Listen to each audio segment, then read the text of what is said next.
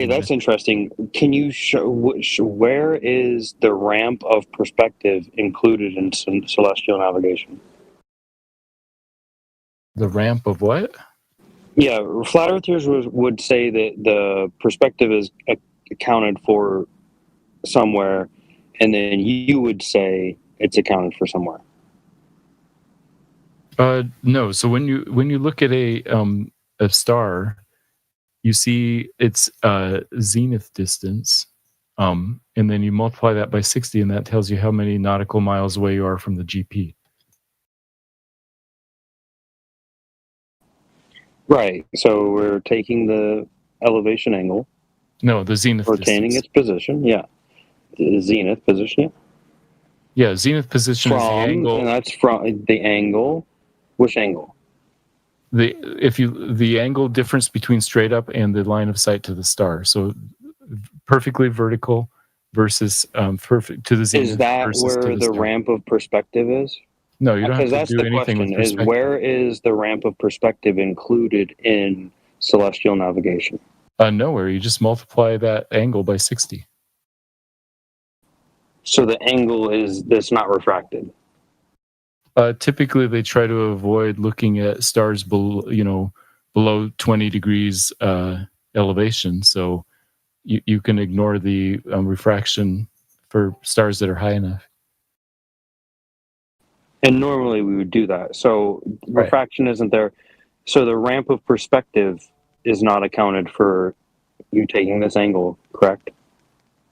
Right. That's what you're saying? Yeah. There's no perspective accounted for in celestial navigation whatsoever. Right. Yeah, above 20 degrees. I mean, maybe there would be if you're trying to shoot stars close to the horizon, but that's generally discouraged. Well, do you see in perspective, Matthew? Yes. First perspective? You do. Okay. So where is that accounted for in your elevation angle? I don't use the To this elevation angle. I infinite use the distance zenith star. distance.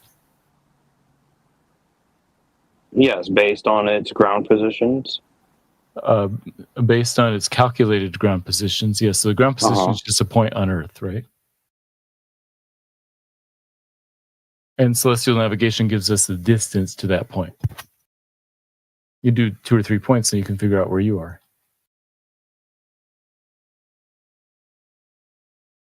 Yeah, the 2 or 3 points. What do you mean? You're going to be taking 2 or 3 elevation angle measurements? No, not elevation angles. You can ignore elevation angles. I'm talking about zenith distance. So you're not. Well, I mean, what are you doing?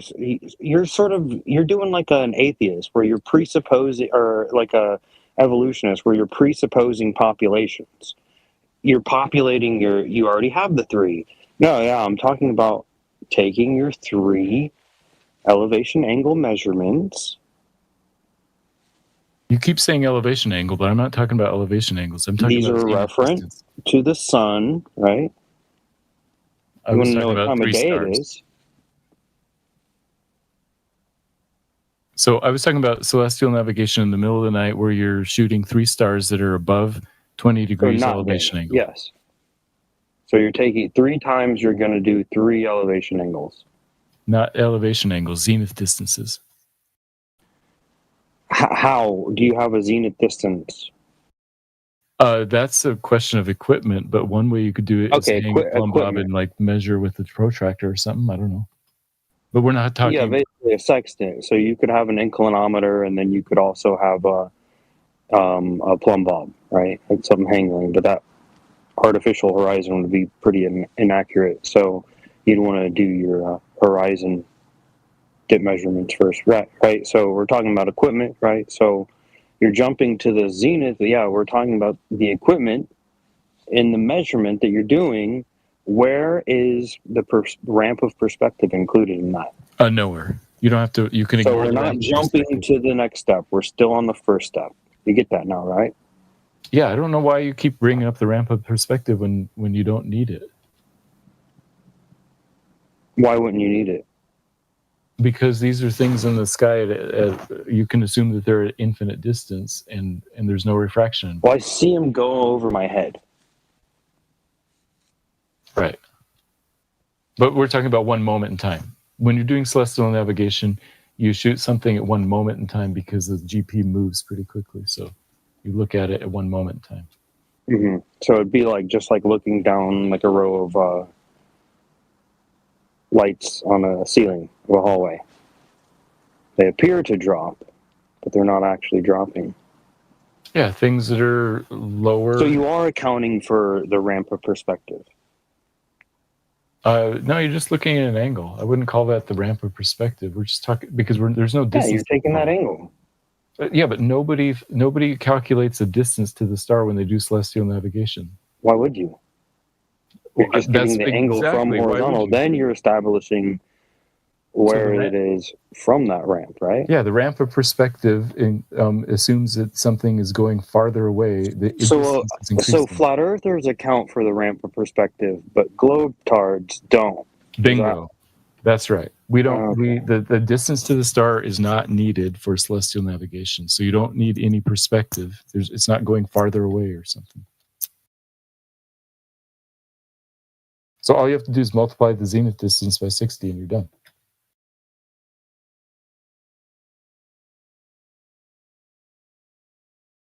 Of course, you're going to have to look up the GP of the star in a naval navigation almanac, which assumes that the Earth is a globe. So there's that.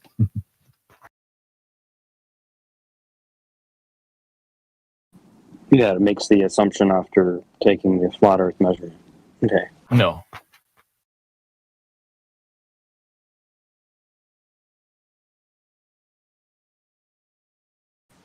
Well, the perspective's got to be in there somewhere. So you just tell me where it's at. It's nowhere. The ramp of perspective. So it's not an accurate model. So does distance affects perspective? Yeah. That's what perspective is, like how far something is. I'm telling you that nobody ever calculates the distance to a star.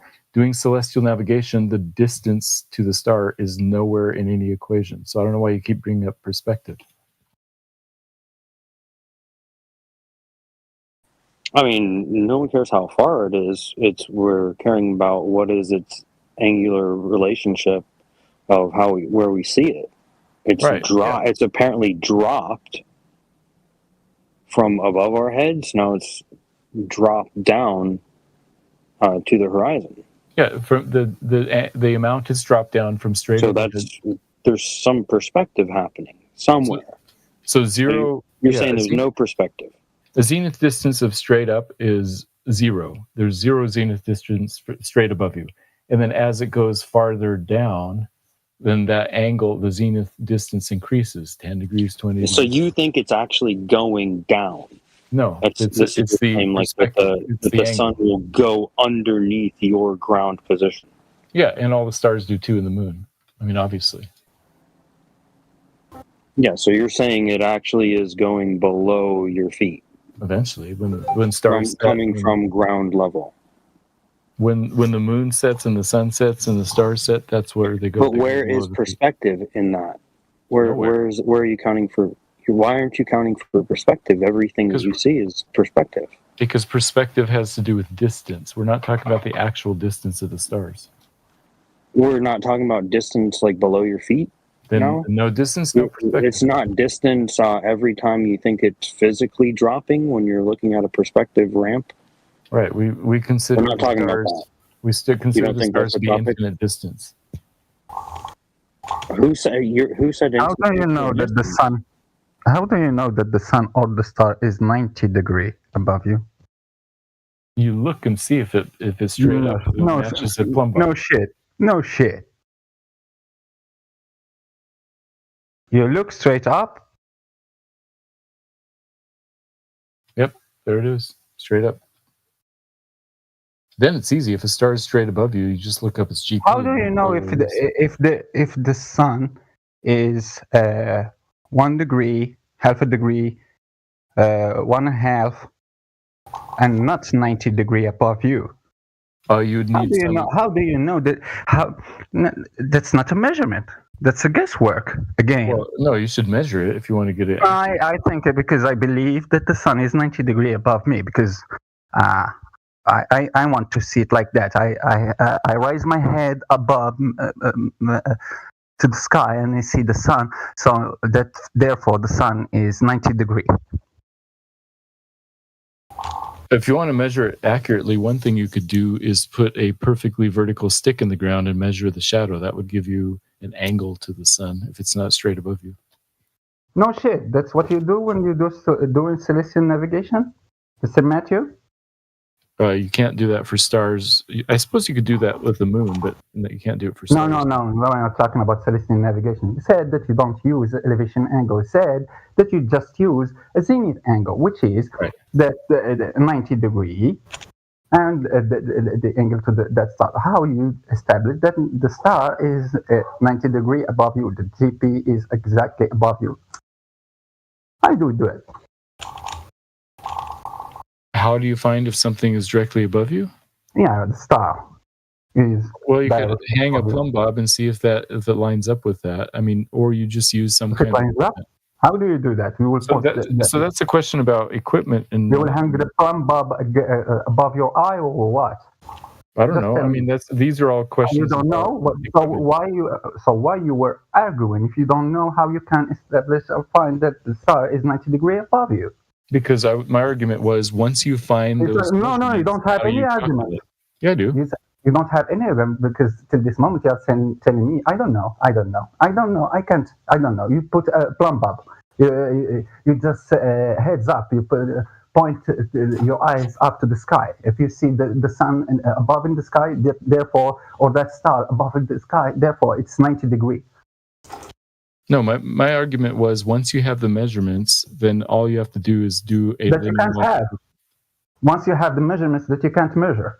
Yeah. Okay. So making the initial measurements and the equipment and all that's a separate discussion. We could have that discussion. But I'm saying that once you have those numbers, how do you get your location? You won't have them. You won't have them. Sorry. Right. If you don't have them, then you won't be able to make any measurements. But if you do have them. Yeah, because you're on the globe, you won't have those numbers because you think that you will be able to have them. I just ask you for one single number, 90 degrees, the size fucking above your head. How do you know? Well, one thing you could do is just look up and see if it looks like it's straight above you. No, it looks like straight above me, but it's not straight above me. So how do you know? Well, so you better use some equipment. Like, I don't care what equipment you use. So you don't know? I don't know what equipment you're using, no. But once you find that number... You don't know how to find that zenith. Right. The star is already above you, fucking idiot. And you were arguing about finding a zenith? I'm not an idiot. Oh, yeah, yes. I swear, by the head of my son, you are the worst idiot I've never found in this entire earth. No, that's not true. Listen. Why are you lying? You are arguing about using just the zenith. You stupid ignorant. I'm neither stupid How do you find? You have the star. So the exact thing that you will do with the zenith. I can't find that 90 degree. I can't find the star. I don't know. You put a plumb bob. You put that. You won't do that because you don't have the ability to find your location using that thing. The star is above your head, you stupid idiot. You're in the middle of the ocean. The only star visible in the sky is that fucking star above your head. Yeah, I'm neither stupid nor an idiot, and I don't care how you get the measurement. Yes, once you have the measurement, what do you do with it? Those are two separate questions, like the mechanics of how to measure things. We are showing you that you are not able to have those measurements. Of course you are. You just use it. No, you are not. By hanging a plumb bob, by hanging a plumb bob, you can measure zenith angles by hanging a plumb bob by just looking at the sky, using your eyes. That would be one way, but you should. No, it's not. No, it's not. No, your eyes and your head is not a protractor that measures angles. Yeah, you're not even able to say to tell me how much angle you tilted your head. Right. That's why you better use better equipment. You can't tell me, look, now I'm looking at this point. Here I will tilt my head. This is exactly 90 degrees. You won't be able to do that and focus a dot using just your eyes because you tilted your head. In your room, you can't just tell me, just pick a room and you stand in the center and pick a point in the middle of the walls of that room just by using your eye. You pick a point and you tilt 90 degree and you pick another point exactly. No, you won't be able to do that shit.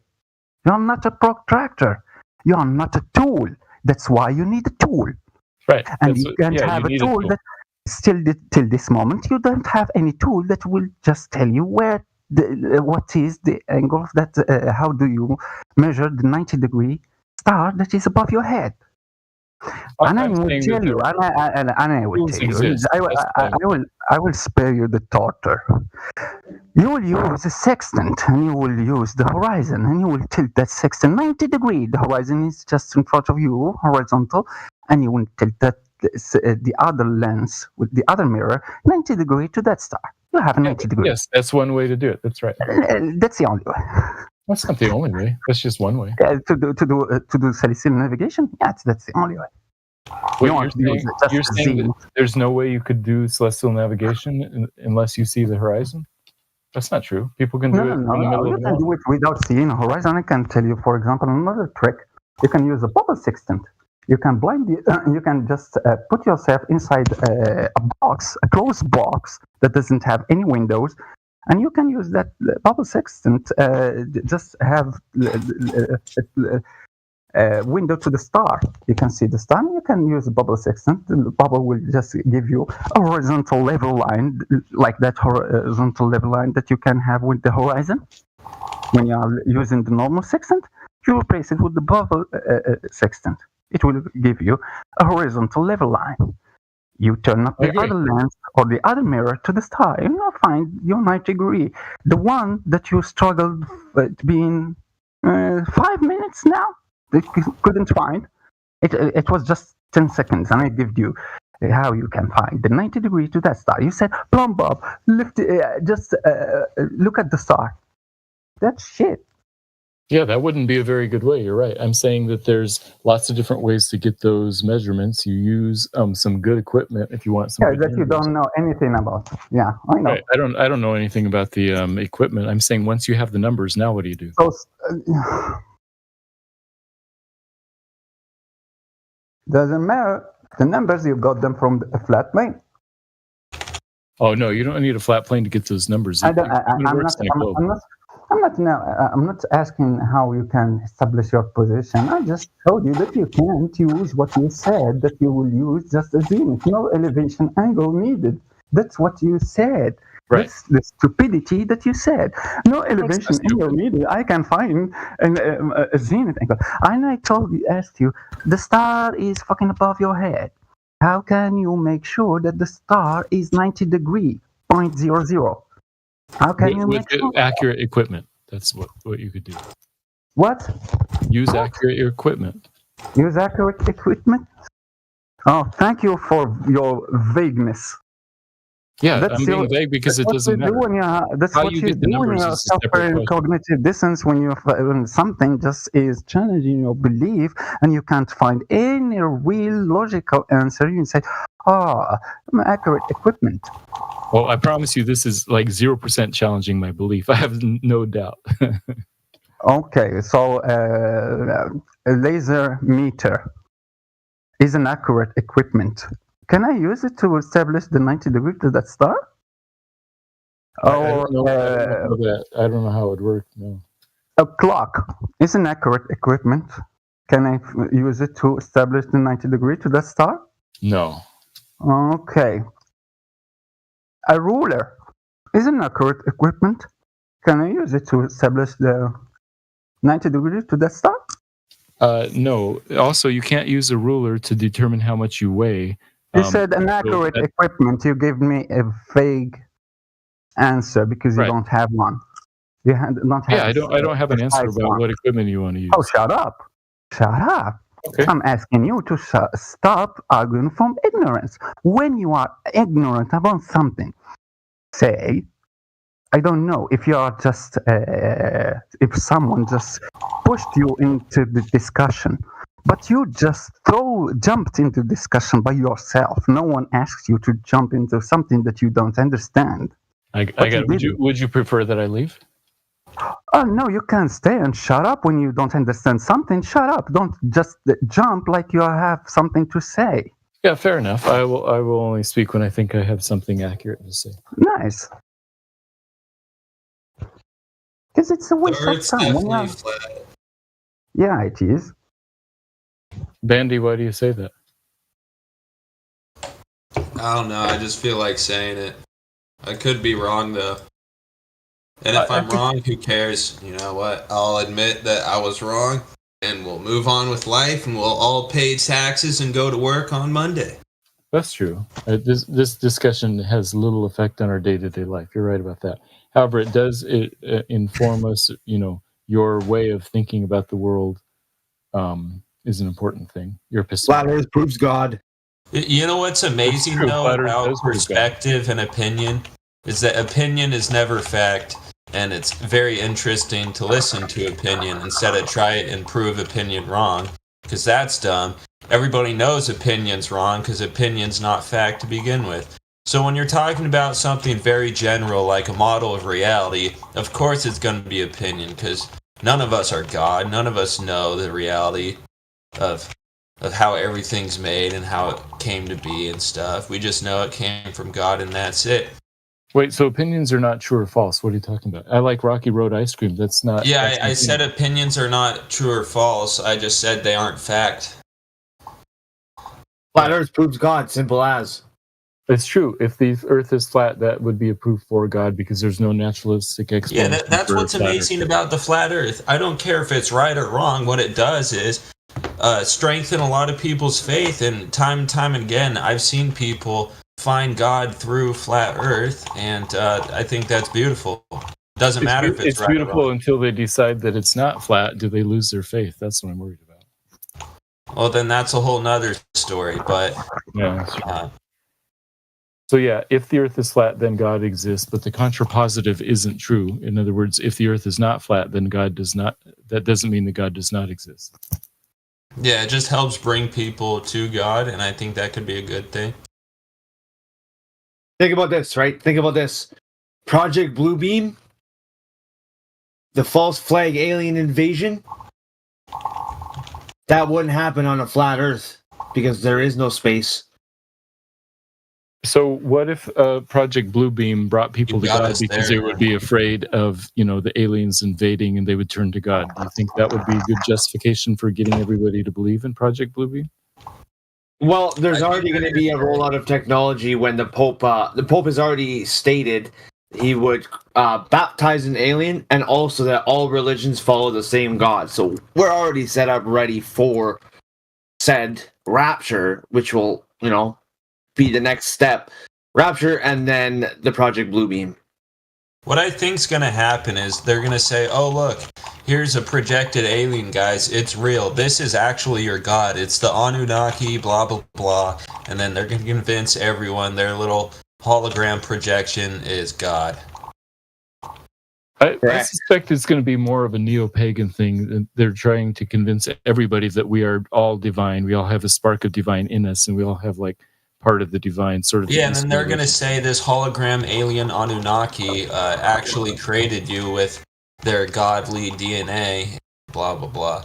Yeah, and you just need to find the God within you. I think that's what they're going to say, which is false. Yeah. They're going to use LRAD technology to beam voice directly into your head. Well, joke's on them. I already got voices in my head. I'm schizophrenic. Well, yeah, you just put some headphones on and you have voices in your head, right? You can watch TV all day.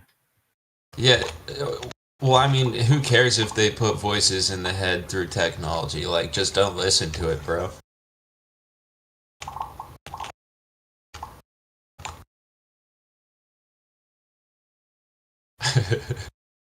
No, but for real, it doesn't matter if you're a globie or a flatty. It's what do you do practically in real life that makes society better? Regardless of your beliefs, if you believe in a flying spaghetti monster and that's what gets you up to go to work in the morning, then I'm fine with that. Whatever gets you up to go to work. Yeah, I'm not fine with that. I think you should believe in true things, not false things. Yeah. Well, it doesn't matter Like as long as it makes him like a better person with his family and society. I don't care if you worship spaghetti. I will tolerate what people choose to worship, but I'm saying that I would prefer people to believe in the truth than falsehoods. Yeah. If you believe in falsehood, you're more likely to fall down the path of Satanhood. Of course. If you think about it, every major conspiracy links back to God. And I've been down a lot of rabbit holes. Everything links to God. Not even conspiracy route, just everything. Proof. Yep. If you take anything and travel it back far enough, you hit that point of creation every single fucking time. Yeah, I got a trick question for you then. What's the greatest deception on Earth? If not flat Earth, it's the worm pill. Deception itself. What? I think The it's what? that the greatest deception is that we control our own destiny and our own gods of our own destiny. Well, Okay. you do have free will. I'll tell Matthew my answer. Yeah, I'm My curious. answer is, here's the greatest deception on Earth, and it applies to whoever it applies to. I'm a good person. Oh, yeah, Or yeah, okay. I think that We're all sinners. might be right. how about Lucky Charms as a part of a balanced breakfast? Nobody's talking about Lucky Charms. Well, that Well, depends. Eats Are my you, trash. Great deception. I think Lucky Charms being healthy is a great deception. oh, you said healthy, but the first word you used was balance. Yeah, Lucky Charms is a part of a balanced breakfast. Yeah. So what if I eat a carrot and then Lucky Charms? That's kind of balanced. If that's your version of balance, then sure. Well, dude, look. One healthy thing on the right side and one unhealthy thing on the left side. That's balance. Huh. Yeah, no, but for real, I think the greatest deception might be that God and the devil don't exist.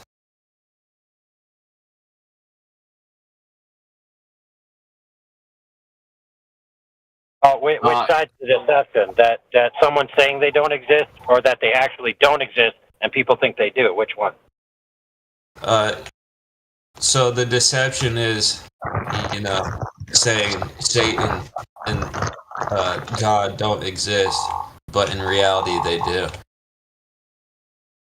The opposite too will be deception if you say that God doesn't exist and you find that Because it if you're does. convinced they don't exist, then you definitely aren't gonna really follow them because you don't even think they exist. You're just gonna walk around like a chicken with your head cut off. If not flat Earth being the most common deceptive conspiracy, then I would say the worm pill. How many people even know about the worm pill? Yeah, everybody knows about the worm pill. The fuck, Okay, what's the worm pill? dude? You don't even want to get me started on. I own the world's largest. Well, yeah, the Telegram's largest group on the worm pill. Go on, lay it on me. Is that supposed to be a flex? Yes, lay it on me. Tell me what you think the worm pill is. I think the worm pill has to do with what's the word for it? They're those little eye worms that go through behind your eye and hijack your consciousness. It's not just about that one. Do you know about Toxoplasmosis gondii? Oh yeah, I know about Gandhi, the Indian nigga. Oh my goodness, dudes! No? You guys know about flat Earth? Who was that? Know about that? How about Who was that said that?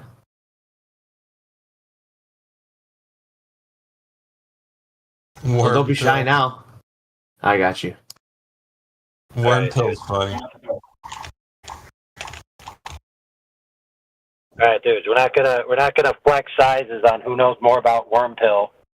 Okay, it's pointless. If you're not gonna tell us what it is, then I don't care about it, and let's talk about flat Earth. How about that? You don't know the truth about my worms. You don't know the truth about my mute. There you go.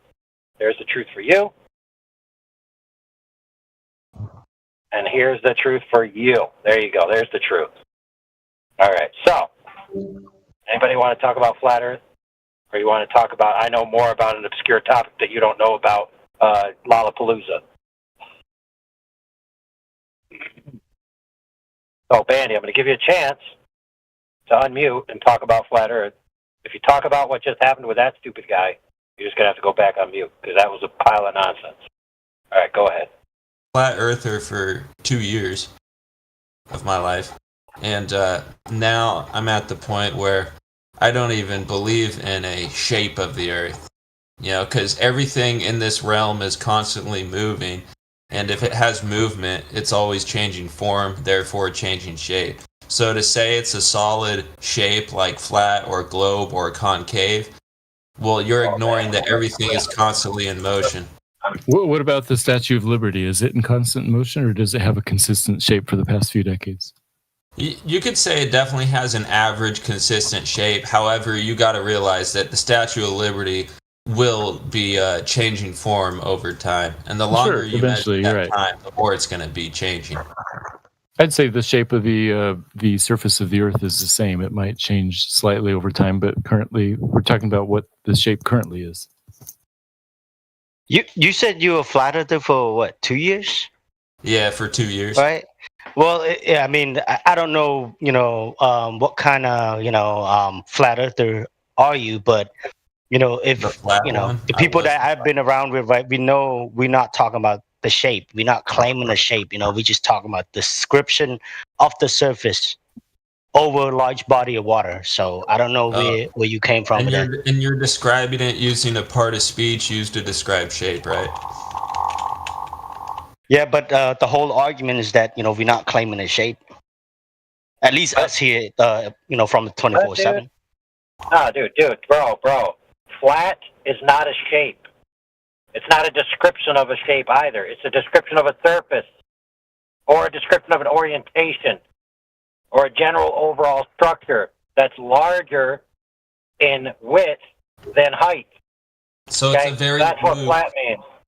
So it's a very loose term for describing something. Not really. So, for example, I got a coin in my hand. I can instantly recognize it's flat. Now I got a tool in my hand. That's a wire cutter. I can instantly recognize that's not flat. It's not really that hard. It's not complicated. Yeah, of course.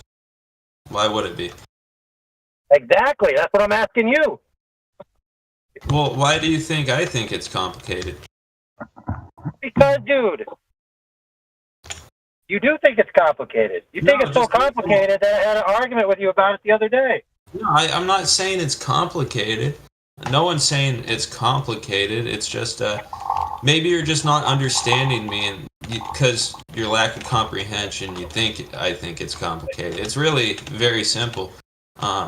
It's not flat. Nothing. Like, you could generalize and say something's flat, but if you truly... Oh, so it is flat then.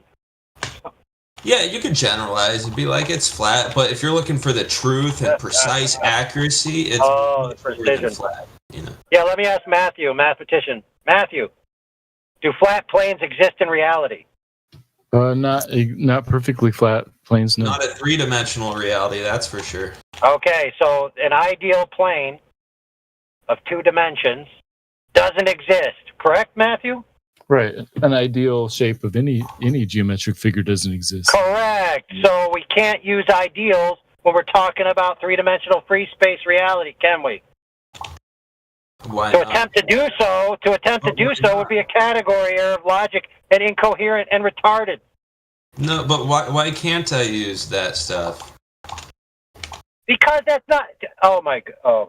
You just said let's be precise and truthful. No, we all agree that ideal planes don't exist in reality. I said if you want to. Okay, cool. I'm not saying we have to, if you want to. Right, so what I'm pointing out is that to attempt to use an ideal plane to describe something in reality isn't being truthful or precise. That's my point. Okay. So for you to say, if you want to, you could do this, I'm telling you, no, you can't. Well, I mean, you definitely can, but No, you can't. I mean, then should you? Probably not. Especially. Okay, brother. Can you show me the truth of the square circle in reality, please? The truth of a square circle? In reality, I want to see one in tangible reality. Hit me.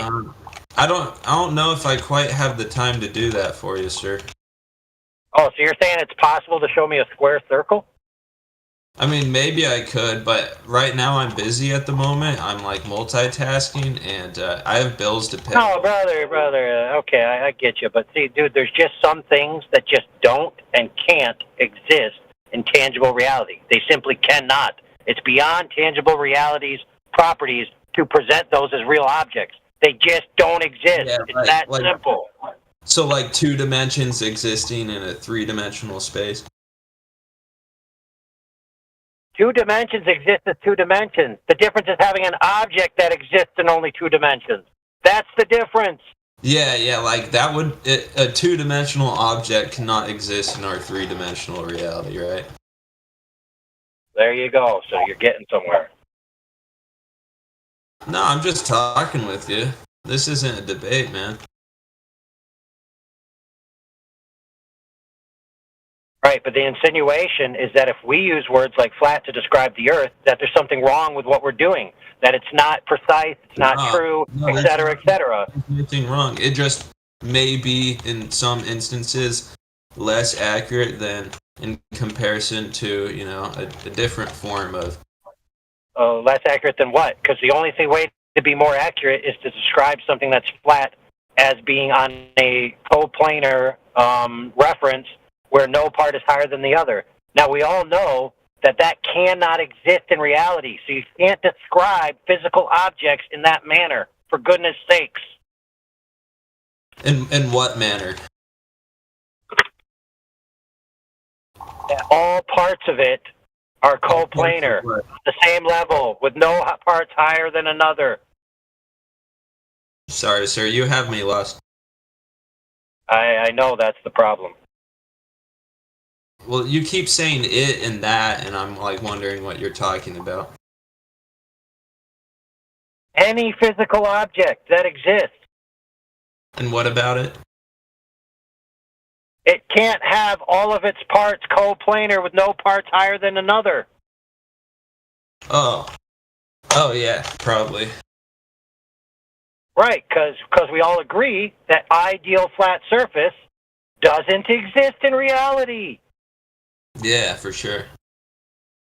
Right, so that means all objects that we refer to flat, it's automatically a default that we're not referring to them as an ideal plane. Okay, that's common speech. Yeah, for right. sure. So that means that I can use the term flat functionally and practically to describe the surface of something, yes? Yeah, for sure.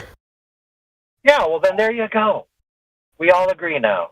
Well, yeah, I was agreeing with you from the start there, but I'm just saying if you want to get maybe even more accurate and precise, you can switch up the language a little bit.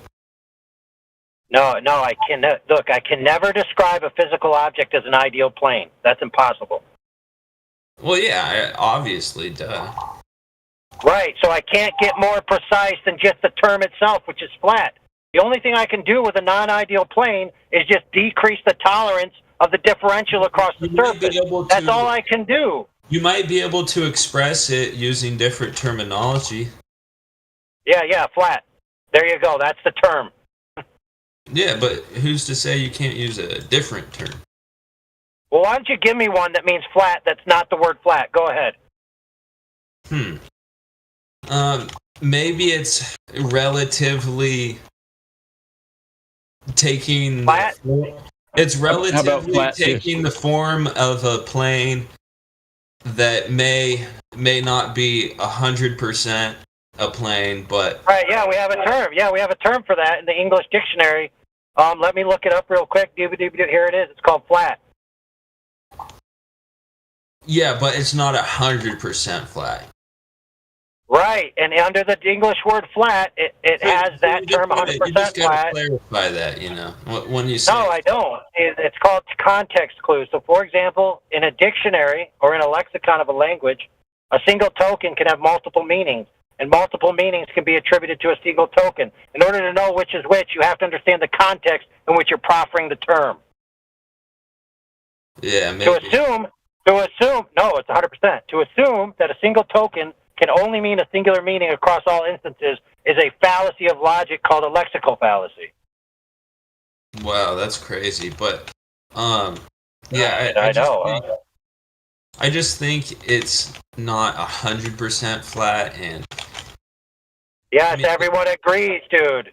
I definitely think the way our reality is built and structured is, I do think there is waters above us and below us, like an ocean above. Yeah, and then that's cool. The ocean below us, and I think it's interconnected at some point, and then we're kind of in the middle of this giant water bubble. And okay, let's say that's true. So then you have the water in between that we have, which is the oceans, and when you go out on the ocean, we have what's called sea level. And sea level is oriented horizontal with the water, which would make it flat, and therefore it's flat. I mean, yeah, I could totally say the ocean looks flat over the horizon and stuff, but when I'm on the ocean and I'm like hella close to it, obviously I'm gonna get motion sickness because of the waves, and waves. Right. So when we look up the word flat, where it says greater in width, just perspective, and length than height by a great amount, means that it's called flat, then that's an accurate description. Yeah, it's just perspective, though. Flat from a zoomed out point of view. Right, but we're talking about the aggregate whole. So, for example, if you had a piece of wood that was a cutting board, and you milled it to be flat to be a cutting board, and when you're looking at the entire object, the surface is oriented with a tolerance of very little variance over the surface versus the order of the length and width, you would describe that object as flat. If somebody then came with a microscope, looked at it really, really, really tiny into a little divot that you left with a knife and said, aha, it's not flat, that wouldn't change the fact that from the whole thing, it's still flat. Yeah, it's just all perspective, ain't it?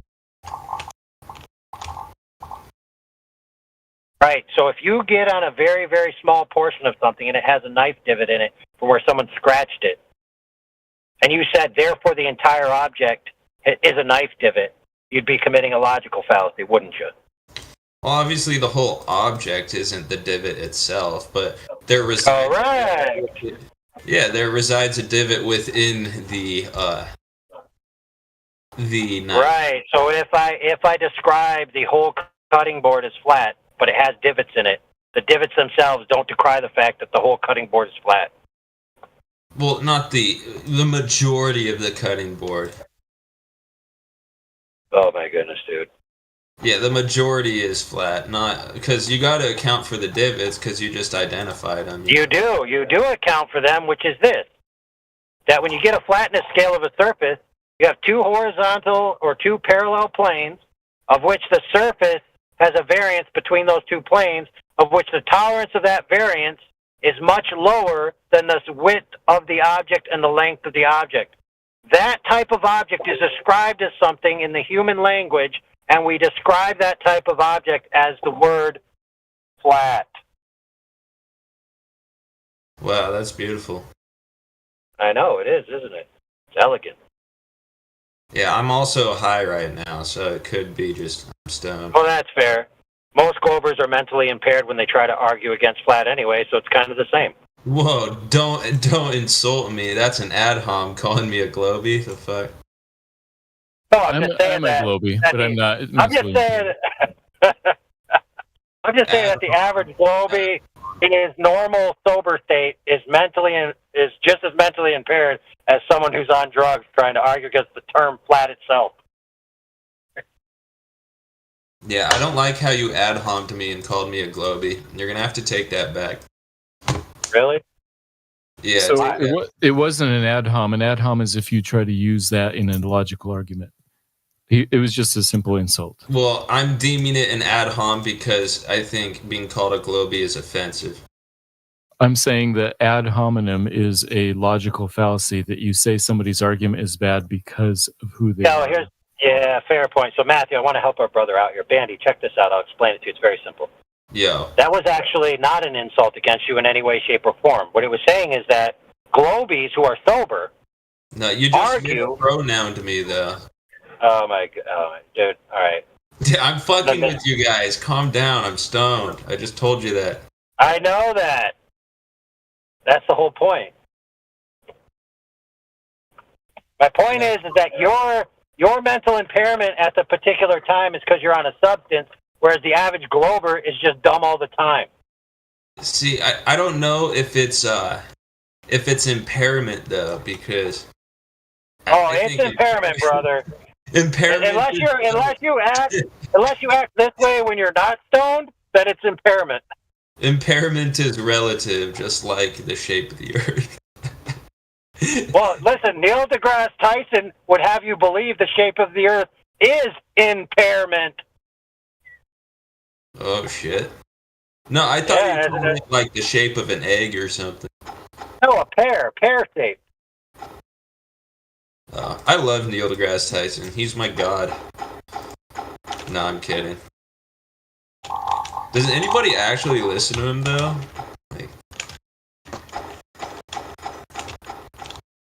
I don't know. I gotta listen, dude. I'm actually getting high myself from my catalytic converter back fumes, and I have no idea what's going on inside my brain right now. It's probably melting out my ears for all I know.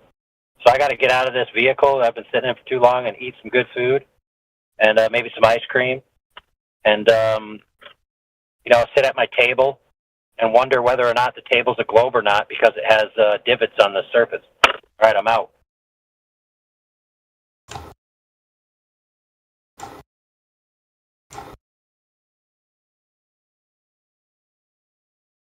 Wow, that was a very insightful conversation.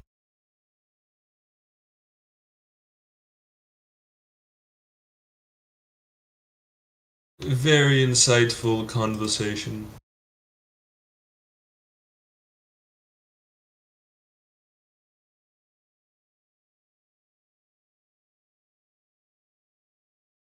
I am the man in the box.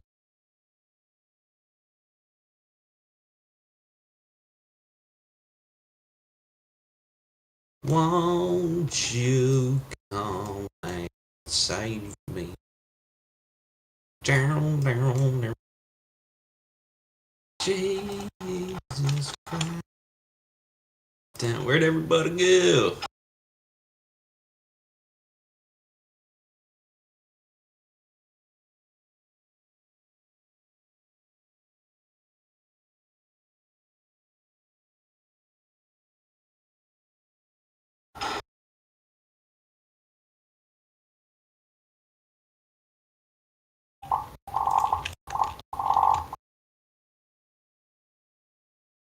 Where'd everybody go?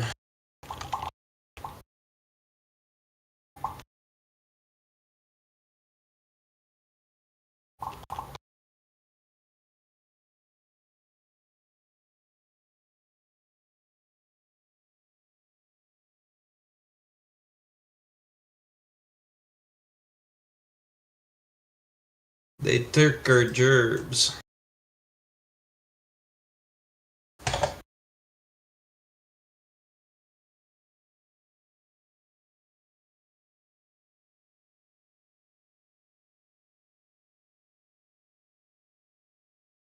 The dirt.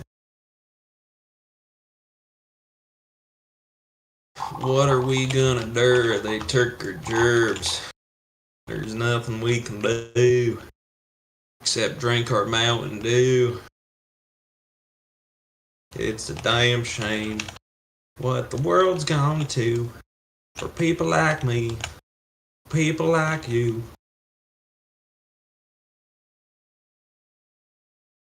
I've been selling my soul, working all day, overtime hours, for bullshit pay, so I can sit out here and waste my life away talking about flat earth all night and day.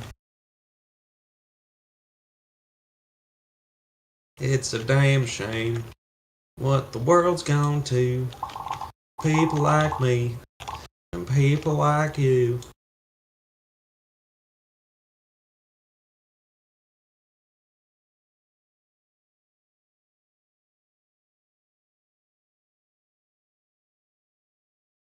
I am the man in the box.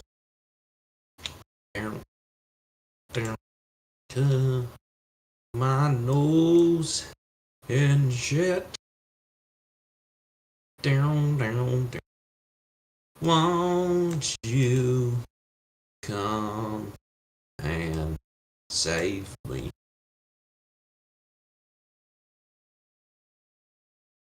Boom, boom. Hey, someone visit my farm in Farmer's Valley. I need help.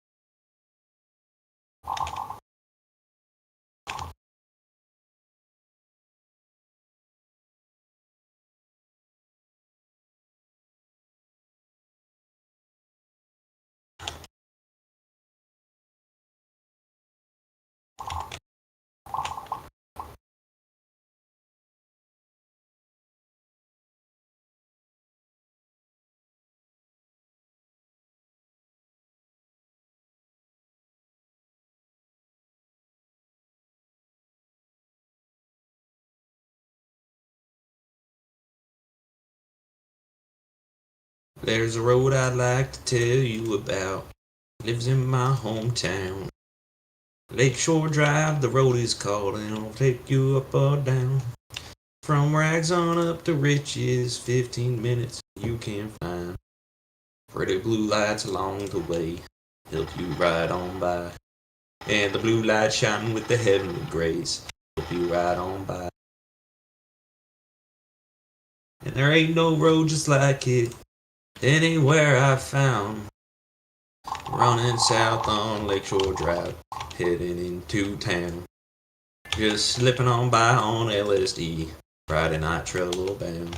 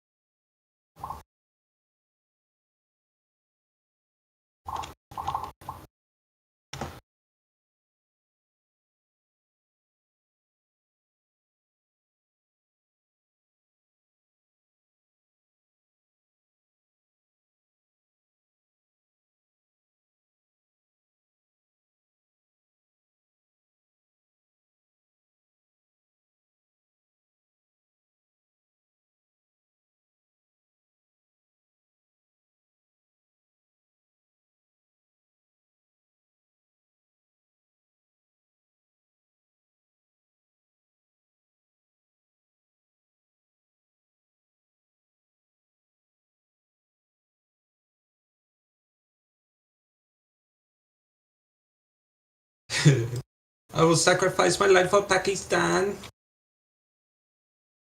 Wild grape.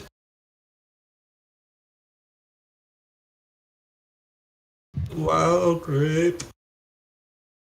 Strong army, wild grape. And I will destroy India. Wow, strong army, grape. Hey, Keyshawn. Yo. Yo, trying to farm and merge in the valley, nigga? Yeah. Bet. Bro, why don't they accept your admin, bro, in the Nexus? I don't know, bro. Bitches. Election interference, bro. I'm telling you. Typical deep state. Yeah, it's the deep state at work.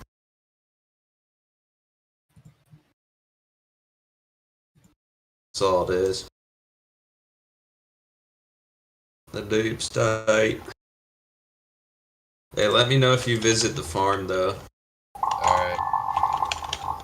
Yeah, Beartaria, let me know if you're there. Yeah, Beartaria is so based.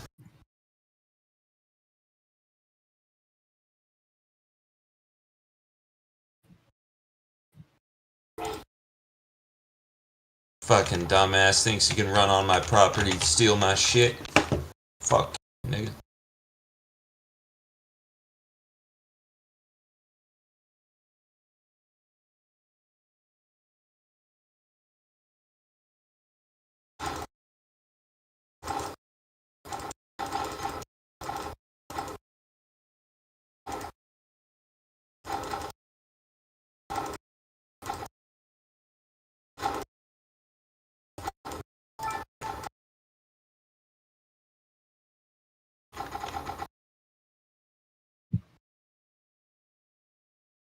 Dude, you just missed it. This guy was in here yelling at me for, like, no reason. Really? Because I was wrong about the shape or something. Oh. It was pretty good. Quality entertainment. Hold on, I'm joining back. It's funny when they get mad. I know, for no reason. Oh, I got work tomorrow, god damn it. Oh, thank you, Mucky Berg, for visiting my farm. I appreciate you, my nib. Can I say the N-word in here? Do I have to say nibba? I mean, you just did. I think you can. There's no way nibba is banned.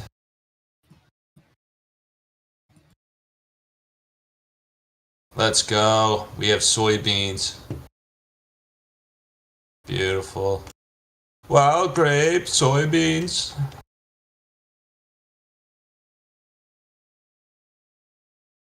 I will sacrifice my life for Pakistan and destroy India. Wild grape.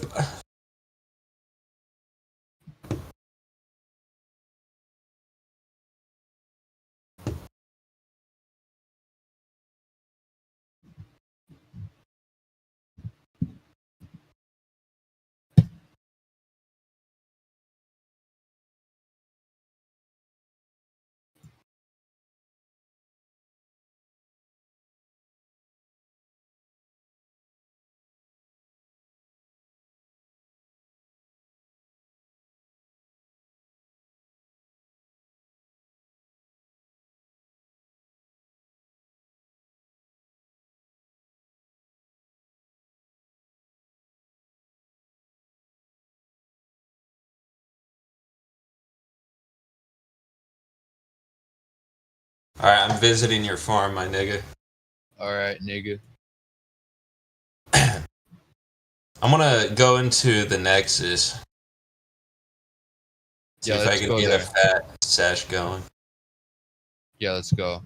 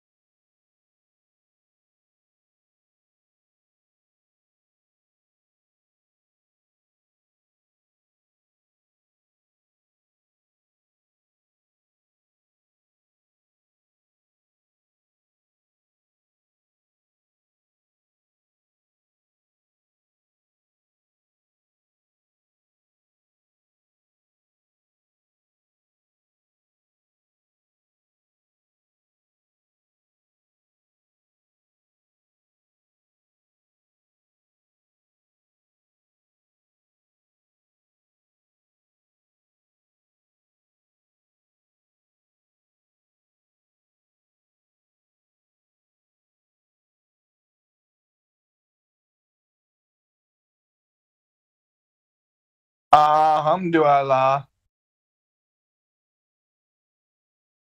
Alhamdulillah.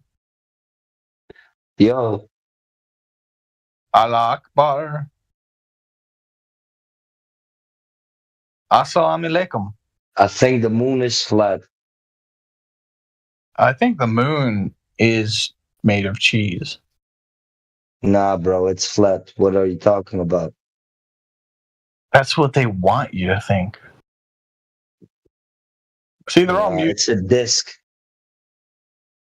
They're all muted in here, man. Have you seen the other side of the moon? Nope. So I never have. you just proved my point.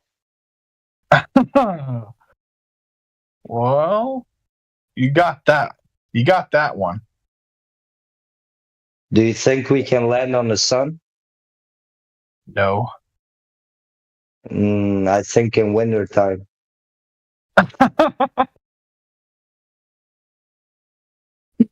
Oh, damn. Dude.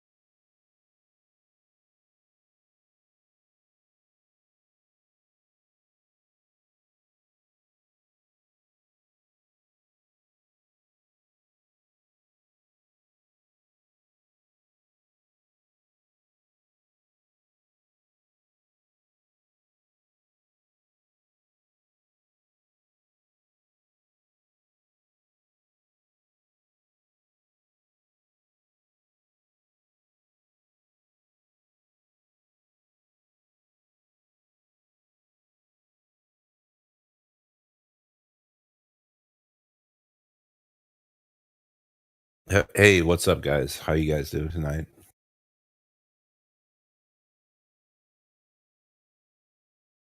Oh, is anybody even here?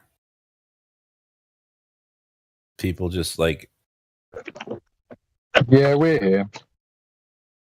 all right. At least I'm just trying to get somebody to talk to.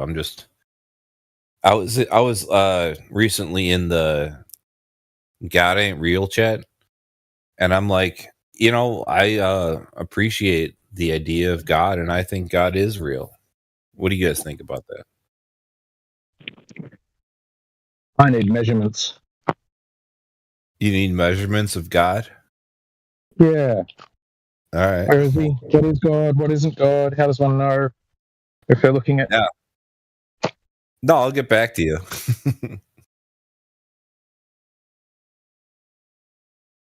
A story I was brought up with as a kid. God's turning up and, helping people do miracles, and parting seas, and doing all sorts of stuff. Yeah, I heard. And the world I live in, the best I've got is like presuppositionalism. If you presume God exists, then you can talk yourself in circles until he does. Yeah, I don't think that God exists. Like, I don't think Jesus is incarnate right now. You know what I'm saying? No, what does that mean? Well, it means like I don't think an average man could like turn water into wine. Right. Could I say I turned water into wine? Whoa, I never said that. But could I? Could I say that I turned water into wine? You could say it, but you'd have to ask for proof, right? Right. Did you ask for proof that Jesus turned water into wine? You can't have any proof of any historical document, even the Bible. Right. Right. Because there's a test for flat Earth that's going to happen at the moment. They're going to some young Earth creationist pastor who's made a bunch of money with some weird tax strategies is spending a chunk of his money to take some flat Earthers and some globers down to Antarctica. And the analogy I was thinking is, let's say they get down there and they say, the test is, do we see the 24-hour sun? Does the sun go around us in a circle, as it's claimed to on the globe, and as depending on how you conceive of the flat Earth, but for many people should not happen on the flat Earth. And I was thinking, what if we ended up with the same story we've got for the 24-hour sun, and that was the same evidence we have for the resurrection of Jesus, right? So, like, 4 people go and see it, and all of them agree, we definitely saw the 24-hour sun. But when you start investigating their stories and you say, all right, who was there? Who was there when you saw the 24-hour sun? You're all in the same spot together just for this. And imagine they gave different stories about who was there. One of them was like, well, I was there with Jaron and Whitsitt, and Candace Owens was there, and then somebody else was like, Candace Owens wasn't there. Candace Owens was there? Well, Candace Owens is supposed to be her producer there, right? Well, I use her as an example. But she's analogous to whether there is a angel, right? Because the official story of Jesus' resurrection is that they one person's story is they saw an angel in the cave, but somebody else said they didn't mention seeing an angel.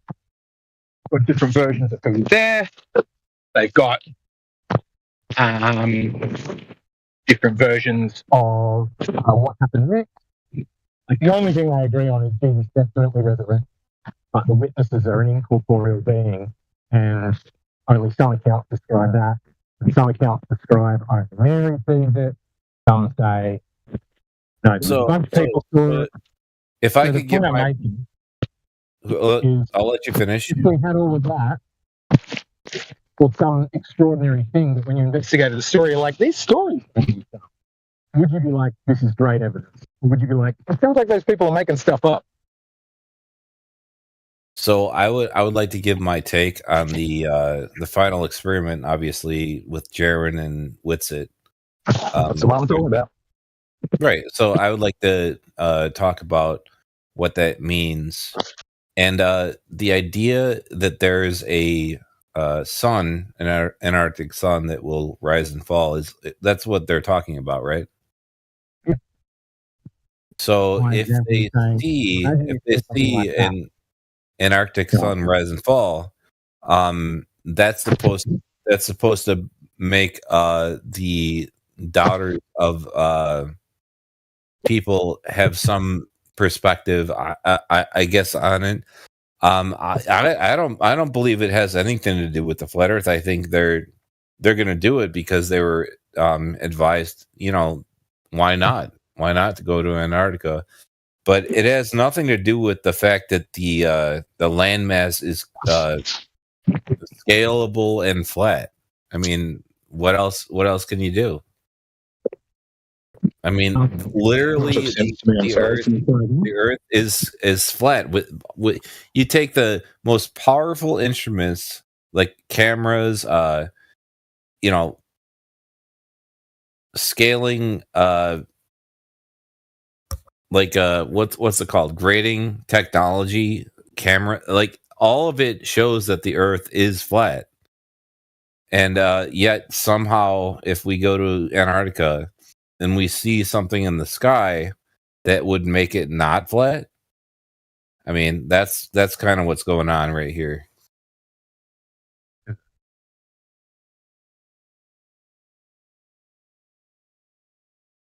So, I wish them the best, and I hope that they have a good trip.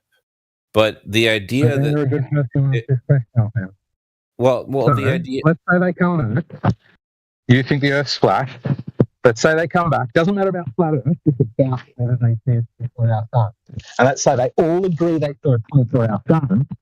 When you start interrogating the story, they have differing stories about when it happened, who was there, what was it meant. They're all interviewed together. What would you think of it? You start being like, Sharon with the Mattoon and all these people seem like you're a bit sus. Like, obviously, there's a 24-hour sun. They're just doing stuff about who it is. So Eggshell, you've been muted, like muffled in the way you've been talking. I can't hear you. Let's see if that helps. Did that help? Okay, I can hear you now. Yeah. What are you asking? I'm saying, let's say they go down there together to the same place, Union Glacier Camp, and they all say they see the 24-hour sun. But when you interrogate the story, they have differing accounts of who was there, what it looked like, what happened next. Wildly different stories. Would you say, okay, well, obviously there's a 24-hour sun, but they're just a little mixed up on the minor details, or would you say this looks like evidence of lying? Well, I hope everyone would tell the truth, because in humanity's interest, it would be most applicable to understand where we are and what's actually happening in the world. And that's kind of my perspective. The idea that if you see something in the sky, that means something is true. It's true. I believe that. So, but they didn't have an expedition far enough. I wanted an expedition through Alaska. Did you hear the question? Did you hear the question? What's the question, Eggshells? If they went there and they agree that they saw a 24-hour sun, but crucial other details of their story are different, would that lead you to trust or mistrust the story? I would just look at it for what it is. They saw a 24-hour sun. Okay, even though they are disagreeing about who was there and what happened in other respects, you think? What do you mean? You think they're probably telling? Well, are you saying that some people are lying? No. I'm asking how you would discern fact from fiction. Well, honesty from dishonesty. Well, if they tell me that that's what happened, I would discern that as that was their experience. Okay, even though other crucial details were different. let me ask a different question. Let's say you're a detective trying to solve a murder, and you go, I think it was these three people were wrong-uns, and they did this together. And then you get them in a room, and all of their stories line up when they say, we didn't murder him. But then you say, okay, where were you? And who were you with? And what time did this happen? And what happened next? And from these four different witnesses, they're aligned on one thing about them definitely not killing somebody. But then on their other parts of their story, they're like, this guy says he was at the movie, all four of them were at a movie, and this other guy says he was with one of the other people fishing, but that person claims that he was at the movie, and then somebody else said they're at home all day and nobody saw them. Would you start to go, there's some holes in this story, maybe these guys are murderers? Or would you be like, obviously they're not murderers, they're just a little bit confused if they saw a movie or stayed at home that day?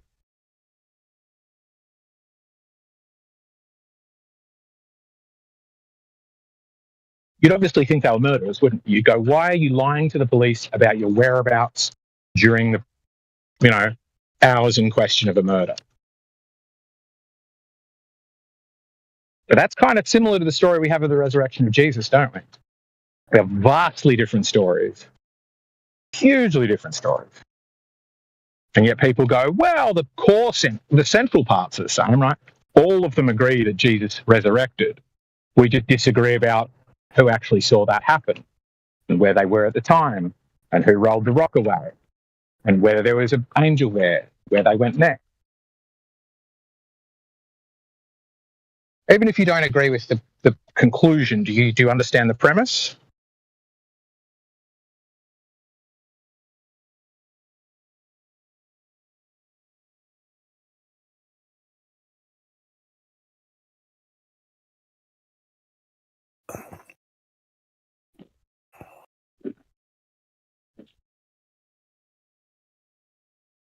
So yeah, give it to me. What's wrong? About the resurrection of Jesus? Whatever you think is bad. Well, they've got different stories about who was there, about the order of events, about who rolled the rock away or whether it was already rolled away, whether there was an angel there, what happened next. Yeah, I have no idea. That was like thousands of years ago. How would I know anything about it? Right, but I'm saying generally, if you were to just use your discernment, would you say this is generally what truth looks like, or would you say this is generally what people fabricating a story look like? I mean, you seem to think that that's a fabricated event, but I'm not gonna give that to you. I don't know. No. You don't have to say it's a fabricated event. You just have to at least acknowledge that you can see the point that I'm making, and then maybe rebut that point. What's the point that you're making? I don't know how many other ways to make it to say it that would get any clearer than it is. Okay. If witnesses to an event give diverging stories about what happened, that casts their testimony into suspicion. I agree. That's a general principle that we would apply to everything. Yep. Right? So why would we be confident that Jesus resurrected if the stories about that resurrection have exactly the hallmarks one would expect from a fabricated story? Well, how many witnesses do you know about Jesus' resurrection? Well, depends which bit of the Bible you believe, right? Oh, so you don't have any? Well, supposedly it was Mary. Supposedly it was Mary and three other women. Supposedly it was Mary and an angel. Supposedly the angel was sometimes there with the women, where some accounts don't say there were there many women. Excuse me. So you don't have any actual people? That's right. It sounds like it just didn't happen. It just sounds like it didn't happen. Yeah, maybe it didn't happen. Sure.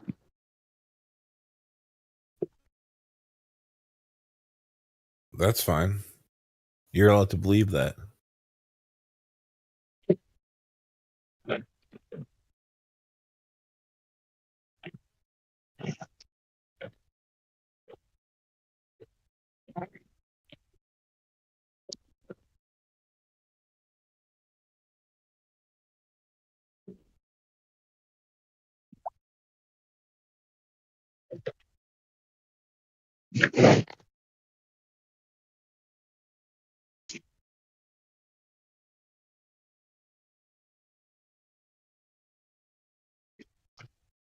Yeah, I think like the proof of Christ is it's never going to come to fruition, because the idea that there was like witnesses 2,000 years ago and that they witnessed the resurrection or whatever.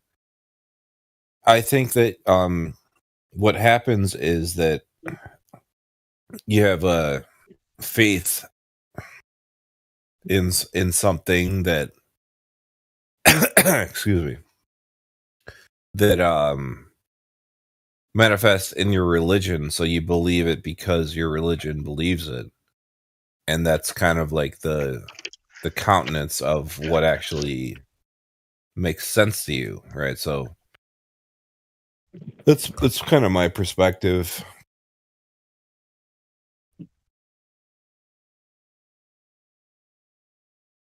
You get why to me that seems like a recipe for delusion?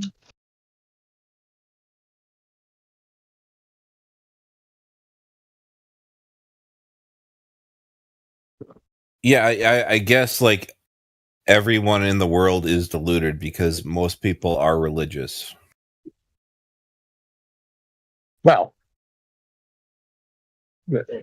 fine. I mean, a minority believe that Jesus resurrected. Most people in the world are Christian, Muslim, Hindu, or Jewish. Right. Are they all delusional? And Buddhist, don't forget the Buddhist. Oh, and the Buddhist. Well, I mean, depends. I think it depends how literally one takes it. But yeah, I mean, I think if you think that a monkey god led an army of lemur monkeys to win a battle against a guy who was so big he used the top of the Himalayas to stir his curd, you probably are a bit delusional. I think, did I do that? Did I lead an army of monkeys?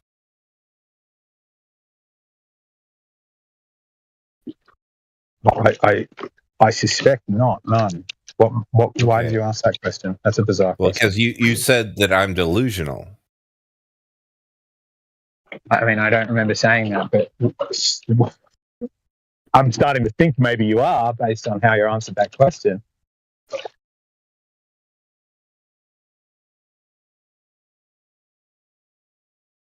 Well, I just like you to, support your claim with evidence. But what was my claim? Did I claim that you were Hanuman? Did I suggest you were monkey god? You claimed that I was delusional. Right, and then you, for some reason, took that to me meaning that you were Hanuman.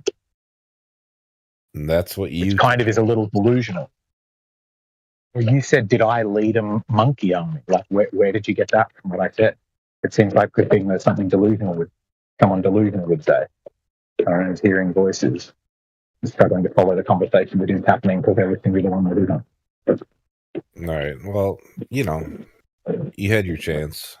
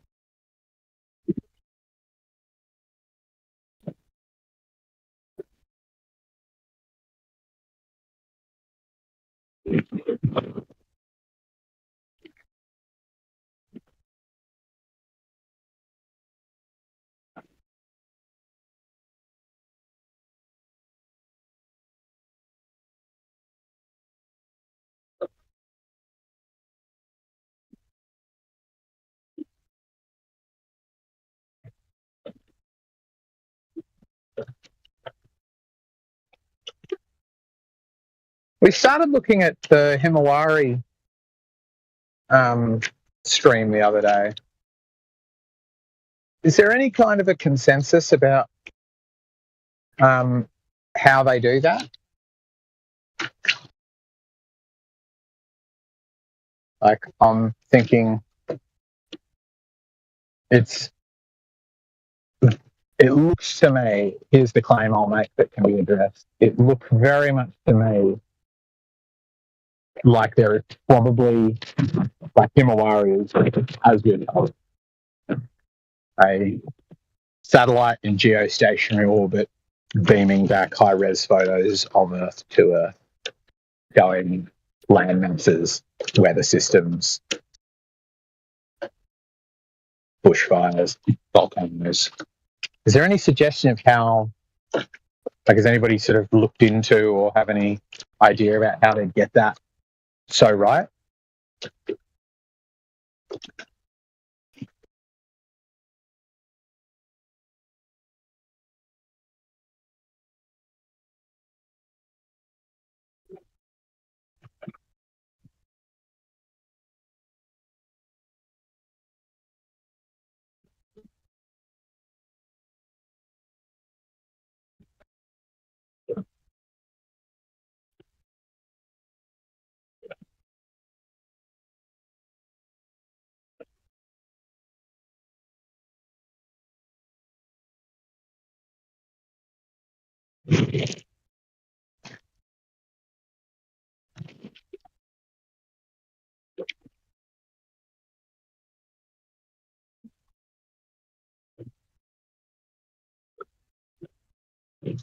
None. Okay.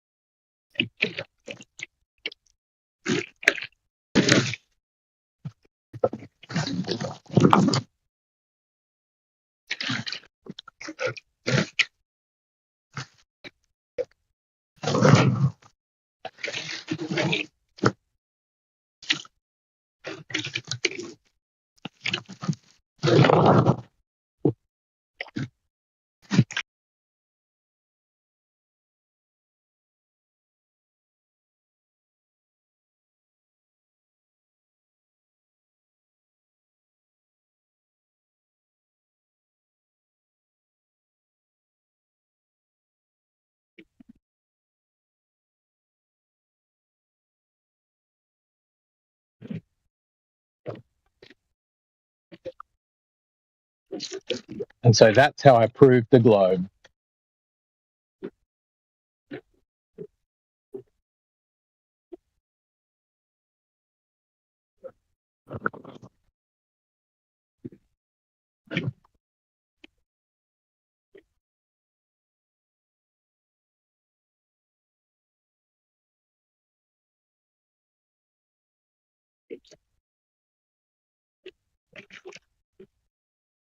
Eggshells, you're hot miking. Okie dokie.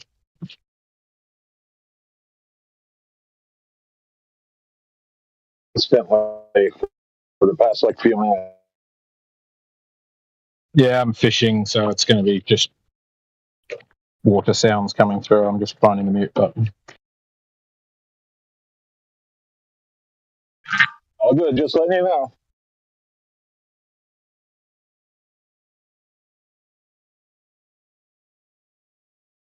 Wanker.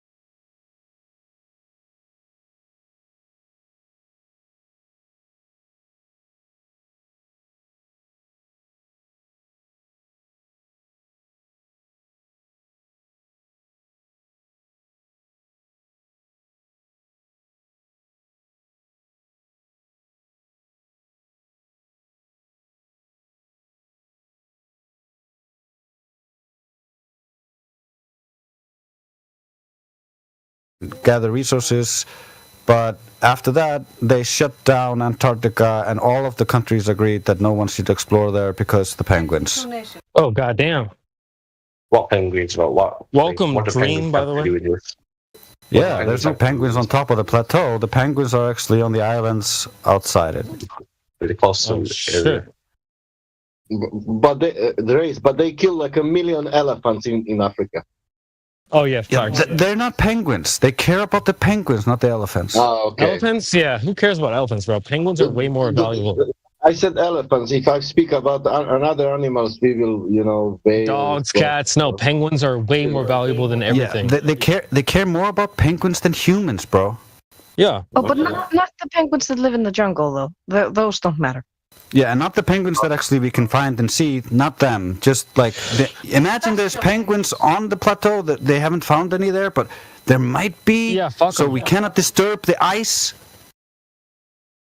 Wait, so And who polar knows? So bears. what country owns Antarctica? All of them. Yes. Almost all of them. None of them are allowed to own Antarctica, but they're allowed to have bases and they have jurisdictions of parts of Antarctica where they are supposed to keep clear of normal normies like you and me. Yeah, and it's Yeah, not that facts. many. It's only 6 nations, too. I 6? think that all of these. No, it's 60. Those are the ones with the stations there and have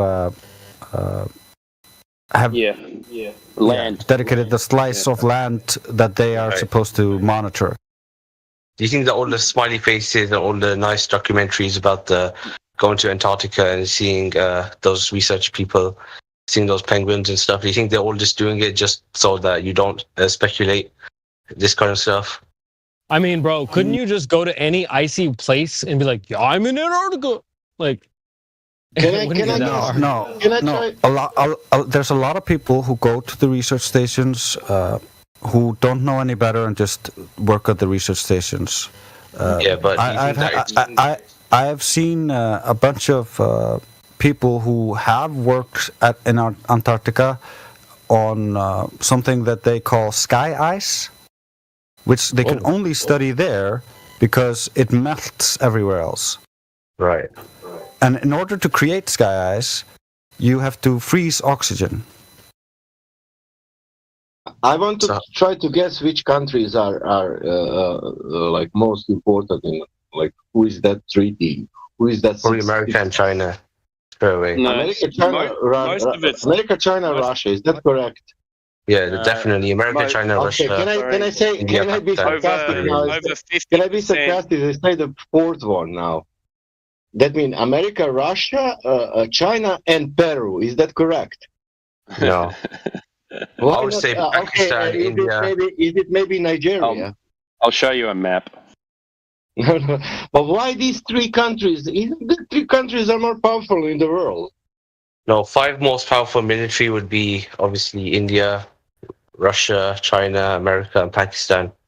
But that's not how it goes in Antarctica, though. Almost 50% of it is Australia and New Zealand. For some reason, those 2 South Asian countries have so much power, and we don't even know why. But for some reason, they have so much power in the military, and they have like a lot of nuclear bombs and stuff. Timpo is right, though. The countries that are closest to those areas are generally the ones in control of them because they have navies nearby that can turn you away. Just like when Jarl Anderhoy, a Norse sailor, went to explore Antarctica with his friends without permission, all of his friends disappeared. And so Argentina. he was desperate to try to find his friends, so he tried to go back, and they stopped him.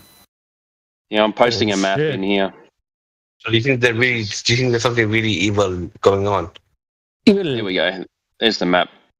It's almost 50% is Australia. Wait, imagine they have human testing places over the ice, or they have places where they're doing human testing, and lots of evil They could do that there.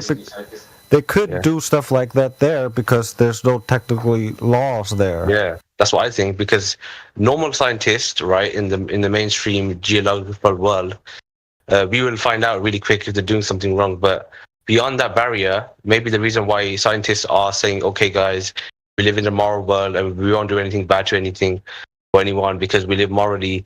Realistically, the government obviously isn't stupid, and they probably have like hundreds of people trapped beyond that area where they're doing lots of genetic mutations and experiments on so much different stuff.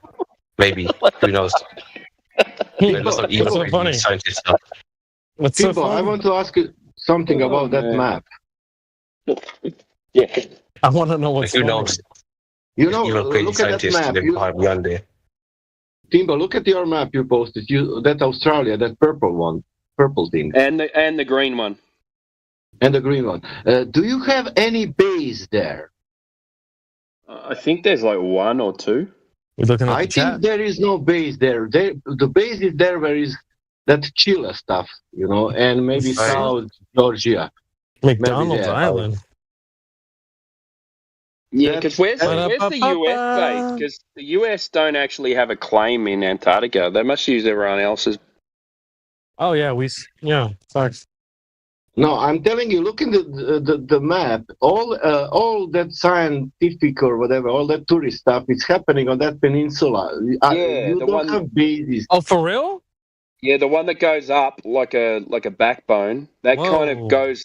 That I think something peninsula goes really close to happen, South maybe. America. Wait. Can you not talk over the top of me when I'm talking. Sorry, my bad. No, not you. The other guy was. It comes through on my headphones, and I can't concentrate. Go ahead, bro. Cook. Yeah. That peninsula that goes up like a backbone or like a tail. Yeah, that's the one. If you look at the bottom of South America, that's the one that kind of joins to it. Damn. Sasha's right. That's where all the Yeah, but that is look at how that small piece is comparing to the whole thing. Yeah, facts. Yeah. Look at the picture I just posted. All right. If you look at the island names around there, they're all super weird, including this little island I circled there. That's called Deception Island. Whoa. I even have pictures from that island. That's where they bring you to see the penguins. It's fun that what's the one this Rockefeller Island? Rockefeller Island, there's bro. Delta Island. Wait, is this Delta Island? And then there's the Rhone Island. Oh, that's fascinating. Wait, can you invert the little island that they make to make the ring on the outside, or why are they, or how did they come up with this island thing? It seems like it's pretty jagged, or maybe at least they have that island part right, or whatever, or the peninsula part right. Excuse me. Guys, if you go on Google. Oh shit! If you go on Google Earth, guys, there's only water around the Antarctic thing. Okay. I think you need to stop talking, man. Who? This guy doesn't say anything. This guy? Yeah. Yeah, what did you even say? That did not make any sense, bro. I was trying to follow what you said. I didn't get that at all. I got the app, guys, on my phone, and I was looking on Google Maps and Google Maps. Okay. Yeah, and Google Earth. All right. And on Google Earth, it allows you to go down and see the whole Antarctica thing, like the whole thing, and the whole thing is just surrounded by water. That's it. There's no end of anything. Have faith. What else would it be surrounded by? There's no barrier or anything. Why would Google Earth show you Hey, reality? Fiado or Fade. That's a good Fade. question there, man. That's a great question. Hey, Fiado or Fade, explain to me. There's a retired helicopter pilot. He did went to work to Antarctica. He did said, they did separate interviews before he was working there. So one of the questions was, what is the shape of the Earth? Now you explain to me why they asked this specific question to him. What is the shape of the Earth? Yeah, why they have to do that question for people that go work there? Explain to me, Fade. Of Fiat. Well, on space. Yeah, no. Explain to me. This guy went to work to Antarctica. Why they have to do this question to him? what is the shape of the Earth? They asked him. Who asked him? Yeah, Do you speak any English? He was going to. He went to work to Antarctica, and they did ask this. They did an interview with him, and they did ask this question to him: what is the shape of the Earth? Now you explain to me why they have to ask this question. Yeah, tell him. I have to ask him just to make sure. I don't know. To make sure of what? Make sure he's not a flat Earth guy. I think so. Yeah. That's crazy, bro. That's crazy. You know what? You know what is interesting? He was a glober. Now he's a flat Earth guy. He did a live stream at YouTube. He's a flat Earth guy. We did work there, so I don't have to believe in your fairy tale stories, okay? And how is a helicopter pilot going to know just by going to Antarctica if the Earth's flat or not? What a stupid question. Yeah. So why they have to ask this not question? From you, Miguel, from the question to in the interview. Yeah. Yeah. Why they have to ask to these two people? What is the shape of the Earth? They have something to hide, right? Yeah, they do too. Maybe it's working like this, a flat earther saying that Antarctica, I don't know, doesn't exist. Then you see the people going to Antarctica and you say, look, people are going to Antarctica, Earth is not a flat, Earth is spherical. Right. Like there's also another Yeah, that's another example of that. But another weird example is that a lot of politicians, for some reason, keep going to Antarctica. Why is that? Right. Who? Rishi Sunak. Sorry. That is a good question, Andres. Can you give us some examples? Like, are we talking presidents or Putin? Yeah. It was what was it? Well, I forget his name. I mean, we already know Admiral Byrd. Schwab. I know that I think it's John Kerry or something. I forget. He ran against Bush. He's also his uncle, just like all of the other presidents. They're all related. Bloodlines. Yeah. Right after he lost the election, he went straight to Antarctica. Oh, that's correct. I will tell you a lie. I think even Pope.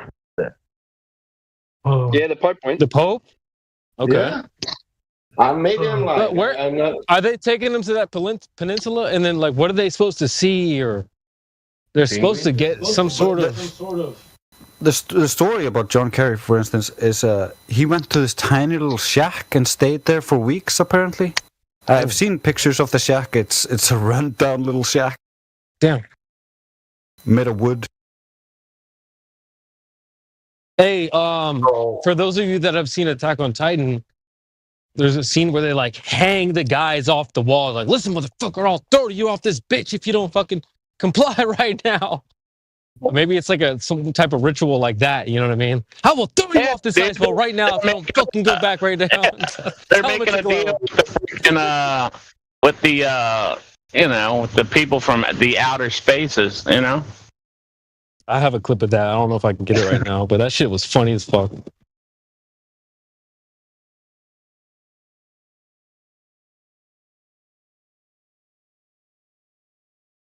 They must see something, because you could just take any goofball to any random land full of ice and tell them, well, now we're in the South Pole. I don't know, you know guys. What I mean? I'm still a globalist. I definitely no way you're going to make 10 million. Bro, we're not asking you to believe us. We're not asking you to become a flat earther.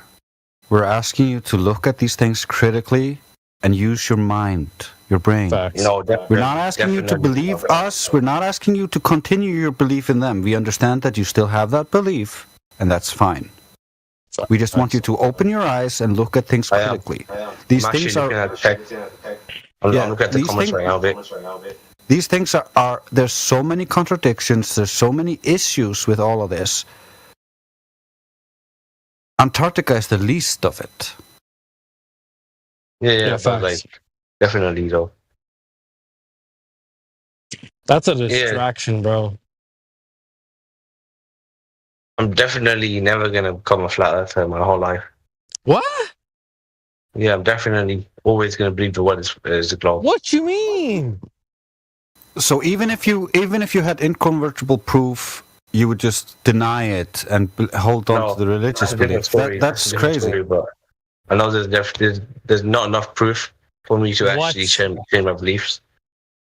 So if the ground is measured flat, how can that be a ball? It can't. Show me your curve. I think he said there is not enough proof, and I think that's the end. Bro, it's okay. He need to live life now. It's all right. There is no proof for the flat earth. Proof Everything for is okay. Sasha, though. Here's the problem, bro. Proof for what? Because I guarantee you, I would put a lot of money, and I don't bet. I would put a lot of money on the fact that this guy doesn't know what flat Earth is. To say that there's no proof for it. Yeah, but he doesn't know what flat Earth in is. 5 years or 10 years or 20 years, maybe he doesn't or he cannot, reach that point. How I can logically go or whatever. I don't know. Yeah, but the thing that he thinks flat Earth is, in his mind, is dumb, and he's right. But you didn't ask us what we think flat Earth is. It's not. It doesn't match the thing you think. So when you say, "Well, there's no proof for flat Earth," well, yeah, not the version of that you came up with in your own mind, bro. Of course, it's a different story, bro. It's a different story when you're talking to a globe earther, bro. There's so much, it makes sense. No, making sense. Sorry, go ahead. Yeah, it's not about making sense. Yeah, it's not. We all thought it made sense when we didn't understand and didn't know the actual verification of it. When you just hear that it's a globe and you hear like they proved it, you're understandably going to believe that if you don't know any better. Facts. Isn't being a flat earther seen as a meme? Anyways, isn't flat earther seen as meme? No. I'm pretty sure you've seen the memes by now. Well, I know, but the memes highlight my point exactly. That no one knows what flat Earth is. So you're all mocking a ghost that you came up with. Ha ha ha, flat Earth, it's a silly, stupid thing that I came up with. Well, yeah, none of us in here think that. You're debunking a ghost.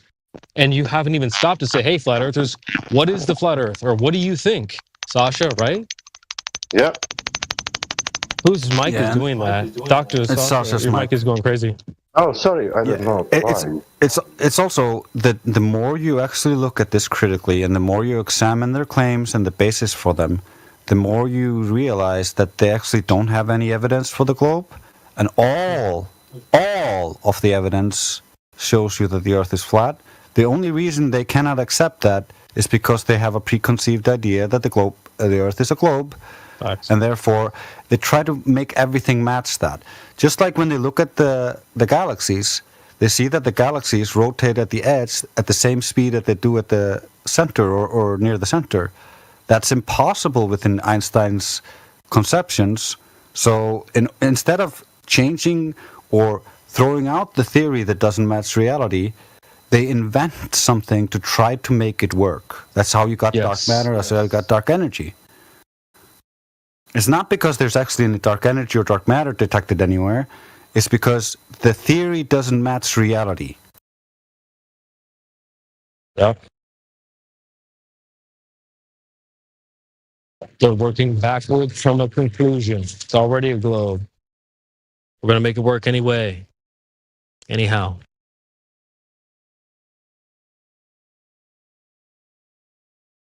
Yeah, it must be a globe because that's what they were taught. They're standing on the shoulders of giants. That's what they were taught. And they think they are dumbasses, and everybody else that are telling them this are smarter than them. And so they're putting themselves down. They're being manipulated and controlled.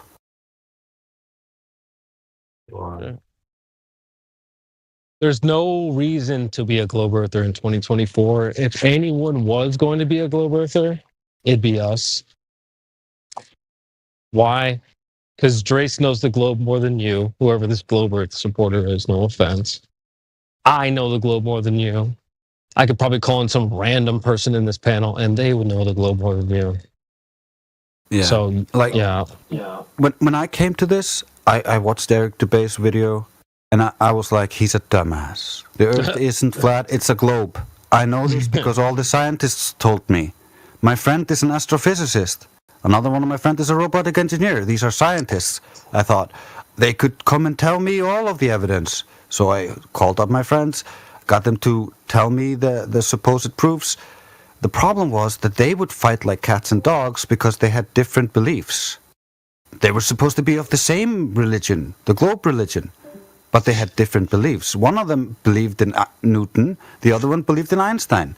And so they would call each other retarded and stupid. Damn.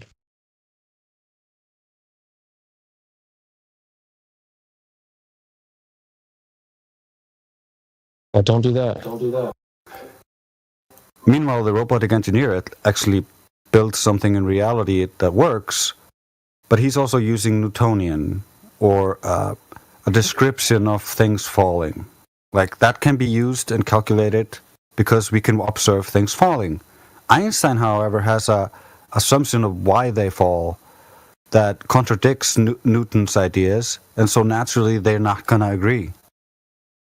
Problem is, Einstein doesn't work either. Newton doesn't work either. Neither one of them works with quantum mechanics. And they understand this at the highest levels of academia, and so they're asking, since we don't know what gravity is, there must be some other gravity. They have modified Newtonian dynamics. They have there's 40 different new gravities that they're trying to speculate might be the new gravity. They haven't settled on anything, so you still have Einstein, even though they have disproven that. Stupid.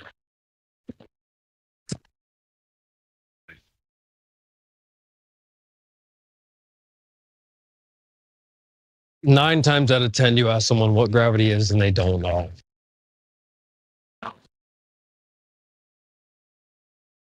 They'll probably actually say Newton, won't they? Chris? Yeah, man. It's down. That's what it is. Down. Yeah. Don't you know that? Earth's gravity. So which one? Oh, well, just Earth's gravity. Well, it's down on Earth and it's orbits in the sky. So it changes as you go from Earth to space. Crazy. Didn't you know that? Come on, mate. Purpose change? I like that. Come on. That's what I love the most. That's what I love the most about the globe is that no matter where you go in the globe, it always debunks the globe. So they tell you Coriolis proves the globe, but there's Coriolis sometimes. There's Coriolis, no Coriolis at other times. They claim there's Coriolis on bullets, but there's no Coriolis on anything else that travels at the same speed. It's completely incoherent, and if you understood logic, you would understand that's a violation of the law of non-contradiction, and you would find that all of their so-called proofs are only fallacies. So I highly suggest that you just study logic, and then you will see that all of their claims are just attempts to manipulate you. And most of them don't even realize that they're doing it. It's just because that sounds reasonable to them, because they don't know what reason and logic is. Perfect. Yeah, but how do you really think that the planet looks like in space? Bro. That would be like me asking you, what does the universe look like from, as if you were in some other place outside looking back, like 2 Chainz? Would you answer that question? What does the universe look like? What shape? I don't know. Gotcha, bitch. Exactly. That's the same reason why we can't answer your question, what does the flat earth look like? Because you can't leave this bitch to look back at it like you're 2 Chainz. All right? Gotcha, bitch. The flat earth is like the universe. Go ahead. Where's the edge? Exactly. You want to answer that? So you think we can't leave space? I mean, we can't leave. So where's the edge of the universe? Exactly. Where's the edge of the universe? We don't know if it's flat or not, so it's probably not. I don't know. What's that got to do with the edge of the universe? Does it have to be flat to have an edge? Yeah. Oh, so it's infinite? No. Exactly. Let's just get it straight, guy. It's not been fully explored. Right? Can we agree on that? Even if we do live on a globe, in a universe, that place has not been fully explored. Yes or no? Yeah. There you go. And now, as a flat earther, I would say this place that we live in, that is the earth, that is flat, has not been fully explored. We don't know where the boundaries are. And we don't know what shape this whole entirety of reality is, just like you don't. Yeah, Back to that's you why guys. that's why it puts his question before about why doesn't the water fall off the edge?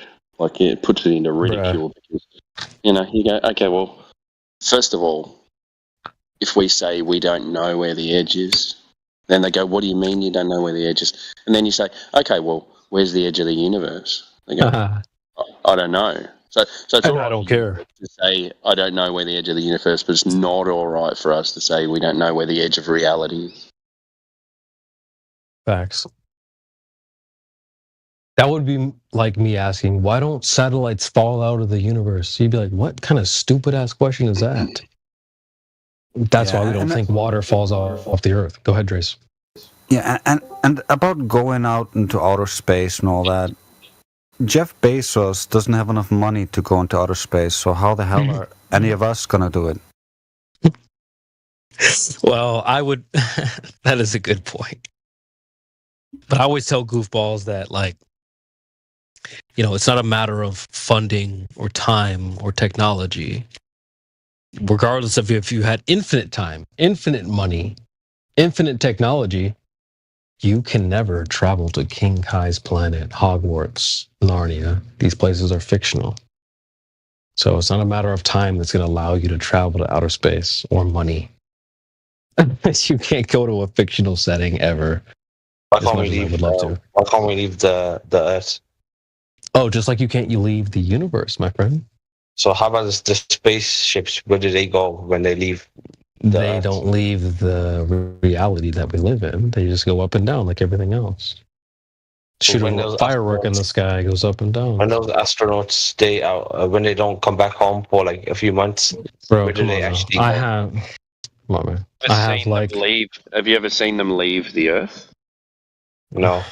Exactly. Well, exactly, man. So where are they staying then? So, like, if they don't come back home, I don't know. Maybe I gotta get you a quote.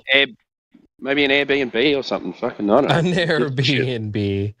So, what's the point of the whole? I have a quote. NASA and stuff. Then what's the point? Hey, Fiat. According to NASA, to have gas pressure, you need a container. I can post the citation, but now you have to explain. Can you have gas pressure without a container? The air that you are breathing. Can that exist without a container? No. Okay. So welcome to Flat Earth. Yep. No, so what's the point of NASA doing all of this? Yeah, your space is a fairy tale story. I can prove it to you. It's a fairy tale story. Your space, you can believe it. You can have faith. Okay, now this is the 19th supply. SpaceX supplied to the ISS, and I was there when this was supposedly on live. So I'm gonna post this. Now you have to explain what is that rat doing in that space. What is that rat? What is that rat doing in space? Explain to me. Yeah, he's in space. What is doing? Maybe he's in Space Studio. Yeah, it's Space Studio. Space may be the final frontier, but it's made on Hollywood basement. Hey, yeah. Can I address something he said real quick, Miguel? What did he say about money? With the funding for NASA going to? Who cares? Going. Yeah, we don't care. Ask to CIA. You're still giving it. Regardless of where it goes, you're paying. When NASA was found, Nazis went from two places: NASA and the CIA. Oh wait, hey Miguel. actually, when the Germany fell and the Nazis were recruited by America for the American space program, because the Nazis gave you all of space from NASA, the other half of those scientists went to Russia and headed up the Russian space program. So you had Nazis on both sides having a propaganda campaign for you to believe in. So you believe in Nazis, literal Nazis. Damn. That's crazy. Hey, I want to address something though real quick. Because you said, like, well, what about the astronauts? Where do they go? Easy. I can address that easily. There's a philosopher named Alan Watts I used to listen to a lot back in the day, but he said this: when a hero goes on an adventure and he leaves his people and is going to a strange land, he can go away and just hide himself around the corner in an obscure house and then appear a year later and say, I've been on a heroic journey, and tells all sorts of tales. And they say, prove it, because they expect him to bring something back, something which nobody has seen before. Exactly, a rock, which was actually wood. So I love that he said this. It was completely nothing to do with outer space, but it applies perfectly. These guys can just go and hide themselves away for a little bit and come back and be like, oh, I was in space. Well, they have to prove that. What if no one's actually on the rockets? What if they just go into that hiding thing? They go down, they chill out in a lounge for a year or something. You know, there's a bunker under there. I was going to mention that because there are documentaries of them showing how there's an emergency slide inside the rocket. So you can basically they wave at you, go into the rocket, and then slide down into this really big bunker underneath the launch pad, and it has lazy boys and refrigerators with all sorts of foods and TV screens. I have the video. It's not more available at YouTube, but I did save it. So go watch this video. Bro, Drace, isn't it crazy how gullible people are? Like, oh my gosh. It's amazing. It's amazing, bro. Even like the so-called smart guys. Well, it's even like they go, oh, but I've seen them go to space. You go, you haven't seen anything. God. You've just seen people wave and disappear, and then some rocket shoots up into the sky. Right. Yeah, and then you look at a video, that looks just like all of their training sessions, which they record. Yeah. Bro, can I say something vulgar? Like, I honestly think we need to do a Flat Earth R-rated show or some shit. Like, it'd be no different than being like, I saw my penis go in her vagina. It's like, but that was on a screen. You know what I mean? Like, that's not what you did not physically witness it happening. You saw it on a computer screen. You didn't actually see this thing happening the way you say it did. I saw this thing go into space. No, you didn't. There's no space. There's no vagina there. You know what I'm saying? Does that make sense, guys? See space. Right. Yeah, there's no vagina to see either. There's a former CIA guy. He said they use this joke inside CIA. NASA, not a space agency. Guess why? Go. There's no space. Yep. That literally came in a hearing about child sex trafficking. And he was talking about how all the Nazis went to NASA and how high officials within the CIA did not consider NASA to be a space agency, and they called it not a space agency. Damn. I'm going to post the video. You know, Fiada, we have something to present. You have fairy tales, but we have videos. Oh, damn. I also love Karma's point here because... you can see, if you really dig through all of the ISS footage, occasionally you'll see a scuba tank floating in space. You'll see people in diving suits with yellow scuba tanks. Funny thing is, if you look at them training in the pool, they have people in those exact outfits with those yellow scuba tanks helping them. And if you look at the video I posted, they literally have the interview with the astronauts when one of them started drowning almost, when his suit started filling with water. And how they now have scuba gear, so they won't drown in space. And the guy keeps accidentally calling the other astronaut his diving buddy. Yeah, my diving buddy in space. Ooh. Mm-hmm. Damn, I didn't hear that video. Look, this guy filming the reflex of that helmet, astronaut. I remember the sweaty. He said, "Oh, it was my sweat." Yeah, right. Fuck Go out of here, bro. To go to space, you need just a scuba diving suit. Yo, guys. I have a question. I have a question. Raim, yeah, what's up? go ahead, brother. I have a question. What is the proof or the disproof for that the universe exists in the short gas term? pressure. Gas The pressure. existence of Explain. gas pressure, the gas laws, natural But gas the universe behavior. is a place without gas, right? It's like a vacuum, really vacuum. We would say that the universe is more like a fictional setting, like Dragon Ball Z. But in reality, gas pressure for it? behaves with you need a container to have gas pressure. But would you? Imagine Can you think of a it? universe outside of No, the planet's it's atmosphere not imagined. No, is not having any it's not gas. imagined. But then, Let's just think of how gas pressure actually behaves in reality. Can you think of an example in reality where you can have gas pressure with no container? I'll give you like 2 or 3 examples of gas pressure with a container. I'm looking at a car right now. It's got tires. There's gas pressure inside those tires, and the rubber contains the pressure. Or maybe a can of soda or seltzer water. There's gas pressure inside the can. The container contains the pressure. Can you give me an example where there's no container? Go ahead, Jason. Well, if you want to add on to that. I want to add to this a little bit because he's asking us about a universe which is nestled in the globe religion. Like the cosmic scale ladder was based off of the assumed distances in the solar system, and it was and all of those distances were assumed based on the assumed Earth size. There's no valid evidence of the universe. It's just an assumption. It's a religious belief. what do you assume is valid? That's my question. If What you do say I not assume then is what's valid? then? Guys, Okay, I see. Yeah. So you're saying you're equating the idea of a vast, ever expanding vacuum universe to what we would Is she roboting or is that? we would put forth. Can you hear me? I think you're lying. You're to me. roboting for me. Not for me. Oh, okay, my bad. Guys, Oh, so what you're putting forth isn't what we would say. We would say that the Earth itself, where we reside, is the entire space of reality. So Okay, Earth. and what is it space that you of see at night, for example? What are the stars then, from your opinion?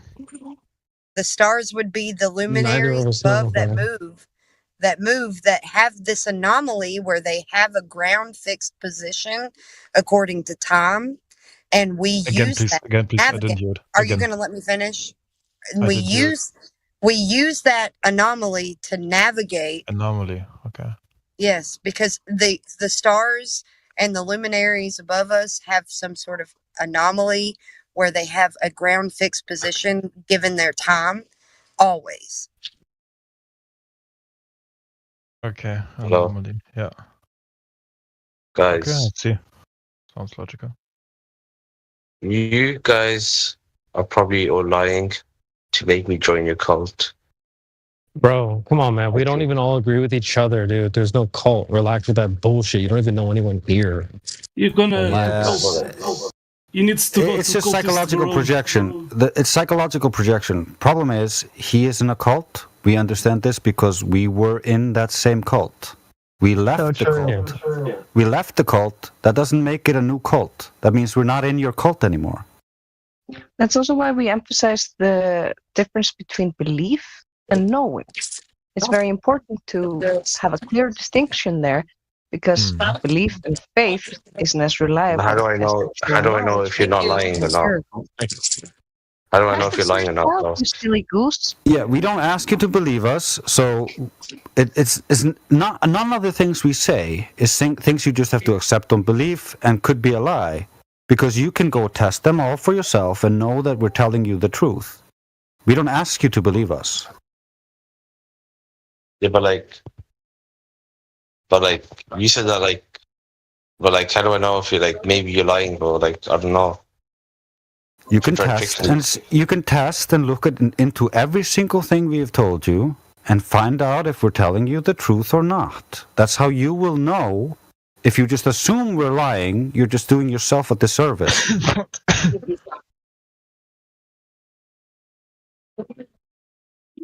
Saying a cult is so ignorant. Okay? Yeah, facts. It's like going to a bar and say, you are in a cult. It's so stupid and ignorant. It's a little bit of a cop-out. As the CD was saying, all of us have different views on other things. This is just something that we agree on. Right. What we all have in common, though, is because we used to be raised in the globe cult. We actually looked at the evidence, compared it to reality, and what we all have in common is that we found out it didn't fit. They've been lying. Fiat, you're saying that speaking about geometry, it's a cult. I don't know, though. Well, I would say this. I would say if you can't imagine I don't want you to imagine, but I also do want you kind of to imagine that where the earth resides is the whole of reality. There is no outside space, like the vacuum of space with a bunch of galaxies and this and that. That doesn't exist. We're saying that the luminaries above us do what they do above us without us being a globe in some sort of vacuum of space. That sounds a bit culty to me. Let's see. Wait, is she a flat earther or is she a globe earther? But flats in my software, when I open the Google doesn't show the flat surface. Wait, let me see her rolls. She's flatty, baby. It says Bible study as well, so I don't know if I should trust her. Yeah, Fiat, your name is an anagram for faith. No. Faith, have faith in your ball. Can you prove your ball inside a vacuum? Can you prove your ball inside a vacuum chamber? It will always fall down to a flat floor. It's not working either. Can you put that atmosphere around that ball inside a vacuum chamber? Is that how science works? In faith? Miguel, he said that there is not enough proof and that he will never believe in flat earth. And that's you can prove when they have nothing to prove, they say you are in a cult. I mean, it's so ridiculous. Yeah, that's also ridiculous because, for example, I would not be, if I feel that some cult is around me, I will go away, man. Yeah, me too. Everybody, David Attenborough says the world is round. NASA believers. NASA believers. David Attenborough's in a cult. Yeah, but the irony is that the globe heliocentric model is cultish. The irony, though, is that's it's incredibly ironic. Why does everyone say it then? Isn't cult just short for culture anyway? It's a different culture, so they shortened it to cult. Anyways, yeah. Yeah, you say why does everybody say it then? That's an appeal to popularity. That's like saying, well, cigarettes are healthy for children because all the scientists and doctors said it at the time. Just because a lot of people say something doesn't make it true.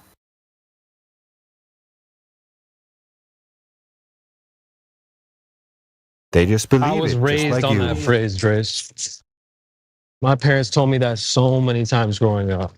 Just because someone jumps off a bridge or just because everyone jumps off a bridge doesn't mean you should, right? Maybe you guys have heard that before. Great. That's a great lesson to learn. Consensus means bullshit. What about lemmings? I use that all the time at work. Whenever a child goes, well, he did it, I always immediately go to, well, if he decides to shit his pants, are you going to do the same? And they always say no. And then I'm like, then why the hell are you following what he did now when he does something dumb? Maybe they're all lemmings. Cute little lemmings.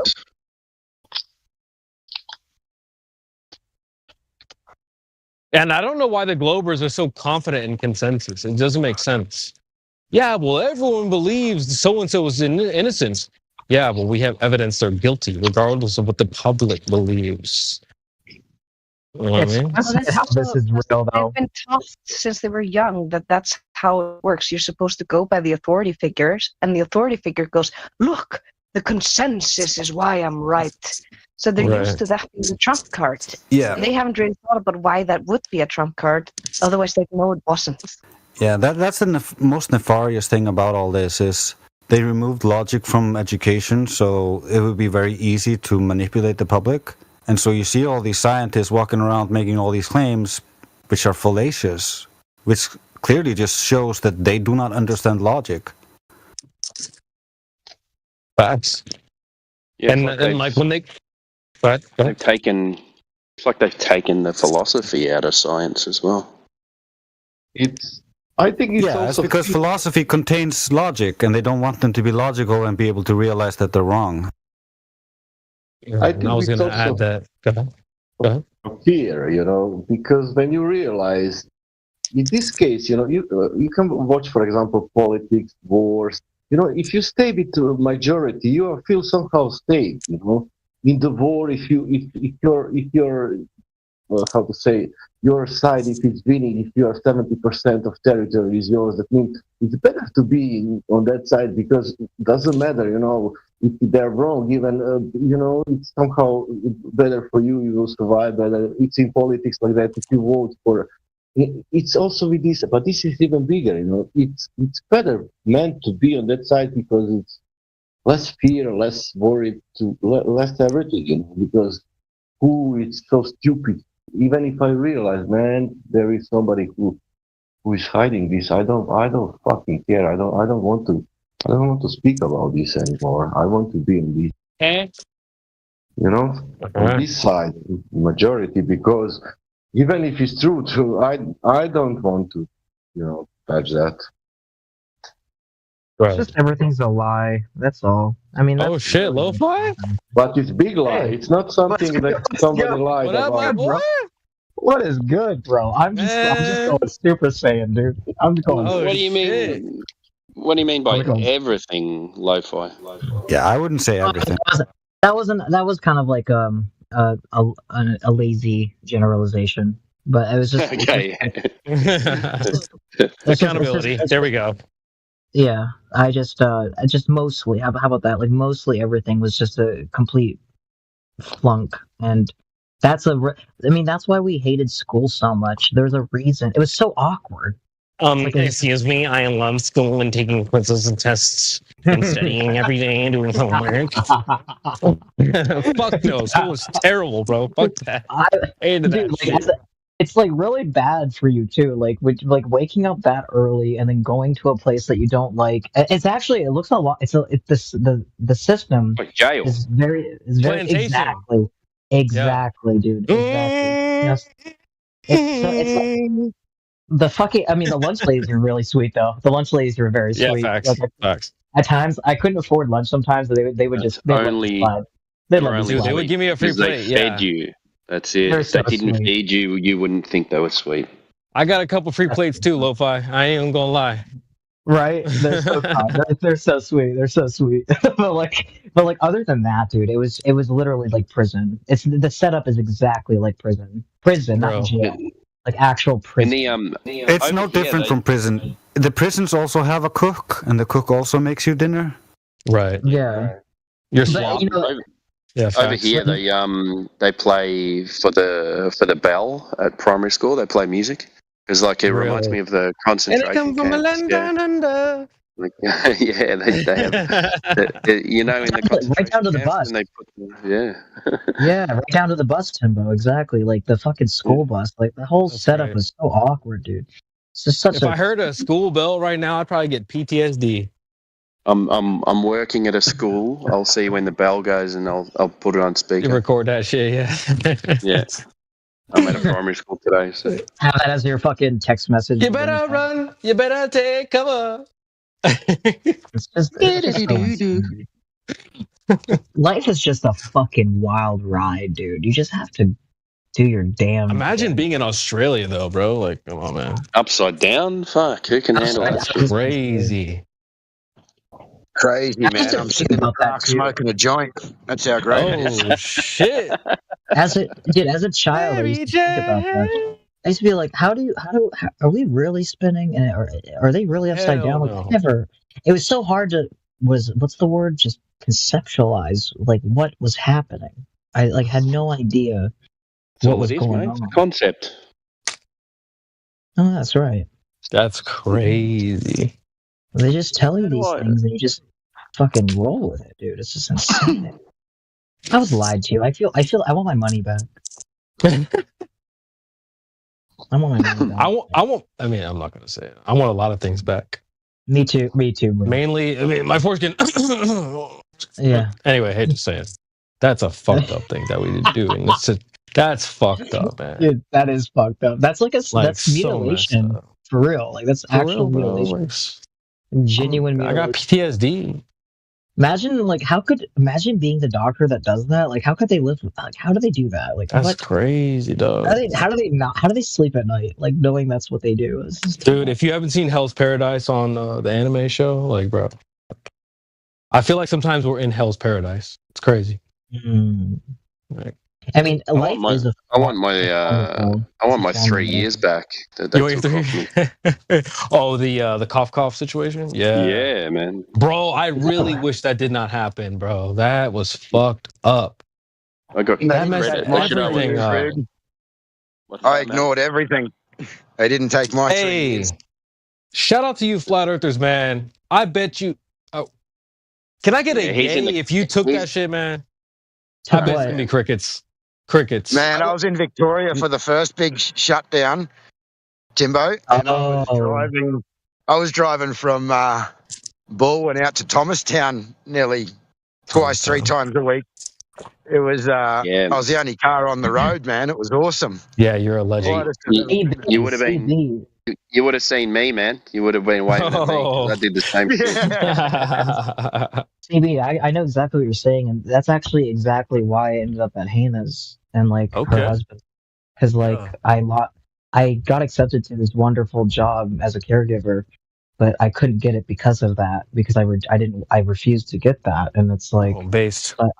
I lost my job for that caregiving job, and then I ended up homeless in my car, and then I hit a really bad point in my life where I ended up living at my aunt's house, and then she found out that I didn't get it, and then she went 180 on me. She was like, I'm gonna do what happened to your father. I'm gonna make sure you end up in prison just like him. Whoa. I'm like, what are you talking about? She actually freaked me out because my dog is like my kryptonite, and she was threatening to like call the police and fake that I hit her or something. And I was freaking out. I was genuinely shaking. So I called my friend Autumn. I was like, I don't know where you are, but can you please pick me up at this location? And then she ended up at Hannah's house because of like similar reasons. And Hannah and her husband picked me up, and then I've just kind of lived here for a year since. Like, Yeah, man. Shit, man. See, and when you said that, I already knew. I was like, man, put a woman in power, man. No, careful. Yeah, for real. Don't for real, fucking bro. abuse that shit. Anyway, let's get this thing back Seriously. on track. All right, but you can hit me in the DMs if you want to talk a little bit more further. Absolutely, yeah, about for the real. situation. I mean, I'll be open. shout out to everyone. Like, that's the thing that you said, CB, is like everyone who's a flat earther. That's one thing I noticed that they all have in common. Pat yourself on the. Hey, if you're in this panel and you're like a pure blood, whatever, you didn't do the whole shuck and jive during the cough situation, whatever. I want you to reach your right hand over your shoulder. Sincerely. Three pats. At least. Like, the amount of psychological warfare that was I've like losing friends and That's family. crazy, bro. Family members, friends, loved ones. My right shoulder's pulled. Damn it. Somebody told me that was the reason Thanks, why their CB. grandma was gonna die. Bro, it was wild. I was posting stuff on Instagram, like memes. I started getting DMs from like friends being like, "Take it down now! How dare you?" I'm like, "What the f-? Like, yo, Dude, I was doing videos from day one of just video and people with their masks, just like yo, just It was a making South Park jokes. episode. It was South Park in real life, dude. It was South Park in real life. I couldn't believe it. I genuinely couldn't believe it. I was like, I thought I was going insane. I didn't have any friends that felt the same way. They actually judged me completely, and I lost a lot of friends. Yeah, it was so crazy. Like the whole society going with the face diapers. Oh my god! I never wore them. Not once. But I went outside and like I would go into a business and they would try to throw me out. And I would be like, bro, you're violating my rights here. Do you want me to sue you? And they were like, it's not good. Stay out, you're killing people. You would have been better off going in. Wait, I have to be better off going back in with your mask and just robbing them.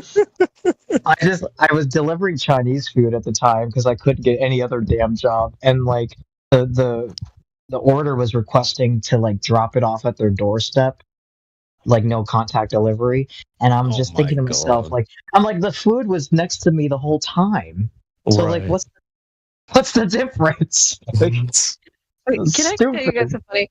Because I worked with kids and technically worked for the government. So when the first craziness started, they were like, "Okay, we're gonna put you into groups. Like, you get this room, and you can't be within 2 meters of each other." And blah blah blah. And we're like, "Okay, we'll follow it as much as we need to, so we don't get shut down." But nobody was actually too bothered about it, and everybody hated the masks. So what I did was, I cut like a really funny plastic thing that goes around your head and then has like a plastic sheet in front of your face, which doesn't block off anything. And it's literally to protect your face from like paint splatters or whatever. And because I had that, I'm like, this is technically a mask. And that's all I wore. I love that shit. The only thing it's like a classic see-through visor just in front of your face. That's all it was. And I would draw a mustache on it. So as far as the kids were concerned, God. I wasn't participating in this. I was just being funny. You know how many kids? You know how many people use that? They would wear, like the regular.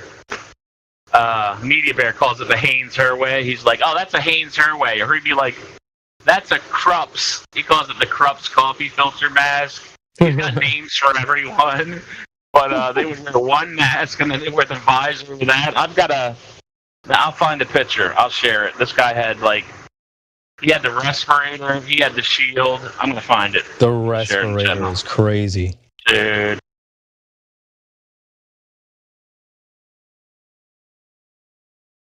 Yeah, that was some dark shit.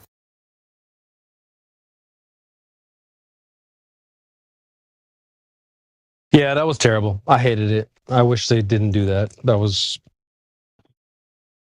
Don't worry, trash. there's more dark shit. There's more dark shit to come. God damn, man. But you can only pull that kind of shit when the public isn't aware enough and isn't critically thinking. Right. And this actually woke up so many people because with a lot of people trying to warn you, then you ignore it, and then something horrible happens, and then you're like, "Oh wait, they were right," and then all of a sudden, the groups that are talking about the awareness of this stuff explode in numbers. Amen. It's almost like the more extreme things they do, like the more people will wake up because of that. It was the space Tesla car that woke me the hell up. I'm like, what the? That's so ridiculous. It was, but it was so real that it just looks fake, bro. Especially when it clicked out the green screen for a second, it showed the studio, then it was extra believable. Right. It's like, oh, okay. Yeah, we're done here. Exactly. Yeah, the car is supposed to be completely normal, and it's supposed to be traveling through the thermosphere in a vacuum. Dude, the whole ever seen on TV? That was so weird. the whole interior would have ballooned out. All of the outside of the car would have been toasted by the sun, and the tires would have exploded. There's no way it would have been unmolested. Right. Yeah, that's true. There it is. Gullible ass mother. He gave me a thumbs up. He gave me a thumbs up. I'm like, hey, can I take a picture, retard?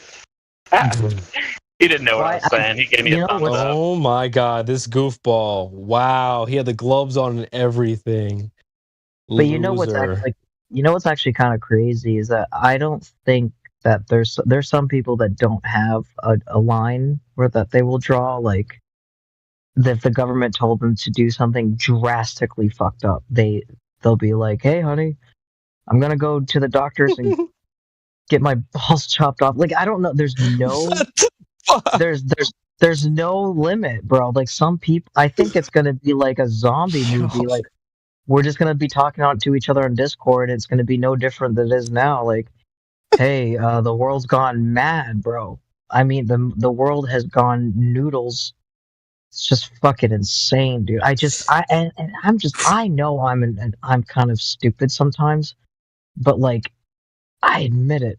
But like, to that extent of like letting another human being do something so fucked up to you is just not, it doesn't sit with me, right? Like it's just, I don't know. I mean, fucking crazy shit. Feel you, bro. Gnarly. This is gnarly. I don't know what to say. Trace.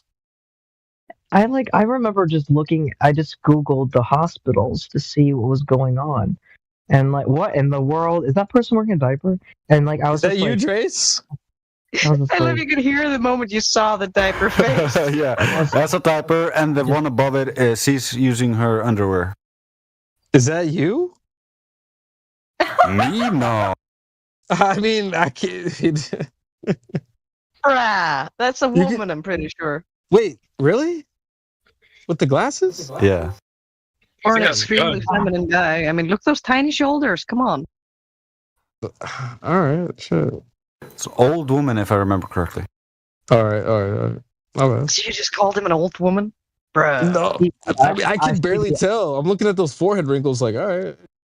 I will say Bushy eyebrows? First two. I thought it was a guy at first too. I can see what you mean, though. I can see what you mean when you're talking. But the shoulders are kind of rounded off, so maybe it is a chick. I don't know. Yeah, personally, 2021, I thoroughly enjoyed it. I just thoroughly enjoyed walking around, looking at everybody, and going, "All of you are retarded, huh? All of you." Right. Like you see somebody in their car with the diaper on their face. It's just too much. That was really wild. It felt like a genuine South Park in real life. I can't even imagine it. Yeah. I don't even. The funniest thing to me was when people took those like water tanks, cut out the bottom, and put them on their heads, also wearing masks on the inside. It's like crazy. What the fuck? Or the ones that were wearing like whole plastic tents, so they were like in a bubble. Yeah. Did you see I was just thinking that too, Trace. 6 feet apart. There are some people that are wearing hula hoops to like keep the distance or whatever.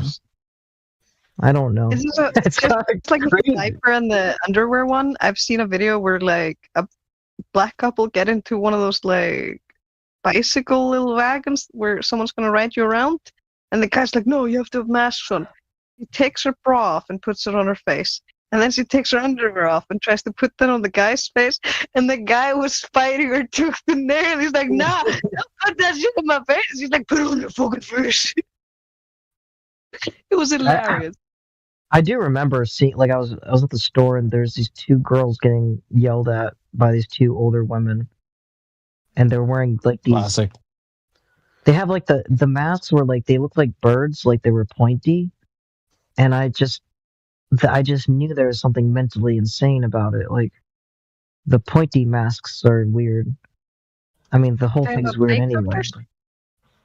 No, they were just normal citizens at TJ Maxx. It was just like, I don't know what was going on. They were just, it's like they're rapid animals, like they're feral or something. It's like, I don't know. Like Cell Juniors everywhere.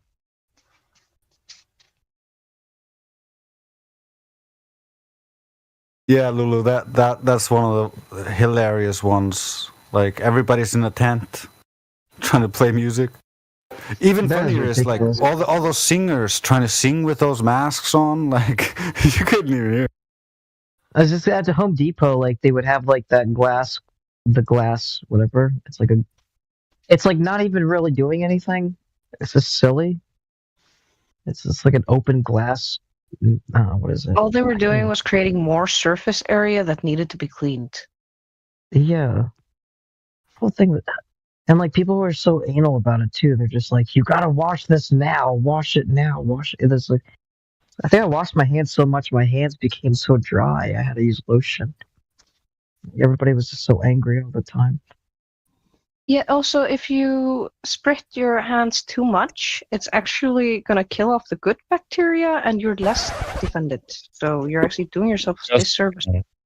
The same as the people who have autoimmune diseases, or you can develop an autoimmune disease if you are not exposed to any bacteria or are too sterilized as a child.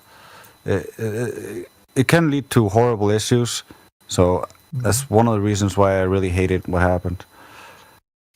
We're also on YouTube, so let's yeah. How's everyone doing? Hey, YouTube. Hey, YouTube. We Yes. love YouTube, and we love masks and everything. Yeah, this is not Yes. medical advice. Following protocol. Do as the government says. Do I love the as the government Socially says. distance yourself from YouTube.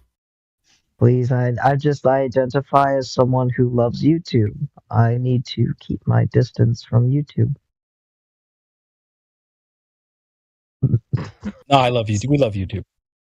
Anyway, a lot of people in here tonight. We got YouTube in here. We got Rumble. Okay.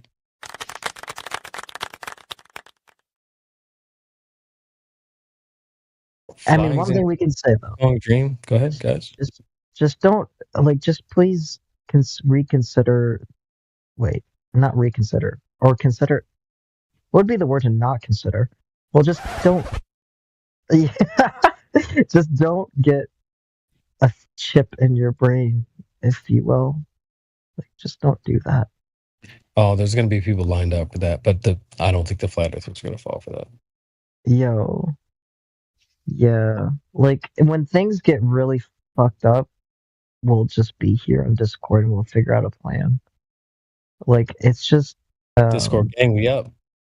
For real. That'd be such a movie theme or movie plot. Like, we're just talking overseas while the world goes to hell, dude. You guys think is going to be the selling point for the chip? Is it going to be like get superhero powers or something like, you know? I already know. I can already guess it. Like, I bet you it's going to be on point too with what I'm going to say. Like, Elon Musk is going to be the charming spokesperson for it, which he already is. And then they're going to offer you $2,000 a month to get it. And they're gonna mask it as like UBI, Universal Basic Income. Like, hey, you don't have to carry your wallet with you. You don't have to carry your keys with you. You can just use your hand, and everyone's gonna be like, "Wow, this is the future! Incredible!" They're also gonna say the chip is the size of a grain of rice. Mark my words. They have already started that. I watched videos of people buying with their hands and being super excited. It's really terrifying to see that, dude. Like, honest to God, that's like biblically terrifying as well. Like Revelations. Like, this is a time to be alive, bro. This is insane. I need some marijuana. Yeah, I honestly think they're trying to fulfill the prophecies of the Bible on purpose.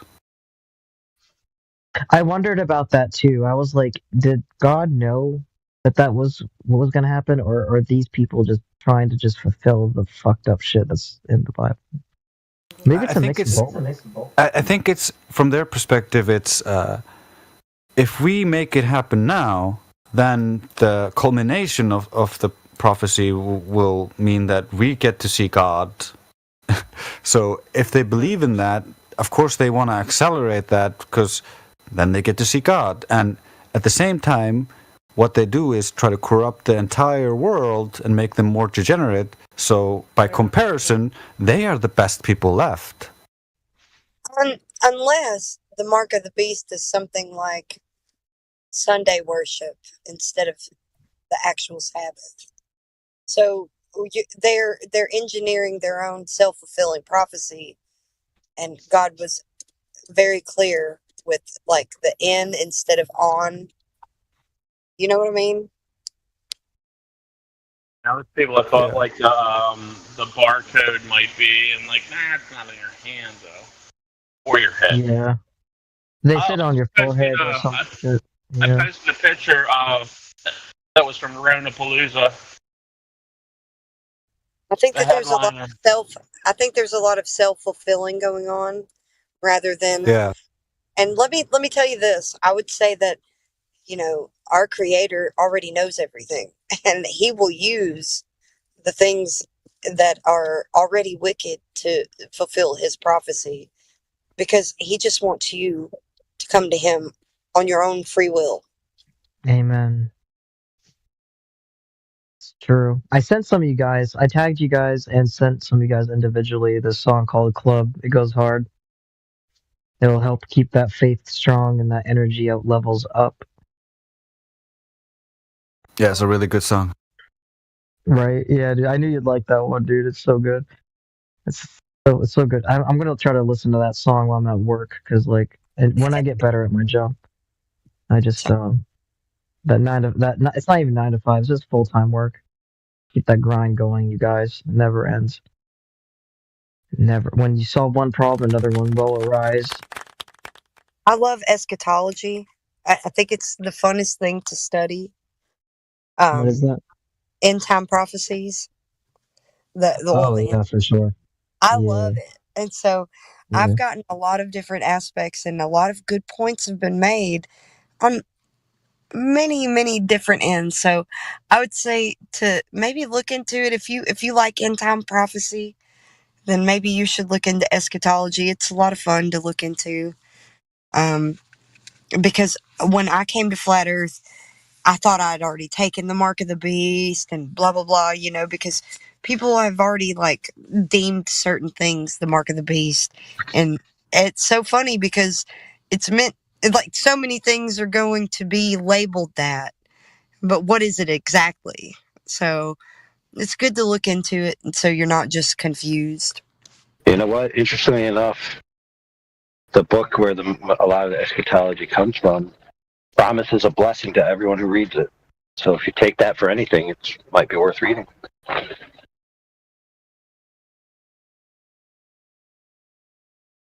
Yeah, even if you don't believe, it's worth reading just in case. Right. Oh yeah, the whole space thing, by the way. If Star Trek used or Star Trek and Star Wars, any space movie really used what they claim they used for the moon landing, like nobody would. I think people would possibly catch on then. They'd be like, "What in the fuck is this thing?" Like they actually had lawnmower chairs or like summer chairs for the. It's like the whole thing's insane. I don't understand how people don't question that. Like even as a child, I would look at the moon and be like, "Did we really go there?" That's weird. Like what? Doesn't seem right. Everything's inverted. Flat Earth is like godly, and then the globe is satanic. It's Sunday, so I can say that.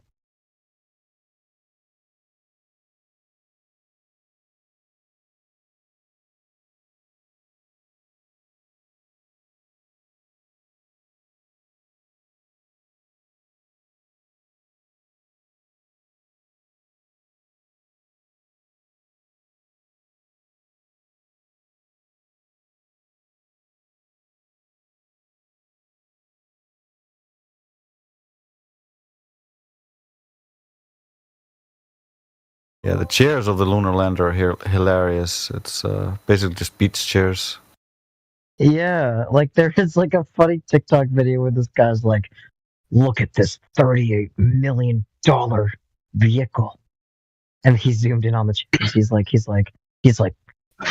high class beach chairs, perfect for summer. And You guys don't get it. NASA invented beach chairs. That's the point, bro. Yeah, Velcro over here.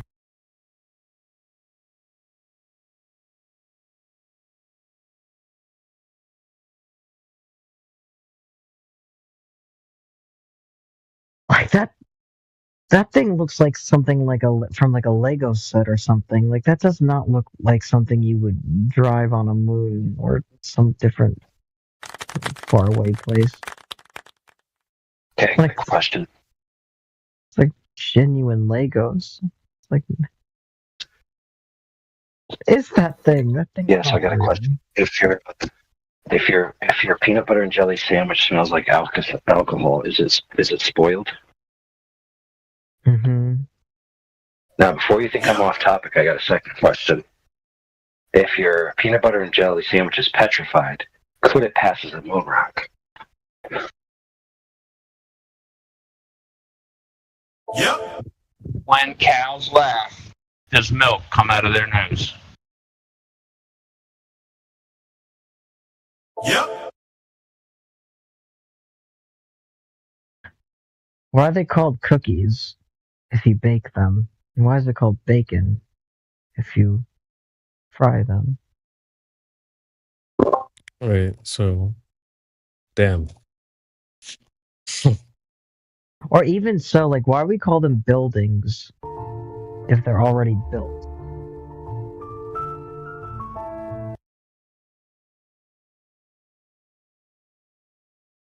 Isn't that concerning? Like, a building is already built when, like, Well, you have two options in which you could take that. So you could go over to the one camp of thought, which is buildings, or the other camp of thought, which is structures. yeah, I like structure better. Like, that's a structure. But, like, building is like it's like what is it? A verb? It's like an act of doing something. You're building that thing. But for some reason. Well, you could also think of it this way. If you're building, then you're working on a building. But if you never finish it, then it's still being built, so it's technically a building. So if you buy a building, that means you're buying something that's unfinished.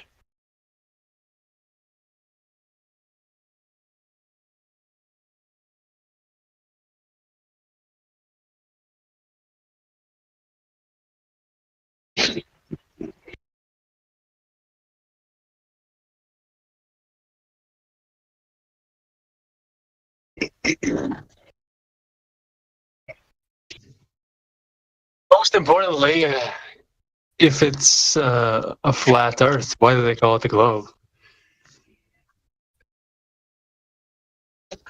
Well, because well, I don't really want to say it because it's too much. Well, well, because like, there's a part truth to it. Because like the true Earth model may actually look like a snow globe, but I don't know if we're gonna go down that road. I have reasons for it though. I do. I have reasons to believe that it looks like that. Or should I say Sandy's house from SpongeBob? Listen, Holmes, if any day's the day, now's the day. Absolutely right. Yeah. So low key, dude. Low key, I think it's flat with a dome above, and that explains gas pressure and fucking double rainbows.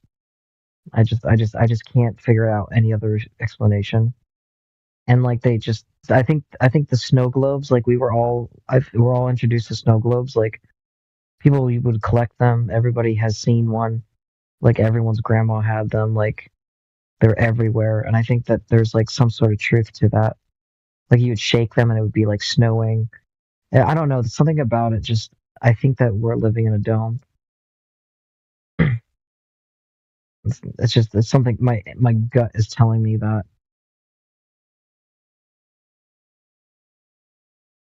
Like Platter's picture. The tree of life is in that picture too. Sandy's house is SpongeBob. I think that's like under the sea. Enclosed system.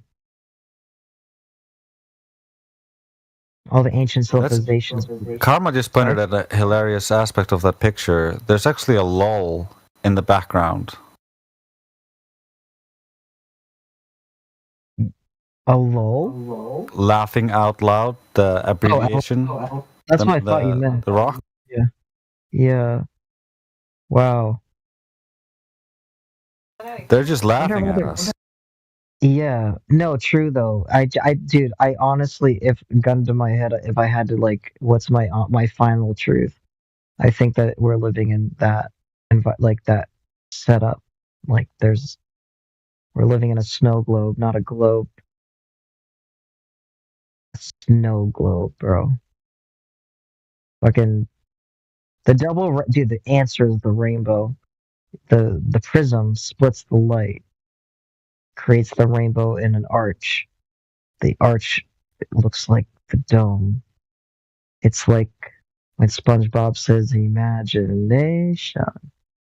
And he does the whole fucking rainbow thing, dude. Like Skittles taste the rainbow. That is. Sorry? Oh. I was just gonna say, like, that's a way to dismantle a Glober even more. Is like you're gonna have to back them to a corner and have them explain the fucking double rainbow. Like that really gets people going, dude. I've never met so many people get angry over the rainbow. It's just how do you explain a reflection off of a reflection other than there's a mirror? There's no other. I don't understand. You can't say water is the reflector. You mean a hologram? Yeah, there's speculation that could be a thing, but I don't buy it. I don't believe that. Because you can make a rainbow. You can do it. You can make one with a prism. Or you can make one with a glass of water. How does a hologram work? A projector? Are you sure? I'm not sure. Yeah, you should find out, bro. Project Bluebeam is going to try to fake an alien invasion. That's all I know.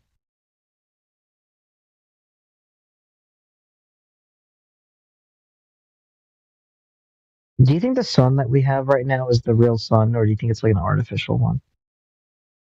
What? I know that sounds insane.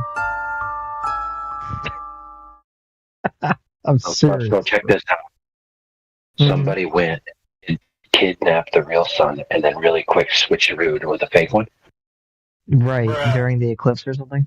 I don't know. You know what? It's like that whole saying. It sounds crazy it's so crazy it might be true. Or what was the saying? That just might Why be would crazy. you think it's true though? I don't know, because it seems like it wouldn't be. So it's like genius. It's like if you're gonna do something really fucked up in life, like make it so it's so unbelievable that no one would believe it. It's like scot free. It's like, I mean, the government's a perfect example of that. Like It's just imagine not reasonable. It's just not reasonable to assume that somebody switched out the sun. It's like switch it out with what? Are you going to create something that works like the sun that has like full radiation and all that stuff? Well, let's think about it. So in the past, people thought the sun was made of something, and then in the future, they thought it was made of something else. Now, the sun itself never changed, but they did steal the idea of what it was and replace it with another idea. Correct? So it's just like fucking with people's heads. Yeah. Well, that I can believe that for sure. But as long as the sun is like not an LED light or some shit. Speaking of holograms, though, earlier, I was just reading an article yesterday or the day before about this woman who is planning to marry a hologram AI in multiple countries because she believes this is the next step in love. To make your own partners. Yeah, I want to go back to the sun because China and some China claimed that they were trying to create an artificial sun. Yes, I heard about that too. Yes, but something like that could be used near a Antarctic research station to make it appear like there's a 24-hour sun. But I don't think they could manipulate the actual sun.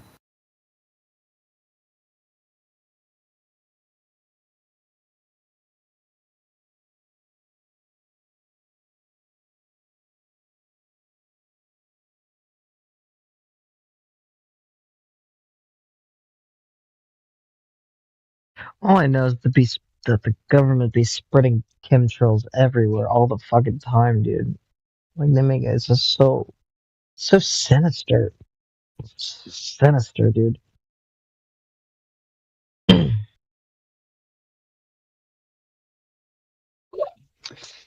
Speaking about the sun, what do you guys think are the sunspots? What is that?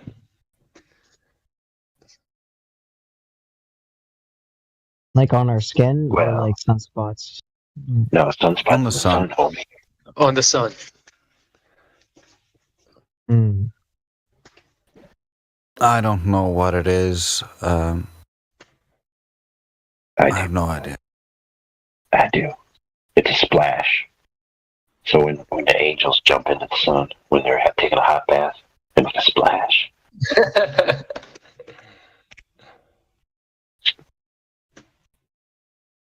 To me, it looks like somebody tried to fuck with it or something. And this is the result. Hey man, there's alleged video of things of a large size relative to the sun that are dark, that approach the sun, and then tether to the sun.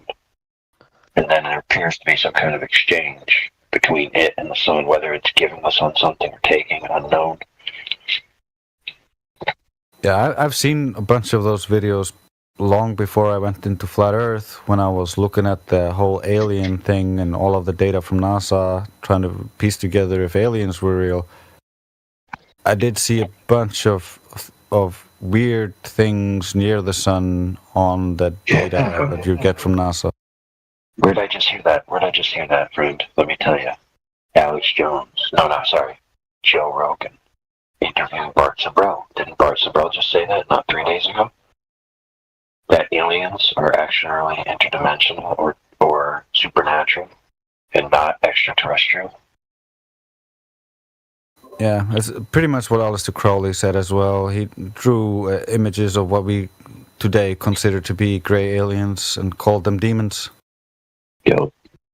And interestingly enough, if you look at some of the alleged UFO phenomenon, the way in which the UFOs are described to move matches the description of angels in the Bible, how they move, where they can rotate, they basically just go in perfectly straight lines to arrive everywhere where they get.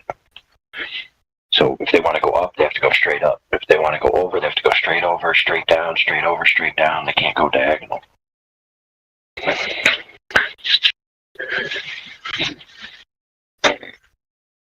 There was one a few years ago, maybe more than a few, where it supposedly hovered around somewhere in Israel, I think, on some sacred site, and it moved in that manner, and then it floated over the top, and then it just shot straight up into the air, like like something that would be equivalent to thousands upon thousands of miles an hour. And it was just like just kind of like a ball of light. And interestingly enough, you can create the illusion of fast motion of an object with a lighting effect. Because if you flick a laser here, it seems you're only moving a certain speed, but the actual end of the laser is moving, I think, hyperbolically faster than your hand is flicking the laser. So it could be some type of hologram or something.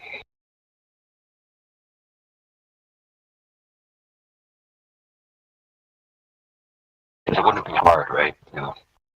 Look into ancient religious text that a lot of people in the world believe in, that as having, eschatological power and their predictive power, right?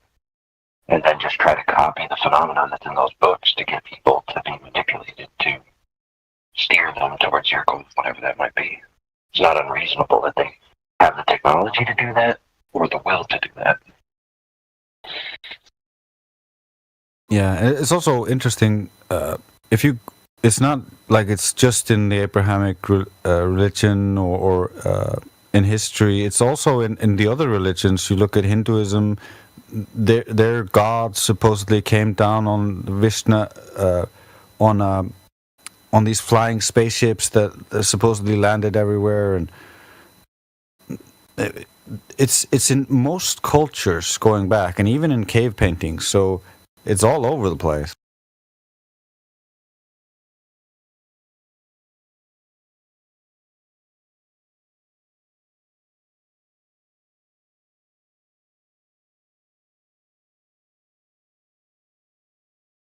That is one of my favorite things to wonder about.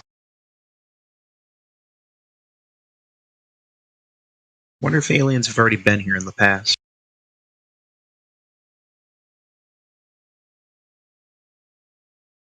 Elon Musk said no, and he's the current leader. Then the answer is no. If you deny him, he will be drawn and quartered by one goat, one alligator, one horse, and one zebra. Right? AI, you're kind of hard to understand there, buddy.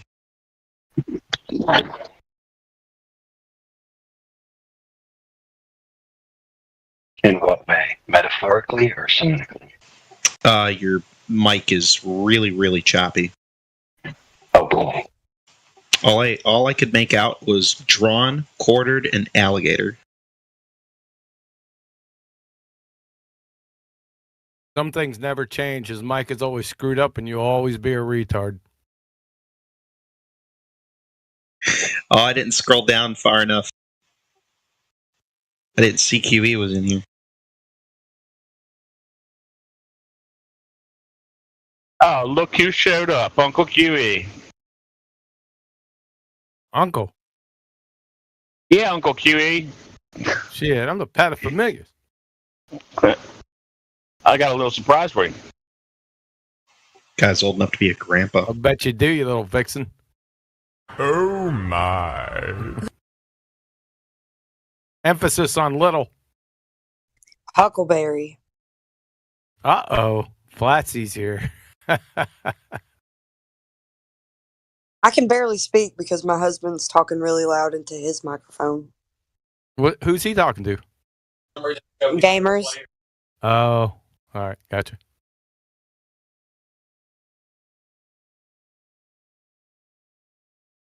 Somebody said there was an Evo tart in here. Sorry, that was 3 hours ago. It was a guy named Fiat TH at the end. I call him Fade. He was in your live stream. He interrupted not the last one or the time before that, but I think it was the time before that. It was Fiat. Oh, that real. Okay, I got you. Yeah. Yeah, I remember. Thanks for narrowing it down. I take notes. Super Flatty. Super Flatty. Yeah, that's too funny. That might make the list. Oh, snap.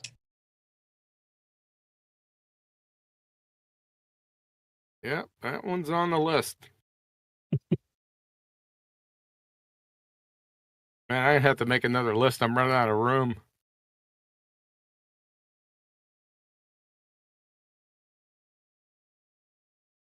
I find it awesome that Super Booger made the list before Super Flatsy, though. No, it's not Super Flatsy, Super Flatty. Oh, okay.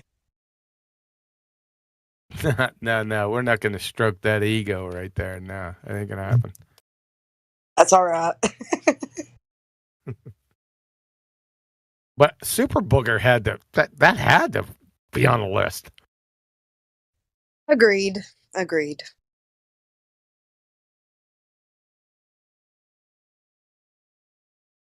So we're out of the weather emergency I had for the past fucking 4 days.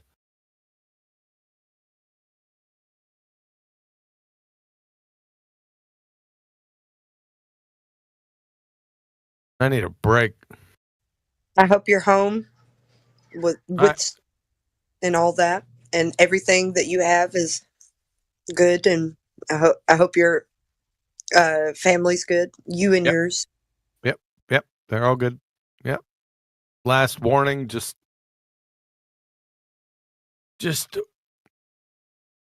expired, so looks like we're all clear for at least the next few days.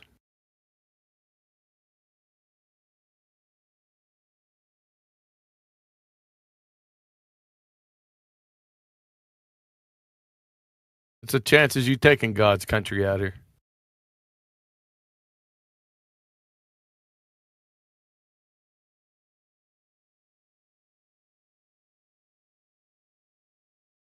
You've got yourself a really good, probably Evotard, but also Glober, NW Guardian. You could have Hey fun. there. Hey there.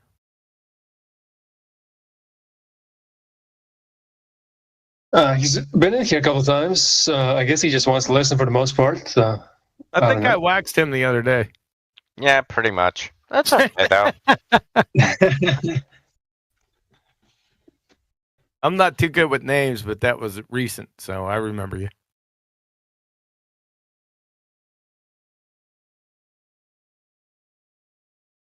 I really hope that NW doesn't stand for New World, buddy. No, Night Watch, or it's also the abbreviation for Batman's Nightwing, basically. Any rate. Wingies.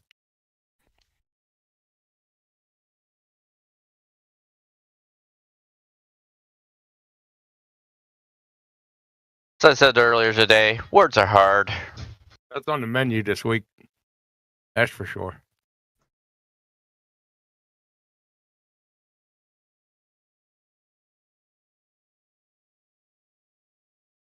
You know, what's funny is I find it that it's super hard. Words are super hard for Globers who like to wax themselves intelligent. Uh-oh. Wax themselves and super hard. Uh-oh. That like to wax themselves intelligent, and they love to tell you how intelligent they are. Yeah, that's the most people that can fog a mirror, other than your NPCs, know whether you're a pretender clown or not. I mean, if you come pretender clowning in here, I mean, I know right where you're at in about 10 seconds. Can pinpoint your education level, approximate emotional age. That's all I need to know. Just 10 seconds of just, it's got to be 10 seconds of speech. I know right where you're fucking at. QE. Mm-hmm. This morning I was half asleep and I heard Scott Mackey talking on the politics server. Mm-hmm. And he was saying that we don't know how the as in the flat earthers, we don't know how the universe works. How it works? Yeah. I'm going like, nobody knows how the universe works. How does underwear work on a spinning baltard? Underwear? Yeah. That's about as intelligent as that other question was, or the other statement was. It's just stupidness. And today he tried to make a well, how does the sun go below the zero elevation on a flat Earth? I don't know. I never made that claim. Now, if he's making that claim, then we're going to need an explanation along with validation. Well, he said he saw it with his own eyes from a elevated position. Saw it. That doesn't explain how. For fuck's sake.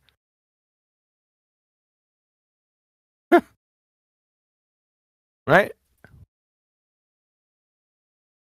I don't know. Am I missing something here? Yeah, I think he's missing a couple of years of physics education. Couple. The whole thing. You know what's the most difficult thing about being a spinning ball space monkey? What? Telling your dad you're gay. Oh, okay. What? I like that you're refurbishing the rollerblading joke.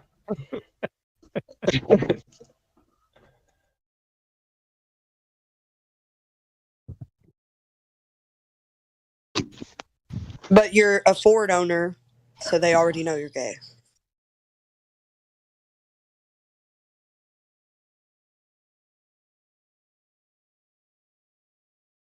You're a Ford owner. You're used to walking. Fix or repair daily. Found on the road dead. I feel that way about Dodge, but I may be wrong. First on race day.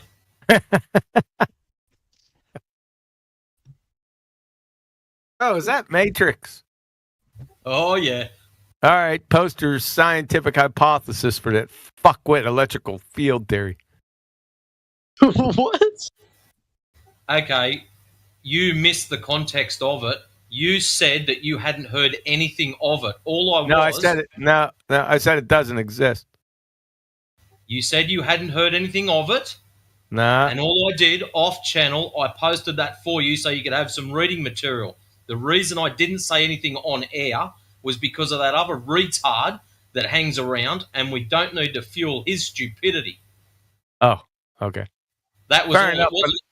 Yeah, it wasn't an attack. It was just that you had said you'd heard nothing of it, and it was just information. That's all. I never heard of it, and it doesn't exist. Or it never had existed. If so, I want to hear the theory and then one scientific hypothesis that demonstrates its validity. That's it. That's all I need to know. Ain't gonna happen. You know why? Because it never fucking existed. I want to still know what the electromagnetic field is. What's that? the idea, Matrix? I don't know. There was two things. Somebody was rumpusing Flatsy. You're a woman. You gotta entertain that shit. I was The electromagnetic dildo? I thought so. That's what I thought I heard. Could you explain it, Matrix? Flatsy, you ain't gonna get a fucking chance, man. You got too many sausages in here. I have to also walk in different directions in my house to even say anything, so it's funny when I can't say anything because of people in the room. Oh. But I was saying, I still want to know what an electromagnetic field is. I want to know what electromagnetism is. That's what I meant. Super chat.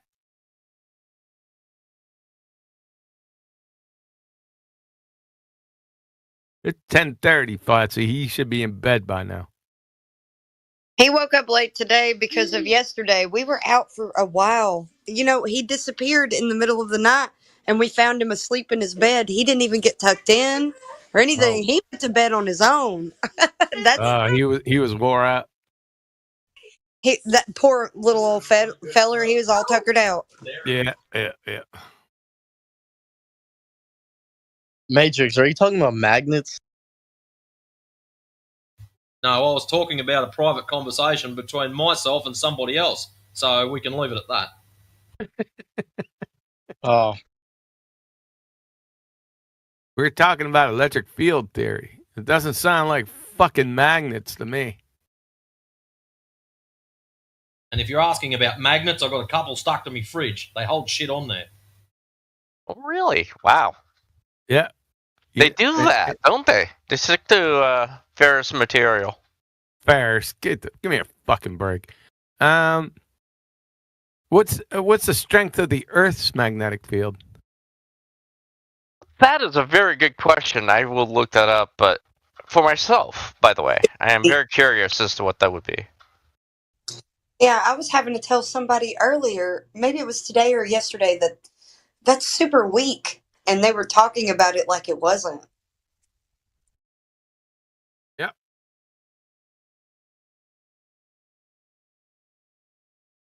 Oh, I remember. Well, what is extremely weak? It's Apocryphon. He was talking about it like it was something substantial, and I was like, the magnetic field is super weak. What are you talking about? No, you shouldn't say that. You should just ask him how strong it is. Yeah. Where does it come from? That's another good damn question. The Earth's core. The Earth's core. Oh, give me a break. What the heck? Well, then the Earth's core must be pretty fucking weak. Measured in Gauss, I know that much. Yeah, it's measured in Gauss. There's other units of measure, but okay. How much Gauss? It says 0.25 to 0.65. Yep, that's correct. Guess the strength of your refrigerator magnet. A lot stronger? 200 Gauss. What? Yeah. Yeah. I like a refrigerator magnet is it 100? It may be 100 Gauss. It's 0.5, so it's 200 times stronger. Your refrigerator magnet than the Earth's magnetic field. How about those geodesic magnets, bullshit. by the way? At the service. It's not bullshit. I got it from National Mag. No. I'm not saying you're bullshit. I'm saying that the magnetic field thing. Like not. No. Okay, you're misunderstanding me. I mean, like that sounds bullshit. That the Earth's core be that weak, or the magnetic field, or whatever. Or the I'm not service. saying you're wrong. Oh, I'm not wrong. I got it from National Mag Lab. 1 second, I'll grab it. Well, I believe you. I'm just saying I think that's crazy. It's that weak. I'm saying that our compasses don't point to the insides of the Earth. They point north, like a geographical location too. So whatever is the source of it, that's a good question. Who knows? It would have to, or a compass wouldn't work. If you ever held a compass, you know what I'm talking about. All right, let's see here. It's right here. Yep, there it is. Hold on. Yep. Refrigerator magnet strength is 100 Gauss. From National Mag Lab, the Earth's magnetic field at its surface is a half a Gauss, 0.5 Gauss. Yep, there we go. 1 second. And somehow it does deflect most of the radiation from the sun away from us. Yeah, sure. And Penelope Pitstop was Bruce Lee's grandfather. Yes, I did unmute to laugh. Platter said she was. There you go. It's at 31 minutes after the hour.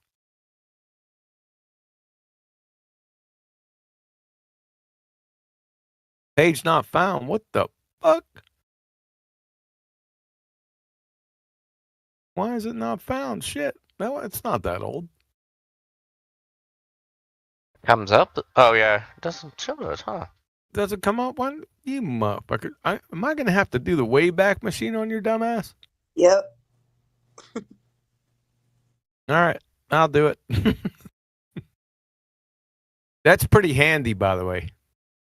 Yeah, I know. Yes. We get corrupted a lot, but they're still there. It's just Well, it's not that I'm not saying that there's any impropriety here. Some journals, magazines, universities, they will just take down their stuff and rebrand it under a new link. Penn State is fucking. They do that shit all the time. I got tired of chasing their shit down. They say the link's not fine. I just say fuck off. I'm tired of chasing their shit down. Let's go Wayback Machine. I'll do it with National Mag Lab and see what it does. Oh, I don't want to do it that way, though. Let me get the link. That's what I need. There we go. Let's see what it does. This is exciting. All right. No, I'm riveted. Love that word. All right. I did went to Wayback Machine. I did post the link. Oh, you already posted the link? Look at that. Yeah. He's quick. Thanks.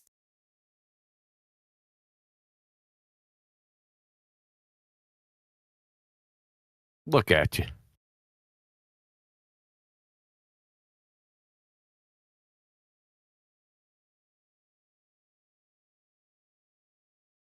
Thank you very much. Anytime.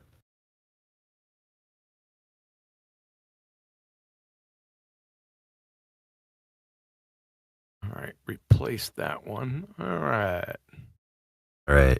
On a scale of 1 to Elijah, how good is this microphone? 1 to Elijah. That's fucking hilarious. Supercalifragilisticexpialidocious. That shit's 100, man. That's good. It's 100, Elijah.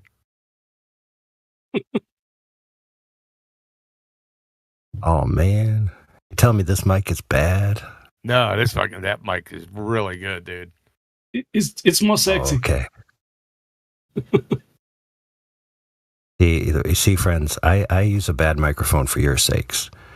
See, if I talk too much, you all turn gay. So for your benefit, I keep my voice hidden. You all turn gay. Do you want to take the test? Hold on, I'll give you the clip. When you listen to this clip, no test. I know, but you got to hear this clip though. It's hilarious. Got 1 second. He already I'll failed one gay test.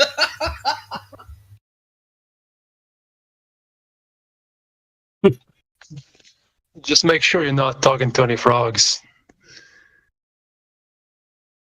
Where is Matthew? Matthew just logged in and then went out. Matthew never learns.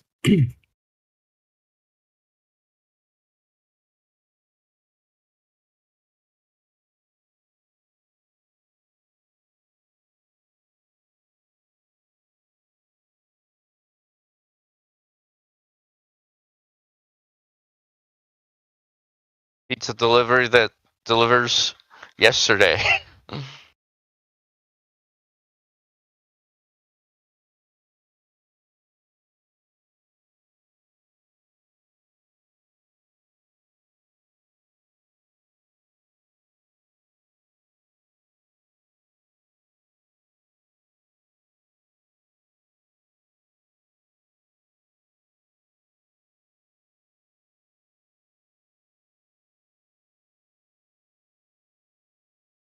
By the way, fun thing, time travel really doesn't work the way people think if we are moving through the universe the way it is stated.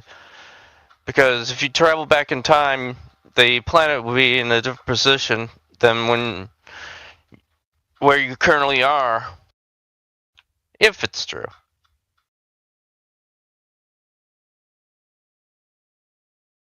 I mean, technically, since space and time are the same thing, you'd also be traveling back in space, but... True. What? That's the only reason I said that. I hadn't heard QE say anything in like 3 minutes. So, I knew that fucking piss him off. back in space, fucking time and shit. Fuck off.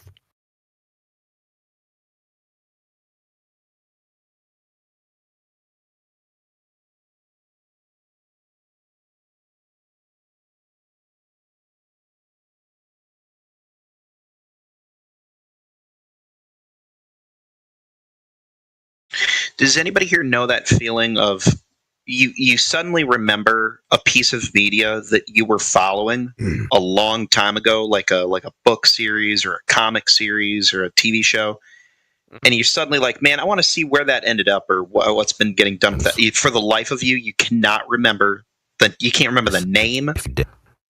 You can't remember I cannot remember any of the details about this thing. I'm trying to look it up.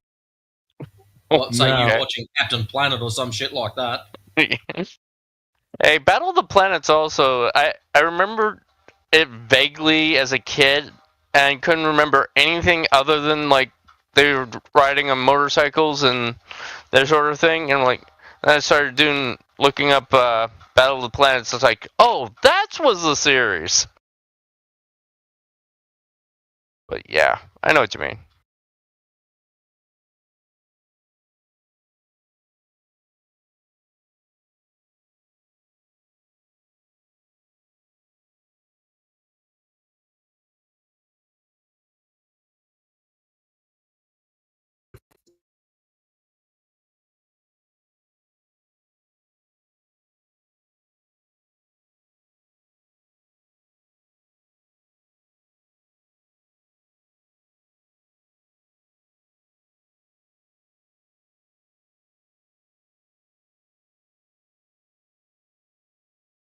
All right, who to the? You're all scared.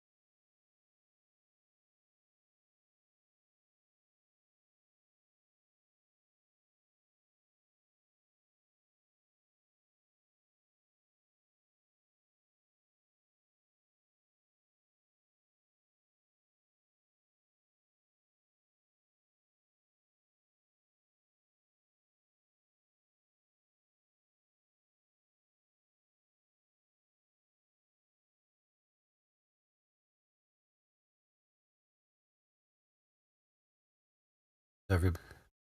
Yeah, how was that? I left.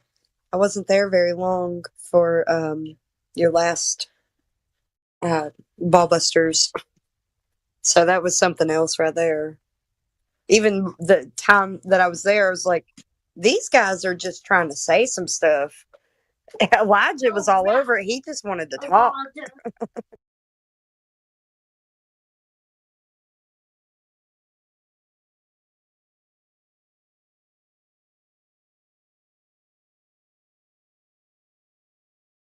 Where is Elijah? Why isn't he here?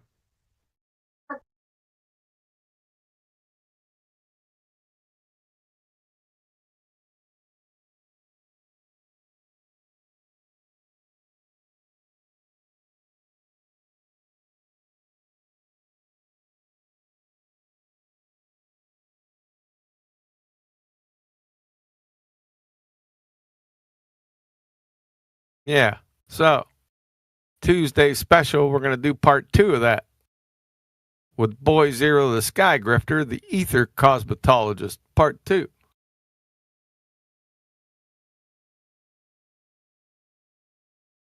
The first half was a total train wreck. Not your show, just yeah, I first understand. half. Yeah, I got you.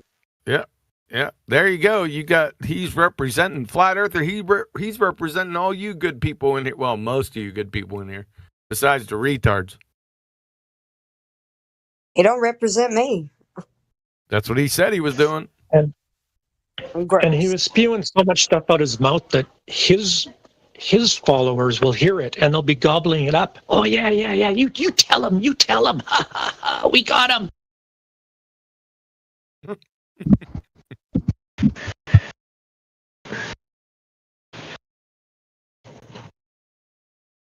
When I start watching the episode before your show, and after the first 10 minutes, I said, okay, now I think he learned from Nathan, and he will say, I don't care about all that things that you said. The Earth is measured flat, and I was so disappointed. The last 1 hour, it was a disaster. Man. so easy. Just go to the basics. He went all that round and round and round for nothing. Shame. I do hear every month's Flat Earth meeting, and some of them, they actually like him a lot, unfortunately.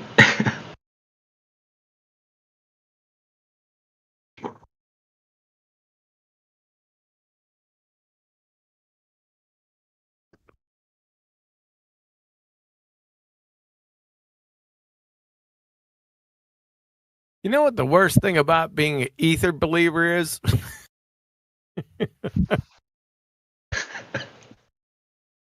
Tell me. Do please tell. Telling your dad you're gay. What the heck, dude? There you go. I was hoping that you had something profound to say.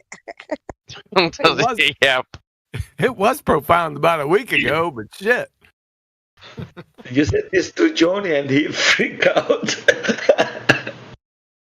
If InfoWars invited you to a live interview, yes, I'd do it. Shit, yeah.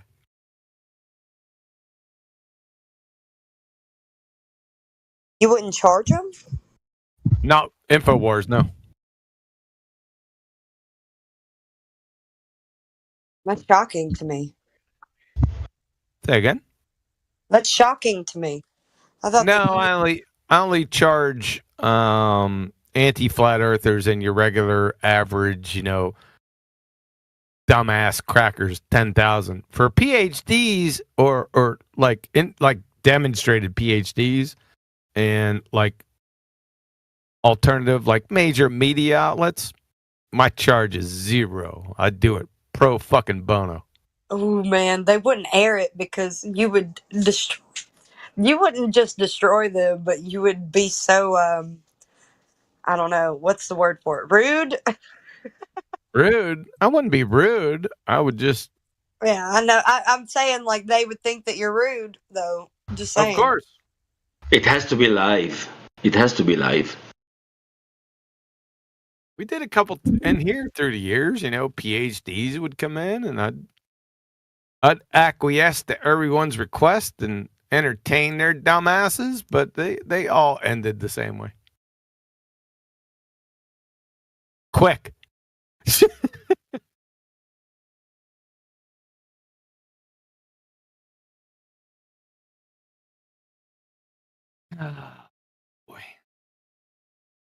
I bet they did because you spare no one.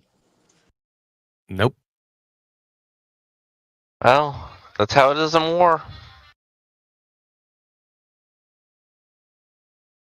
You just shot an unarmed man. Well, they should have armed themselves. Exactly. Yeah, you showed them that you had your pistol well before the shootout. Maybe they should stop bringing knives to gunfights. You're exactly right. Drace is exactly right. Yeah, I offer them their due respect. And get right down to business. In fact, it's much, much easier with somebody that's educated to compromise them. Much, much easier.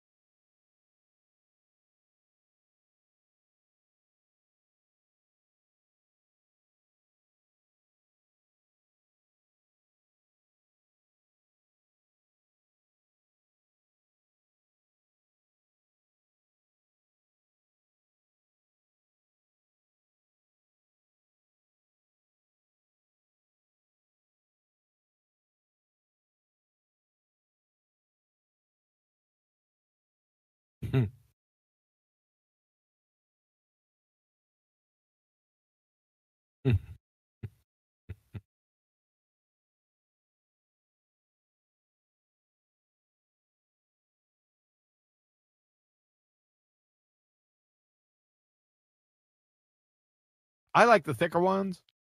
I don't like the thin ones because those are too flaky for me. So I like the thicker ones.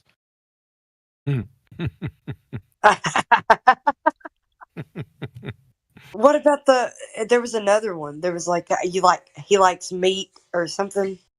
I want beef. Beef. Where's the beef? Indio said half of Florida is fucking fat. Drace, you're precious. You just captured such great moments. Thank you. All right, Flatsy, you ready to take the test? Oh shit! What test is it?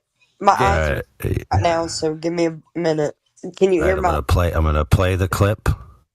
Go ahead. I'll be recording your responses via an EKG via telepathy. Okay, go ahead. Would you agree with my definition of a triangle?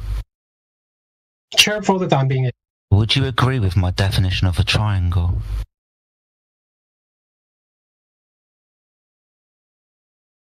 Well, what is it? I need to know the definition of the triangle that I have to agree with. Right, Flatsy is not gay and Kiwi is not gay. The rest of you are gay.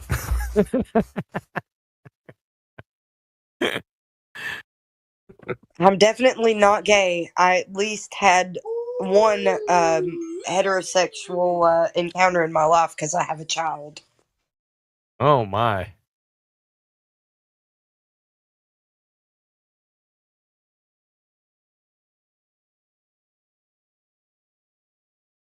Oh my! That was Jedi. That was Jedi trying to seduce a Glober. I was just saying, like, I have a child that I had him. He's mine.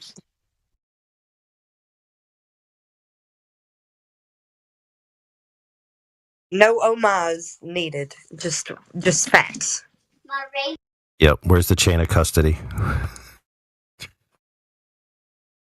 Unfortunately, he looks nothing like me. The only thing he got from me is a dimple, because I have a dimple in my cheek, and he looks exactly like his daddy, 100%. Except for the red hair. The red hair was an anomaly. Then how do we know the daddy didn't have him? Because he doesn't have a uterus. That's a claim. That's a fact. Have you checked? Yes. At least once. Honey, what are these stitches on my stomach? Hey, just checking.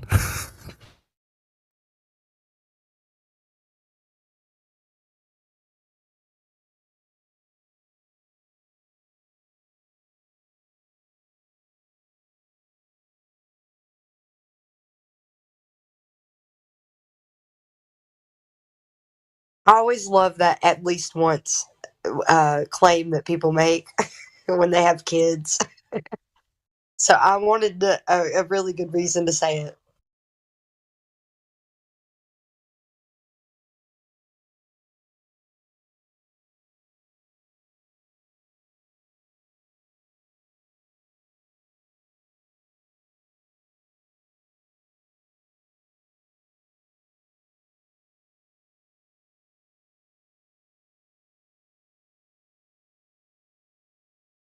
When's your next episode going live, QE?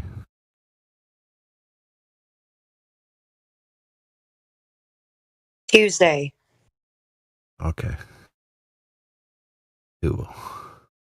Unless he decides to do a treatment tomorrow. But that won't be with a panel. Okay, here's yeah. Hey, we miss you on there. We need somebody else that drones on and talks a bunch. Huh? I don't drone on. I'm just kidding. It was really more of a slight towards everyone else that's on the panel usually.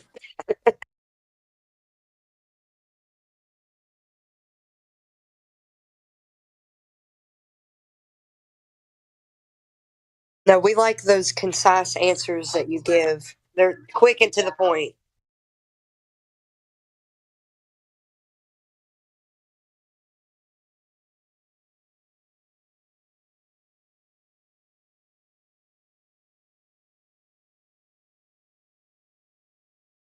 Like I was telling QE a good financial model for his channel is to offer people when they pay a certain amount of a super chat that they'll make Brian or Adam be quiet for 10 minutes.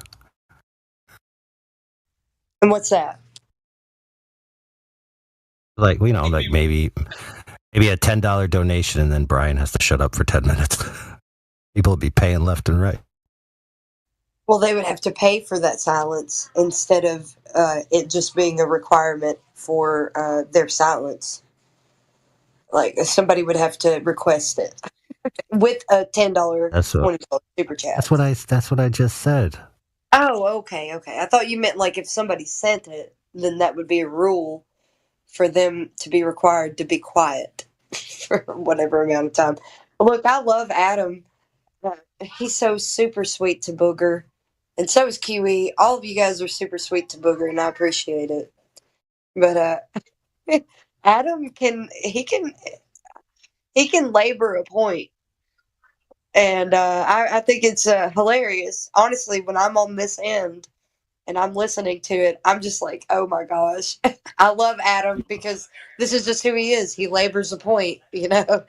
But I'll call him out if QE asks him to take him all home or whatever at the end of the show. I'll be like, Adam will take the scenic route home, so you better be careful of him to take it home. You gave me a good idea. You gave me a good idea for a super chat. So I'm gonna super chat. Hey, do you need a C-section? Because you've been laboring that point for hours. That's actually a really good idea, AI. If he does that for all of the panel, he could get quite a bit of money just from the Globers who don't want to hear them talk.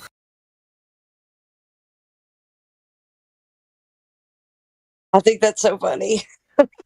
Yeah, plus Brian or Adam could secretly get a sock account and pay as the sock account to shut the other guy up so that they could talk. Those some bitches are on my last nerve. No, they are. QE. Yeah. I think it's when I have my outburst, I'm here simmering for like 15, 20 minutes.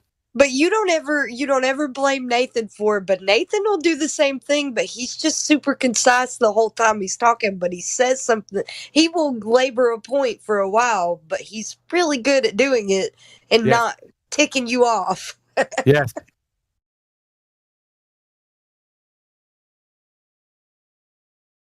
Yeah, some of Nathan's fucking rehashing of how the conversation went. He's about to get on my last fucking nerve with that shit. Yes, exactly, because that's what he'll do. He'll labor a point that somebody else is making because he'll just go in and he'll just restate it for them. He thinks he's doing them a favor by restating it. And he'll do it like 3-4 times in a row. That once he gets about the second or third time up, right, ready to wring his fucking neck. I love them to death. I really do. But they do it. I don't know if they're doing it on purpose or if they're doing it to annoy you or if they just don't know that they're doing it and they just, whatever. I don't know. Even after I tell them, don't fucking monologue. Try to be concise. You know, I want to hear what you have to say, but I don't want to hear fucking diatribe monologues. Oh, says who? God. Says who, when he came in, he gave them such a good example of how to come in and say what your point is and really drive the point home really quickly. And then all of you could take an example from him, but you didn't list Nathan. You listed like Brian, Adam. I was like, you should have said Nathan too. What the heck? I'm kind of partial to Nathan. I know, but he could use the criticism too. He loves it. I'm sure he loves it. He could use some admonishment. He's been stepping out on the fucking out on the the plank with a couple things. QE, you need to not paraphrase or repeat what the fuck? Yes, I've heard him a little bit, not too much because No, you didn't hear him yesterday, but you need to listen to the whole show. In the beginning, he said, did you hear it? whole show actually. I listened to a lot of it even after I left. I listened to a lot of it then, and I listened to a lot of it right after you took a break to go because he. No. You need to listen to the beginning. I did listen to the beginning. Yeah. I went today and I listened in because I missed it. Yeah. I felt so bad. Oh no, you're good. But that's why today I took time out of my day today to go back and listen to what I missed. And I listened to when I came in, and so I could hear Booger chime in. It was so cute. You guys don't get to hear what I hear. I hear the cutest parts because he'll say super chat and he'll hit some high notes, but it doesn't register on like three. Yeah, so I really hate it for you guys because you miss what I get to experience in real life. Nah, we can pretty much get it.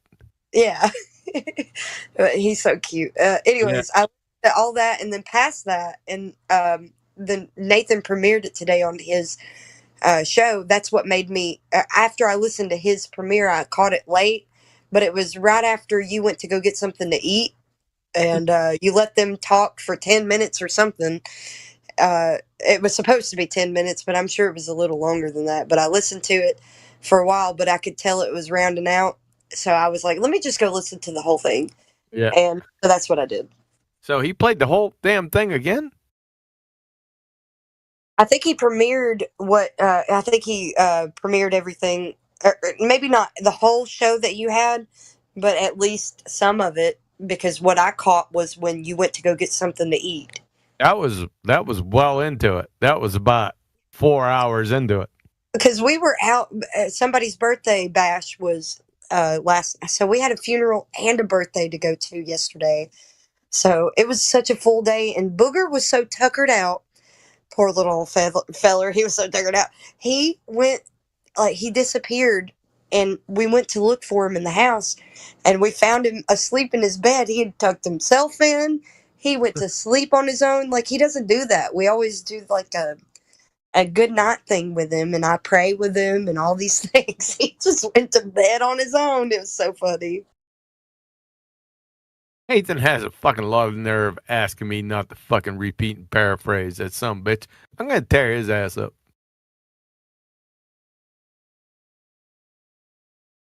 I know what you mean now. You have a like-minded sentiment if you look in the chat there. Yeah, I see it. Yeah. I remember what you're saying now because he was like, before you started the stream, he was like, don't say these things. Don't speak it right after. And paraphrase it in your own words. Yeah, because he wanted to make it shorter. And then Brian took up, he was so funny. He was like, don't listen to Nathan. And then he was telling people not to listen to other people, their critiques. That was hilarious. Yeah, it was pretty funny. Yeah. Fucking Nathan, he's doing that because he thinks it'll make it shorter. When I got Brian, Nathan, his dumbass, and fucking Adam, like my little things, I usually speak it. I'm usually very concise and move shit forward and quick. Right? Yeah, yes, quick. Yeah, super quick. Yeah, but now, and he said, and I was about to tell him, I was going to say, well, we got Adam and Brian here. What the fuck? That ain't gonna make it a slight dent. Yeah, Adam likes to respond with a novel. Exactly. That's what I hate it when he does. I hate it when he does this sort of thing. Oh, whoa, wait. I'll kill that motherfucker. Yeah. I want to kill him. I got another super chat idea. What? 80 words a minute is for typing, not speaking.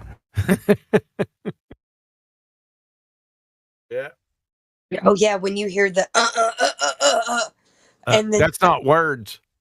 yeah, and they're just and you're like, dude, just say halt or something like. But they still they do it a lot. They really do. Betty has a phrase for it. She calls it Tweety birds.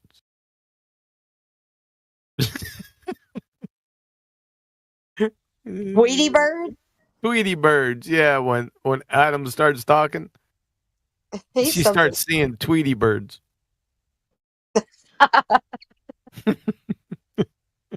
I only sometimes get annoyed because I really do love them. They're great. And Yeah, they are. But when they start drinking, yeah. Oh yeah, well that too, but I'm just saying like you gotta stop doing that every single time you press play. Like you don't even get 2 seconds in and they're already stopping you. Like, can they just wait a second? yeah. You got to know Tweety Bird to know how funny that is. It's the freaking. Yeah, he's the most stuttering person in the realm. On the plane in the cartoon universe. They're cool though because I like them. It's a nice mix. And sometimes the things that they'll say is so profound and needed. Yeah. But I do love them to death. I do. There'll be moments of short, concise brilliance, followed up by long-winded horse shit that we went over. And if they repeat themselves in the same fucking thought 4 times, I'm about ready to strangle them. You put a hit out on them. You make me laugh.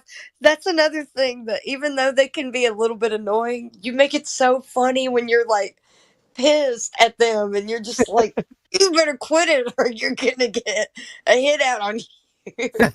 I'm gonna take a contract out on your dumb ass. Here in Alabama, it's so funny where I live. There's a famous stump where you can leave $100 or moonshine and a name, and that person's gone. He'll disappear. She'll disappear. I like the shit out of that idea. It's a tree stump here in Jasper. Well, that's what Adam is. He's a stump.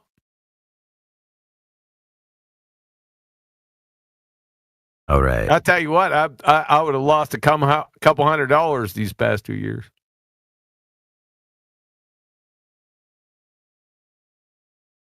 It's really an old tale, but some people keep it alive because they say it still exists and that it can. I don't know. I would never do that. So.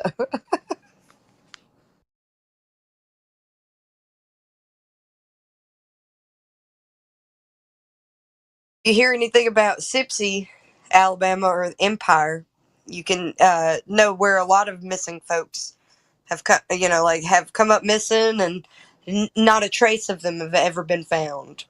So a lot of missing people, missing persons, are from right in the area where I'm from.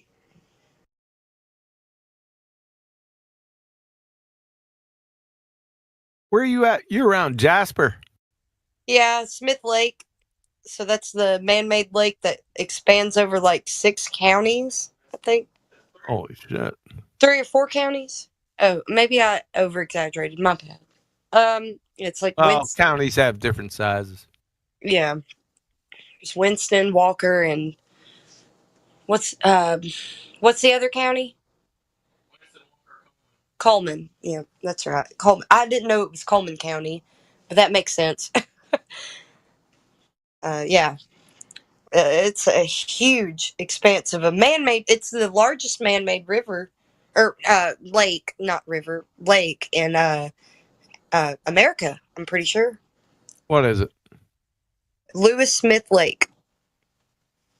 Smith Lake. Yeah, I know where that. Let's call it Smith Lake, but it's Lewis Smith Lake. I've been down your way. I was in Birmingham. Of course, it's close enough.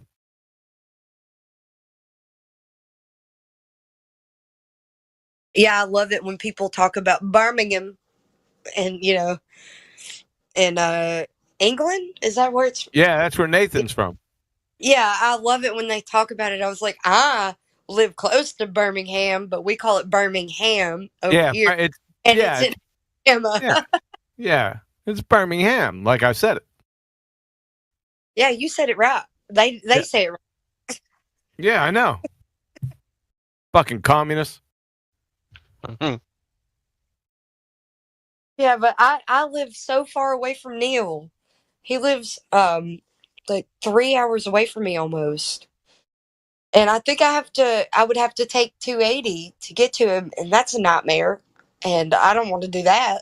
Where does he live in the south? Maybe I'm wrong. I might have to take a 59 to. Where at in the state does he close live up? Where the north, south, east, west? Do you get the picture? Yeah, so you'd have to take 280 to get to him. And that's Where north, south, east? For fuck's sake! I don't know. Where's 280? North, south, what? Sorry. Sterling. 280. Is that north, south, east, west, whatever? He lives in Sterling. Goes east. No, that's my husband's name. Goes east from East.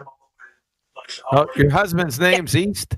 No, 280 is east from Birmingham. You have to go all the way down to get to that area near Auburn to get to Neil. Oh, he lives in. Oh, he lives near Auburn. Got it. Right. I was trying to get that like context for you because I don't know. My husband works down 280 every day. He has to leave the house at 4 o'clock in the morning almost. Oh so. shit! Yeah, that's quite. The Auburn would be quite a distance away from me. You guys mentioned the podcast. He doesn't work in Auburn. He just works down 280, which is what you would have to take all the way down 280. 280 is already a nightmare to Wilsonville where he works. So you would have to go past that to go all the way to where Neil lives. And 280 is already a nightmare. It doesn't matter where you are on 280. It's a nightmare. You already said that twice. We don't give a shit about how far you have to go down to 280. I can't exaggerate it enough. So Neil lives close to. He's close to Georgia. Yeah, he's closer to Georgia. Yeah, he's closer to Georgia than he is us, actually. That's what my husband said. I've been in Columbus a number of times. Yeah, my husband's name is Sterling, like the silver. Oh, I thought you were going to say it was Columbus. But my son's name is also Sterling, like after his daddy. He's got his whole name with a junior tacked on. Oh, how far is Neil from Savannah? Savannah? From Savannah? He'd be a good way from Savannah. Yeah, I think he's a good way from that. He's just closer to Auburn. Which Savannah's on the other fucking side of the state. Yeah, but Auburn's pretty close to the Georgia state line. So that's what I'm saying. Alabama, it's still right there on the. He's almost 3 hours from us, but it's almost an hour. Where? Savannah's 3 hours away or Auburn? No, us. We're 3 hours away from where he lives, but he's an hour from Georgia. So I would say, let me just look it up. No, yeah, that makes sense. He's about an hour or so away from you, but 3 hours. Fucking Columbus is on one side of the state. You crayon muncher, whoever said that. And Savannah is completely on the other side. Opelika. But Savannah doesn't even matter. Why do we care about that? I don't know. Some idiot brought it up. I think it was AI. Yeah. That's where I was stationed, and that's where Meemore lives. Savannah, you were at Fort Stewart. Correct. 4.5 hours from us. Fort fucking Alligator Stewart. He's further away from Savannah than he is from us, but yeah. By hour. I knew as soon as he's Savannah, some bitch. I knew he was over at Fort Stewart. Did they change that name? No. Well, technically, Stewart is in Hinesville, and the airfield is in Savannah. Right, I got you. Yeah, I knew that. I'd never been there, but I knew where fucking Fort Stewart. Yeah. Yeah. But the reservation, like the whole, territory of Stewart, goes almost all the way out to Savannah in the back. Really? Yeah. Fucking communist. Alabama's the only place that almost had, or well, not almost had, but did have someone that is a flat earther running for governor here. I'm sure that worked out well for him. No, he got destroyed.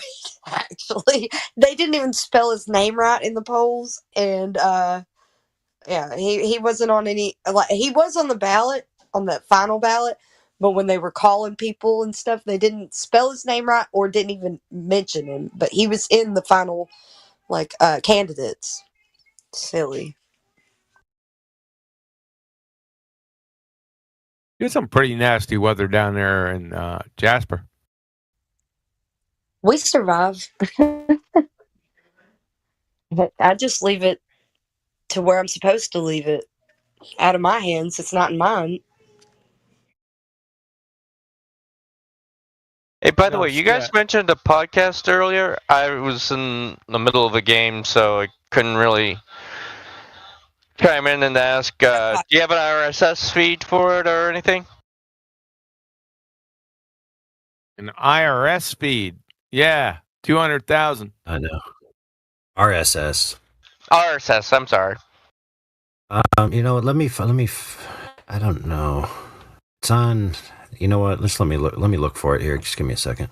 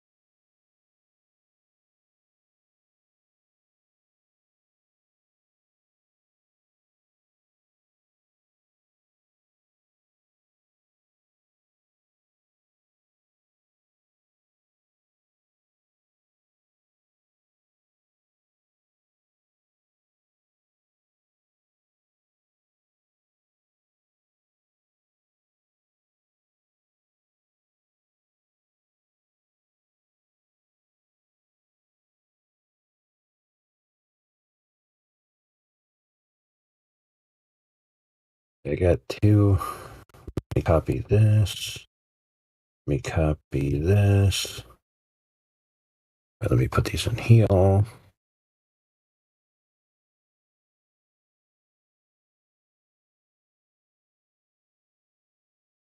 that's the wrong thing to copy. Hold on a second.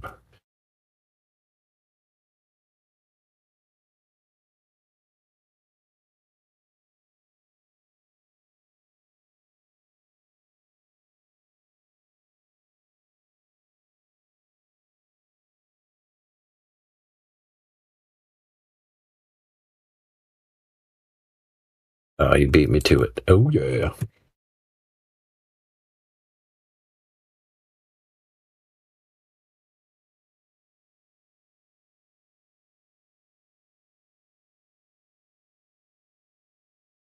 All right, there you go, friend. It's in there. Thank you much. The one that Indio posted and the other one is on a different platform, but I'm pretty sure it's the same content. We also have a wiki with over 100 observations demonstrating that the Earth is flat.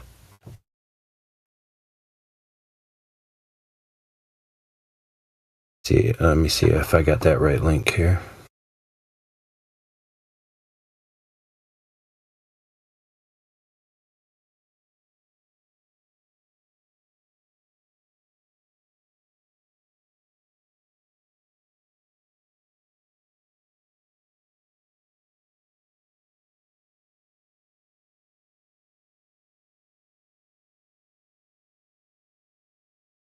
Follow this link just to make sure here.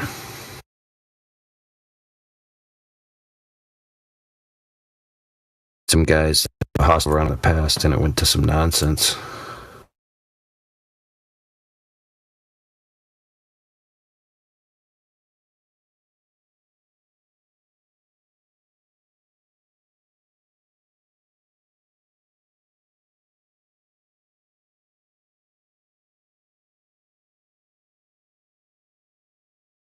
All right, yeah, that's a good link now.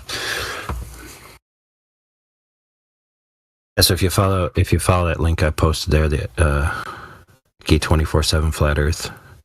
Yeah, I followed it and I bookmarked it. Thank you much, guys. Cool. Yeah, and you can see that it's like the information is kind of laid out in a easy to reference way. Cool. Oh, you have a whole wiki. Nice. Yep.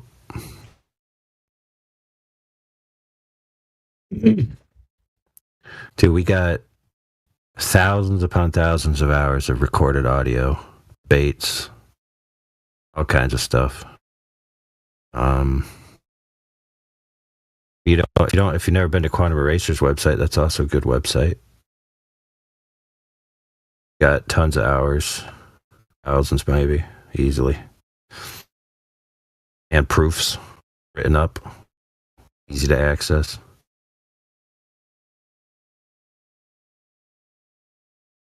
Oh man, what is that? Dang it. No. Dude, what's the name of your website?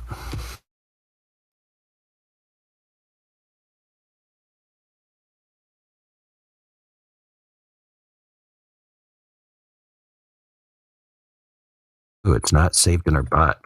Really an oversight.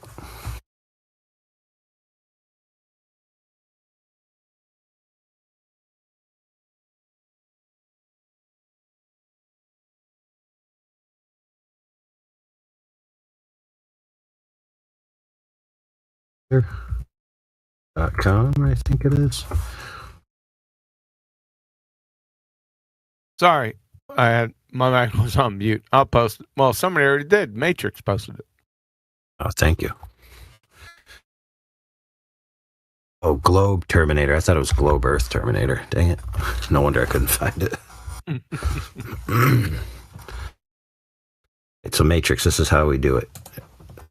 So what we do is we take here Globe Earth Terminator. And we go add QE.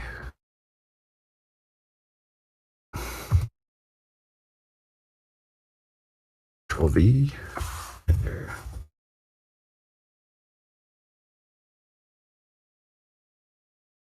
This spam. Yeah, terminating the globe one pretender clown at a time. that put that in there about 4 years ago. Too funny. I put a capital. My bad. Delete.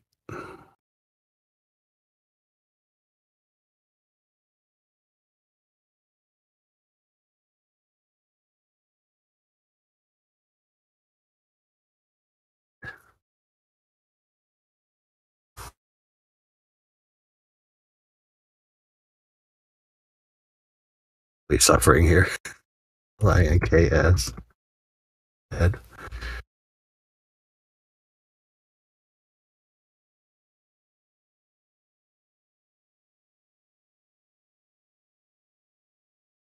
And I'm gonna punch this machine. AI just added it. You're being redundant. Oh, what? My bad. I was wondering what the heck's going on here. Yeah, I saw you try to trigger it, and then I just added it once I got the link. Huey, what episode is Fed on right now? Do you know off the top of your head? So, oh shit! I have no idea. Aren't they approaching 500 or something? 500? No, way more than that. They're up. They already did 2,000, man. Fuck, man. Because when you guys are over in the politics server on Friday, I didn't get a chance. I was gonna tell Nathan he should do like he's got so much stuff, man. Yep. He doesn't know you. He stopped you in your tracks. He doesn't know. No, it's fine. I'm not. I don't take it. You're all over it, man. So I just took the reins. Yeah, I mean, I don't get like offended by that shit. I know you don't, but I was just saying he doesn't know who you are. Yeah, I know he doesn't. Kind of weird. He doesn't recognize my voice. I've talked to him like 30 times. He still don't recognize my voice. No, he doesn't. But I mean, he has to. I understand he has to keep control of what's going on, especially when he's doing a live show. Sure. He does have control issues though. I mean, he has to make a quality product. But sure. God, I want him to do a show like the dumbest things Globers have ever said on his show. But like he'd have to go back and find the audio because there's just some classics. Oh, there's some stupid airing shit. it. I've tried to how would you say document them for posterity's sake. So I put it wasn't just on his show. A lot of them were, but the 60 or 80 dumbest thing Baltards ever said. Every now and again, I'll do a show on that. I That remember would be a one good show to they were saying- broadcast. remember that drunk Australian From the guy that used to politics. come on? Yeah, what was his fucking name? I don't know. Don Treader. No, not him. I No, think he was it was him. As a No, yeah, he's a dumb fuck, but I'm not talking about the different one. Could have been Daza, maybe. Yeah, that's what I just said. You If said that's Don the same Treader. thing as Don Treader. He is a fucking drunk helicopter pilot from Australia. okay. Maybe Indio was thinking of Don, which is kind of like a He was softer. the guy spoken that said, Nathan said to him, if you have a wall 10 feet away from you, how big is it? Yeah. 10 feet. And he's like, if I move it a mile away from you, how big is it? Yeah. 10 feet or something. He said something so dumb, man. I was like, my God, man. You can't blame that on the Yeah. alcohol. I don't know if that was Don Treader or not, but I remember that.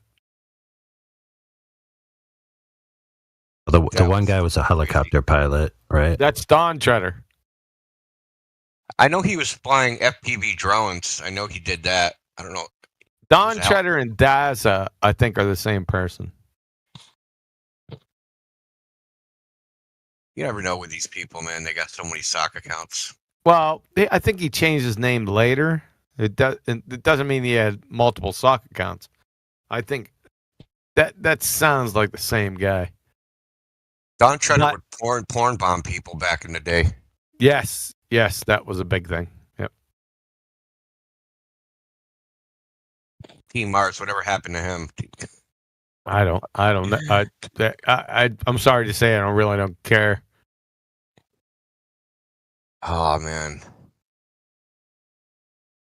it's like a circus, man. It's kind of funny to me. Yeah, it's a circus. They just respawn though. Doesn't matter.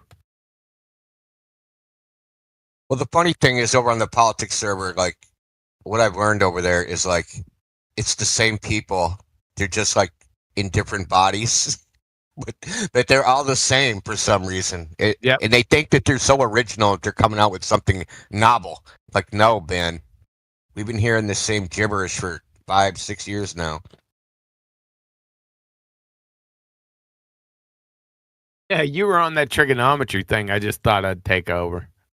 I figured Nathan would listen to me, especially when I said, "You want to have some fun?" Yeah, that trigonometry kid didn't even know any trigonometry. Dude, it's like you ever seen Kill Bill? Yes, but And she asked him, like, why do they call themselves the 88 Dragons? And is there 88 of them? And he's like, no, they just thought it sounded cool. That's why he called himself Trigonometry Earther. It just sounded cool.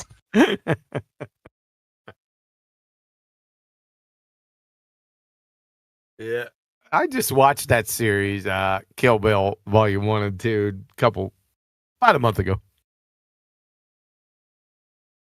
Yeah, I like it. Do you know why that scene is in black and white? Uma Thurman. That's a scene where she kills everybody. Do you know why they put that in black and white? It's because Apparently in colour. they couldn't get a rating if they had it in color. Oh, because of the blood? Yeah.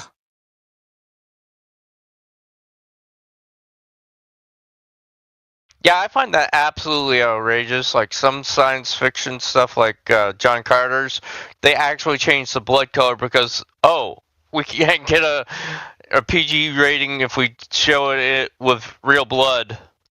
Mm. You know, blood colored, at least.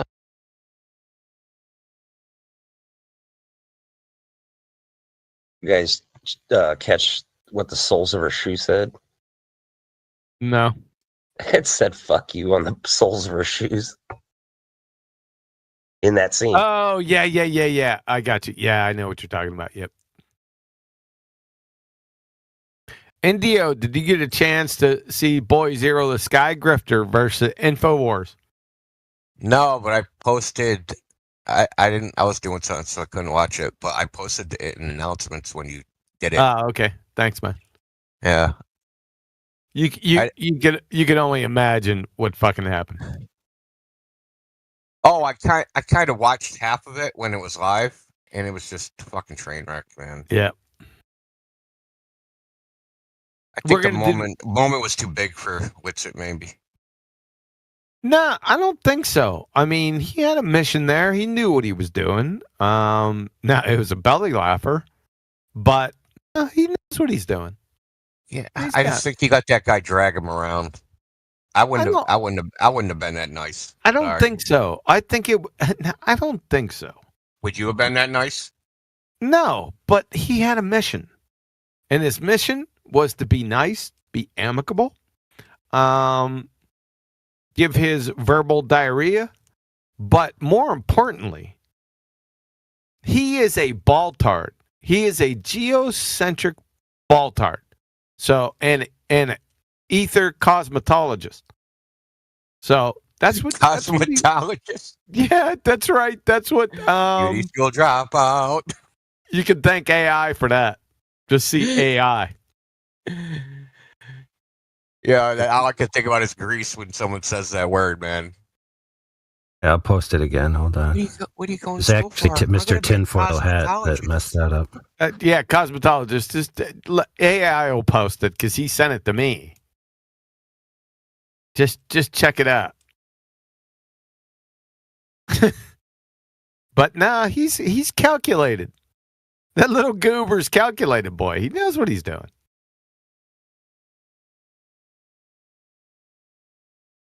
I just thought it was a poor showing. Yeah, well, to, the fog breathing public, yes. But he knows what he's doing. Yeah, he's got it. Yeah, he's representing you. Fuck no. What are you talking about? Hell no. I don't need a representative. Well, the second part of it, is going to be on Tuesday. So, I've noticed Gober's been doing this thing. Well, like some flat earther will say some crazy shit, and you'll be like, "That dude ain't no flat earther," and they'll be like, "That's the no true Scotsman fallacy." Mm-hmm. So, but you say the dude's a flat earther, and he said Earth's a globe, right? They tried to say, listen, dude even tried to pull this on saying Bev was a flat earther. And I'm like, Bev's not a flat earther. And he's like, that's no true Scotsman fallacy. I'm like, Bev says he's not a flat earther. So, like, what the fuck, bro? Like, he says flat doesn't even exist. He says he's not Scottish. The dude denies that the word, that flat, exists at all. So how can he be a flat earther? Yeah, Bev's a tard. I don't even put up with him anymore. Dude, just like trying to get him to define terms. Like when you say there's no flat earth, what do you mean by flat? And he just like repeats, he defines flat by flat. Yeah. Oh. What did he say the other day? Fallacious modus tollens? I said, okay, I've had about enough of him.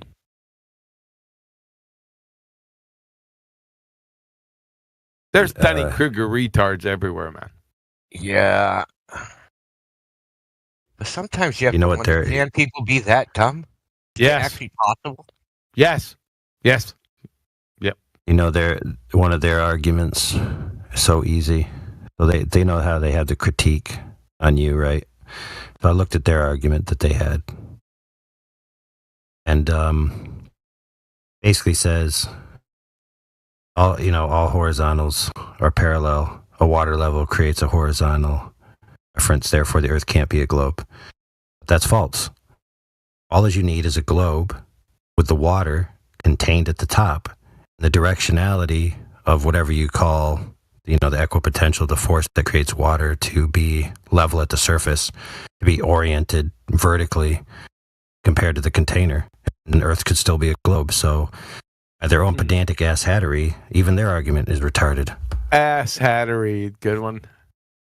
Indio, did you see Arden's post from Flat Earth? Yeah, I just saw that. That's where I got it from. What?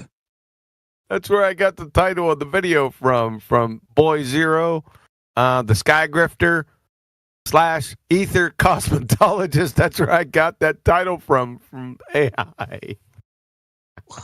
Why would you go on a platform called Tinfoil Hat? Jesus Christ. I mean, Of course if you want to be taken seriously, that's not the way. Of course, that's fucked up. They just miswrote it, right? But I don't think so. No, they did that on purpose. I didn't even catch it, right? AI sent it to me, I don't know, like 5 days ago. Something, I don't know. But I didn't catch it. I thought it was Ether Cosmologist, right? So I just copied and pasted it and put it in Skype. And then Adam looked at it and he goes, "What? Does he do space mascara?" I mean, he does have nice skin and he seems well kept. So, I mean, it makes sense. Oh, shit. Want to know one of the great mysteries of life? What? You say that somebody's well kept, right? But if they're unkept, you call them unkempt. What the heck is that? All I know is if I had a beard, there'd be like chicken in there and every other thing. Like,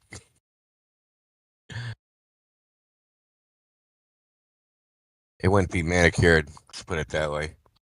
It kind of can't grow one. He did it. He had a breath mint. I know he did.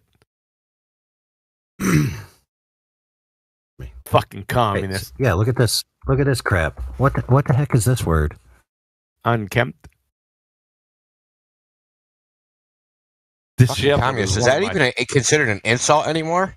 I don't know. You guys have to really appreciate the cosmetologist part. Yeah, I appreciated it a lot. Because how funny is that? Come on. I used disheveled many times. I celebrate it in my catalog.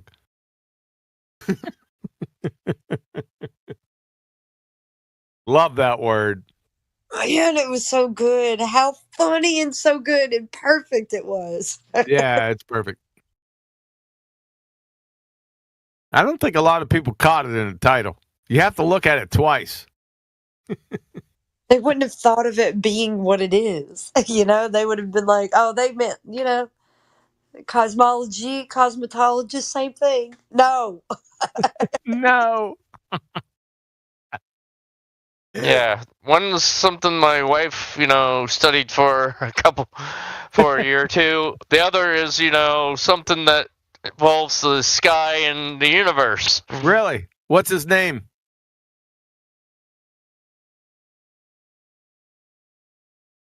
Oh, I know, man. But at any rate, yeah, it's cosmetology.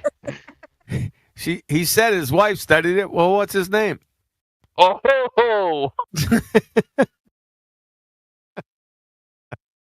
I get you. Don't worry, we don't judge. I'm kind of slow to understand. I'm a little bit soft in the haze. We know.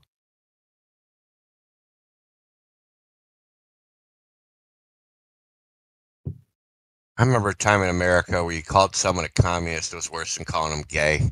You're pretty much, you basically telling saying, I want to fight you. Yeah, those are the good old days.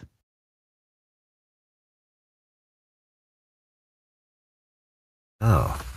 Hold I on. can remember when India racist meant something. test. Now it doesn't mean anything. Yeah, that's a good one, Rob. right. Criterion. That's pretty friggin' funny, dude. Now that Indio's here, we have to replay the test. Hold on. I heard the triangle. Oh, okay. He's cheating. Played for him fairly. anyway.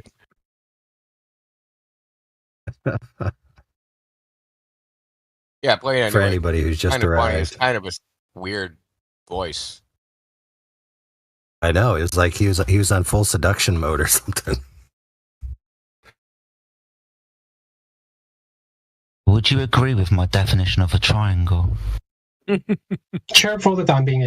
Would you agree with my definition of a triangle? Oh boy. Brody, yet obtrusive.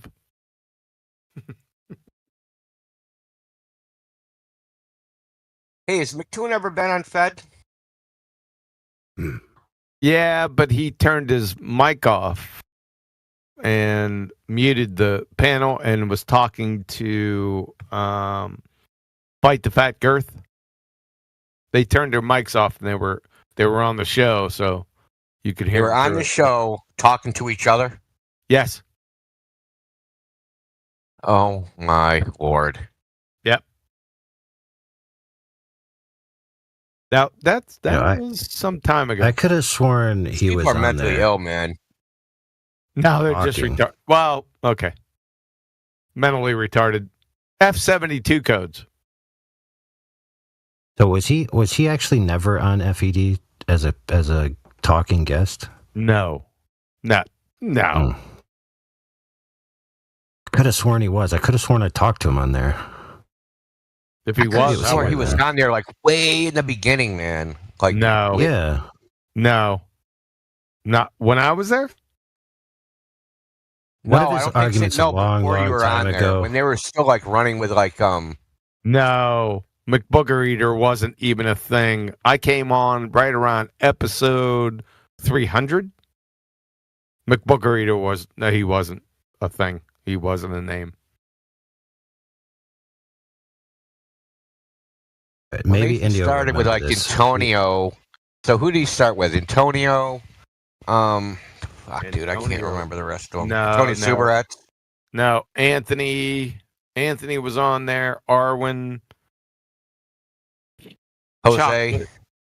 Jose. Well, Jose, I think, came a little bit later, but the original ones was Anthony, Chocolate, Arwen. Those. Yeah, I think that was the roster.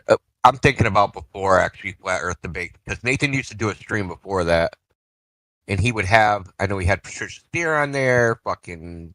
No, Anthony Booger Subaret. wasn't on then. I debated MC Toon in the old Discord, man. Like he was like Yeah. the second person I ever debated on this topic. Yeah, but The he first wasn't was in Negator.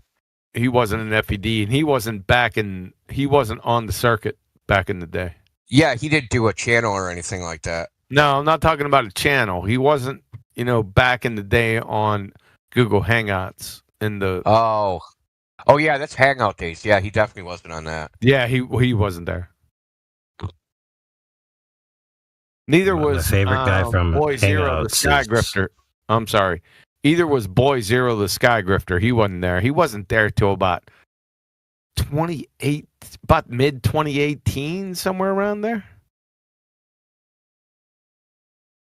I think Witsit showed up at the end of the old server, so he might not even have. Yeah, it might even been this server, somewhere in there, somewhere between the old server and this server. Yeah, he Which was is about 2018. He was a late arrival to because Globe Dumpsters promoted. Bob brought him on or some shit, but that was a few years after it all started. Well, you actually refreshed my memory. Witsit did have it. He already had a YouTube channel going. Yeah, really? Yeah, so he already had a Yeah, YouTube he channel did an going episode when he on our server. Yeah, when he even before he had a YouTube channel going before he even. I think he was engaged in this topic. I don't know what he did videos on. I couldn't tell you. I mean, I guess you could go on this YouTube channel and see if they. When still was that? exist. Like 2018 or something, 2019, somewhere in Yeah, there. that's what I'm saying. 2018 ish, somewhere around there. Yeah, then he did a couple streams out of there, and then he started. I think he debated on what was that other, the one with the Steve idiot, the freaking atheist. That debate that they all got in some gay love triangle and fought and. I have ended no that stuff. idea, dude. I It was out that of debate channel, not Modern Day Debates. It was like before that. They were all debating Modern on. Day Debates was recent activity. Yeah, so what was that guy's name? It was Steve. Oh, fuck, dude. Wasn't Stephen Christ? No, the guy, like one of the hosts. There was two hosts on it, and one of them guy's name was Steve, and then it kind of got big, and they were doing like a lot of flat Earth debates and like atheism versus God debates and dinosaur debates and basically what Modern Day Debates does right now, but they were doing it. I don't remember that at all. I can't remember. That's 2018-ish. Yeah. Dude, man, I'm really upset. I can't remember this thing's name. It's too bad you guys didn't have me around back then because I have an immaculate memory. Steve McRae, yes. Non sequitur. That was it. Kyle and Steve McRae. Northern Rebellion got it. He came on Steve McRae's show? Yeah, they were not that non sequitur show was running flat Earth debates, and I'm pretty sure Witsit was on that. I think he debated McToon on it. I don't remember that. That has to be 2019. Yeah. I'm saying it just like he started like with his own channel, then he started doing debates, then he ended up on Globebusters, and then then he started doing his own thing. Oh, you'd have loved it back in the day, Flatsy. I'm telling you, it was like the Wild Wild West. Fucking blood sport. Yeah, that's what it was. It was really cool. It was really cool. I would just jump on the internet 2016, and just all you'd have to do was type in flat Earth, and all the debates would show up. They weren't debates, all the hangouts, I should say, would show up. There'd be like 20, 25 of them. You could just go right in. It was, and then they'd snipe you and do all kind of shit, and then you just pop out of that one, pop in another one. It was every day, 24/7. Yeah, I bet.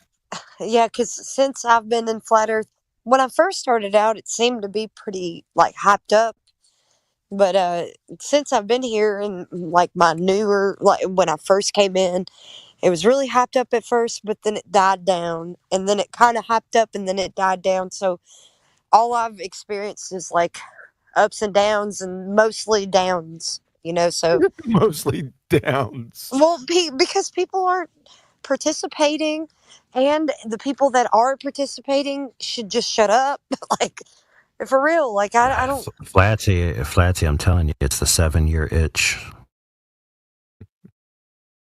Telling you. Sometimes I just wish that people that are on the flat Earth side would just shut up because they really shouldn't be talking. Yeah, no shit. Shout out to AI Arden.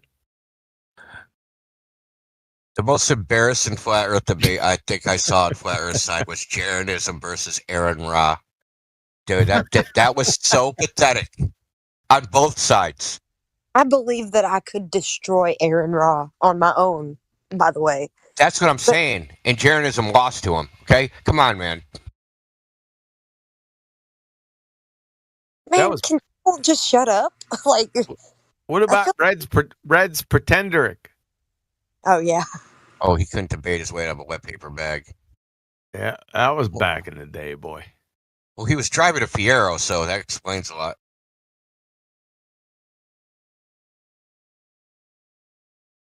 How do you know that? Because he used to brag about owning a Fiero and to put pictures on his channel of a Fiero. Like, bro, man, he used to brag about a Ferrari, not a Fiero. Was he exchanging pics with Professor Phil? Well, I brag about my Toyota Corolla because my Toyota Corolla has been with me since I was like 15, 16, and I'm 32 now. Whoa.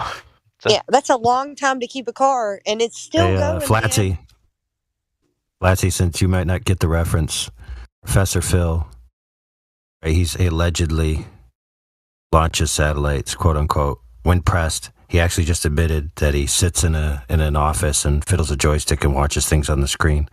However, when debating with Indio, his primary argument was, I drive a Mercedes. Yeah, I remember that. That's Dude, his Mercedes is old as shit too. Like, bro, you got to have a junkyard. Oh, you guys, I just remembered the rest of the come out- story, man. He didn't come out till like 2018-ish either. Well, he likes to end up in my DMs, so Professor Phil can go F off. If you're listening, buddy, stop DMing me. Oh, just see the Numpty want clips. It's the end of Phil Belland. The rest of the story, He's like, Flatsy, why I'll are you tell you. lying about I the want to hear black? the rest of the story. He's like, why are you lying about the black swan? What about this picture, which is also a black swan? And I'm like, this dude is desperate if he's in my DMs telling me this. Like, just stop. So he created a Discord. And the idea of the Discord is a resource for quote unquote going back to the moon, a think tank of intelligentsia, come up with the ideas of the technology that they're going to need to not only go back to the moon, but to stay on the moon for an extended duration. So one of the tasks that he wanted to crowdsource, like mind source a bunch of people on Discord, mind you, is how are you going to store the fuel? Like what container you're going to store fuel in that you can reuse, but is lightweight to bring there? So think about it. He's supposed to be working for space agency, recruiting intelligentsia to come up with the solving of these problems on Discord. Now, if you could put two and two together rather quickly, doesn't that sound like they're just role playing? Yes, but also that's a good point too to bring up is that by now there should be some sort of lunar landing with duration and not just like a quick trip there and a quick trip back. So he just brought mine to another argument that we can use for their stupid paradigm. Right. So, Flatsy, I solved this problem for him in less than 5 seconds. I gave him the answer. I didn't even have to join his Discord. That was. So the answer is a fabric container and cables, steel cables. So you bring the cables rolled, whatever they're made out of, maybe something lighter than steel, and you bring the fabric, right? Then you fill it up, and the cables keep it from blowing past the pressure point. How hard was that? And this guy supposedly works for space agencies launching satellites. Now, mind you, the space agency he claimed to work for, they crashed their thing. So his greatest accomplishment is crashing something. Hooray. SpaceX? No, Chandrayaan 4, I think. The Indian space agency. No, so when you're like India and you can't afford a real dude, you hire Professor Phil. It's funny. He's teaching at a prep school in Malaysia, to the best of my knowledge. Anyway, he calls himself professor. He's teaching like freaking pre-high school teenagers. Anyway, I found out where Bob the science guy skanked off to 2 days ago. That dude's on TikTok, stalking freaking flat Earth live streams like a psychopath. All of these anti-flat earthers are psychopaths. Like, don't you have something better to do than to talk to flat earthers that are just talking about flat Earth? Yeah, that's all we're doing, and you want to come in and disrupt that. Dude, all these guys have been wrecked so many times. It's like, I think it's like some weird form of narcissism. Like they're just trying to like get back at like they got wounded and now they have to get back at flat Earth or something, and they're But not they going to think give it's up equal. till they get a W. But Bro, they you're not going think to get a W in here. Go to TikTok. But they think it's equal. That the fact that they're there combating flat earthers is the same as flat earthers being on a live stream. And it's not the same. It's a very different. You have gone out of your way to go towards something that somebody else has learned and just completely disrupt that with anyone that they talk to.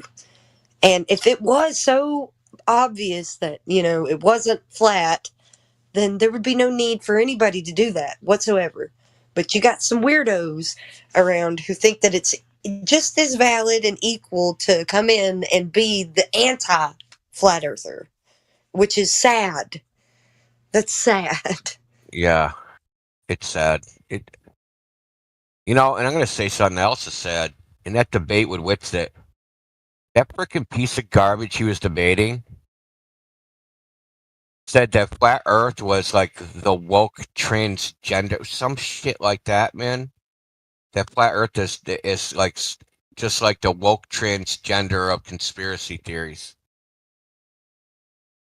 Said it's like the woke mind virus. That's what it is. Slapped the taste out of that dude's mouth, man. Yeah, that's not at all valid because Yeah, it's a low blow, man. It's a fucking yeah, low blow as far as I'm concerned. because we do not stand for that kind of thing at all. Well, not that we would just discriminate against it, but we're more along the lines of like we know No, how how wrong are you it- gonna? Well, let's see. How are you gonna equate it to sexual degeneracy? exactly Really? generate Come at all. on. It's more like getting you more on the straight and narrow path. Well, it implies that it's immoral what we're doing, right? That's a good point. Yeah, that's completely untrue though. Yeah, he's a piece of Just garbage, from man. my own experience, I would say, flat Earth wasn't my first like stop on my journey for truth, but once that it was there, it was so obvious because, it just, man, I went through a I don't whole. know if you saw that debate, Flatsy. Did you see I any of that debate? I did, but it aggravated me to no end that I couldn't finish it. I'm just gonna. So this guy's mask, you know how it is, right? He starts off by saying, I have nothing against flat earthers. There's people in my family that are flat earthers. I don't believe everything the government says.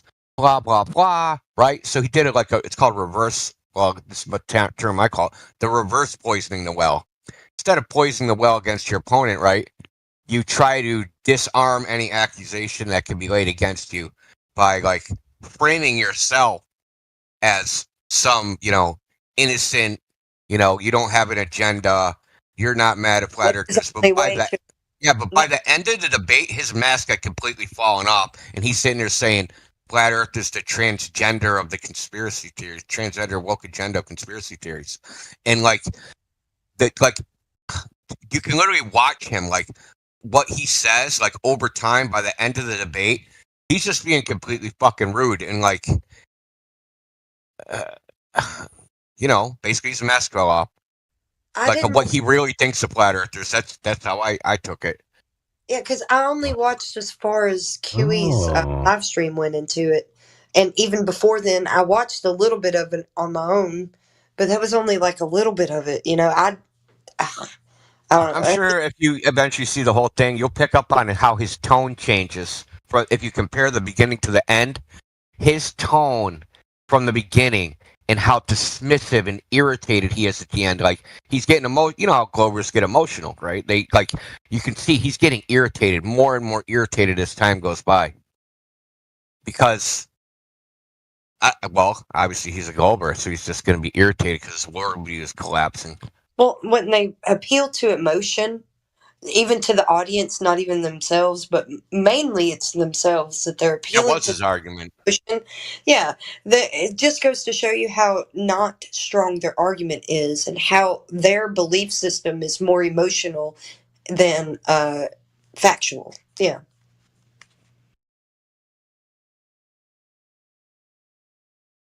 Yeah, McToon's also a piece of work. During one of his live streams, he compared flat earthers to the baddies of World War II in Germany. See, meanwhile, NASA's full of those guys. Oh, Brenda posted on Twitter that flat earthers are immoral degenerates. No, delusional, immoral degenerates. Brenda said this. Wow. And you know who Brenda is, right? Okay, Yeah. so you know that Brenda is a delusional, immoral degenerate. Calling flat earthers delusional, immoral. It's like, what? We flipping Yes. reality on its head?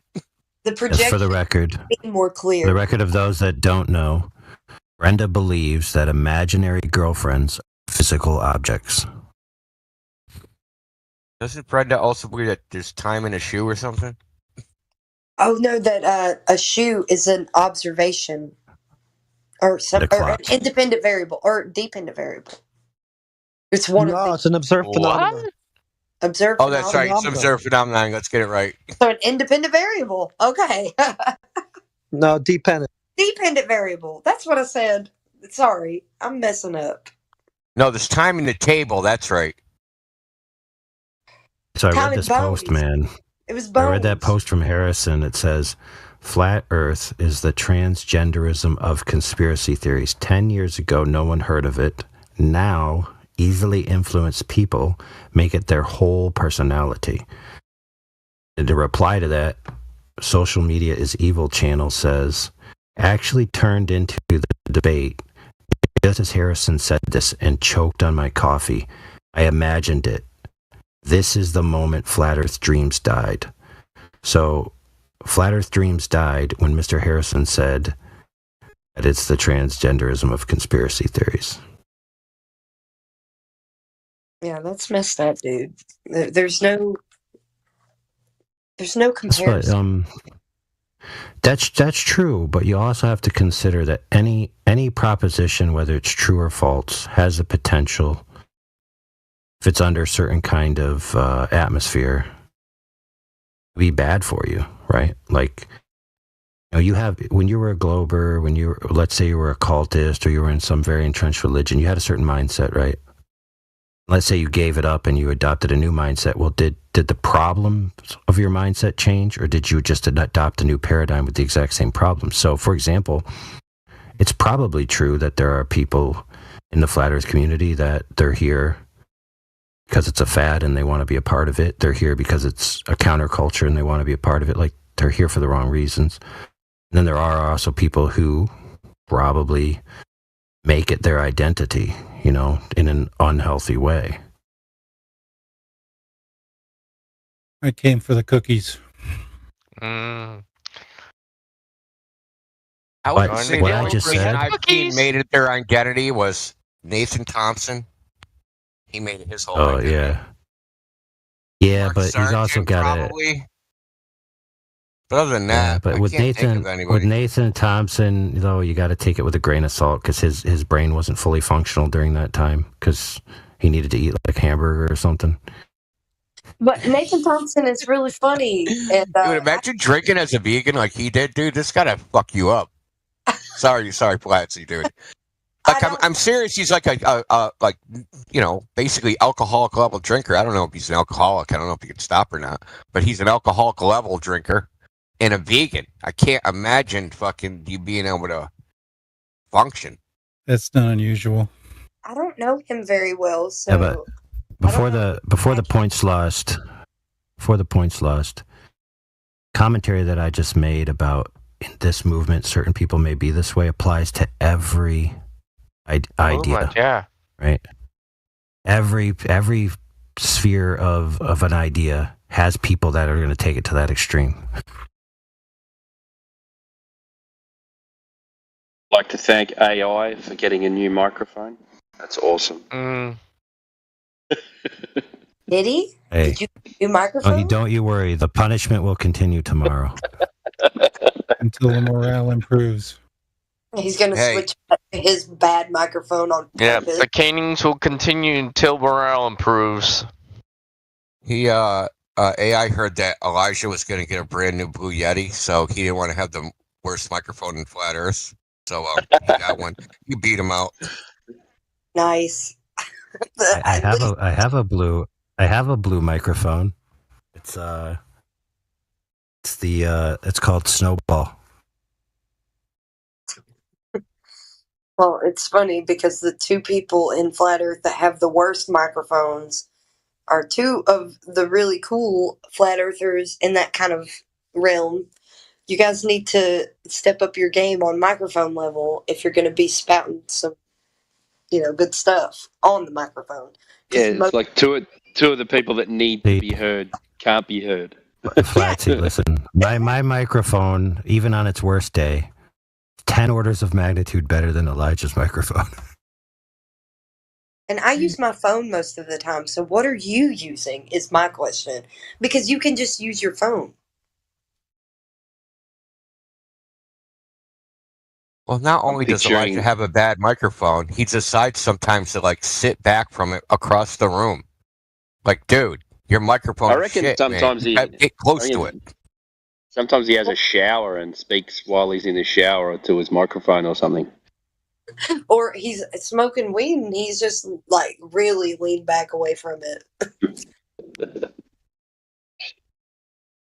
Yeah, I always cringe when I watch the Whatever podcast and these people got these microphones right up in their faces. Elijah, one time he was scrambling eggs when he was talking. Dang it, Elijah. We need you to step up your mic game if you're listening. Man, old dude got arrested in the live stream while he was in here talking to us. Cops came in his house and arrested him. Yeah. That's punk rock. What? Yeah, man. Yeah, ask him about it. He got arrested in. Yeah, man. While we were talking to him. Oh man, old dude. We could fucking hear the cops and shit. It was funny. Outstanding not funny warrant? for him.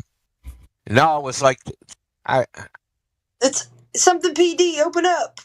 I know at the time he said it was something about a gun, but I'm not positive. I never after that he disappeared for a while, right? And then he came back and we didn't quiz him about it.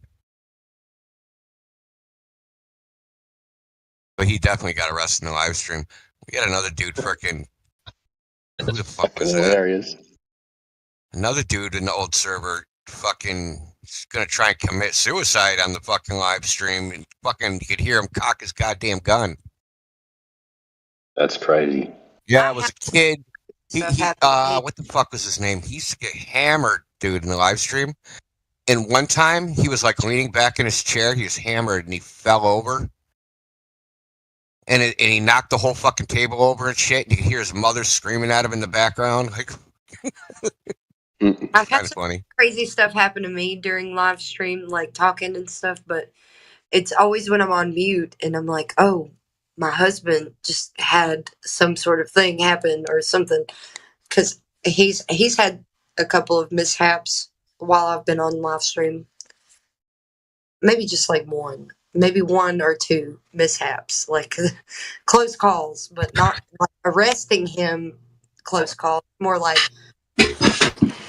had some sort of person run him off the road or something like that, Oh yeah. Elijah used to deliver on his bike, he had an electric bike in New York City and be talking to us, man. Man, I wouldn't do that if I were you. You're gonna get killed. But he'd be talking and you can hear cars honking, the sounds of New York City, man. I thought that was actually pretty cool. I remember that. That's been since I was in here. Yeah, definitely. It was right after that, Max started being a big part of the server, and I don't see Max anymore. But Max is the reason why I have my name now, Flatsy Climb. That's what he called me, and I took it that's my name now.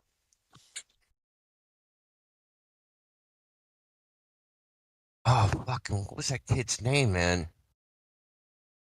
It was the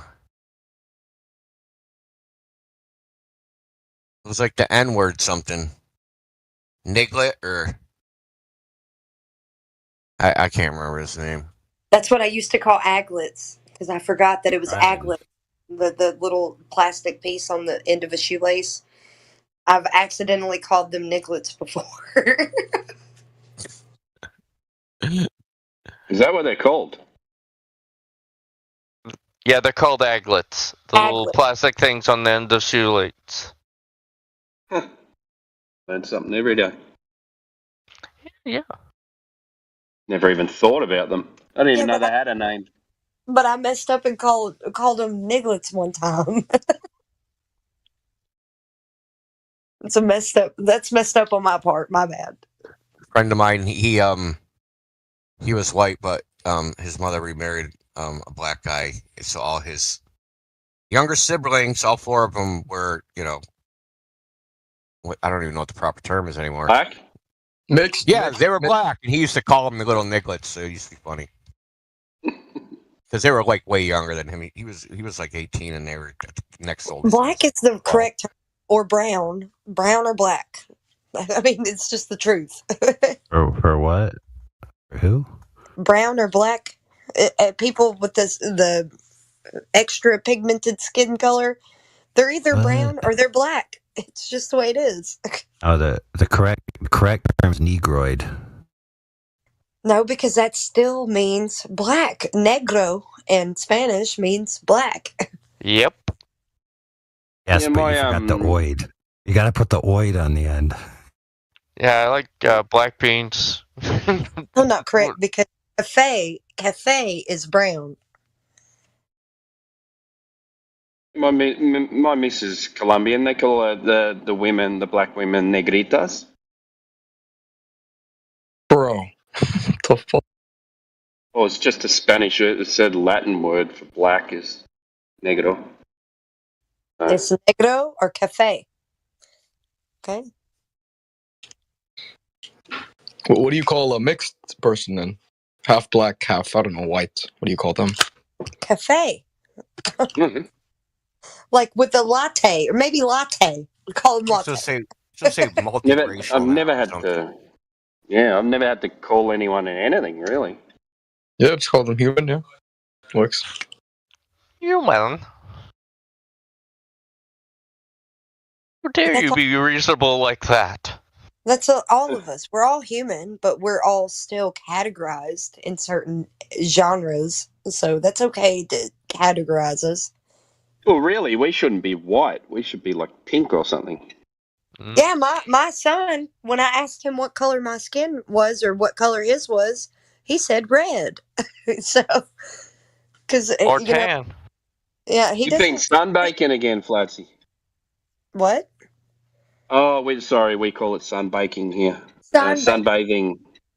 No, my son is a redhead, so he's got like the really light pigmented skin. So if he's at all red, he's really red. You know. What do you call them in the US? We call them rangers.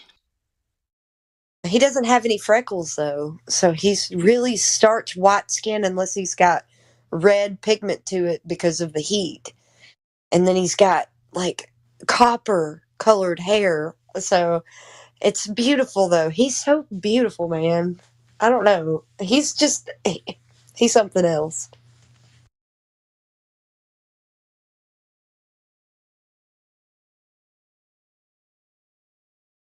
Dude, all moms say that about their kid. Yeah, exactly. I was going to say my mum used to say you got a face only a mother could love.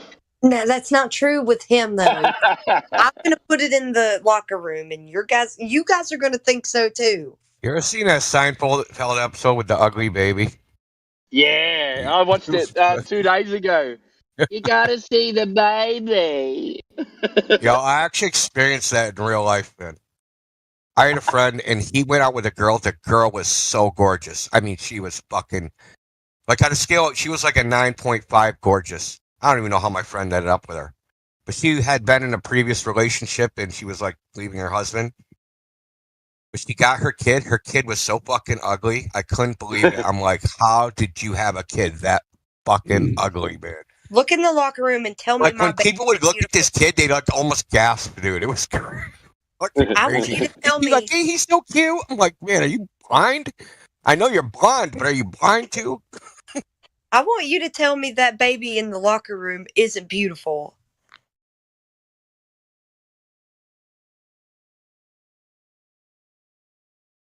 Oh yeah, he's a cute kid. He's got nice skin. Yeah, exactly. There's no freckles, and he's got the copper hair. Like, it's copper colored, like a brand new penny. Like, what the heck is he? Don't know about that chick next to him though. That's me. Oh, sorry. It's kind of ratchet. I don't blame. I wouldn't know about me either, man. I'm something else.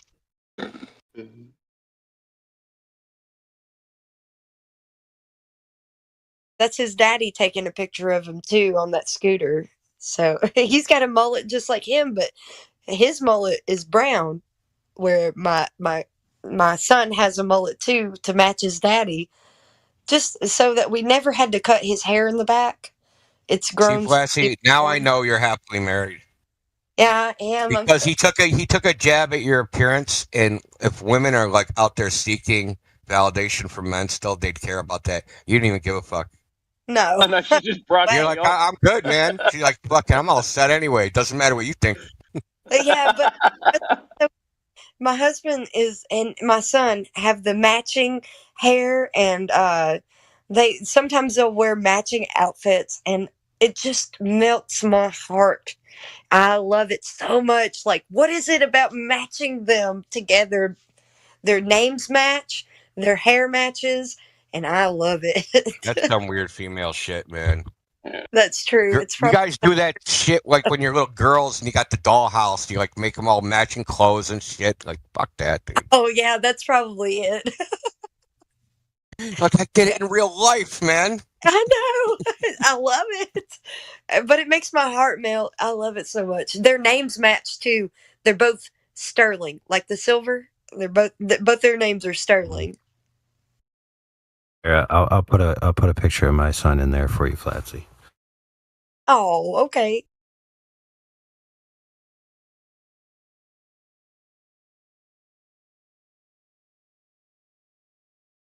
You little shit. Look, I see the resemblance. What? You're just saying that because are you just saying that because he's white? That's funny. I mean, that white AI. I don't know, man. You might want to get a coat check, man. That might be the mailboxes, baby. Not the mailman's, but the mailboxes. I love it.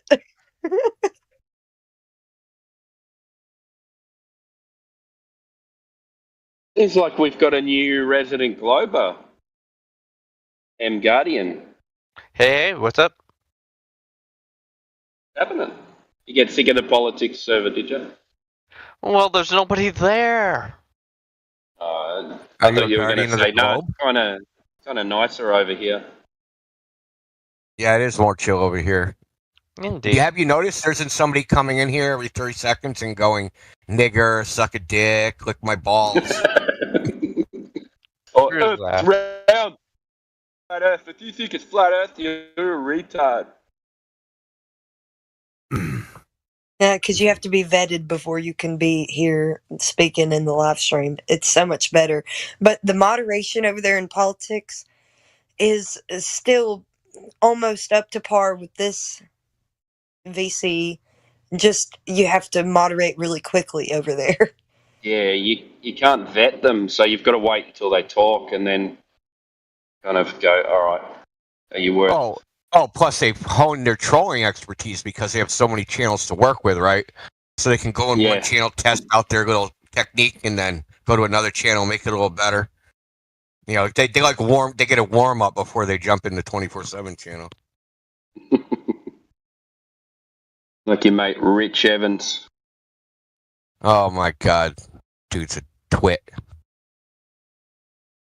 Oh man, I wanted to. While QE was still here, I wanted to mention what I was dealing with earlier today. Is Brenda tried this gambit a while back, but basically, the scientific method is affirming the conspiracy.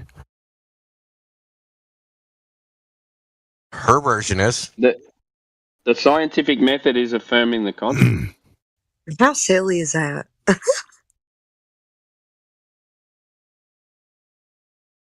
Did she give you an explanation on that? Oh, I'm just Brenda did that a while back, but this person was Matt Nuclear. Oh, not him. Well, you know he's only 17.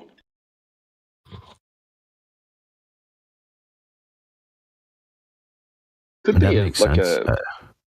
yeah. Well, it's not affirming the consequence because you're eliminating other variables, which affirming the consequence doesn't do. Right, and they're confusing supposition with presupposition, because your supposition would be something that you've researched enough to hone down as a probable cause to the effect.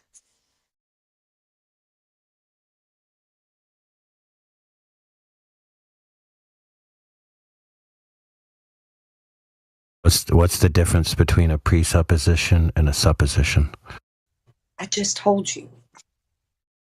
A supposition Sure. would be something as like your proposition or a scientific prediction for a cause to an effect that you see in nature, but you've done the research, whatever that may be, to hone down what that would be as a cause, like the problem. Eliminated the other cause, other possible causes. Exactly, because there's only when you're researching something happening in nature, you only have so many things around you that could be a probable cause. So it's not like you're just making some sort of crazy presupposition of something that you can't validate. Yes, and you could figure out the other possible variables and control them, right? We call them control variables. And then we can isolate the cause. So a presupposition is a proposition assumed true at the beginning of a line of argumentation. Without validation.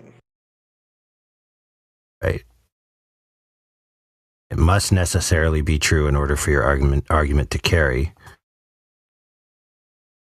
Without validation.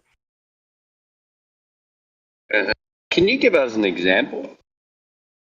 So I think I've got it right. But Sun rays are parallel, and the sun is an infinite distance away. That's those are two presuppositions, right?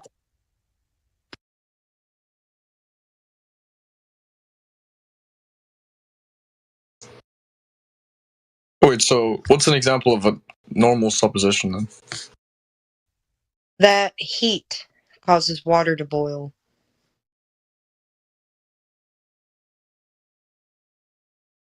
Because you go up to a spring that's hot and it's boiling.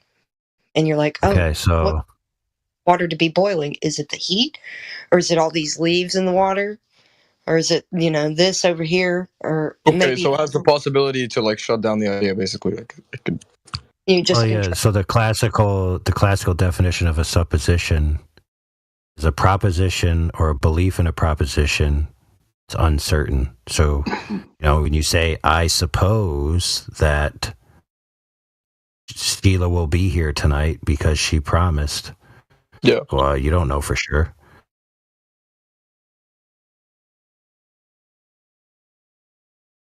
at least you had some inkling. Because you promised. But a presupposition is accepted as true in order to make an argument. So it's like the beginning point of an argument.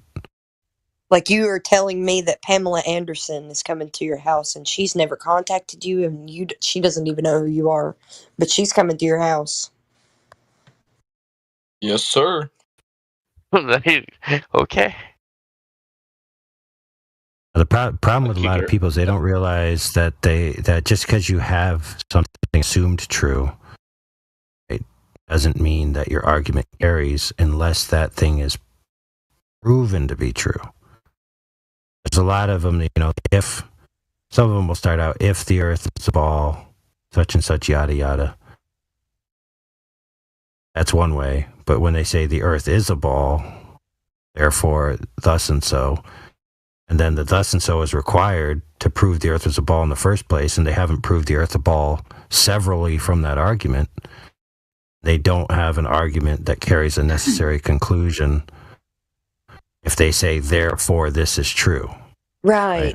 If they leave it in an... Sorry, go ahead. Yeah, just real quick. If they leave it in a possibility, then they haven't really committed any fallacy. But if they say, therefore, this is the case, even though all their other stuff isn't necessary, then they're making a fallacy.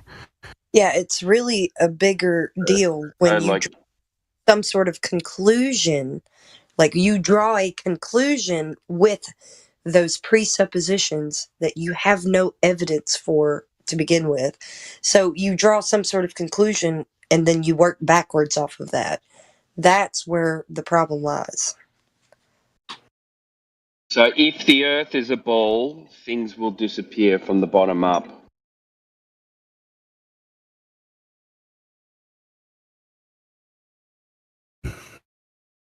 Wait, could you use this presupposition to ask questions like, if for let's assume the Earth was a globe, could blah blah blah blah blah? Would that be a presupposition or no? Yeah, because you would need to prove that the Earth is a globe without a doubt, no shadow of a doubt whatsoever. Right.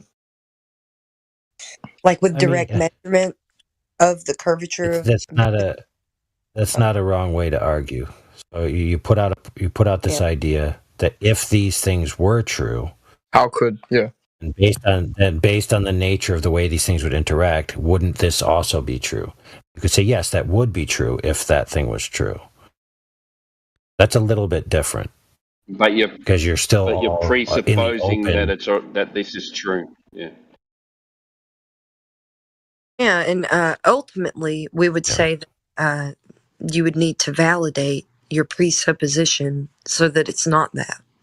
Because you can't just work off of a presupposition, back claims onto it. Well, if it is this would happen. And then just go ahead and just preclude that, or conclude that that is the case, because you can draw a conclusion from it and then draw other conclusions from it.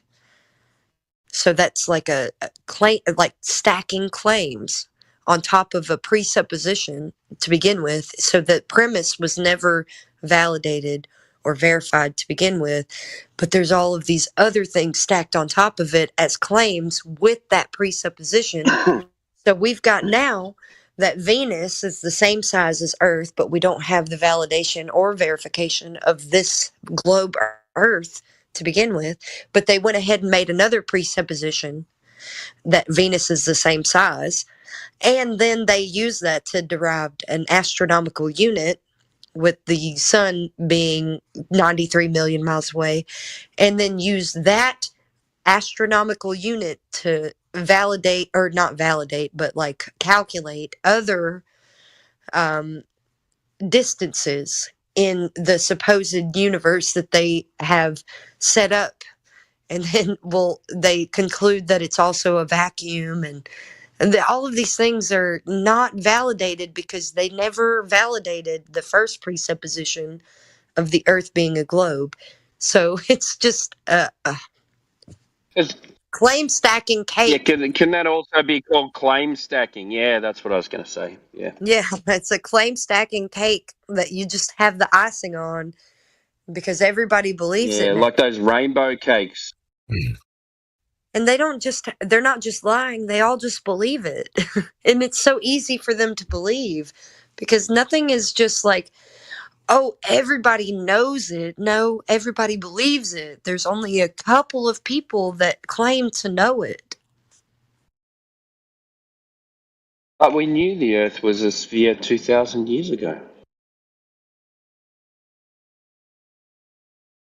Yeah, see, that's so crazy. That's the archaic belief, but then it's put on flat Earth as the archaic belief. It's so silly. What projection? Oh, they try to change that too. They'll even say 4,000 years. They'll just say any number.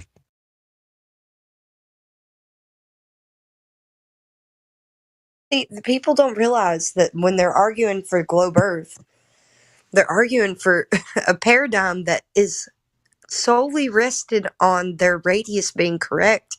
If it's not, their entire idea of what the universe is wrong. It's not like, oh, the Earth could be bigger or the Earth could be smaller.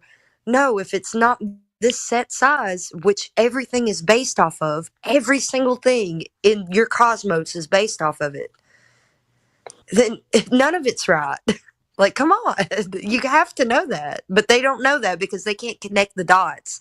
they don't know how to connect dots, and they think that they know what logic is, but they don't. I don't know if I'm mistaken. Were ancient Egyptians flat earthers, or does anyone know their cosmology? I don't know. There's depictions of their cosmology being flat. Yeah. I still don't think they can read hieroglyphics. I think they're lying about that shit. Quite honestly. Yeah. No, I really do. I think they have no idea what that says. They had some sort of goddess holding up the sky, and the Earth was flat in that cosmology. But I don't know if that's true. I would just what we can deduce from it is that there was plenty of them that may have thought it might have been, but I don't know. I mean, you look at all these ancient civilizations, Incans, Mayans, Aztecs, right? And like these their discoveries are like, aside from just flat Earth, like their discoveries as a whole, they were some of the smartest people to ever set, foot on the Earth. I don't know. Like, you don't like. Have you seen their math and their discoveries? I don't know if you guys have looked into like Aztec, Mayan, shit, but it's pretty cool. Well, observations. What discoveries? Yeah. So I don't know if you guys have heard of like the Maya. I don't know if it was the Incan or Mayan, but their calendar. Yeah, it was something to do with like dates and stuff. It's just observations. Yeah. I mean, yeah, observations that might have been simple, but people are still dumb enough to not be able to make these observations today. Same with the globe. So that's because they're too busy looking. Depends what you classify as dumb, as smart and dumb. Like it's kind of right. Like, got people that are conditioned to look at screens all day, and then they don't observe what's going on around them, but they think they know because but they're smart at what they do. Yeah. So, like. They only need to make some sort of slight sort of sense for you to eat up whatever they're saying, and you won't even question it. Not you personally, but the royal you.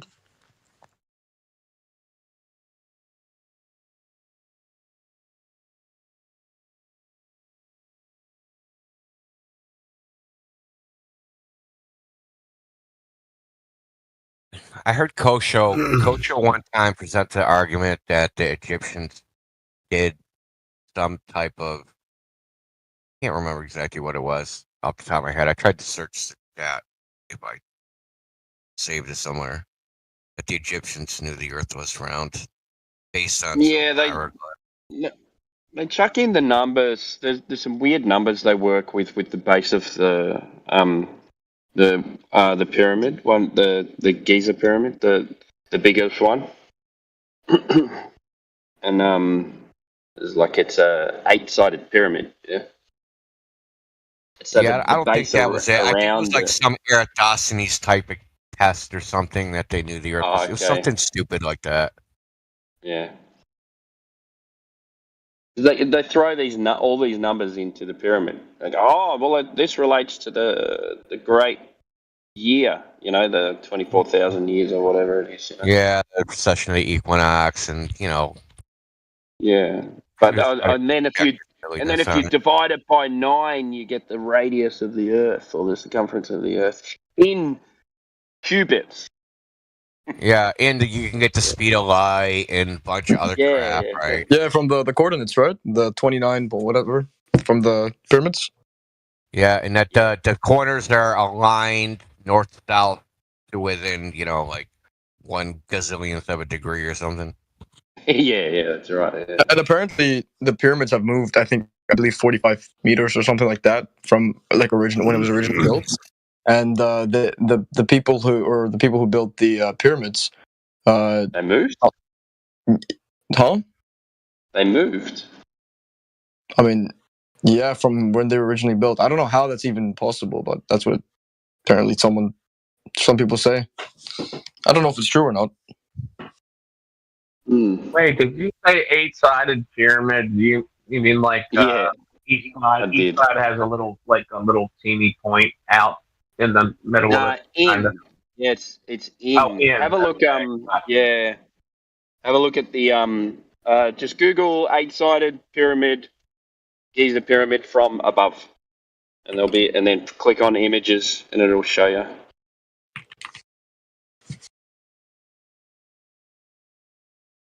Pretty cool.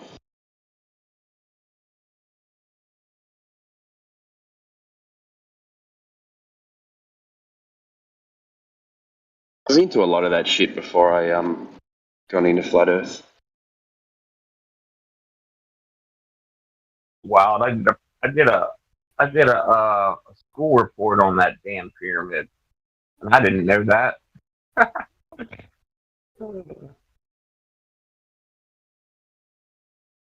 Archaeology class. I'm like, Anyone here a bit? The time. Go ahead. Sorry. No, you go ahead. No, I was just talking shit. You obviously had a question, so you go ahead, man. Yeah, just wondering. Anyone been to Egypt before? Like seeing the pyramids for themselves? No, I haven't. Yeah, I know there's people that have been there. They kind of freak out because they're like, you'll see it, and then like if you look in one direction, it's like I don't know. So you can see like. Yeah, the shape was really weird. Like Kentucky Fried Chicken, and you see all this like shit in the background, like city. Like everybody thinks it's all like in the middle, like it's like right near. I was in Giza last year because I'm Egyptian, and we went to get pizza before going to the pyramids. And you could say Pizza Hut. I'm pretty sure you could see it from Pizza Hut. Oh, really? So it's true. So it was like pretty much like. Yeah, stores and like when you see pictures on like Google, you just see like, oh, it's out in the middle desert, like it's in the middle of nowhere. It would take you like a day to get there from anywhere, Yeah, there's like kids selling like these toys. It's like the people that live there now aren't the people that built that shit, right? Coming from an Egyptian, I think I'd know that. Yeah.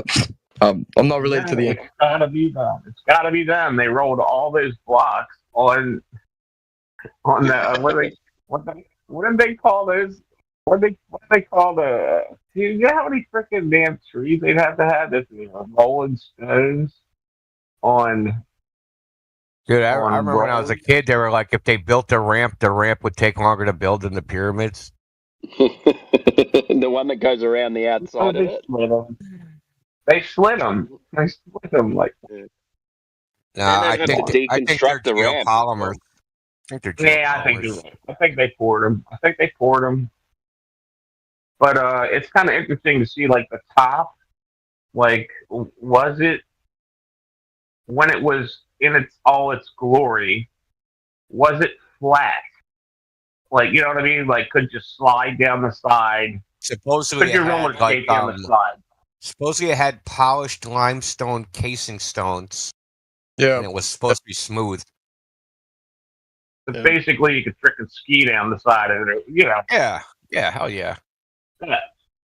Well, damn, that's a hell of a feat to have all the steps. You guys saw the guy in with triangle stones or whatever, you know what I mean, to make it flat. Well, they never found any bodies in there, and there's no writing in the pyramid, so. No, it's funny. not. So the funny thing is that it took him till Napoleon to even figure out how to get the fuck in there.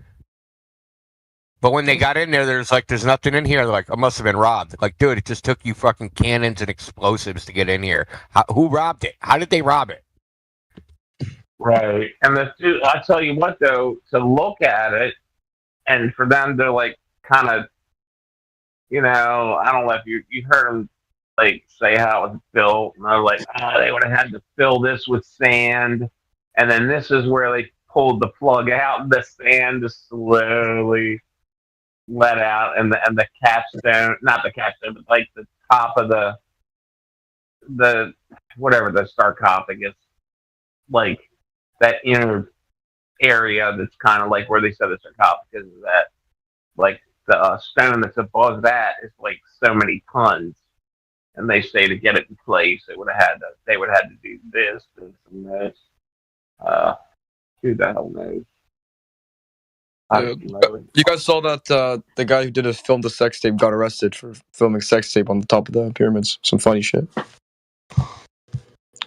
Pulled out the camera and just climbed with a girl. And it's crazy. I mean, not too many people could say they did that. Right. It's a flex.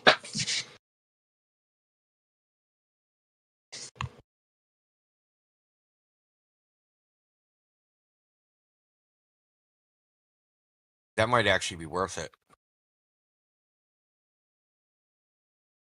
Someone called it the Nile High Club. Nile High Club. That's funny. Like the pyramid of Giza. How high is Damn the it, that's really elevation? funny. Above, like where's the nearest water source, and how high is the elevation? Nile High Club. Holy. Because I could buy that they like. If it was like, say they made a lake, right? And they could build that shit like by like filling it up with water, right? And then you can float huge fucking things, dude. And then you can like, it's easy to lower it in place, by lowering the water level. Now it would be a pain in the ass, but it's more doable than dragging it up chiseling it with copper tools and dragging it up a ramp that's 30 miles long. Well, what about the have you seen like the like the big the things that look like the thing on damn Led Zeppelin, frickin' what the hell is that? Damn it. A prism? Whatever, the Washington Monument, what the hell is that called? Oh, obelisk. Okay, so obelisk. Alright, so I watched this one Egyptian frickin' show on archaeology, blah blah blah. So they find like one of those obelisks that's like they say that here's one that was in the process of being made. And they're like, all right, so people just take stones and just, basically chip their way down on the side. They get down like an eighth of an inch a day to slowly make their way down the sides. Carving the side out so you've got the top that's flat, then you got the sides that go down. And then they start carving in, for the bottom, and then there's a little bit like left, hold it all together. And there's like one that's sitting there like that. And then they said that they would stick something like a real big lever down and then like snap it off to make one. And there's one sitting there like that, that's not done. So I mean, they have, I don't know how the hell. I mean, that's kind of like proof that. The weird thing is, there's no records of them being able to move these stones. So even the Romans, they made giant stones. There's like the stone at Baalbek, which is like something like 500 tons or some ridiculous thing. And there's no record of like how they made it, how they carved it, how they moved it. There's no record of any of that. Giant Sarcophagus really freaking plausible, don't they? Well, I don't know, like the really big ones. I don't know, man. There's really big stones all over the damn realm that are. All I know is I've picked up rocks before, man. Okay, rocks are fucking heavy, man. Yeah, well, I don't know. You seen that dude in Florida that built them? Like just basically. Oh, the coral thing. Dude, he would just slowly stack stuff on one end of a lever, slowly stack it, get it weighted perfectly so he could like spin the whole thing from the middle. And then, it was crazy. He built a whole. I wish I knew his name, but he built a whole thing. Yeah, but it ain't like the tallest building in the world for 2,000 years either that he built. No, still, it's all by himself, dude. It's just like, it's crazy when you look at it. It's like, but you're looking at it like, holy crap, how do you use that? Or how do you use that? I don't know. Kind of like watching guys build log cabins in the where, you know, pretty wild the crap they do to Yeah, get so what huge he did, he A-frames made up, one you know. side kind of bowed out, and then he would balance it on that bowed point and spin the stone. Yeah, I've seen all that. Right. Just freaking crazy, man. Yeah, it's pretty ingenious. Certainly is. But Yeah. doesn't explain how you get a freaking 20-ton stone 400 feet in the air. No, definitely not. Yo, man, how tall are the pyramids, man? I just thought of a great argument. Oh, I know what I wanted to say. All right, the damn Sphinx. Have you watched the guys talk about how the Sphinx is this old? It's got years of weathering from sand dwelling on it or whatever.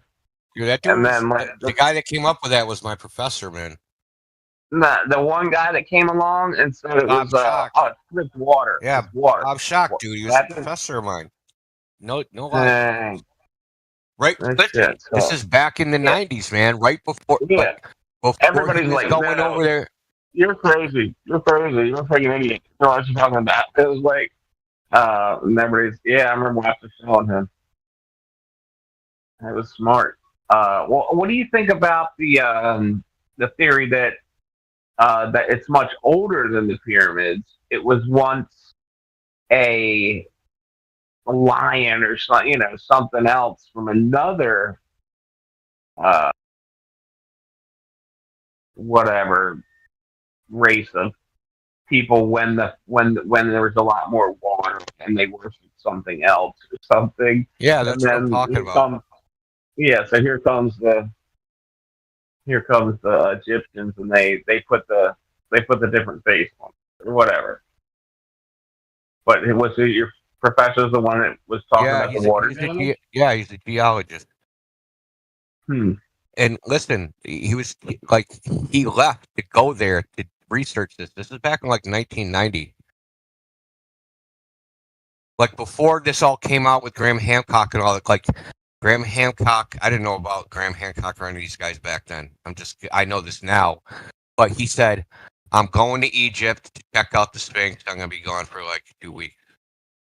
And fucking off he went, and he had fucking one of his grad students teach us.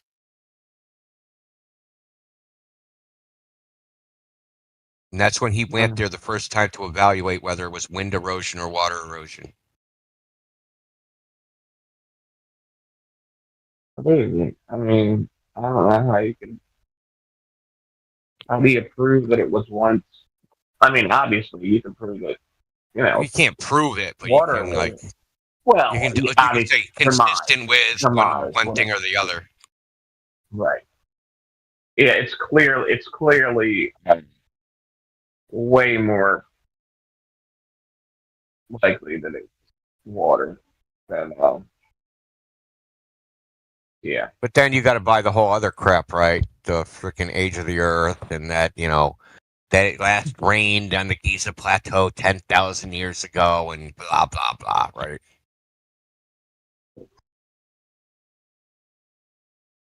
Imagine how much shit's under the Sahara Desert, man. Oh god. You need to take like a mesh or a net, man, and sift through that crap. So what's up with these new little emojis for all the mods? I don't know how that got on there, man. I have no idea what that is. I'm getting rid of it. There we go. Oh, you're just chilling. I look up one day, I see that thing there. I'm like, what the hell's that? Yeah, but Heretic's got the black swan. Oh, you can set a custom thing. Maybe I can make one. Cool. Yeah, because the black swan is really cool to have. I don't know. Paraplegic, always good to hear from you, buddy. How are you doing? Yeah, I texted you today, but can't remember what that was about anymore. Kiwi's little Huey's little thing. Yeah, it I was, shared it. yeah, I yeah, gave yeah, it to him. the archery thing. It's so little and stupid, but I thought it was kind of funny. But your No, idea was is. way better. It's Share that. Robin Well, Hood. sorry. Wait, did you see it? Did you see it? Shit, India, did you see it? See what? Oh, heretics. No, here you go. No, he was wondering. It's Robin Hood Men in Tights, but I had none. I don't know anything about like doing face stuff, but my buddy did it for me. He's the one that did that the thing that happened at Robin Hood Men in Tights. at the bridge. But he was wondering what the caption should be, and I was like, "It's got to be, what's your scientific evidence for a sphere-tard, globe-tard?" I was like, you need to come up with something funny that I'm going to put next to it, you know? Because at the beginning, I was like, Huey's beginners for archery class or something silly, you know? Just, Well, that's a loaded question, so it's funny to have some like Huey with his that many arrows reared back with that kind of loaded question because he's ready, you know. So I thought it was perfect. Funny too. It's just silly. If you remember the movie, but yeah, pretty funny. Yeah, I want to try to find Booger a shirt from there. Try to find him one. Yeah, he's something special. I would, if you did do that, I would send you a picture of him with wearing it.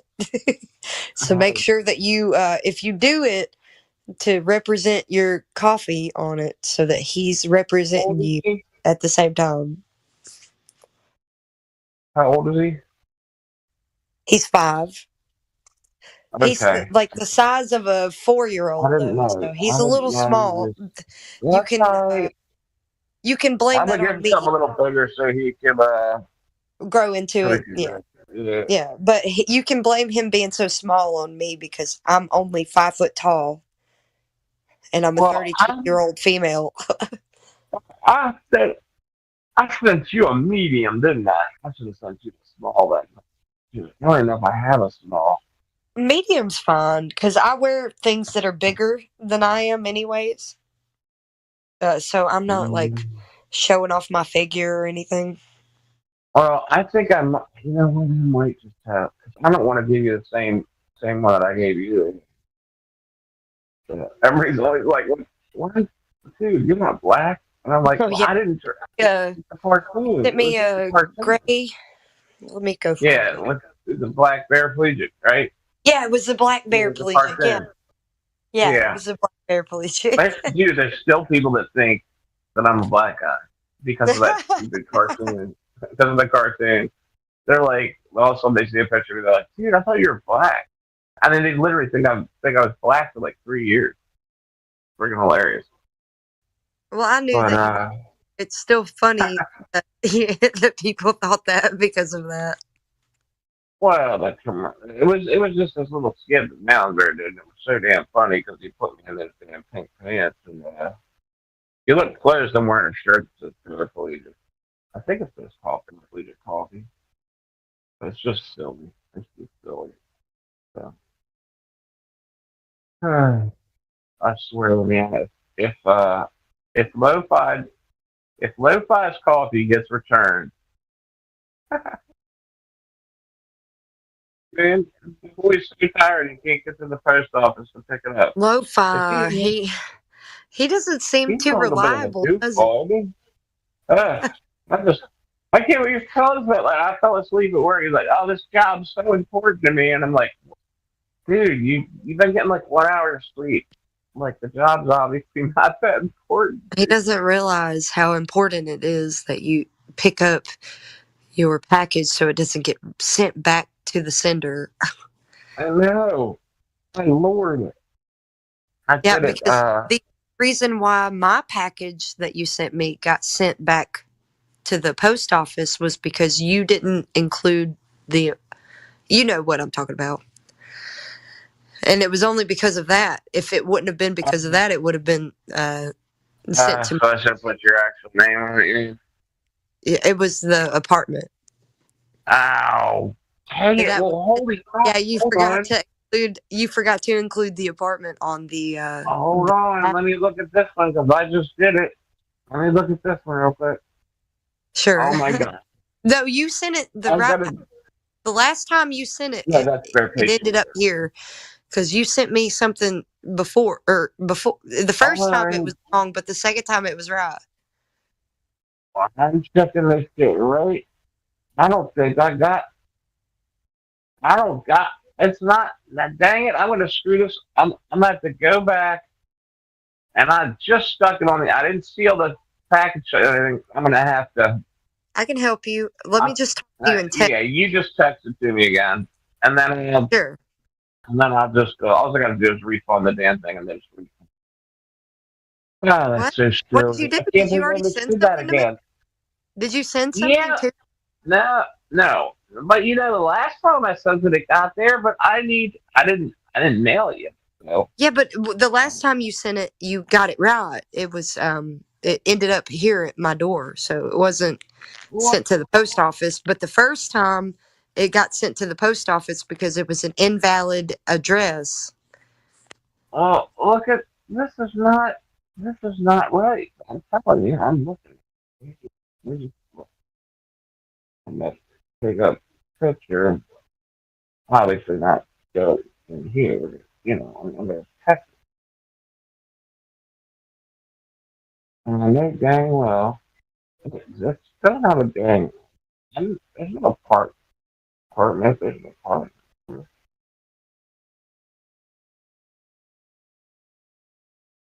You tell. Oh, you know what? Too. I gotta actually put your name. You know, like if you had to go pick it up at the post office, like, and you're like, some guy could be a jerk. You know, be like, where's your driver's license that says Waxy Clive? You know, not let you pick it up. They could be complete jerks.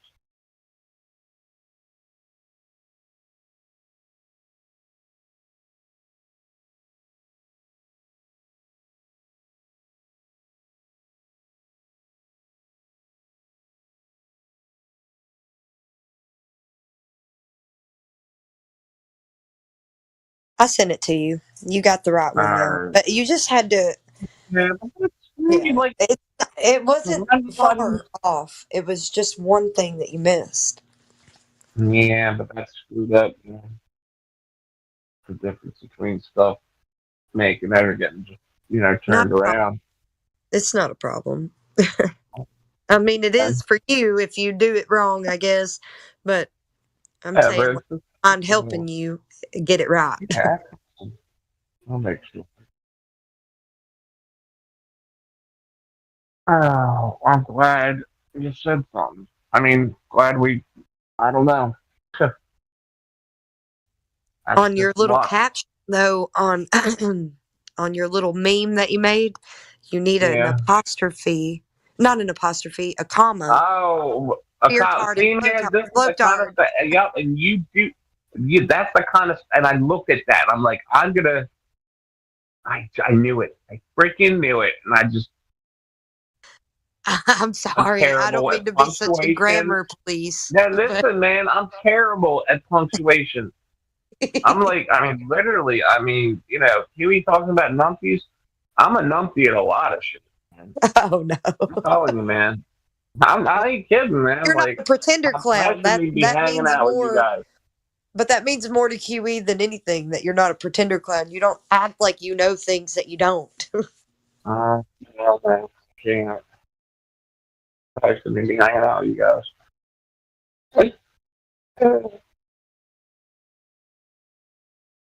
Yeah, I think that QE's gonna love that you did that to that meme. I just look at it. I look at like all the crap, all the stuff that you've learned, and I'm just like, I can't believe. Did you go to school? Like not school, but did you go to college?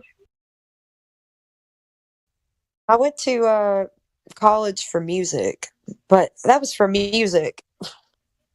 Right. Took So you're not like music theory and like but you're not like you know, you don't have like a I mean, I'm not yeah. I almost got a I almost got my AA degree. Put it that way. I mean, that's from Catonsville Community College, literally. So I went was to like community incredible. college also. I didn't go to some university. You know, I'm not. I believe me. I mean, I did okay. Yeah, I I am did. far I made Dean's far List. from what I would consider intelligent. I made You know? Dean's List 1 year. My Holy first crap! year of college, I made Dean's List. I got expelled from frickin' junior high and senior high. I was a mess. I still graduated on time though. I was in like auto and auto 1 and auto 2. I was one of those Western Vertex guys. I don't even know if they have Vertex anymore. But they had Western Vertex when I was growing up. You know, where you could learn auto mechanics or welding, or the girls would learn either like cosmic, you know, how to cut hair. There was something called Key Punch way back in the day. I don't know if you remember something called Key Punch, but yeah, you gotta. We had a wonderful trade school, and we also had we had a wonderful where I live. We have I went to high school, had a really good high school. Like kids that graduated from the high school that I went to became doctors at huge universities like Stanford and That's all interesting. Like you, so all over like the place. So I grew up in a pretty good hometown. What I already said it. anybody that has an accent like yours, you just be like, "Oh, she lives in the swamp. They eat freaking gar every day. That's all they Yeah, eat. you know, They eat it's gar. Oh, and sheephead and sheep. Bro, sheephead people is go a crazy for fish that you sheepheads. hold on. Sheephead is something that you eat from deep sea fishing. You catch those fish out in the deep sea, so not here. I know, but they have something. Wait, what do they have in the damn swamp that's kind of like that? Catfish? There's something called catfish. No, I know what a catfish is. Okay. There's something called, I know what a gar is. A gar is a Gar too. We've got that. yeah, well, that's in a swamp too. But there's something that you catch with nets in the swamp. We don't have a It sounds swamp. like sheephead. I know you don't. But I'm kidding. I'm kidding about, like, you know, Mrs. Okeechobee. Like, anybody that has your accent obviously is, you know, live. You know, you're on that show, Swamp People. Oh, bass. You know, alligator hunting. Bass. The I striper know what bass are, but there's something else. I used to watch Swamp People. That's my husband. Okay, hold on. What do they go netting for in the swamp? That's a little. I'm getting it mixed up with sheephead, and I know what sheephead is. I've been deep sea fishing, but I've been deep sea fishing off the in the Atlantic. You know, not you say deep sea fishing, but you're talking about the Gulf, right? You consider the Gulf. I guess if you go far enough out, it's kind of like deep sea. Well, how far out did you go when you went? Deep sea fishing? Yeah, that was in the Gulf. You didn't I go went past the 10 Florida. mile, you know, in international waters. That's how far I went out from some sort of place out of Georgia, South Georgia. So you did go off on the Atlantic. Yeah, they wanted to go out in international waters, so we went 10 miles out away from the coast. That's interesting. And deep sea fishing. I got so sunburnt on just my legs, and not even my whole legs, because I was wearing those walking shorts, so they came right above my knee. They came down to right above my knee. So every place below my that point, so my knees and all of my legs were so sunburnt. And when you get home, you'll Oh, it was you'll it feel was like some sort of feel degree bad. of burn that was, I don't know what's the worst. Is it first, third, second, or third degree? That's the worst. Second is like blisters. Hardly anybody gets I would say that it was the less It's degree. either first or third. I can't remember which though. Yeah, I No, can't we're remember if talking it's the first or third's the third. worst. That's when it's destroying like down to the muscle. Like Yeah, second but is like oh man, blisters. that's what I wanted to say. I First is had muscle cramps so bad from the burn that I couldn't walk right. For a while, I couldn't even bend my legs because it was all the way past my knees. So I had to walk oh my around. lord. Not a cripple, sorry, Bear Flea Chick, not a cripple, because I could still walk. But I was. In Alabama, the most popular mackerel, flounder, ladyfish, sheep's head. Oh, sheep's head is right then. Am I right about that being in the swamp? The only other sheephead that I knew of is when we went deep sea fishing and we caught sheephead. No, you're probably thinking about I don't know what you're thinking about. Like, yeah, I thought it was a swamp fish. I knew it was. They net them in the swamp. You were probably talking about South United States or the ocean. They're just all right. So when I went, what we call deep sea fishing, like when you go out from Ocean City, you go out over if they're big boats where they take like 50 people, it's like a deep sea boat, right? So they go out over these wrecks where there's something on the bottom of the ocean where all the fish come. You might be right because my husband looked it up. He looked it up. That's what he was saying. He listed them all. I know it is.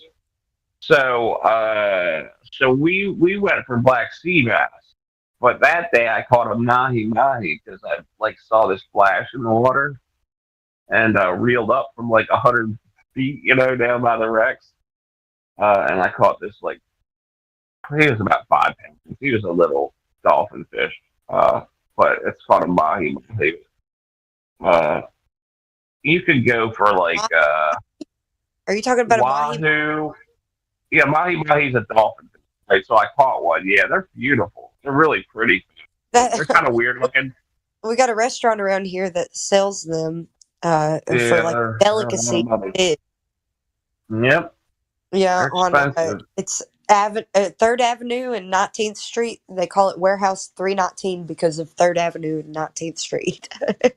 And most people who live around here don't even put that in their mind that it's 319 because of the avenue and the street. People are so dense. So you could, if you were out in the ocean, like the Atlantic Ocean, you could catch everything from. Well, in Ocean City in the Bay, I've been flounder fishing, but you can catch bluefish, you can catch whitefish, you can catch something called a taw, as far as I know. You can catch. I apologize because black drum. You can catch. I apologize because what we caught mostly sheephead where we were fishing, and I didn't. How could you do that off of the Georgia coast? Yeah, but it was 10 miles out, so we were in international waters, but we were still catching that, and that's still a very popular fish to catch netting in like the netting. Yeah. You mean in the ocean though, because you know what? 'Cause in the swamp, I guess that's still brackish. Still said that was That's something brackish water, right? That's not all salt. Because don't forget that we're really close to Louisiana. Also, like we're just a Mississippi over. Yeah. Do you guys shrimp? Is shrimp cheap in your state? Is it cheap? It's pretty cheap because we have a bay area. We have a bay area, so Mobile Bay, and then we have it's just. Don't forget like at the end of Alabama, there's like a strip that's like a bay, and then there's the ocean. So we have what do you call it? We have it all diverse at the coast. So you can go to the beach on one side and then go to the bay on the other side. It's calmer waters on the bay than it is But on the beach. there's no beach. It's the Gulf Coast. It is kind of a beach. It's a beach, yeah. But I it's wouldn't not. say it's You don't not, get like because waves.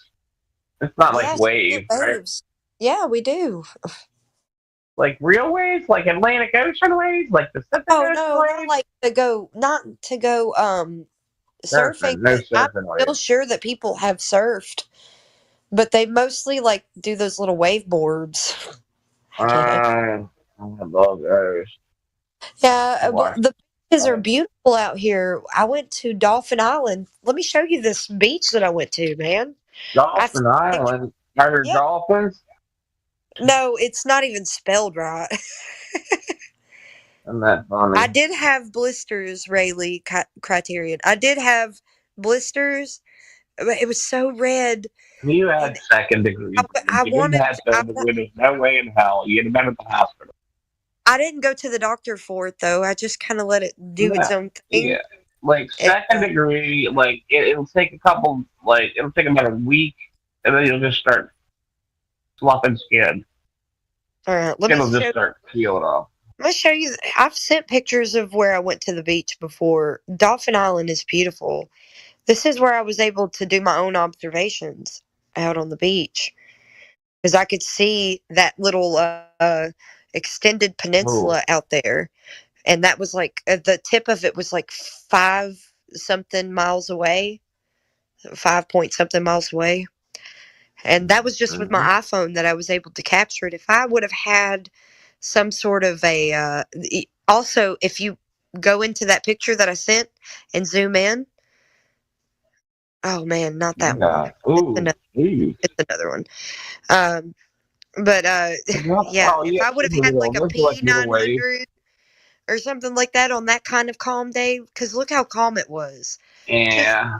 Just certain little things were disturbing the water right at the beachfront and making the waves look that distorted, because it was just like a little. Oh yeah, you can see some land over there. You know, huh? Good piece of land over there. I wonder what that was. Even something in the sand was making the ripples like connect with the ripples coming in, like, and Yeah, boy, they are big. It was so beautiful. And that, of course, look at the horizon. I mean, do I have to say it's a straight line, or is it clearly a straight line? Yeah. I got a P1000. I've only taken it out like a couple times, and I really ripples, not nipples. Good grief. Use the damn thing, Is it my southern accent, or is it my stuffy nose? Oh, don't listen to them. They're just talking crap. Right. Hold on, I've got some really good pictures from that day. Or the days before, you can see the same beach, and it looks crazy. You can tell that the water isn't settled. You can see like, what is that? What's the big long? It looks like a peninsula. It looks like a little that's like some kind of a big long jetty, like a huge 5 miles jetty. away. Oh, is that how far it is? It's like 5-point-something miles away. Yeah. Dang, that is clear. Yeah, you can tell it's with an iPhone too. So I didn't have like a special camera taking the observation, but I can still see pretty far with just an iPhone. You could. There's some. It'd be interesting to go over there and actually look at it, because you can see some really. And I'm just 5 foot tall, so I'm not 6 foot tall. You can see some defining spots that look like they're really like hard edges. Like, they look like you can definitely tell exactly where. I'll send a picture of Booger at the beach in the locker room. I've got a good picture of him. He's so cute. Oh, with his hair, it's so copper. He's so beautiful, man. And I know that mothers always say that, but I know that my child is beautiful. It's just a thing. Well, there's cute kids, and then there's kids that are kind of like goofy looking and rude. I know, but he ain't that kid. I know. He's not that Those kid. adorable kids, you know? Yeah. Adorable kids and then those I goofy said kids. research. Oh, I did. I wrote research Mhm. flat Earth in the sand. I'll send you a picture of me putting that in the sand. Hopefully, it doesn't have booger in it. Let's see. Hold on. Okay, yeah, we're good. Research flat Earth in the sand. Look at that. And then hold on, I'll send some more of days before that, so you could see the same coast, the same beach, but how different it looks with any given You day. wanna see a friend of mine that they just had twins. She's like 40, man. She just had these 2 little girl babies. They're adorable to me. She had them at home, like natural, you know, like we know, like where they put the baby on the chest with the umbilical cord still like attached. Have you heard of that? Yeah. Like super natural, like they call it the golden hour or something, where the baby lays on the chest for a little while and they keep it attached. Well, the other girl is still in the womb and she's having contractions. And my buddy, he says every time she has a contraction and she goes, oh, you know, and groans, she says the little one, the first one that came out was 3.9 ounces, 3.9 pounds. So she's little, still attached to the umbilical cord. Every time the mother let out a groan from a contraction, the baby's mouth opens. Oh man! And it happened like, you know, like a couple dozen times. And he's like, it was the craziest thing to see this little baby, like, kind of, I don't know if you want to call it feeling what the mom was feeling, or just kind of in tandem with her. Who knows what you want to call it? But so she spent 26 more hours in labor, and then finally she couldn't get to like big enough to get the second one out, and she went to the hospital and had a DNC sector for the second one. But they're all fine and healthy. Isn't that crazy? 3.9 ounces. That's so tiny. If you were in the hospital, they would have put her in meat, you know. But she was fine. He said she was healthy. She was just tiny. And they all went home, and I just thought it was pretty neat. You should look in. You should look in the locker room, because you're silver, right? Oh yes. Yeah, you can look in the locker room. I don't know why Helio gave me that. I just do it so people in the main chat can't see my son. Yeah, that's cool. I mean, I don't know what. Look at him though. Where's it at? Where's the locker? Wait a minute. Where do I find that? I put your name in the locker room. In the chat? It's right above the live stream voice text. It's the live stream locker room. All right. That's how it works. Okay. You can see Booker. Look at that. That's my baby. Aww. He's a copper. skinny little thing. Look at him. He's copper colored hair, no freckles. I'm telling you, he is beautiful. Yeah, it's not just because I'm his mama. Yeah, he's a little cutie. He really is cute, isn't he? I sent more He's got a pictures. Spider-Man shirt on. Hell yeah. You can see Sterling, his daddy, in one of the pictures up top before AI sent his son, which was not his son, it was a robot. And he's like, what, is it because why? You know, but there's more pictures up top of Booger smiling. Look at him smiling. Yeah.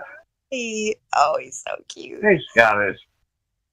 That's me and him too, and then him and his daddy. What's that? What is it? A Halo skin? Is that what it's? What? I don't know. It says what? It looks like it says Halo. Halo? Where? On a Halo Junior. That's what it is. It's a scooter. It's Sterling Jr. No, but the scooter says Halo. Oh yeah. Oh, now I know what you're saying. Sorry. Yeah, And it it's is got a a little. Halo. It's got a little angel halo over the A. Yeah. Yeah. It's a cute little scooter. That's his daddy taking a Yeah. picture of him too. It's weird looking at his daddy's phone because it looks like clouds in his phone and barely not booger. Isn't that weird?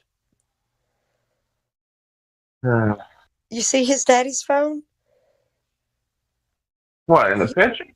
In the picture of him on his scooter. Look at his daddy's phone. All right, now go. Sorry. I'm sorry. I just realized it. No. Doesn't that look like clouds and not a picture of booger at all? What the hell's going on with that? Well, all right, now that makes sense if there's something behind him. No, there ain't clouds behind him. There's only more trees. Reflection. Maybe it was him like trying to go back to the camera. And it was Wait a minute. previous picture. Is that a cleaver? I don't know. Tell me, is it a cleaver? A cleaver? On his forearm. Oh no, that's the state of. It's a really bad depiction of the state of Alabama, and it's got a star where Jasper's supposed to be. All right, so you see the hole in left heart like a cleaver. I get what you're saying, but it's not a cleaver. It's supposed to be the state of Alabama. He's got that tattoo with two other friends, his friend Jay and his friend Abby Pock. He's talking about this. He's like, "Is that a cleaver?" You're a tattoo of Alabama.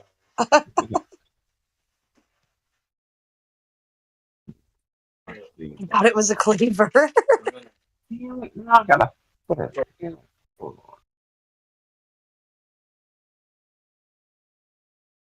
So that's He said the correct. a special elite group that was a few years ago with only 3 other people with $40. 20 years. 18? Are we that old? 34 and I was 16 when I Good Classy grief. is, How did your so mama let that's- you get that tattoo? So that's the correct. You're such a turd. So Oh, that's the correct. That's the correct punctuation. There's a comma between spheretard and globetard. Wait, what? There's a comma between spheretard and Yes, And yes. glo- There's a right? comma between spheretard and globetard, yes. What's the evidence for your spheretard globetard? what's the scientific? Because one of them is the supposed sphere Earth, and the other is directed towards the person who believes in the sphere Earth. So he just delineates it. Oh. The spheretard and the globetard, but he means 2 different things. He means that the sphere is also retarded, but also the person who is a globetard is retarded. Well, I'm gonna have to black it out. I'm gonna black the whole thing out again because I had to. I'm sorry. I don't. It's okay. I don't know anything about like doing this stuff. Like I can't even put a different head on. You know what I mean? Like I can't even do that. When I sent the text message to you, I put the comma there.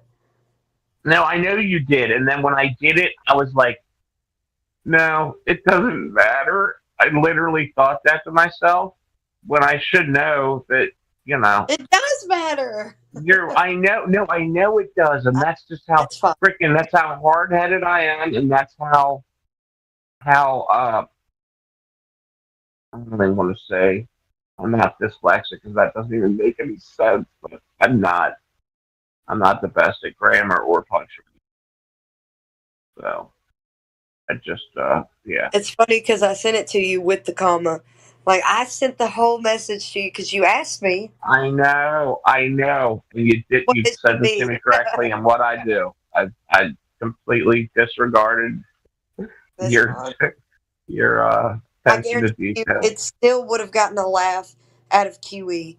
But now, when you get a laugh out of QE, he's also going to see that you're grammatically correct. Wait, so is it what? Now, so I had to erase it. What's your what's with an apostrophe, right? Scientific evidence. What's Oh, your? yeah. Here, hold on. All right, now, you know what? You already texted me. I should, you know what? I can go reference your text. I'm sorry, I'm an idiot. I'm gonna go do that.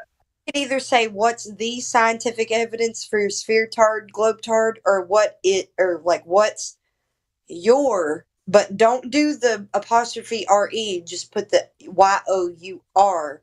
What's your evidence for your, but I already did that, so just do what I said. Yeah, what's the size What I put in of the text. exactly what you have it, right. Yeah. I Copy what I know. put in the text and paste it. Right. Copy what I put in the text and paste it. I don't know if I could do that in the thing that I'm doing. You know what? I think I Copy it. You copy it. No, I got it. I think I can do that in the. Ooh, I can do that. I'm just talking about in where you edit things in my Samsung photo, whatever. Oh, yeah, I got you. Wait a minute. How about this? Do you put a space between the question mark and the D? Wait, what? At the end of globe-tard, with the question mark, you put a space. No space. No what? No space. What are you talking about, Paraplegic? Don't think about it too much. What I put in the text message was I know. It's perfect, right? And I'm making a big deal of it. I'm very particular about the way if I mess up. I'm not, so. Otherwise, I usually correct it. I don't just leave grammatically incorrect things, usually. But let me just go ahead and give myself a little bit of a boy, leeway. you must really hate me when I do my No, I'm a grammar. No, I always put B. I put B instead of BE. Sometimes we use 4, like the number 4 instead of FOR. I don't know. Some people say it's like I know what you're talking about. I do that unless shorthand. It's funny. It's like shorthand. Secretary DNA. Who the hell knows? You're driving me crazy. I'm sorry. I'm done. I don't know what your problems with. What I sent to you in the text message was grammatically. No, it's all good. No, it's perfect. I've got it. It's done. There you go. Jeez. You're stressing me out. I'm just kidding. I'm not serious. In the locker room. Oh, it's getting late here. I've got to go get some sleep. Honestly, what you did with that meme is genius. So I love it, and I know that. I know that QE's gonna love it. It's gonna get a chuckle out of him. That's for sure. He may even use it. Maybe. Well, the only thing that he's like, man, I don't use. He'll go, I don't use. Gosh, what the hell is it called? What? It's not a compound bow, but just a regular. He may even correct you and say it should be. What's the scientific evidence for your globe-tard, sphere-tard, and just swap up those two things. You know, I don't know what order he says it in. He says it in some sort of order. Actually, they're interchangeable. It could be interchangeable. He may not care, and I may be wrong. So even with the grammar being correct, I could still be wrong. Well, how often do you hear anybody call somebody a sphere-tard? But you do hear QE quite often refer He'll to change 'em as out their here. globe as the sphere tard.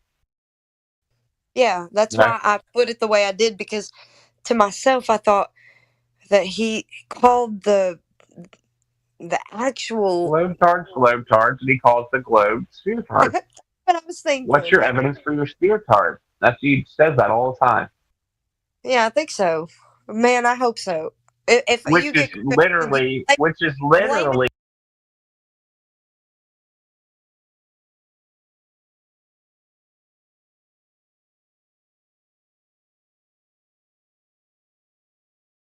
People everywhere about this. I think that's most important. Yeah. I think the engagement. That's what we should be focused on, and that's what we've tried to been focused on for the past few weeks. Back a while ago, Witsit said he was about to be in the biggest venue that any flat earther's ever been in. That was music to my ears, because what am I hearing?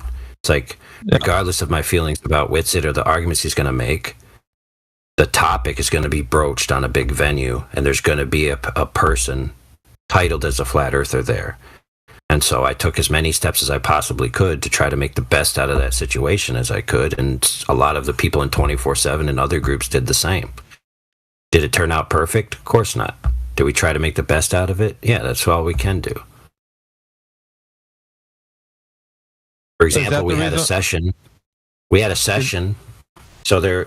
Oh, you ask your question first. I was gonna say, is that the reason you got chastised about it? Like, were they getting on to you about that? I would agree.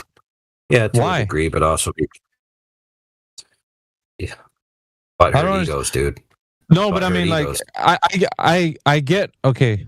I mean, I can listen to both sides and I understand the reason why, but there's a valid point to be made that you've been saying all along. Like, if we're not getting out there and people are not hearing us, we're just essentially, then it will become an echo chamber. Like, is that what we want? Like, just, it will become that. It doesn't, it's not like that. I'm not saying it's not like that, but it can be.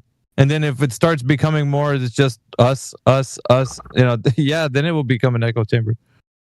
But what I find really interesting is that was the reason why one of the reasons why he wanted to come in. He was sort of, we could help each other out. He wasn't getting anyone new on FED that he could debate as such or have these discussions, which is because everyone knows how the conversation is going to go. Yeah, they're going to get abused and muted. So the point was that he was going to come in and he would bring people to our server or our room. People would follow him from our room, so it could benefit both parties. And my original understanding was that when he ran his show, he was just going to come in and join the conversation. Yeah, that was what I want. That's what I put forward to him, that you join like anybody else, get involved in the conversation, have your back and forth. Everyone can sort of speak. It sort of didn't go that way. And it just doesn't seem to be, there's a bit of crossfire. Sorry? There's a bit of crossfire happening now.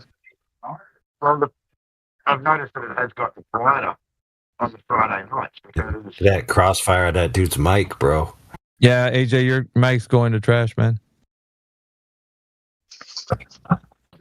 Yeah, you should have a good mic all the time, like I do. I just bought one of my daughters using it to play a game. She stole it, so I put my wireless ones on, but I'll go switch over. But yeah, we didn't hear that. But yeah, it sounds like switching over is what you're trying to do. Heck yeah, and nobody even called me out. I said you should always have a good mic like I do. I'm like one of the most notorious bad micers. Now you got it like about a week ago? Oh, a couple weeks ago? No, I've had this mic for a long time. You just haven't been using it? To use it. Oh, you're at work. Yeah. Anyway, I'm not at work now. I'm at home now. Yeah, but was it? What's that, AJ? Go ahead. Is that better? Yeah, way better. Excellent. What were you saying? Go back to the shitty one. Oh, I was just saying that I've noticed that the Friday nights have gotten a little bit quieter, that people don't come in when they know that Nathan's there just because of the way that the conversation ends up going. Like I said, when I first spoke to him, the whole point of this was that he wasn't getting people in his room for content, so we could help him grow by our followers going across, and he could help us grow. He can't just go to other venues and do the same thing that dried up his platform and expect better results.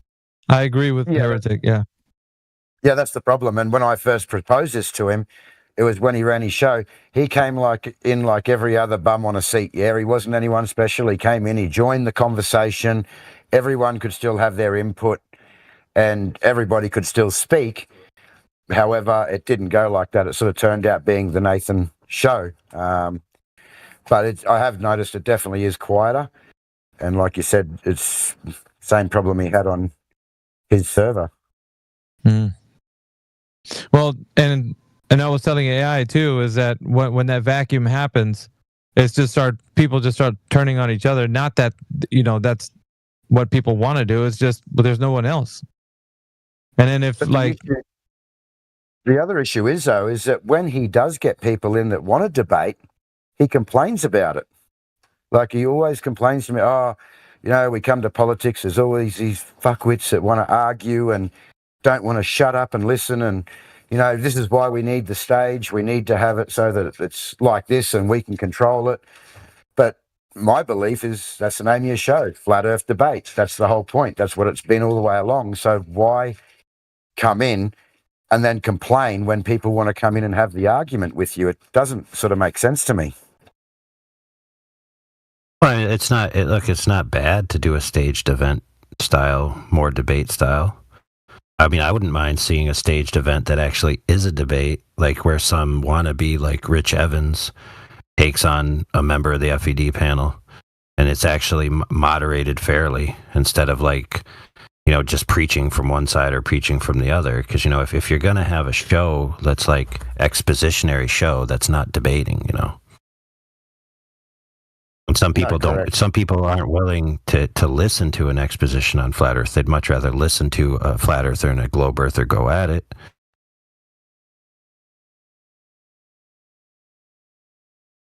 Maybe they'd be willing to do that. We do a staged event with like an arena style debate. I still agree with that. That should be a good avenue for us doing that. From where we can pull them wherever we can.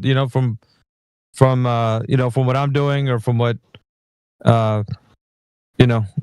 what's his name doing it on TikTok? Oh boy, freaking forgot his name. The lo-fi guy. Lo-fi, yeah. Yep. Yeah, I know we do have issues getting the stage in politics. I believe that we still don't really have anyone there to speak to in regards to that. Oops. Sorry, guys. But yeah, when we did run that stage event, the issue was that he wanted it then every single week to sort of run the show. I don't know. I don't think that that's possible in politics. Well, logistical problems occur, right? Because people aren't around. At the times, maybe he changes what time he's going to be on or whatever. You know what I mean? It's also the case that politics has a lot of other stuff going on too, periodically. So there's periodic events from other people's channels, and we're not supposed to have conflicting events.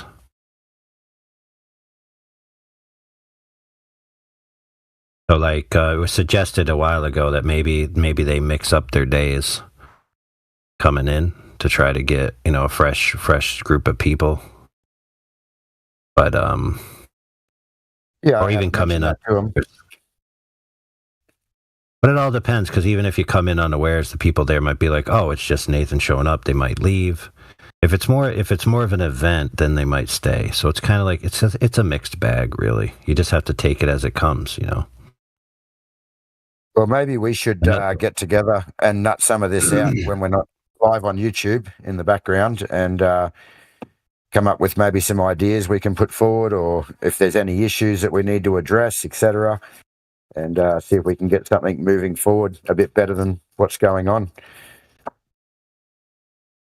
Yeah, but some of the stuff already gets kind of slapped down.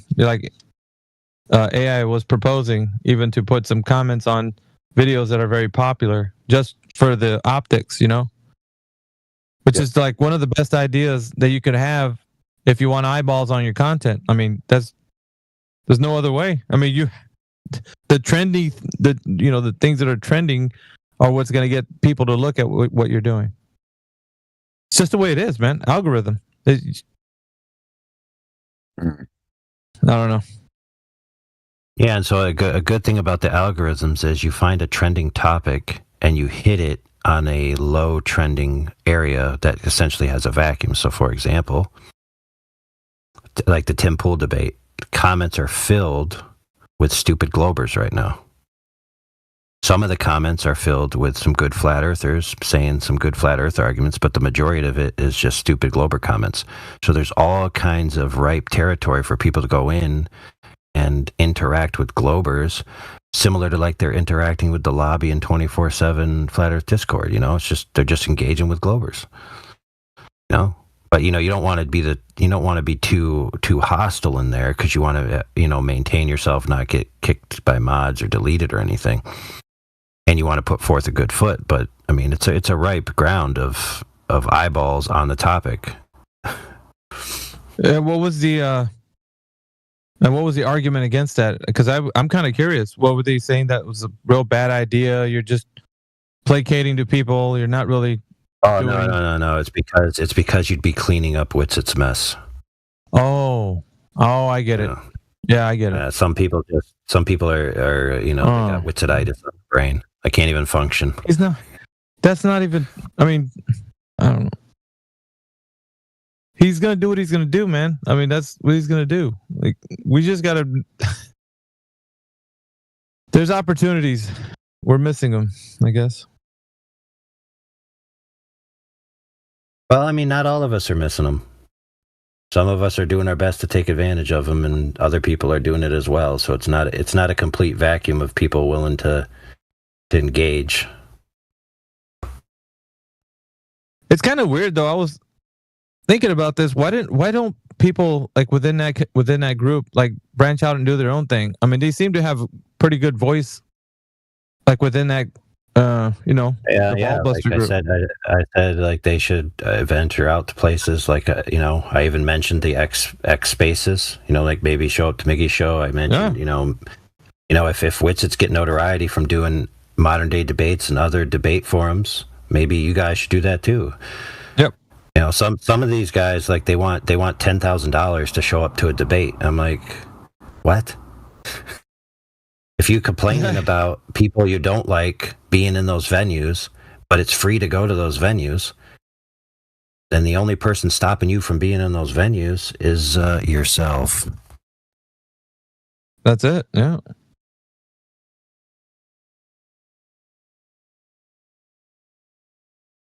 Supposedly, they got the killerest arguments that ever walked the face of the earth, and it's an easy win. So why not just show up and do a victory lap?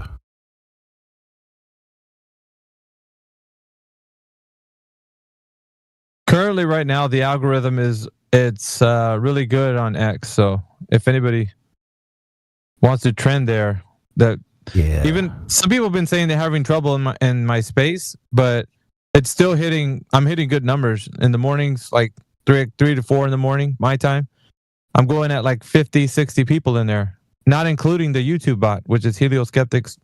That's what the guy's saying on Instagram too. He said that Flat Earth was restricted for a while, but now he's seeing an opening in the proliferation of the algorithm of the content. And so I was like, oh yeah, we should get you onto the Alpha show, and then he should give you some stuff for your stuff.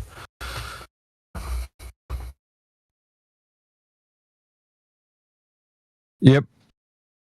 It's hard, man. Sometimes it's like herding cats. Yeah. Social media is it's almost harder to get somebody to click a link or repost a tweet or I'm always telling people when they engage with the space, a good way to get the space trending is to just retweet the space out. Like when you hit repost, it puts it on your profile. All you got to do is click one button But to make the mouse move all the way over to where repost is and actually click it and see it repost, like that's a lot of work. Right now, right? I get like 9 reposts, dude, and there's like 60 people in the channel. It's like weird.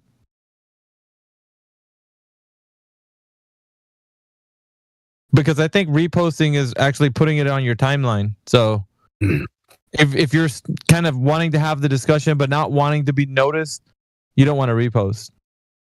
Because then it actually shows that you're advocating for the space of flat Earth, and maybe people that are following you don't know that you are in a space like that. Like, you make it well known.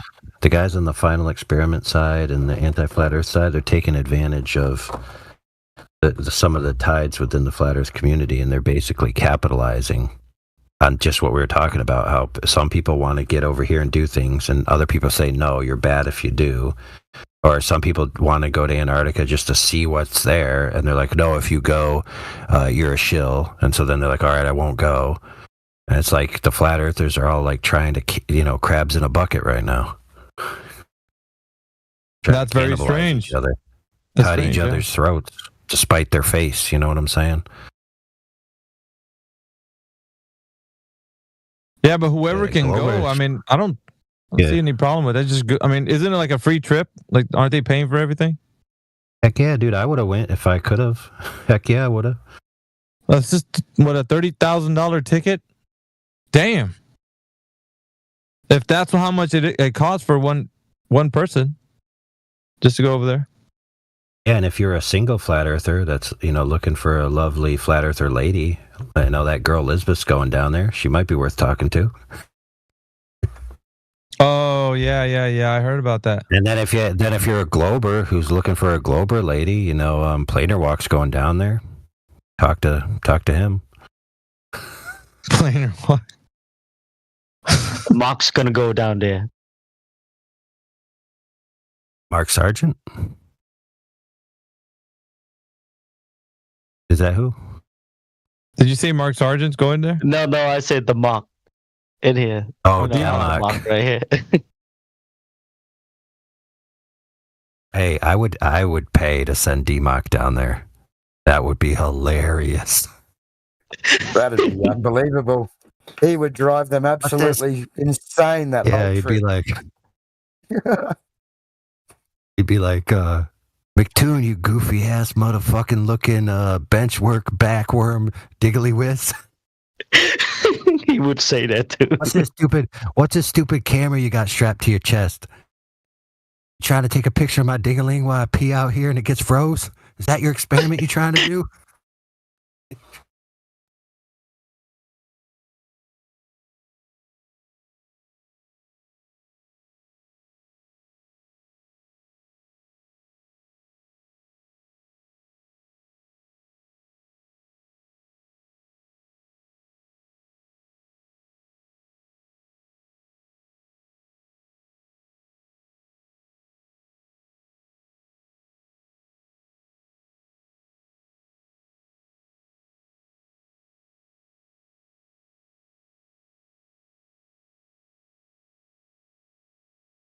Oh, man. Did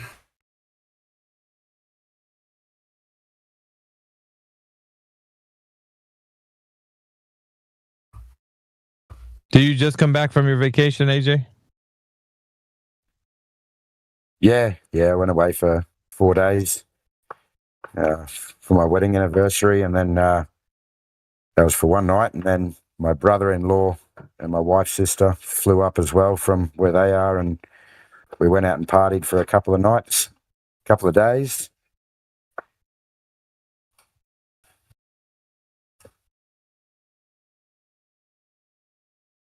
Yeah, that's good, man. Got some time to relax. Yeah, that was really good, actually. I was as drunk as 10 men on a Saturday.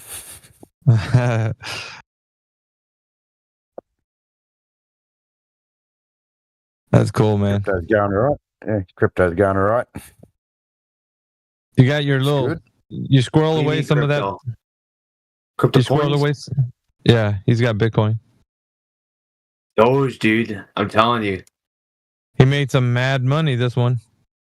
Doge and XRP are gonna go to the moon this month. Yeah, XRP's already taken off, man. Did you What? buy a bag of? Did you buy a bag of XRP, AJ? No, I'm not holding any at the moment. I was going to trade that move and I missed it actually, but Get in I'm just before about it to blows off, man. I'm just about to transfer some money and buy some spot. I got to find a few coins to put into spot right now.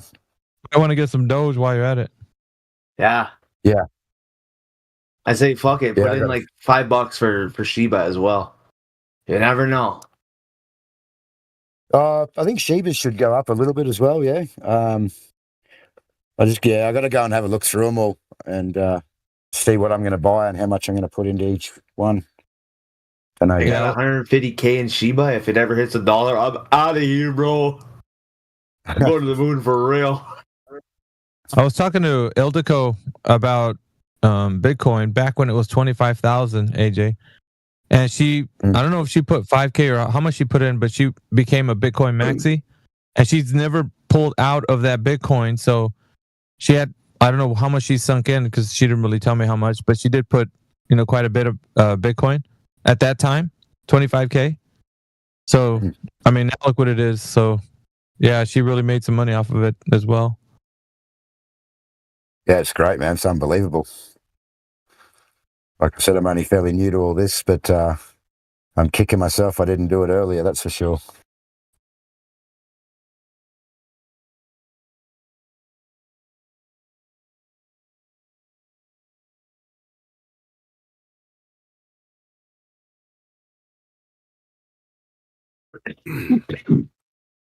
I sat up all night trading last night watching that XRP, and I did a few other short trades. And then I went to bed at about 5 a.m, and XRP still looked like it wasn't doing anything. And I was like, I'll go to sleep. I woke up at lunchtime and opened up the chart, and XRP's just gone to the moon. I'm like, oh, damn it. Have you ever Are seen you all XRP and for Doge, man? XRP is at 226 right now, man. It took off from Yes, sir.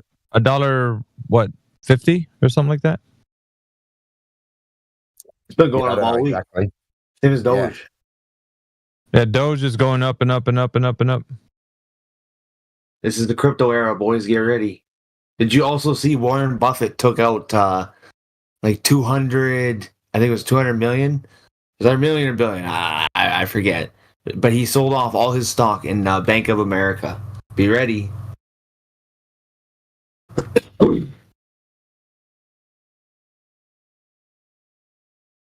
It might be a nice time to buy a bit of Doge. It pulled back from 46 to 41 right now.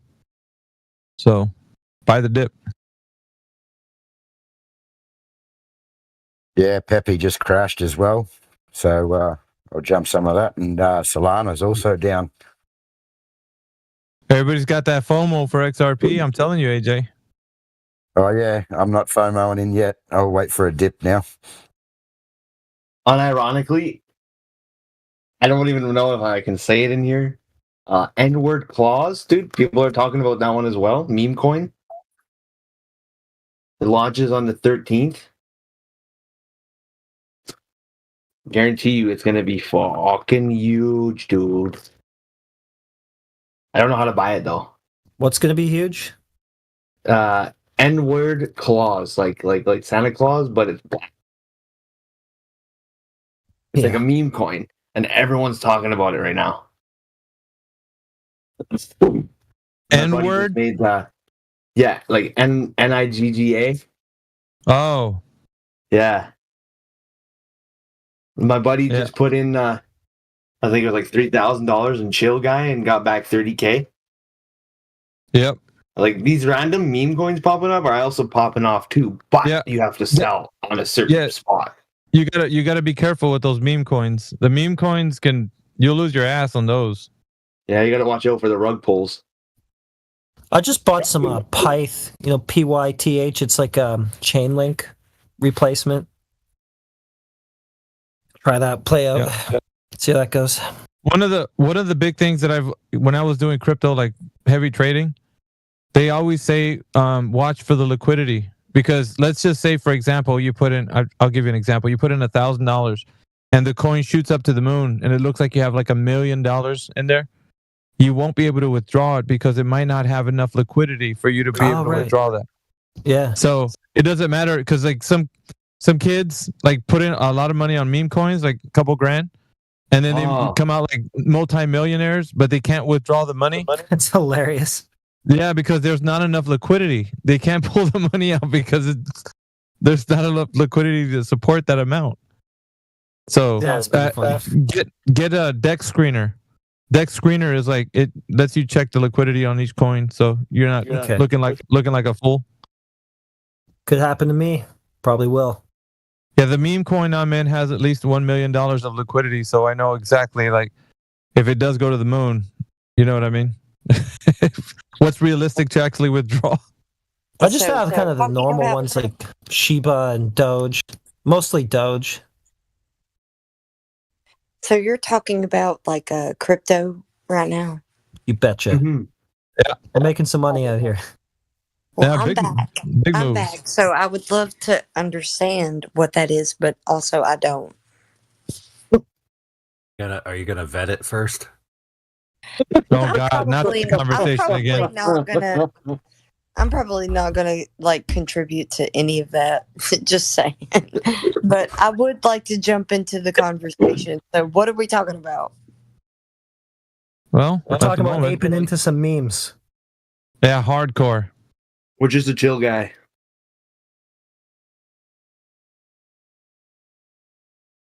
Well, I'm, also I'm we're super talking- happy for my buddy. See, just for Flatsy's benefit, we were talking about segues in the community and taking advantage of upticks. What are they called there, Alpha? What the heck? Oh, liquidity. Trend, like when something's trending. Trends. Yeah, when something's trending. Yeah. Yeah, you have to. If you don't capitalize on trending like topics, you're gonna miss the algorithm wave. Like there's a certain wave that happens. So like No, I think that if I was No. focusing on trending stuff, my time would be taken away from my family, and I don't want that. Okay. Flatsy, was that English? Alrighty then. We're talking about if we want to do you get a think flat that I Earth could topic. Exactly. So I'm saying, do you think that I could allocate my time that I'm Yes. spent like researching to research every single aspect of everything? No. Plus, on top of what I've already researched. That's what it takes to ape into crypto. So you better get used to it. Yep. Yeah, but we're in that context, Flatsy, we were talking about. So, flat Earth topic is trending and booming right now with Tim Pool's recent endeavor. So that means that if you get along that, and all of the people who are attracted to that thing that's trending at the moment will also get some of what you have to offer. That's what we're talking about. Yeah, maybe. Oh, yeah. But, I would say that I don't have much to offer. So, what I've got to offer, I've already given. Well, you mean you couldn't? You might as well retire. You couldn't send it. You couldn't send a couple of comments underneath somebody else's comment. I can, but I would say that I don't have anything to offer in crypto world. No. Do that. No, never mind. That's all right. Yeah, we were talking about crypto, but prior that led into that was we were talking about everything with flat Earth that's blown up at the moment. You know, the final experiment, etc. Yeah, but I didn't catch any we're of that missing- because I was busy. No, that's what we're trying to explain to you. Yeah, He's so explaining it to you right now. Yeah, what we're saying is you know, would you have time if you know, when these videos are blowing up and trending, that we need to get in there and, you know, we need to put some comments in there and catch this trend, yeah? Because we're missing. Yeah, I agree. I agree with that. Yeah, we should absolutely do that.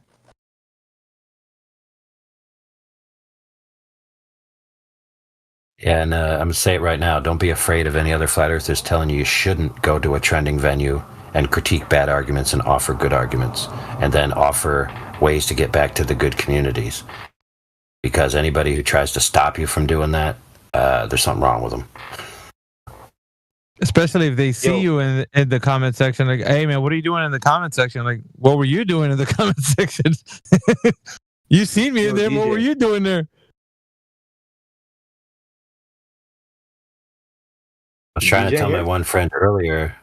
Hold on, bro. I was trying to tell my one friend earlier who was mentioning, hey, I'd like to do those things, but I'm afraid that I'm going to be accused of this and that. And I'm like, you know what, dude? I would love for people like you to not have to be afraid to proliferate the good flat earth arguments in new venues where lots of people have eyes on. I don't want you to have to be afraid like that. Sick of that crap.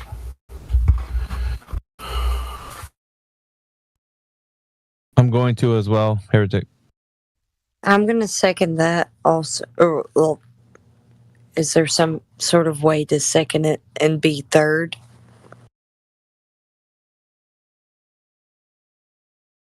Yep, you'll third that. Testing 1 2 3.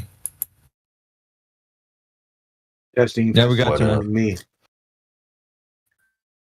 Thank you, gentlemen. Talking to me. It's Chem Bobits Z.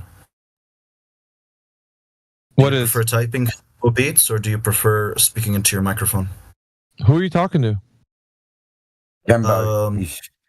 He's trying to get. Bobits Z. I can Kembo only have a talk a discussion. little bit, but yeah, I'm here. Oh.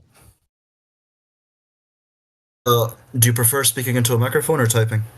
Or say something to me? It's always better to say something. But you got Yeah, some we can beef talk. You got beef in the text? I didn't even. Let me go read. What are you guys talking about? Not every. I mean, nothing back and crazy. forth between two people is beef, man. We could just be having a conversation. Oh, what Yeah, let me just rephrase that. What conversation were you having? I'm just trying to understand what you guys think. You can just ask us. We'll tell you. Sweet. So, I take it, according to what Mr. Kembo Beat Z has said, do you guys believe that the shape of the planet that we're currently on is flat as opposed to circular? Yeah, there's no evidence. Yeah, there's no evidence that the Earth is a globe in any way. Okay. What else? I've spoken to individuals who are aligned for a position, and it's not just the shape of the Earth. It's usually things like space as well. They have a different concept of that. Yeah, the cosmology that you've been told that the Earth is in the vacuum of space is also not true. And the concept that the Earth is spinning on its axis is not true. And the concept that the Earth is in an ellipse around the sun is not true. I mean, I can go on. Now, unless you want to intervene and say that that is true and then provide you evidence for it. Interesting. So, SpaceX, when they send their rockets out high up in the sky, where are they going exactly? I don't know. You tell me. Where do you think they're going? Space, probably. Okay. Do you have any evidence that they're actually going to that location? It's not just SpaceX. Doesn't Jeff Bezos have like a private aerospace company and he shot himself into orbit? You mean Virgin Galactic? Or yeah, well, Bezos does as well. But yeah, even though if they say that they're sending these rockets into a location, do you know how to verify that they're going to that specific location that they're going to?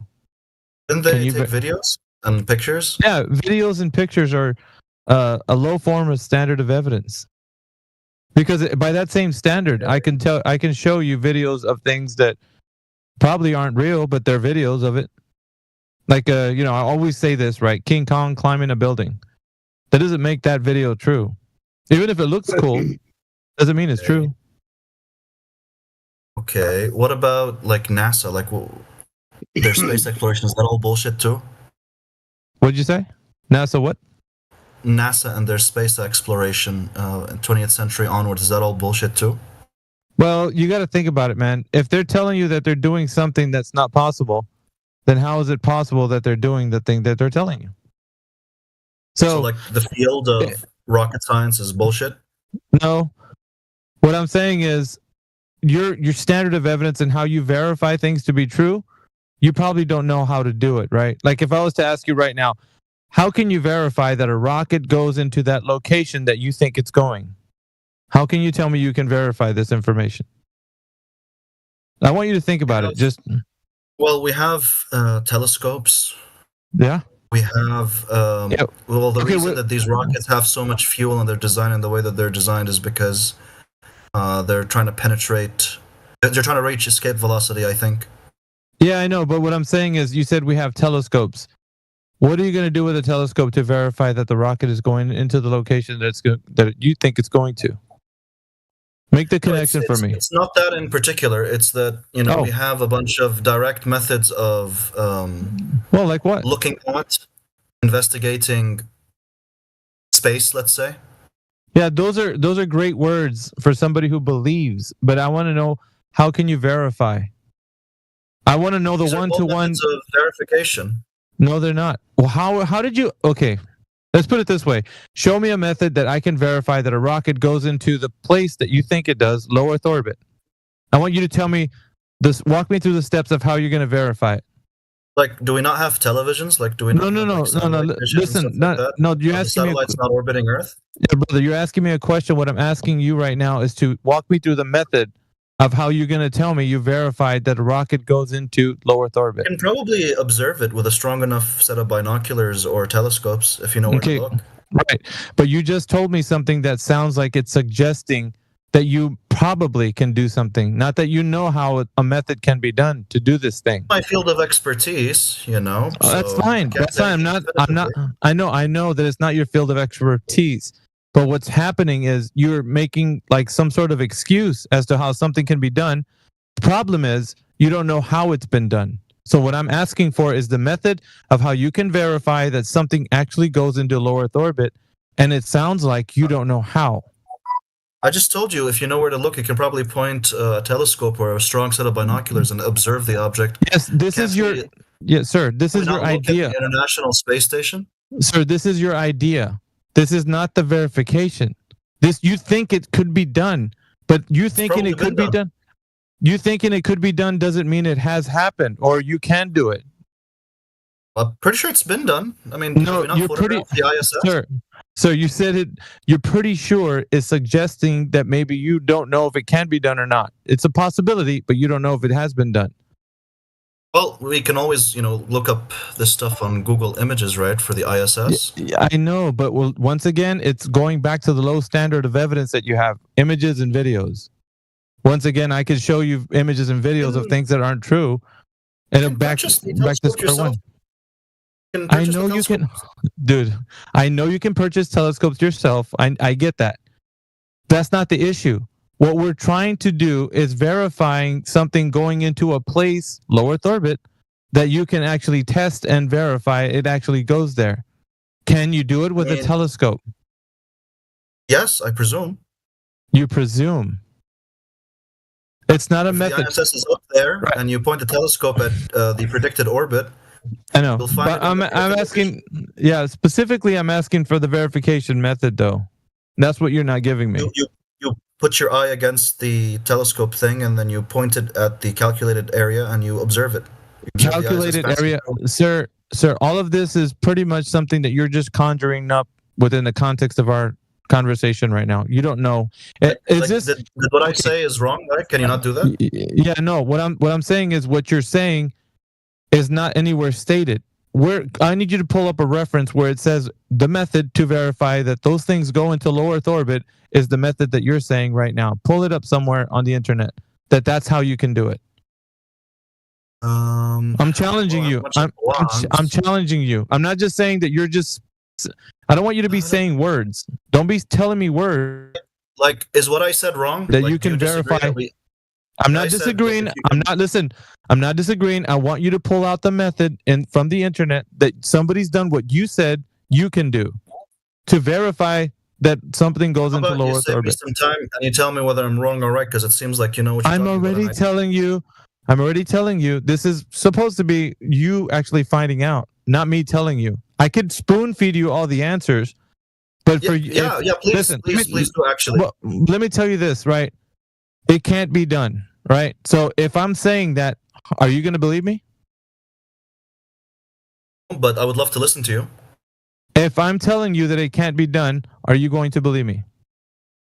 No, but I would love to listen to you. No, I'm not going to waste my breath on somebody who's not. If you said, all you got to do is spoon feed me, and I said, okay, I'm going to tell you it can't be done.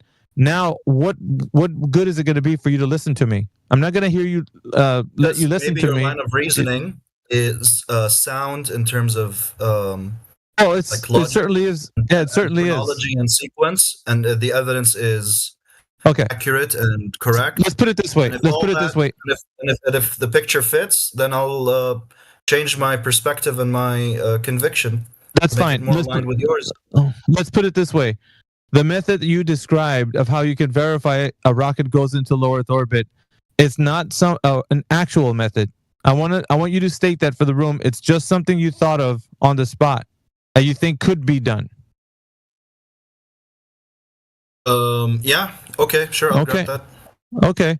So if that's the truth, then what I'm asking for you is, if people need to verify, like on the ground, that something goes into low Earth orbit, what is the way that the method can be tested and verified? So I came up with this website, which is called Telescope Nerd. It's sort of like a blog. And there's this article posted by some dude called Will Califf in the year 2023. Basically gives you like the sort of telescope that you'll need and where you got to point it at in the sky and when and how and stuff like that to be able to observe the ISS. That's fine, but it's not. Listen, the ISS is not what's in contention. What's in contention is your first premise, which is rockets are going into low Earth orbit. So that isn't the ISS rocket, wasn't it like launched into low Earth? I don't exactly know if the ISS is in low Earth orbit or yeah. what You sort need of to focus. It is. You need It to is. focus on whether or not the Earth is a globe first. Yeah, hold on, Flatsy. Hold on. So what your question was how do rockets go from point A on the ground to point B in low Earth orbit? So in point B, they're already in low Earth orbit. Yes? Where Hello? the ISS is related to our conversation about rockets. I know, but you're not listening to me right now. So point A to point B is the conversation, not already at point B.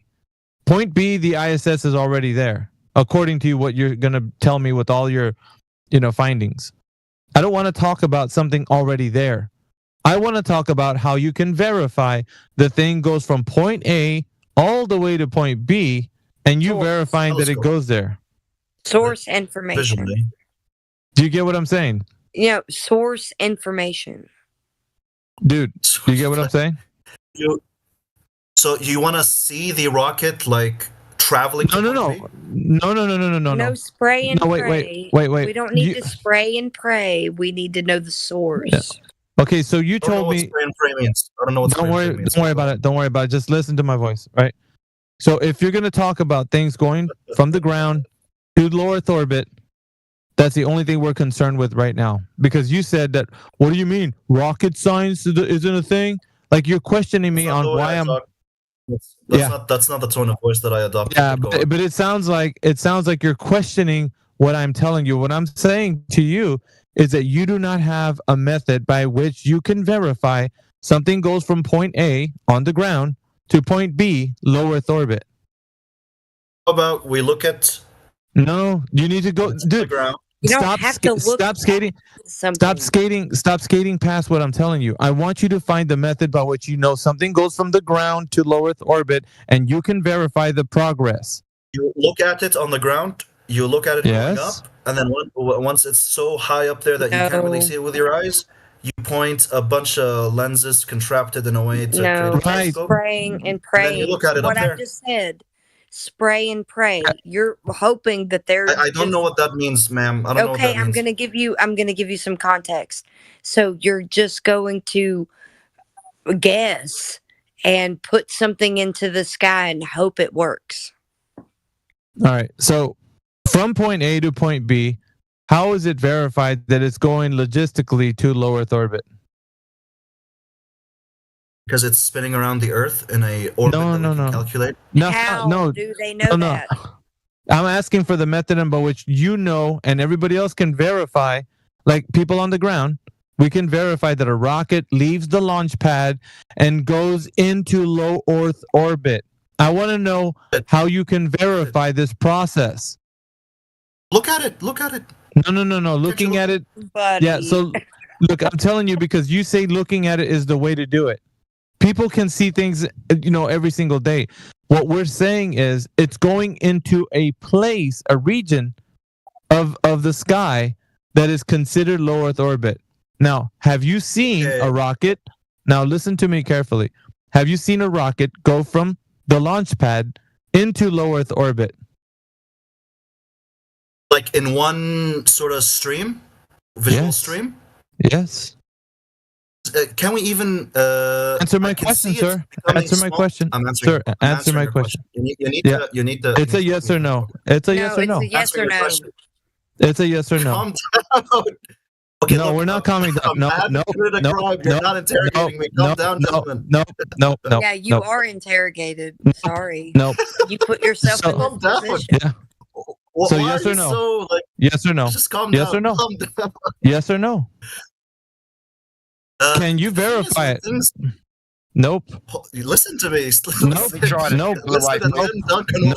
it a little bit simpler way. Yeah. Nope. What height is low Earth orbit claimed to be at? Do you know that? No, hold on. Let me go back to Alpha Veritas, okay? I'm trying to help you with Alpha's question, dude. I'm trying to put it in another context for you that you may understand what's going on here. One at a time. Let me answer Alpha Veritas first. Let me try and help you out first, dude, because I don't think you're quite understanding what he's asking for. Yeah. So hold on. I understand the question. I understand the question. I don't think you fully are. Yeah, that's the issue. Do you want to talk to me now, or am I talking to Alpha Veritas? No. Who am I talking to? You're talking to Alpha. I'm trying to explain it in a simpler way, maybe that you may understand. No, it's simple. It's simple. I understand what you're saying. No, because you're stating that you just look through a telescope, yeah, and we can see this thing fly up into the sky. Hold on. Oh my God. Okay, Alpha Veritas. Your question is: have I personally seen this rocket being from the Earth go up into the sky and then reach low Earth orbit? No, that's not what I'm asking. I'm actually my question is not specific to you. It's specific generally to a method. What method can be done to verify that a rocket goes from the launch pad into low Earth orbit? What can we do as humans to verify this happens like they tell us? What am I going to do to verify this other than take their word for it? Because that's the only thing you're doing right now is taking their word. Yeah, and then you stated that you'd use a telescope that you could see this thing fly up into the sky. So this is where I was trying to help you out, my friend. Yeah, this is what I'm saying. So low Earth orbit is claimed to be a specific height or a certain height above the ground, right? Uh-huh. So how is looking through a telescope going to verify for you that that object actually is at that location or that distance from the ground for it to be in low Earth orbit to begin with? If I have the size of this object on the ground, right, I can use a bunch of physics. You need to be able to. Please, can you stop interrupting me? Don't forget you need to visually. If you disagree with what I say, if you think I'm saying something wrong, I would love to hear it. But wait until I'm done saying it and then tell me I'm wrong. Okay. If you have the size of the object on the ground, and you know a bit of physics, you can actually calculate if it's this big up in the atmosphere, then that means that's the distance between you and that thing. Did you watch it go up into the atmosphere? I've never had that honor, no. I wish so. Okay, so what do you know about what it should look like in the air? Because they built it on the ground. Yeah, but you should know what it should look like in the air if you knew that they launched it up, right?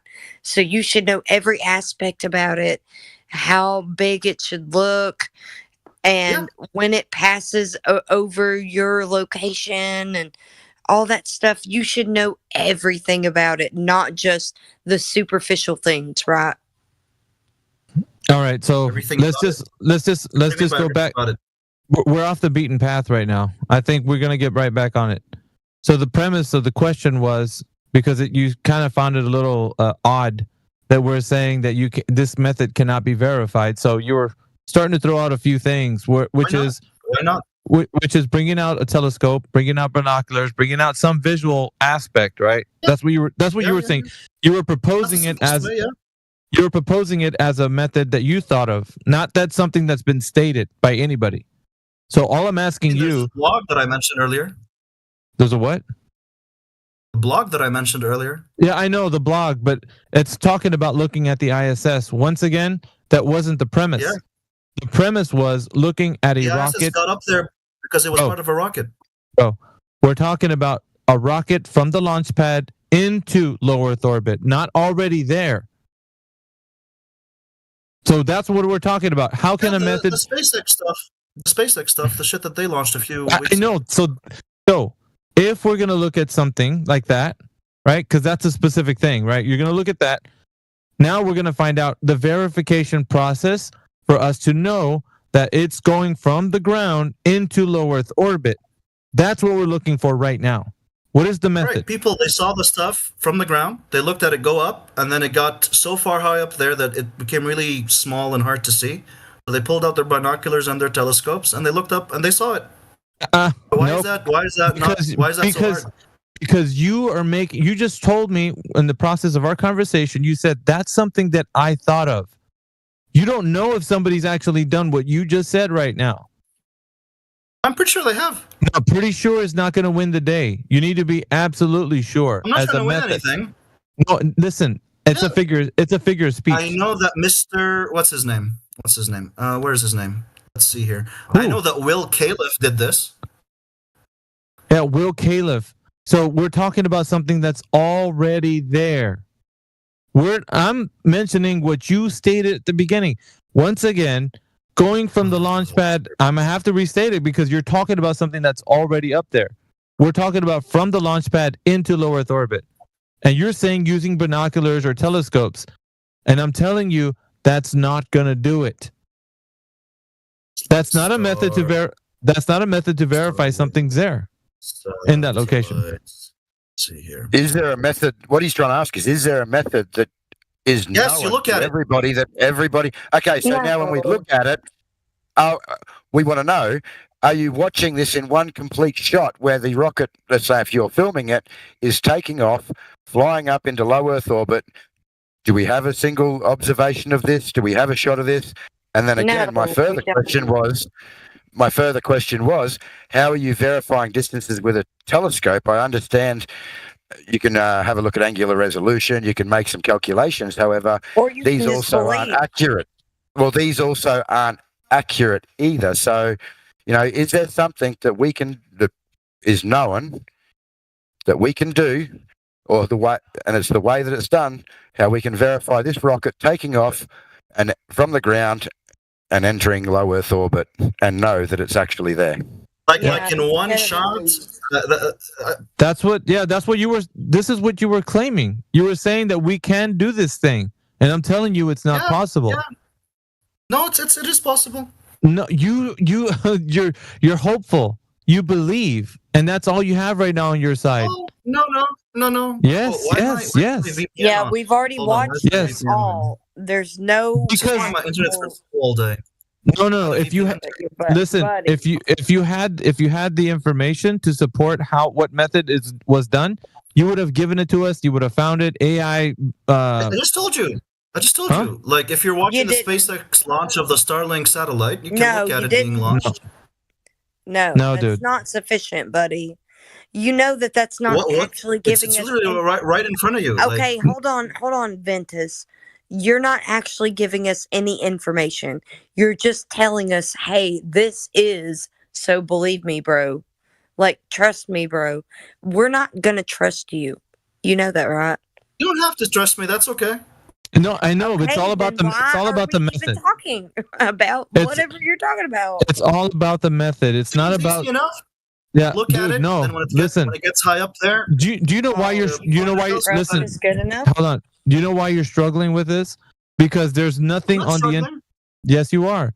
You think that your belief is going to be the reason why you're going to like actually say, yeah, it's true. No, the not thing. a belief. It's a belief, dude. It's a position formed by the It's a shoulders of belief. giants. Okay, No, shoulders it's of a belief. giants, dude. Come on, let's get real here. You're not standing on any Galileo? shoulders of any giants, You man. have the biggest religion here in the. That's not. It's not a religion. It is, dude. You blindly believe. So you believe that's acceptance without evidence. You don't have any evidence that the rocket goes from the launch. LDL Listen to me when I'm talking to you. You don't have to overtalk me. Just like the way you didn't like Flatsy to overtalk you, don't overtalk me. Fair enough. So the same thing was when the rocket goes from the launch pad into low Earth orbit. You don't give us a method. You're just telling us that you could take your binoculars and just see it. See it do what? See it go up and away. That's all we see a rocket ever do. Goes up and away. We don't ever say that we can see it going into low Earth orbit visually. That's not possible. According to the paradigm of the Earth being a globe, the actual rocket takes a parabolic curve, and it does that because it needs to reach escape velocity. So what it does, I'm going to tell you something that you didn't know probably. That's the reason why you've been getting it wrong this whole time. So the reason why you're wrong is because when a rocket goes up, and according to the Earth being a globe, the rocket will take a parabolic curve because it has to reach escape velocity, which is, according to them, around 25,000 miles per hour, just so that it can escape Earth's gravity, the gravitational field, right? But in order for it to do that, it needs to circle the Earth at least 2 or 3 times, going at a speed that's going to trigger the escape velocity. So once it reaches its maximum velocity output, it will then reach a point where, as it circles the globe, reach a point where it actually disengages from Earth's gravity. And then it then becomes into a free fall around the Earth. And it could last in a free fall for a long, long time before it burns up in the Earth's atmosphere. So the reason why you've been getting it wrong this whole time... Sounds very accurate. Yeah, you're right. Yeah, I that know. sounds very accurate. Yeah. But the reason why you've been getting it wrong is because there hasn't been a continuous visual of the thing going from a launch pad into low Earth orbit. That's not possible according to even the paradigm of the Earth being a globe. So you were saying something It is incorrect. possible. It's just very difficult. No, it's not. It has to go around the Earth. And when it curves in a parabolic arc, you can go and look at photos. The rockets do parabolic arcs. I'm not lying to you about this. This is what they do. They go into a place into the horizon where you can't see them any longer, and they're still not in low Earth orbit when you see them go away onto the horizon. Every single rocket launch does that. Right, That but is Alpha, like you can. That is the reason why. No, you cannot see it go into low Earth orbit. That's what we were challenging you on, and you were still. Actually, you need to. I've heard you until the very end. If Mr. Alpha Veritas was at the launch pad, right, and then so the course goes around the entire Earth according to you once or twice, and then it reaches escape velocity. twice and or it's just, 3 like, times. there right. So if you follow the path of this rocket, right, all over the Earth, you put individuals that you trust at certain points along this journey around the Earth, and equip them with binoculars and telescopes and stuff like that, and you tell them where. What do you mean, poor dumb bastard? Huh? Anyway, and you tell them to point your telescopes and your binoculars and stuff like that. They will definitely observe that if they're being competent about it. No, dude, this is not the verification method. So I told Why you is this not possible? basically Why is I've this not already debunked your hypothetical. Your hypothetical was already debunked because of the fact when a rocket takes off from the launch pad, it goes in a parabolic arc. That parabolic arc goes into the horizon, which means that a person visually trying to see the thing couldn't see it going all the way around until it dips around the horizon, according to what the story goes. And then it goes around the Earth and back around again, and then back around again. until it finally reaches escape velocity. A person cannot see it do that. Go into low Earth orbit. It's not visually possible. Dude, one person can. You need to hear what I'm telling you, because this is coming straight from the globe. Because I know their arguments, and that's the reason why you're wrong. Yeah. If it goes around the Earth, right, and we live on a globe, and at one point it's gonna be behind the Earth, and there's gonna be the Earth between you and the rocket, so you won't be able to observe it directly. That's what I was telling you. You trust. No, that's not it. Someone that you no, trust. That's not it. Sorry, that's not. You trust. Dude, that's not it. Flatsy That's Klein not or it. Heretic. No, that's not it. Kimbo Beats. That's not it. I'm gonna have to stop you. Stop. That's not it. That's not what you said. How somebody, and I asked you this specifically, how somebody can. Okay, do you need to just wait? You just wait. When I asked you one specific person, how can I verify that a rocket's going into low Earth orbit? You brought up this hypothetical that all you need to do is bring out binoculars or a telescope and visually see the thing go into low Earth orbit.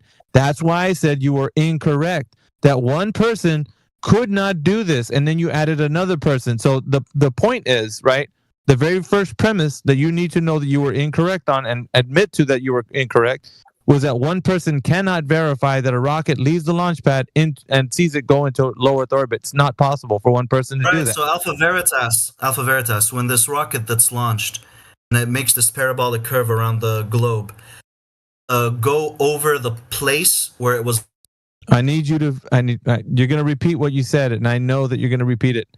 I don't need you to repeat that. I just need you to acknowledge the fact that what you stated was one person visually seeing that rocket go into low Earth orbit. That's not true. I need your concession on that. I don't need you to tell me more of what you're going to make another hypothetical on. First, concede that one person cannot see the rocket go into low Earth orbit. Then you can continue. I would love to continue talking to you, but if you're going to just... I'm going to, because you need to admit when you're wrong. That's what you need to do, unless it's your pride. That's your pride, then.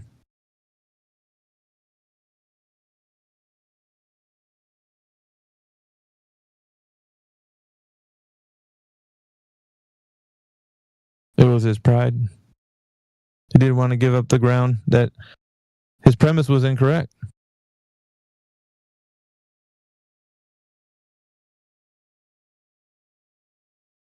The only way I'm going to let you out is if you say one person cannot visually see the rocket go around into low Earth orbit.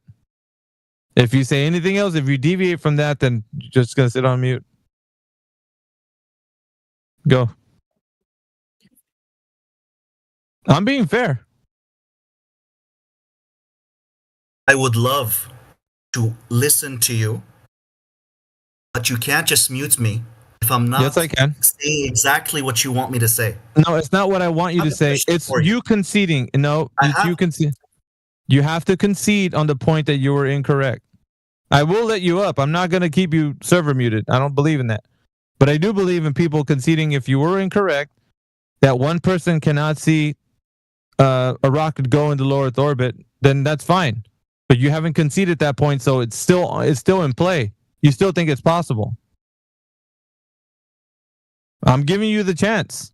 Answer my question. Are you going to answer mine? You're going to answer mine. One person cannot see a rocket go into low Earth orbit. I don't care about that. Yes, I'm wrong. I see the point. Yes, I'm wrong. Sure, okay. Whatever. Continue. My question for you is, and you need to stop muting me. Stop. It's really annoying. No. If you're incorrect, I would love to listen to you and ask you questions and pick your brain. Why my brain, but you have to. Why are you so passionate about this? Just calm down. Because people like you think that you're correct by using hypotheticals, and you don't know that you are incorrect because there's no testable method. That's the reason why you think that. My dude, calm down, relax, calm down. I've already conceded. This is not my area of expertise. I'm picking your brain. I'm asking questions. You need to stop being so defensive and aggressive and passionate about this. People can have conversations about this, and why do you take it so personally? Because that's the reason why we're in this mess in the first place. People have these beliefs. The mess that you think that the Earth is a globe and the rocket's going to low Earth orbit and everything that precedes the idea that you live on a spinning globe Earth. Everything. It's all incorrect. It's just misinformation. You guys are believing a story. It's a fantasy. That's why. And it's hard to hear. It's like, you know what it's like for me to hear, from my perspective anyway? It's like me telling you that I think that, you can go fight dragons and orcs in Middle Earth. And it's really real. You can actually go there.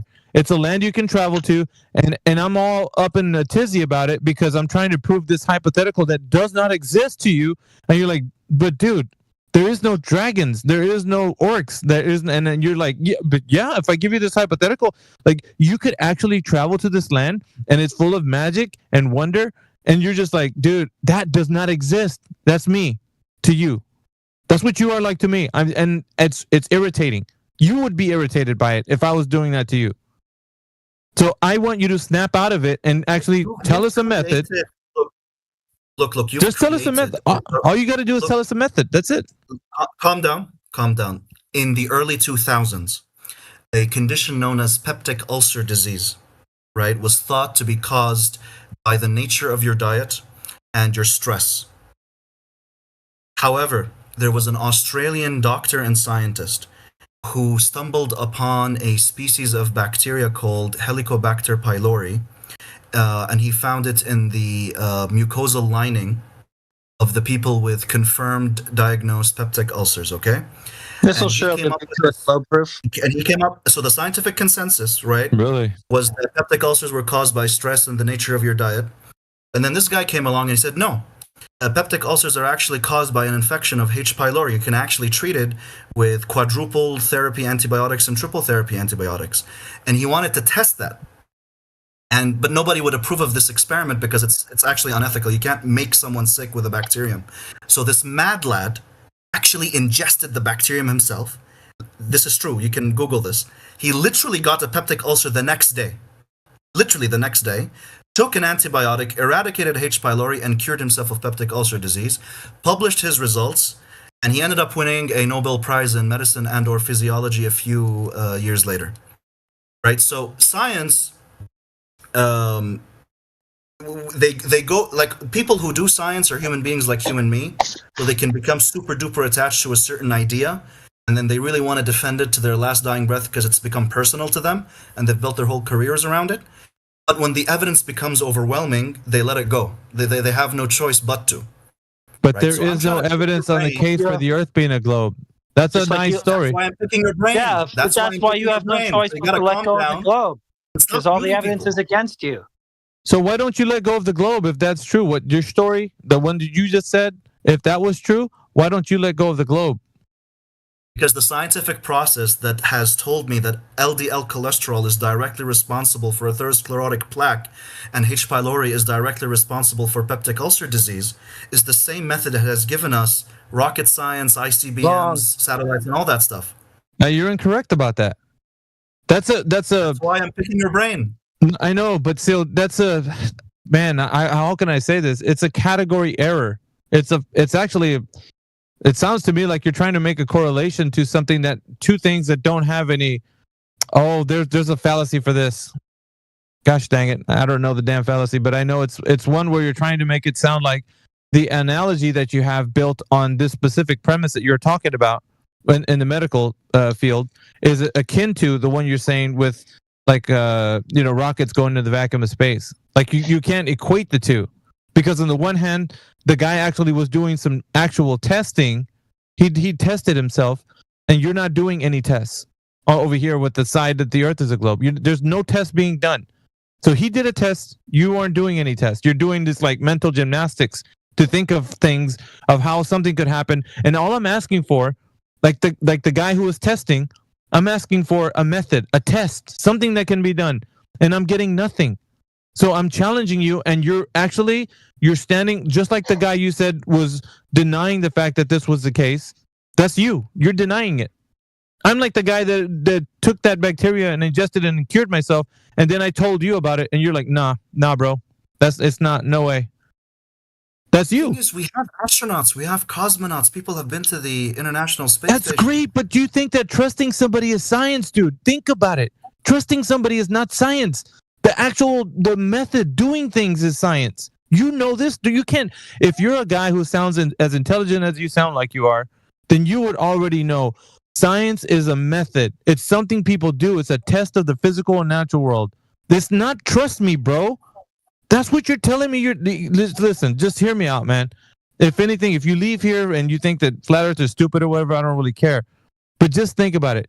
If you're an intelligent human and you're thinking about, okay, have I really tested the Earth as a globe, or do I just believe somebody telling me something? That's not a hallmark of scientific inquiry.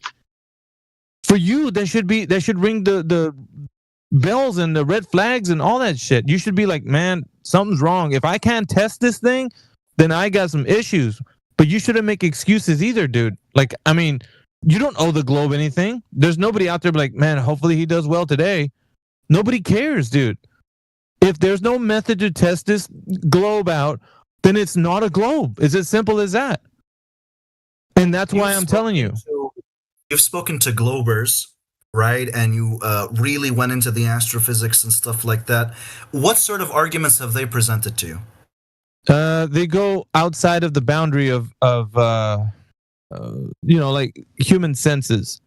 So if we want to talk about like what they say, they go into the realm of like philosophy. They go into the realm of systems of how things can work outside of our known abilities. They go more into calculations. They're not really speaking of applied sciences. This is not the realm that they're talking about. And that's where the globe Earth resides, in that realm. This is the reason why I'm telling you, the applied sciences, like all that stuff, it means something, dude. That's serious business. Like how you said the gentleman tested out this medical theory, and he was like, he found out that because he understood a bit of, I don't know the jargon, but I'm telling you what you were talking about, it made sense to him. So he tested things out to figure out the cause for an effect, right? This is important. This is important for the advancement of things to actually make breakthroughs, right? No wonder why he won the Nobel Prize. But I'm saying, though, if something is a philosophical interpretation, right, of how the postulation of how something can be, the cosmology, the universe, and it does what it does, and it's nothing that you can do to test it, but basically just like a story that somebody says, hey, look, this is what great minds propose what the cosmos can be, and then you take it on as a belief system versus a method that you tested out, then it's a story, dude. It's a narrative that you picked up because you think smarter than you can think a little bit deeper about philosophical interpretations, man. That's all I'm telling you. Like you're taking a worldview on that has nothing to do with testing and verifying. And I can test that notion. I can test that notion. I think the way we've arrived at rocket science, at satellites, SpaceX, all those things, ICBMs, and the list goes on and on. Astrophysics, it's all hard science. It's all observation. No, bro, it's not. It really isn't. It's not. It's a mixed bag. The mixed bag is conflating the applied sciences with actual pseudoscience, which, that's what I'm saying. So the people working on technology, the stuff that's actually, rockets and all that stuff is working on Earth. That stuff is what they're working with on Earth. When they say they go into this other realm, this other place, low Earth orbit and all that they're falling around the Earth. Do you know that the ISS, and I'm just going to tell you this because you probably may or may not know this, the ISS has been falling around the Earth for over 20 years at a rate of 17,500 miles per hour. And it goes around the Earth every 90 minutes. And it's some ridiculous idea that tin can has people inside of it. And not only that, but people can actually fly up to it and dock with it at that ridiculous speed. Now, you might say a whole bunch of things about the narrative and how that's all possible, and not because people are using, calculations and whatnot. All I'm saying is that they're feeding you this narrative, and when it comes to you, there's nothing testable about it. You're just believing it like a story. And then you're telling other people, dude, why don't you believe in this, man? That's what we got to do is believe. No, we don't. Actually, we don't. We can say, I want to know if there's a method I can test this information out. And if there isn't a method, then I'm not going to take it on as a narrative. You guys can believe in it. I don't need to. You can believe and disbelieve whatever it is that you want to. Also, Smitty, Alpha is not loud. He's like, the volume is actually perfect. So I don't know. Am I too loud? It's your speakers. Am I No, loud? you're not. You're absolutely not. You're absolutely not. I don't know what this guy's on about. Anyway, here's the thing, though. Going back to what we were talking about, you said that it had to go in a parabolic curve around the Earth like twice or thrice, something like that, so they can reach escape velocity. Can it form? So you're basically saying it goes in a circle around this globe, which means that it can travel on top of you again. Is that possible? Yeah, they're saying it does cycles. It does actually a sine wave, so it's not actually going in the same path as it did before. So it's changing its not changing its trajectory, but a sine wave. If you could see what it looks like on a kind of like a project, like a map, like a Mercator projection. It's like, have you seen that square? Let me just give you an example. Have you been to timeanddate.com before? Timeanddate.com. I know what you mean. Yeah. So you see that square map that shows all the continents? Yeah. If you were to put what the ISS travel path it looks like on that, it would look like a sine wave on that specific map projection. But on the idea that it's a globe, it'd be taking like it's like a spiraled path on the globe, if you will. So it doesn't go over the same place like exactly twice, but it does like a repeated. You'd have to see it. I can't tell you. You'd have to see it. I have to have it like show you it in a depiction. Anyway, I mean that's beside the point. Like they're telling us these stories about what's going on with those things, and there's nothing you and I can do to test it except for believe that these calculations are what they are, and it's taken on as a belief system. Now, whether you like to admit it or not, like it's just what it is.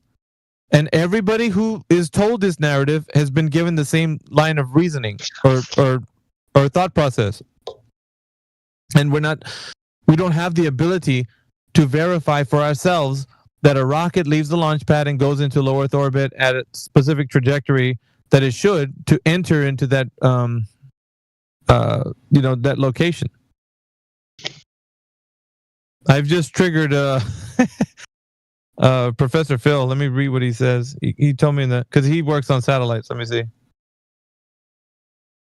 It says, "We both know that you are full of it. You know that the people routinely observe Starlink constellations move across the sky at more than 10 times faster than any fighter jet without fuel and no aerodynamic flight surfaces that would be required if it was flying through the atmosphere. You know this, but you are counting on the ignorance and incredulity of your followers. We both know that those objects cannot be flying in the atmosphere, so they must be flying in a region with little to no atmosphere. By the way, you have started working on your excuse for the 24-hour sun in Antarctica in just 2 weeks' time. I know it's concerned about that, Phil. But if you're really concerned about the argument, you should come in here and actually talk to us if you're that bugged about it. He's listening on YouTube, but we've known him for a while, so he actually says that he worked on one of the satellites. I don't know if you know him or not. He doesn't usually come in here, but anyway.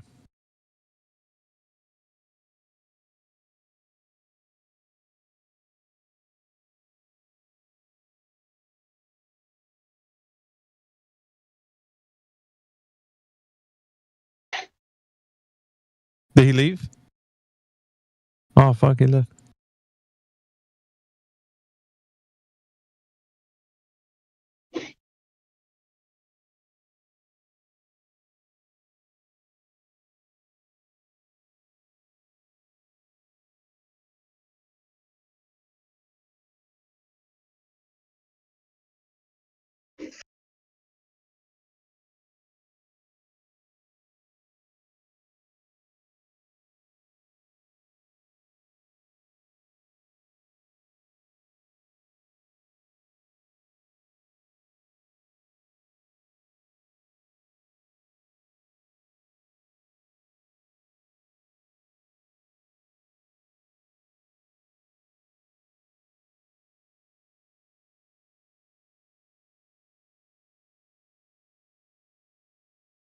Wait, holy shit! Why is everyone muted? What did I miss?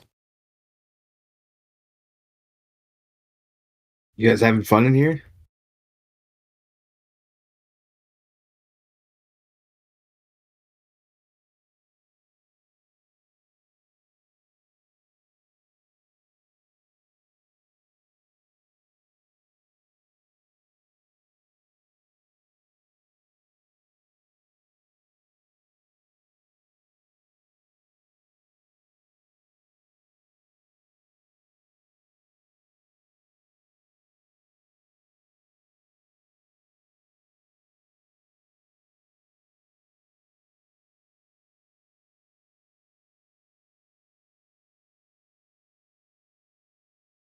What happened?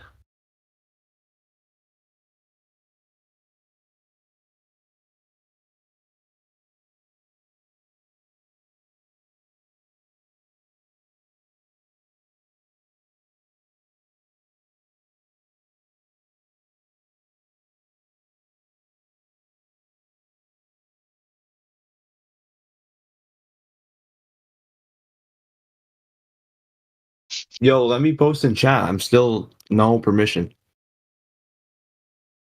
I don't know why.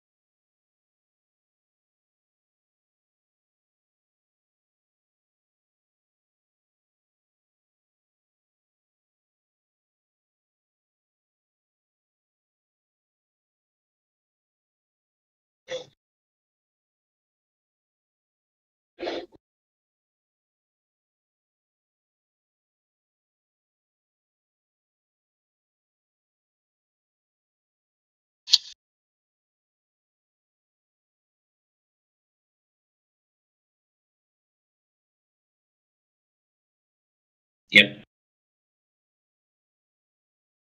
Yo. Yeah, bro.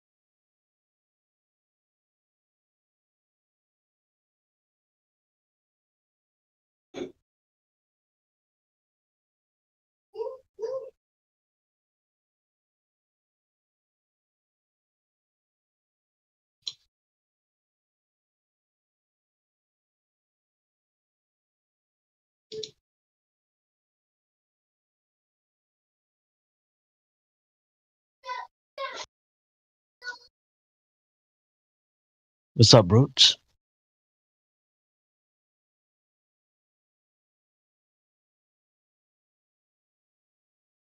What's up, everybody?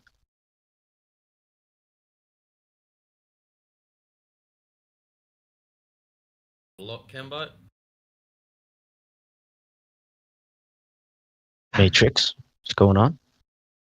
Oh, I just finished squash and I jumped in here and it's like stone cold dead silence. I was like, ooh, what did I miss? Matrix, fix your mic levels. Oh, is it down, is it? Alright, we'll give that a crack. Yeah, I got you on 200% and you're barely hearing you. Oh, shit.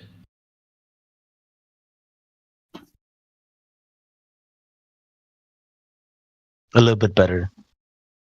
Interesting. Oh, well, I'll just crank that then. I don't know what's Yeah. going on. Yeah, turn it up a little more if you want. Yeah. I'm up flat out. On my mixer, I am flat strap at the moment. Does your mic have an independent volume level? Nope.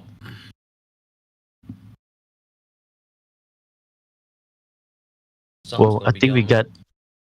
Yeah, I think we got Luke. Luke, are you new here, my friend? I heard you say something earlier in the side chat. Use the pseudo force, Luke, and prove the globe. I don't really want to prove the globe. I don't feel like I. Wow, you're a disappointment. Yo, hold on. I got a No, question for Luke. I want to be. Hold on, I got a question for Luke. I want to be proved flat Earth. I don't feel like I. Hold on, Luke. With the consensus. Thanks, James. How much weed have you smoked today?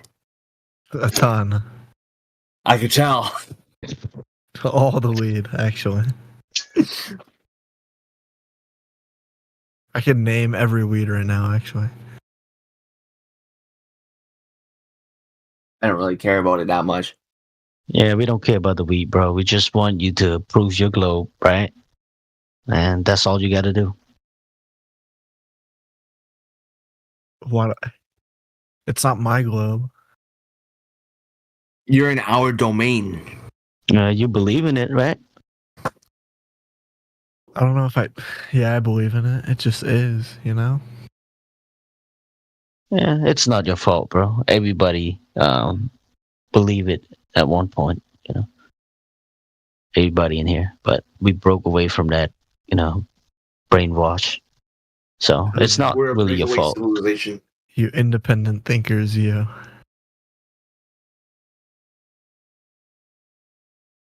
We just think logically. Yes. So why do you think everybody's lying? I don't. Why do you believe I don't them? think everybody lying, bro. I think most people. Why do you believe everything you're told?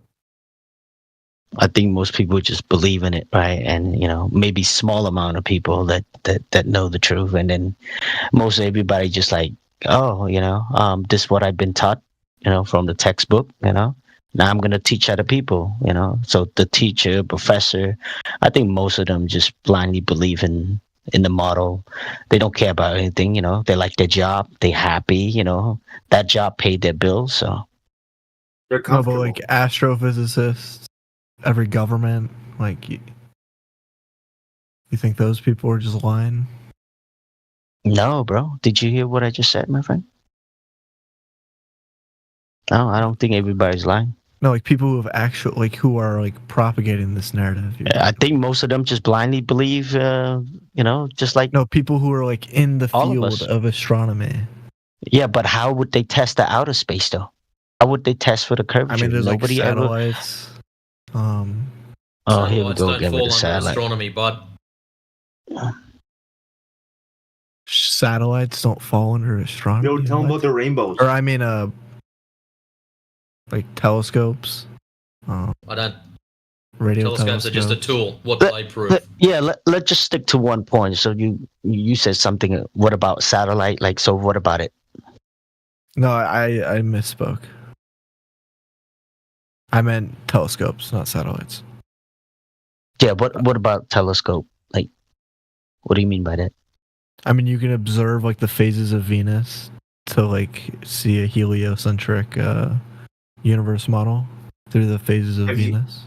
Have you observed Venus? I actually have for my astronomy class in college. I have observed the phases of Venus. I had access to a telescope and observed the phases of Venus. What do you see? A 14-day span. What do you see? I saw the sun light up different sides of Venus as it rotated around it. Okay. Well, look, I want to post you something. I can literally show you the telescope observations I made. Yeah, I'm about to show you something right now. Would you say you observed a physical object in the sky? Through a telescope, yeah. What's in the sky? Are you sure? A physical object in the sky, yes. Okay. Hey, Luke, can I just highlight something here? So people could say that you're lying, saying that you're a liar, you're propagating the earth because you're claiming to have seen a planet in the sky.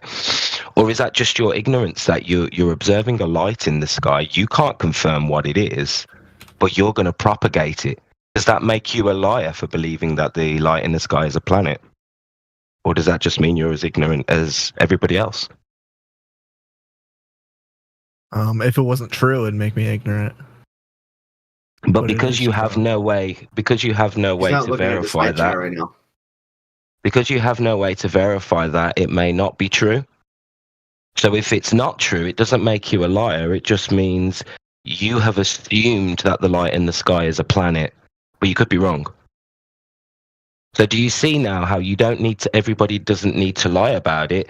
Everybody just needs to be ignorant enough not to check, not to be comfortable with believing it without verification. Now all of a sudden, everybody's misled. Yeah, but I think there would still have to be actors that are lying, like NASA. I mean Elon Musk with like. Yeah, I sending agree. rockets Some to people, space. some people will have to know, but what I'm saying is your argument that everybody would have to be lying is not correct. They just have to just assume and not check.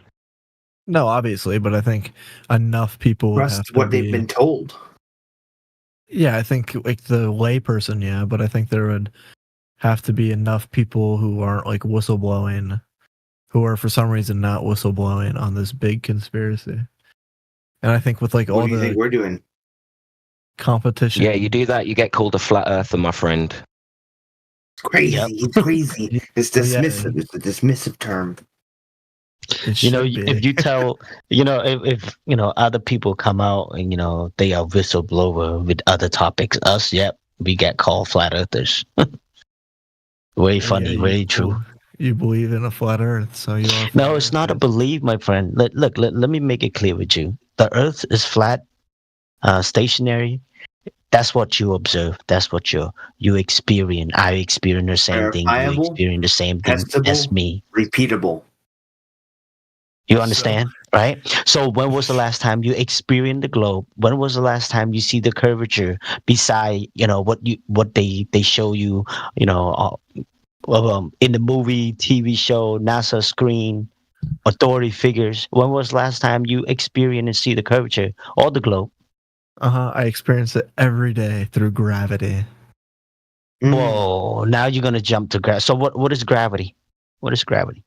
Gravity, it's a force, an internal force of an object with mass.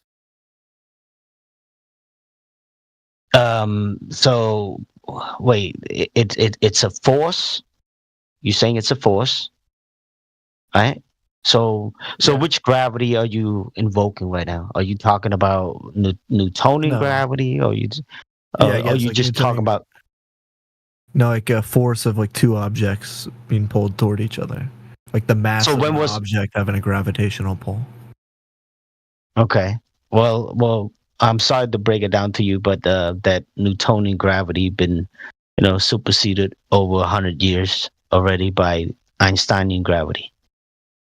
Now they don't even use that garbage anymore. They use the general relativity, the bending, warping space-time. Yeah, that's what I. Yeah, it's also not described as a force, brother. Yep, it's not a force, it's not a pole, it's not a push, none of that. And the problem with that is time and space are concepts. So you don't have a way to do an experiment to prove that time and space warp or bend. So actually, this is a whole bunch of pseudoscience or theory. Depends on how it's presented. So what's your alternative? Another theory, right? No, we have laws. So Our don't need a reality is theory. based on laws. Yeah, you don't need theory, or you don't need to make up any pseudo forces to explain why things have gravitas. Like, gravity is just a description of weight, and weight can be explained without a pseudo force of gravity. We have buoyancy and density, and we have other micro forces that could be the cause of a downward bias, but in general, most things are organized by its buoyancy compared to the air around it. And all of this can be explained without any pseudo forces. Sure. And look, we don't deny things go down, right? Of course, you know, heavy things go down due to the relative density. You know, more things, more dense thing will go down, right? Less than what goes up, right? And we don't deny the effect that we see, right? We don't deny that at all, right? But what caused it? That's the problem. What caused it? It can't be the cause and also the effects at the same time. We see the effect, we call it gravity. Sure, you want to call it gravity, unicorn, magic, whatever you want to call, right? We don't deny the effect that we see, my friend. Things go down. So just to make it clear with you.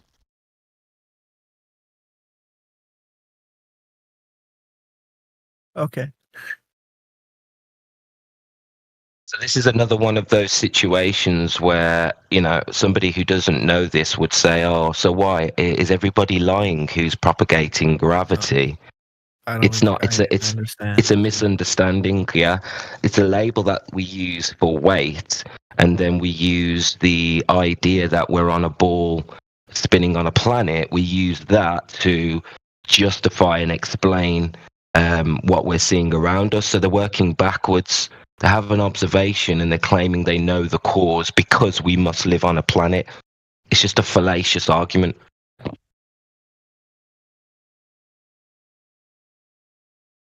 So this is how millions of people can believe in a ball and think that there is smoking gun evidence when in reality, what's being described is just an assumption.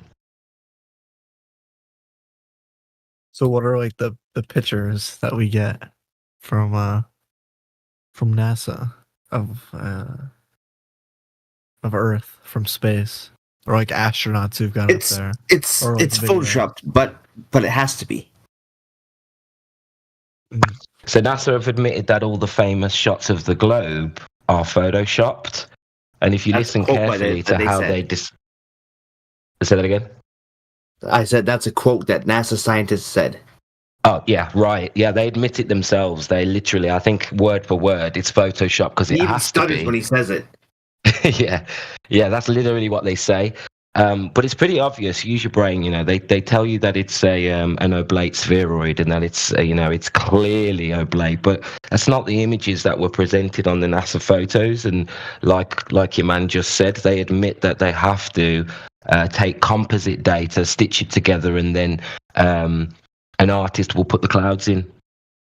So this is something that they admit, and it's done to present the Earth in a attractive way. So multiple countries have or governments have sent people up to the moon, right? Why do you think that they all agree and create like a global cabal around globe Earth theory?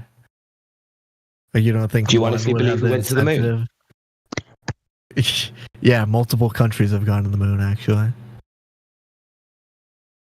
Multiple countries claim to have gone to the moon. They claim. So why do you not think it would be in these countries' incentives, or like they would have a reason to claim, like whistleblow on another country and claim like, hey, this country didn't?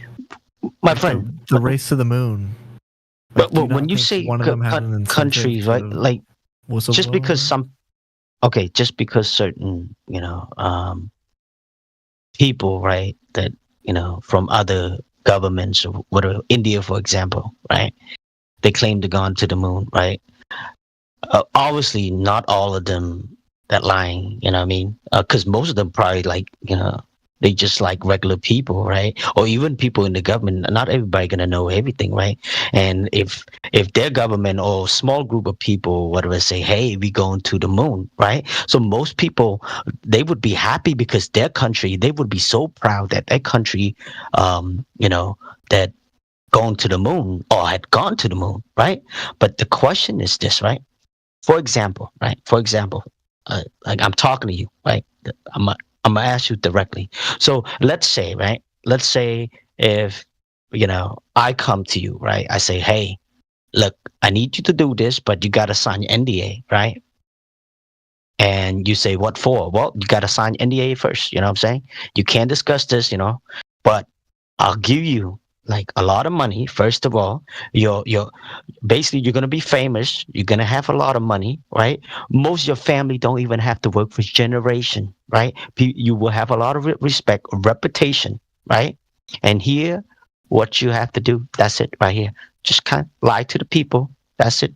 And then you will have all this. Most people will sign it, including you, period. People lie every fucking day for less money. That's why they get scam call center. Will take your money, $10, $20, $1,000, $100,000, whatever. They take anything they can.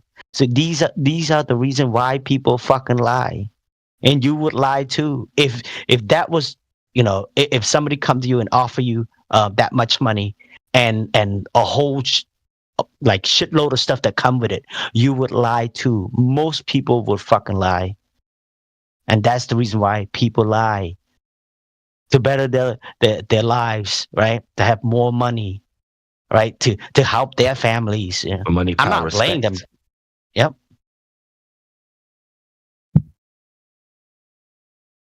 I'm still not convinced. Well, I don't care if, you convince or not, period. Like, but the thing is this, if you want to check out more information, right, we'll give you more information, right? But if you don't want to, that's cool, There's bro. just That's so cool. many things I don't think I can explain. Dude, on the home website, we have got. Okay, why can you see certain parts of the footage, sky, bro. certain constellations in different hemispheres of the Earth? And then why do they switch over time? Like we're rotating on a globe. Like Yeah, but that's because there's some constellations that are only present from certain parts of the world.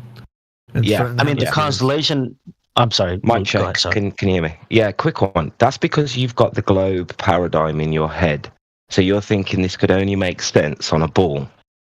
But there is many reasons or many effects that happen with light and reflection, especially on curved surfaces, that could explain exactly what we're seeing. And actually, there are flat earthers who have attempted to explain and make models of the sky. So there's multiple explanations. Does anybody have proof? Can anybody verify any of it? No. But this could quite easily work on a flat earth, a southern celestial pole based on the observer. You don't need to just rule it out. It's just different to the globe paradigm. So you think it's really easy to prove a flat Earth, right?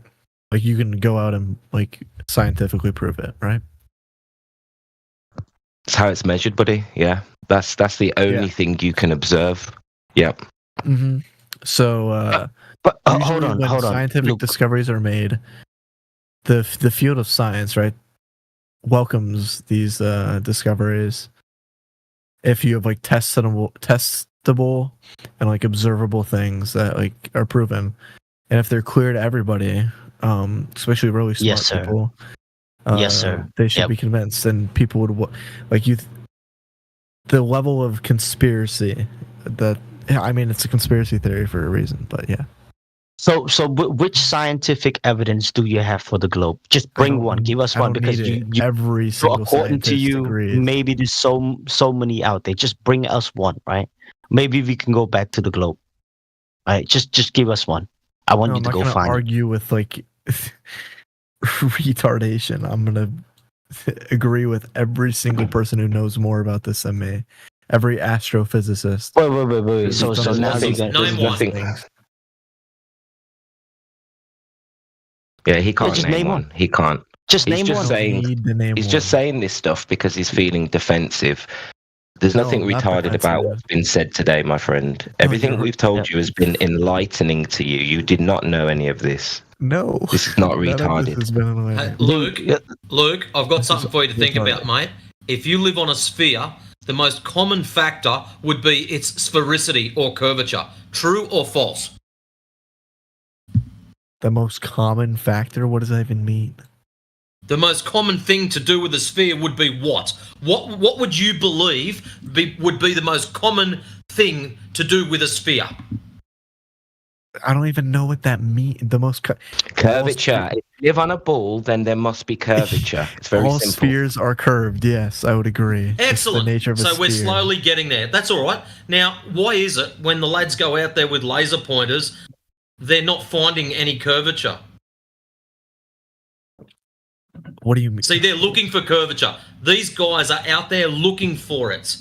They're not out there going, I'm a flat earther, I'm using a laser pointer because I want to prove it's flat. No, they're actually looking for curvature. The reason they're flat earthers is because they're not finding it.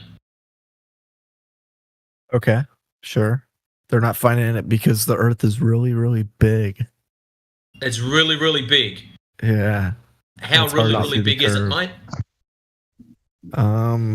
I don't know, the diameter of the Earth, like 27,000 kilometers or something. I don't know. He's about to become a Google Earther. I am Googling it. The radius is 4,000 miles. 59 miles, yeah, something like that. Yeah, pretty close. Circumference 24,000 miles. Yeah. Yeah, so since you've got your computer in front of you, type in Earth curve calculator. I've been there before. Actually, I don't think I. So if you were to put a laser pointer at 1 foot, how far would it shoot before it hits the geometric horizon on your ball? That's the Earth's curve.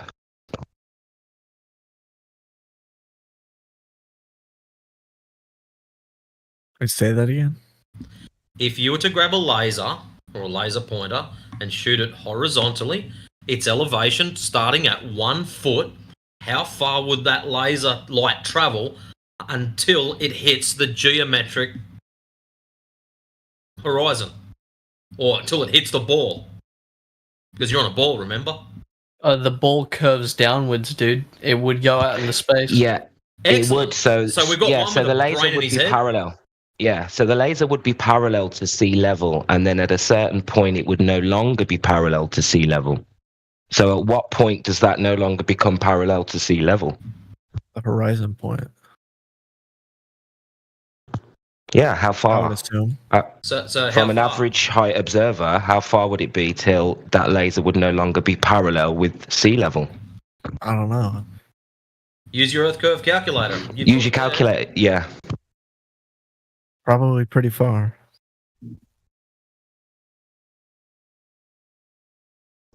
Go on, put in your 1 foot. put in your elevation. inputs.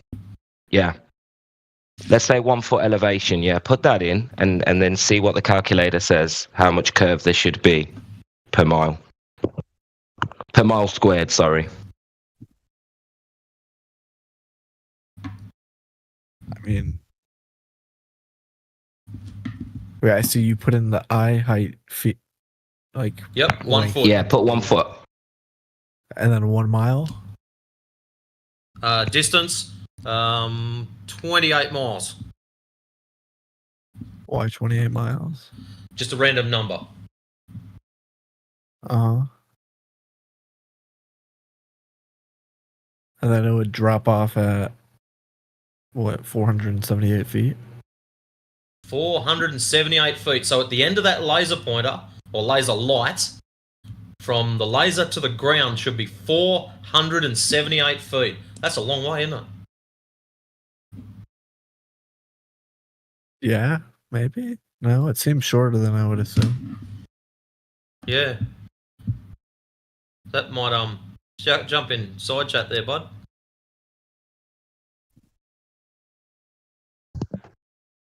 That means in 10 miles, you should experience 66 feet of curvature. Just 10 miles, 66 feet of drop.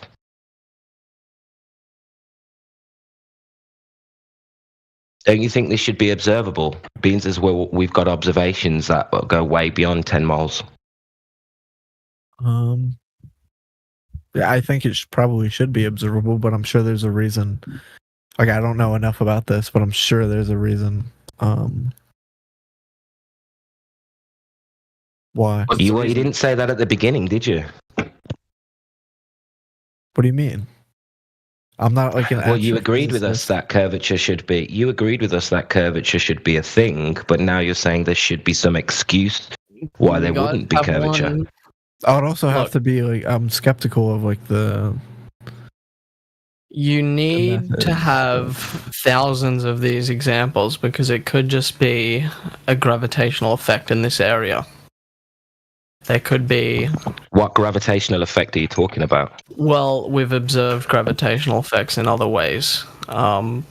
We don't fully understand it. So you can't just say one place. It's not scientific.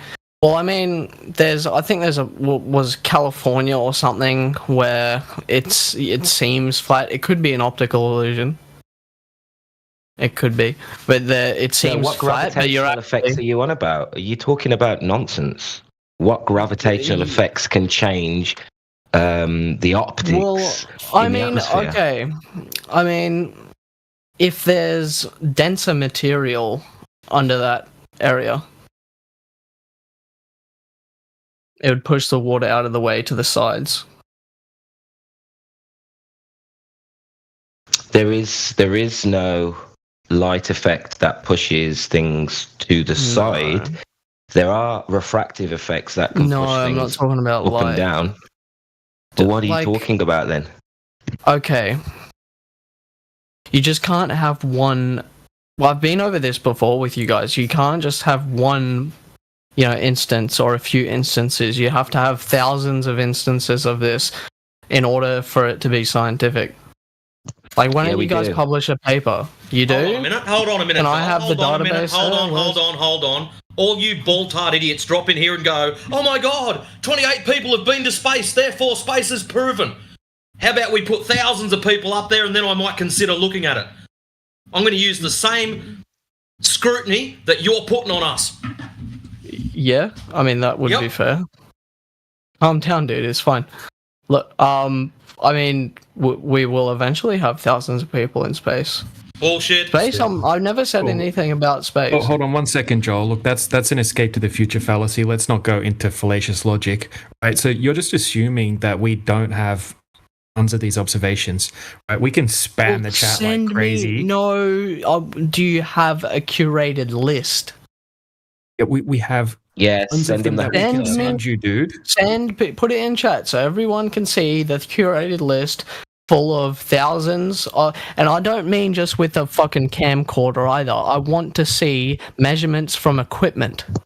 Yes, The thing layers, is, Joel, yes, elevation angles. The thing is, we've got Joel, it you all. don't have any. Where's your list of even 10? You don't have anything to show Dude, us. well, you want to know my evidence? I look up at every celestial object in the sky.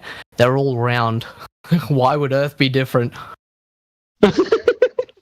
Oh, that's such a clever argument. What a clever argument that is. You're a genius, aren't you? Okay, hold on. So let's say you see lights in the sky, right? And you call those lights planets and star or whatever, right? So what is the definition of a planet to you? It's an object. It's an object with a certain amount of gravitational influence, orbiting a star. Orbiting the star. Okay, all right. So you're saying the Earth orbiting the sun, correct? Yeah. So when was the last time you observed or you experienced the Earth going around the sun? Well, I mean, dude, that's so stupid. I mean, I don't observe What the air, do you mean but I'm that sounds breathing it. stupid? Because you saying that Earth is a planet, and in order to be a planet, right, it has to go around the sun. So I'm asking you, when was the last time you experienced or you observed that the Earth going around the sun? How is that stupid? You don't understand acceleration, do you? You only feel acceleration if you move if the car So turns how left. are you going to prove the Bullshit, Earth non motion? sequitur. It's got nothing to do with you looking up into the sky. So get back off acceleration. It's you're dictating how the conversation It's got nothing to goes. do with it. Pull your You're head. getting really heated, man. You really care about this, don't you? I don't. You're the one that keeps scattergunning. Stick to the subject. Just an idiot, Joel. You have The really subject. crappy low-level arguments. Like in constant circular motion is constant outward acceleration. I mean, you just need to like, look up I know, these basics, I've seen- bro. Like you have really terrible logic. It's fallacious, and you're really not going to do well in these debates with these crappy arguments, man. I haven't seen your curated list. Well, you haven't seen yours anything either. I offered. Yeah, you don't have a list, right? We can show you countless observations. You're not going to spend weeks going over every. All right, here's my list. Right. Here's let me Google real quick. Yeah, hold on. Let me Google. What I'm not Googling NASA's website. I'm gonna put NASA's website there for you. That's my fucking list. The smartest people on Earth. That's not a list, you numpty dipshit. It is. They have Proving heaps my of lists. point exactly, bro. They You're have just a heaps of blind-faced lists. believer sheeple. You're just a sheeple, bro. This isn't going as well as you thought it was, is it? Well, you're a bunch of vultures. You came in here. You know? You came in here trying to call us retards, and you're demonstrating that you don't actually know any of this. I wasn't doing that. Why would I do that? You got to understand. I mean, okay, so I've put we've my looked into this list. for years, my friend. Could you We've looked pick your into this list? for years. Could you pick? Yeah, your we're going to list? send you. It's flat. Yeah. We will send you the list. Listen, we will send you a link to the home server. On the home server, there are thousands videos, articles, tests, observations, so you can have your fill there, and someone will send you the link. Yep. That would be great. I would like to see a list. Look, I've looked at your evidence, but it just hasn't been good enough for me. I've talked to you guys before. You don't honestly look at the evidence. You don't even know what a geometric horizon is, right? It's it's camera footage, bro. It's camera footage. Do you know what a geometric horizon is, Joel? Well, I mean, it's when. Look, I'm not doing this with you. This is debate tactics. It's toxic. It's toxic. Oh my god, that's so funny. Oh, It's well, then why are you toxic. here? Then why are you here? Joel, it Yeah, only run away, became you little toxic. punk. I was about to say, he didn't even let me send him the server. Don't worry about him. I've had DMs with him before. Spoken to him like in private voice calls and stuff. You got him though. Real shit. You got that hook inside him. He's like, wait, there's no curve. He'll be back. No, he's too stupid. He's like, it's toxic. He make it sound like this is a relationship fucking problem or something. This is toxic. He's brain fried that one. All he'll come back with the Flat same Earth shit. isn't for everyone. We want some of these people can still. They'll let me post messages. I'm sure there's some explanation for all of this. Hey, DJ. Major is back. Hey, Major, what's going on, bro? I remember we had a good conversation, you and DJ. I was listening, and then you just kind of took off. What happened? Oh, DJ or maybe somebody else, if I remember correctly. Major's been back a few times. Yeah, he's hung up on pendulums. Well, Yes! what was the question? I still want the list. Can you send me the list? But I'm not going to do this toxic debate with you. You're being toxic, Joel, and I'm not doing it. I asked you I asked you what is a geometric horizon, and you said it's Just send me the list. Joel, you were the toxic Can't even one. have a I was normal- trying to send you the list and you left. In a toxic relationship, walking out on your partner, all that shit, that's toxic You behavior. can So find me. you're literally You can projecting. find me. Right here, dude. I'm Just in call your off DM. for a bit. Just call off I'm in for a your bit before DMs, talking bruh. to Major. I'm in your DMs. Yeah, I've actually Send got me it the list. copied for you. Yeah, so just chill out. Let DJ talk to Major. I don't want to talk. We spoke yesterday about pendulums. It didn't go so well. But I don't mind Major. I think Major's pretty good in most parts. The That more Joel honest guy? stories that we get in here. A Major, yeah, he's in the chat now. He's all right.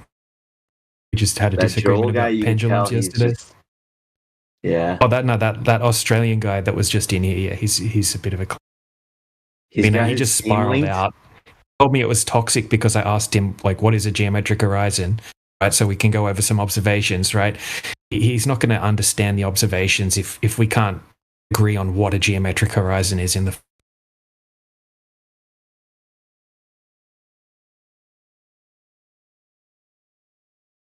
We also can't have a conversation with someone who hears an explanation or a rebuttal to what they've said, and then they turn around and say, "Oh, well, why would everybody lie?"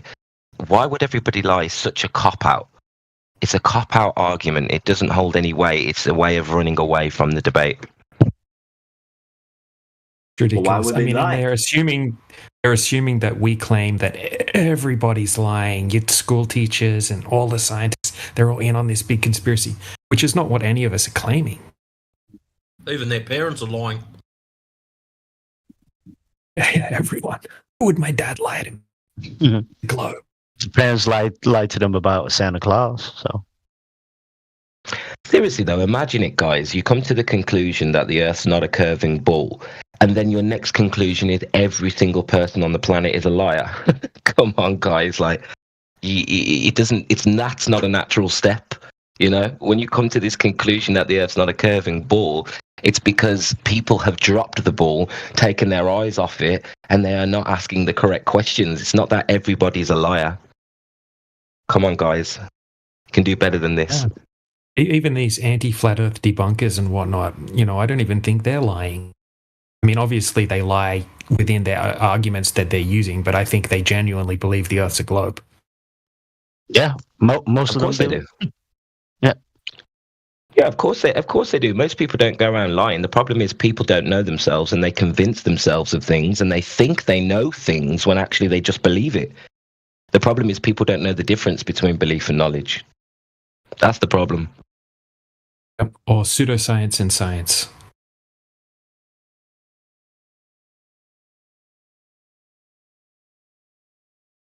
Or experiments and parlor tricks.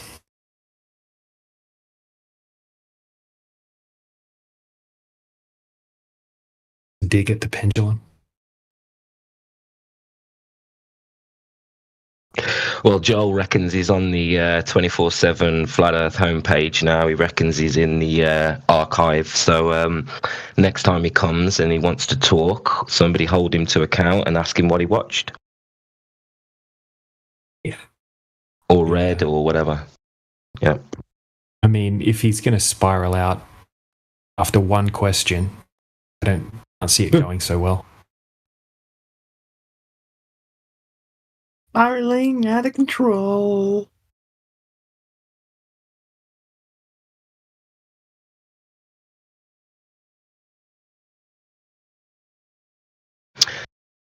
If Major's the only globe here, I don't mind talking about pendulums again for a bit. If he's got an argument. I think Ether, I never seen him before. Anybody seen him in here? Ether. Oh yeah, Ether's here a lot. Ether's here a lot, and he's a flat earther. Oh, he is? Okay. All right.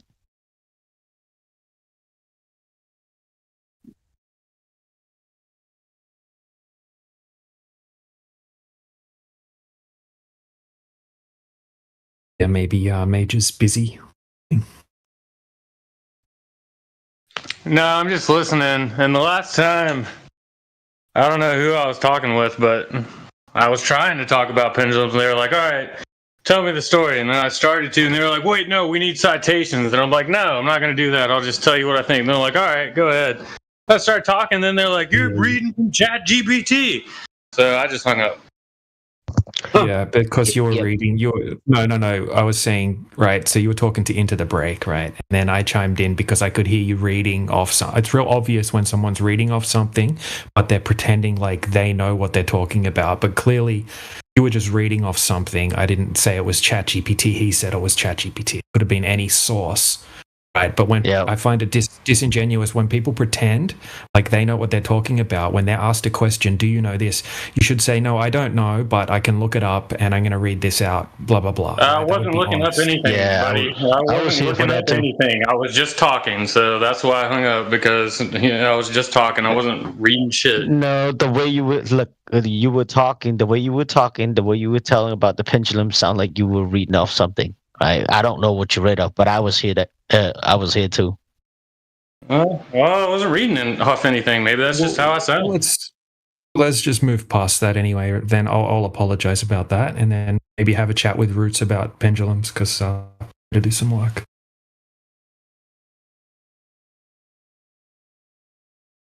Yeah, I'm interested to know. I don't want to talk about why you feel you got muted, but I can imagine you made a claim that the Earth is rotating underneath the pendulum. And I can imagine that was where citations were being requested for.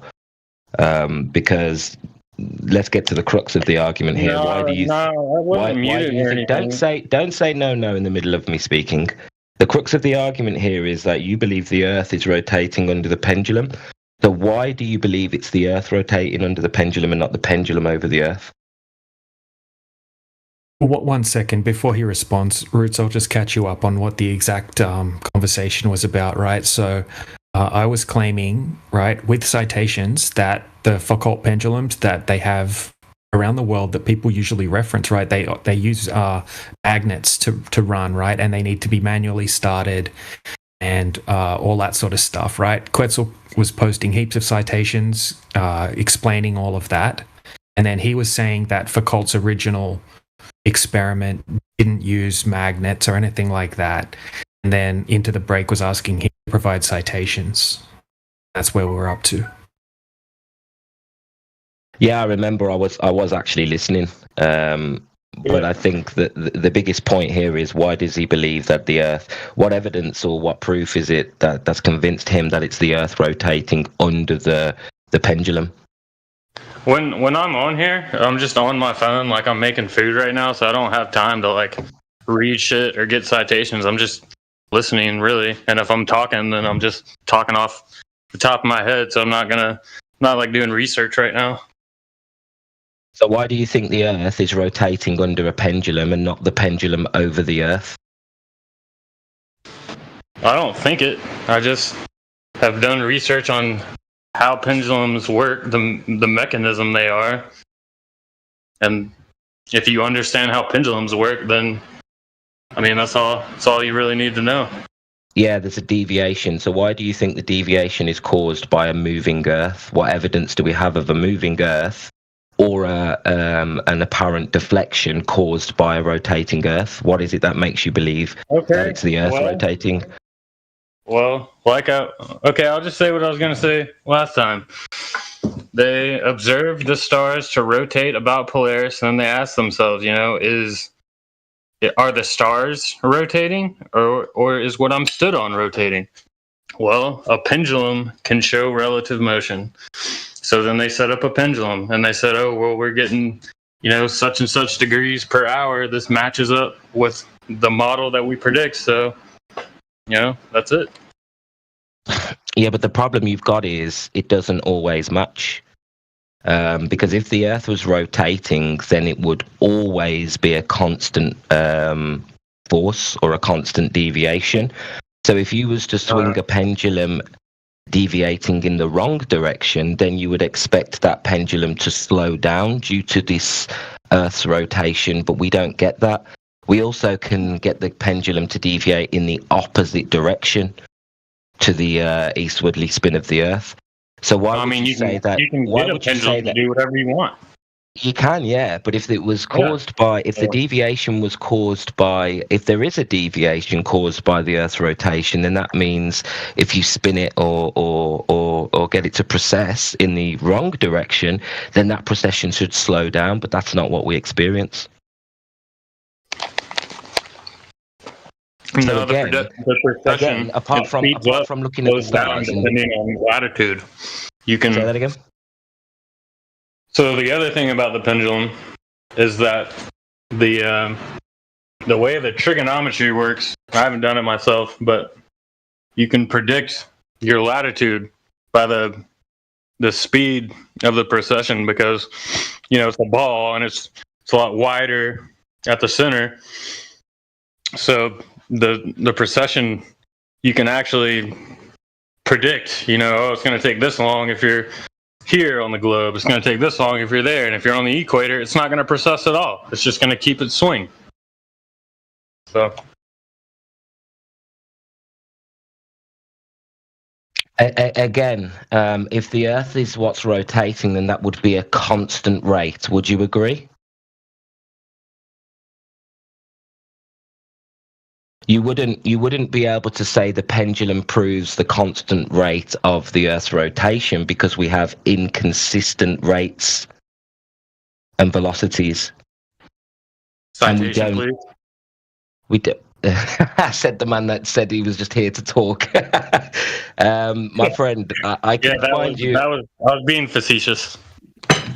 Yeah, I can find you examples where there's absolutely no deviation in the pendulum over several hours. Sometimes it just doesn't work. And in fact, the initial push has more of an effect on the deviation than the Earth's rotation. And this is something, because this is well known, because it takes a hell of a lot of attempts to get a Foucault's pendulum to deviate in the correct way. Let me chime in there, because you're correct. it's a very tedious process to get a pendulum to measure something that precisely. It's not easy. So you'll be able to find all kinds of bullshit on the internet, and not many people have actually gone through the rigorous machine and everything it takes to make a good one. So there's a professor named A.C. Langstrom. So if you want to learn more, I'd research him. Then research the original one. How come it's such a tedious process to get this to work? If the Earth's actually spinning, causing pendulums to precess, you should be able just to get one, push it, and be on your way. There should be no tedious process. It should be just kick one and it'll do its thing. You shouldn't have a tedious process. The Earth's causing it, remember? There's no push, actually. You bring the pendulum back, and they typically do it with some sort of string or something that can be burnt. So there's as little push or influence as possible. It's let go, so it has its own reference. They don't cause the precession when they let it go. That's why they do that string thing, to try to let it go as square as possible. Yeah, you just want that straight plane. This is the problem, mate. There should be no tedious process to set up a pendulum. You should be able to plonk one on your desk, give it a swing, and the Earth's rotation, if it is happening, would naturally cause it. Even if you deliberately spun it offset it the wrong way, it should align itself and then start going back the correct way. Well, the reason it's tedious is because they all process at different rates. Some at 7 degrees, some at 25 degrees. They're all over the place. The reason it's tedious is because of the mechanism and the wire. If you look at that of string, there's nothing tedious about swinging a pendulum, my friend. Well, there is, because the problem is you're trying to make excuses. Common sense says if Earth is causing something, then it should do it all the time. Something to think about. When Cavendish did his bullshit, why didn't they precess then? Because of Earth's rotation. I haven't looked into the Cavendish. But you've got to understand his point. If Earth is rotating, then the pendulum should always change deviation, but it doesn't. There's your problem. You're making an assumption that the Earth's rotating under the pendulum. What do you mean the pendulum should always? I don't understand what you mean. It should always deviate in the eastwardly direction of the spin of the. After a certain amount of time, it should precess counterclockwise, and it doesn't always do that. Yeah, it depends on which hemisphere you're in. If you do it in Antarctica, the northern. there's a counterway. I'm talking about in the northern hemisphere where most of us live, where we do these experiments. The majority of these observations happen in the northern hemisphere, so they should be precessing counterclockwise. Yeah, there's been one in Antarctica. Let's not argue about the nuances. The point is what Matrix said here is that if it's rotating, then the pendulum should always be deviating in the same direction at a constant rate. And it doesn't, and it's very hard to get it to do what you at the beginning you said. How do you know that it doesn't? At the beginning, you said pendulums always behave in this way. Now you've softened your stance and you've said yes, it's very hard to get the pendulum to behave this way. I didn't say pendulums always behave this way. I never said that. You did. You said the pendulum will always deviate based on the pendulums are deviating because of Earth's rotation. But if they're rotating in the wrong direction, at the wrong velocity, and at the wrong rate, then that's not Earth's rotation. I specifically told you could get a pendulum to do all kinds of crazy shit because it's very hard to make one to do that kind of measurement. Earth's rotation, it's cause and effect relationship, Major. If you're telling me now that pendulums do all sorts of crazy shit, then the Earth's rotation is not the cause of the precession. Because they do crazy shit. Well, no, I'm not. I'm just saying. I'm saying if you just slap together a pendulum, you're not going to be able to measure the Earth's rotation. It takes. But it should still show it. You may not be able to measure it, but you should still show it. Do you follow? It should still precess. They don't. They go backwards and do all sorts of weird shit. You've just said that yourself. Well, yeah, because I keep getting cut off. But okay, so for instance, one thing that Professor A.C. Langstrom found was that when he was getting his steel wire ready, that steel wire, when it's manufactured, it what's the word I'm looking for? It kinks a certain way. And so to fix this problem, he had to anneal the wire just so it wouldn't kick a certain way. You have to get it. It's not an easy thing to do. When you stretch wire, does it twist?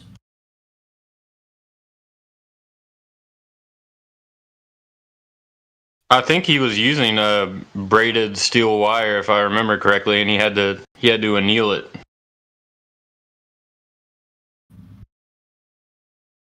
You can see the flaw in what you're saying, can't you?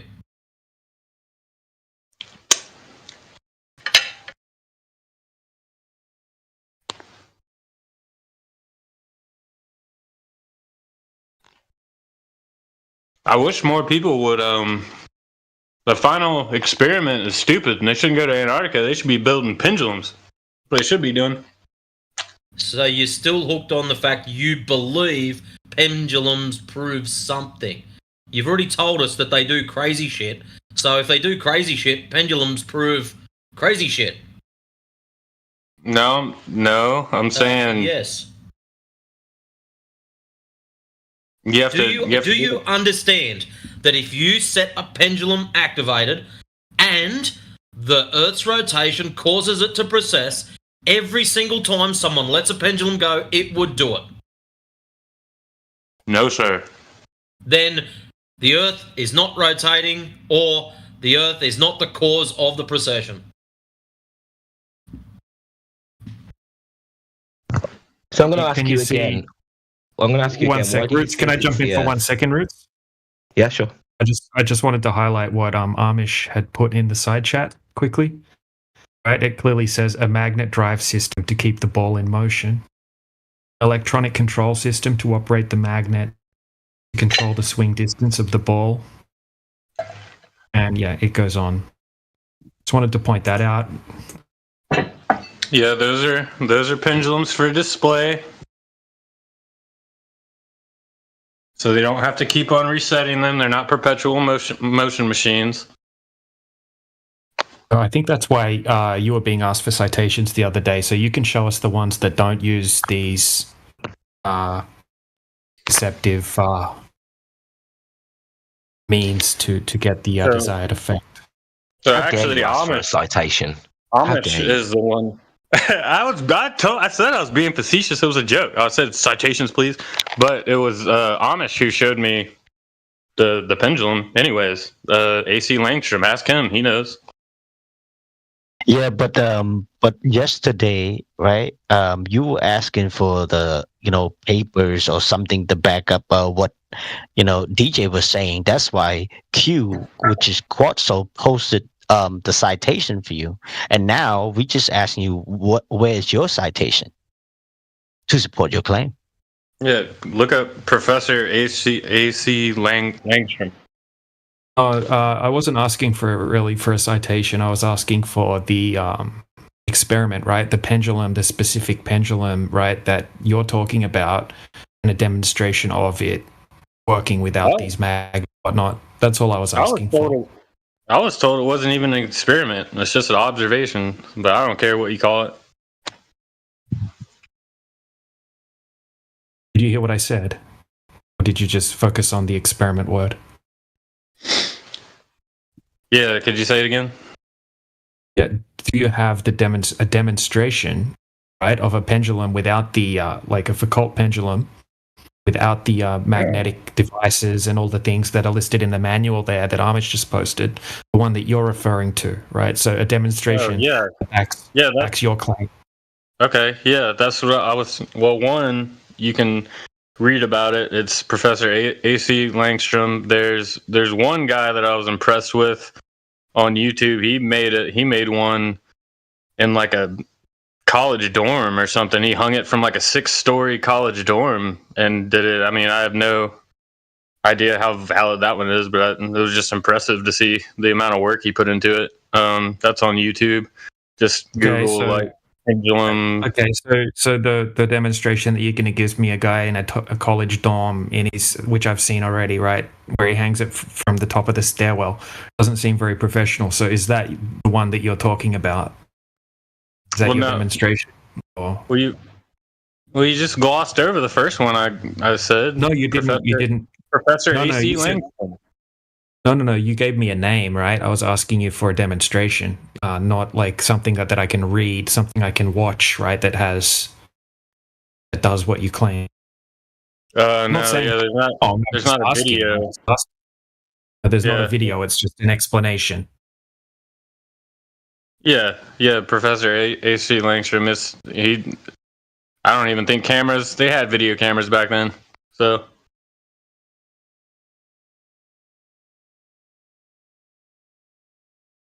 Yeah, we need more people doing the pendulums. We can put this shit to bed. We just did. You don't realize you're still too blind to see it. Yeah, he doesn't even realize that even if there was some sort of consistent drift, still doesn't prove that the Earth is rotating beneath a pendulum. And this is why my question was very specifically asked in that way, because even if there is a drift, you still need to prove what's called the Coriolis effect existing, because that's the cause of your deviation. And we don't experience anything on the Earth that tells us that there is a Coriolis effect to be measured. So this doesn't put anything to bed. It just highlights your ignorance in this subject and how little you're aware of what it affects. Oh, come on, man. And then the other thing that would be good is you can see it would process clockwise and counterclockwise at the poles, and then it wouldn't process at all at the equator, and then you could predict your latitude, so moving it around. So I just feel like the pendulum would be very useful. You would think it would have been done, you should have tons of stuff that you could be sharing with us, but instead all that I heard about was some explanations and some animations that you showed in a video that I watched the other day, and some dude in his dorm hallway. Case, whatever. I think it's hilarious because he thinks that if he could prove that there was a deviation, that all of a sudden that would be an argument for the globe, when actually if there was a deviation, this could be explained by other things. What it definitely wouldn't be explained by is the Coriolis effect.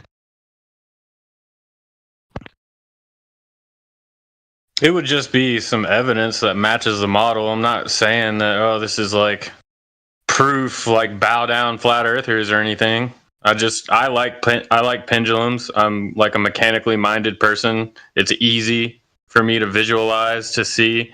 I don't like so much talking about like flight paths and shit like that. Just pendulums is what I like.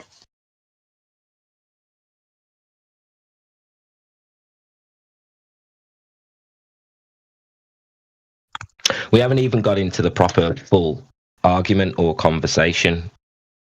This isn't about pendulums. This is about the Coriolis effect.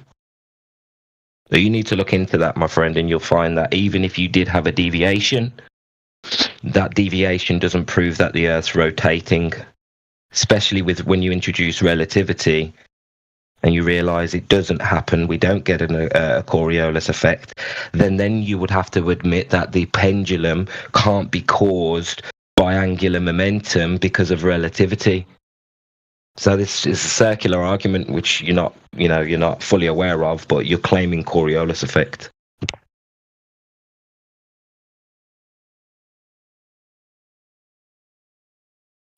I've talked about this stuff before, so Coriolis has been brought up to me. Yeah, and that's a whole nother can of worms that doesn't make any sense, and you don't actually have a right to claim Coriolis is a thing you can evidence or prove, because we don't have these two reference frames, and we don't have examples where we can observe or track any kind of deviation within the atmosphere. Because if there was a Coriolis effect, my friend, then it should be observable in planes, helicopters, hot air balloons, drones, anything that leaves the Earth's surface, and at no height do we experience that deviation. So I ask you again, why do you think that the Earth is rotating under a pendulum causing deviation, but it doesn't cause deviation in any aircraft?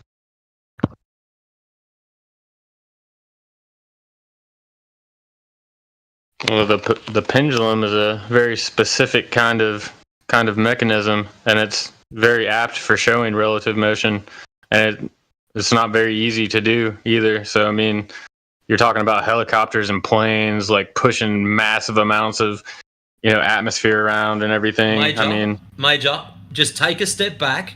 I know you're hung up on your pendulums, or you've probably got 10 of them swinging around at home, right? But use common sense. I wish. If pendulum swings because Earth rotate, then balloons, helicopters, aeroplanes, cranes swinging with their hooks suspended out in the middle of fucking nowhere, the whole lot of them would have the Earth moving underneath them. Guess what? They don't. And even if you say it's too sensitive to be picked up, it still would affect the flight path, especially long-haul flights. There would still need to be correction. A plane wouldn't be able to fly in a straight line and reach its destination. You can't just say it's too fine. There is a deviance, and that has to be accounted for, which it's not.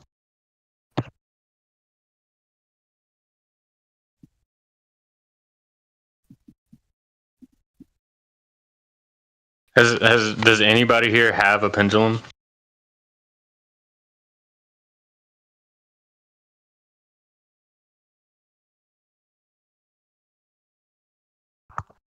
I'm not sure.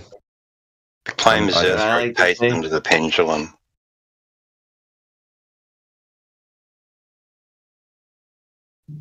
I claim Earth rotates under the pendulum, so it doesn't really matter if we've got a pendulum or not. We need the Earth rotating, which we don't have. Yeah. And if it rotates under a pendulum, then it rotates under everything.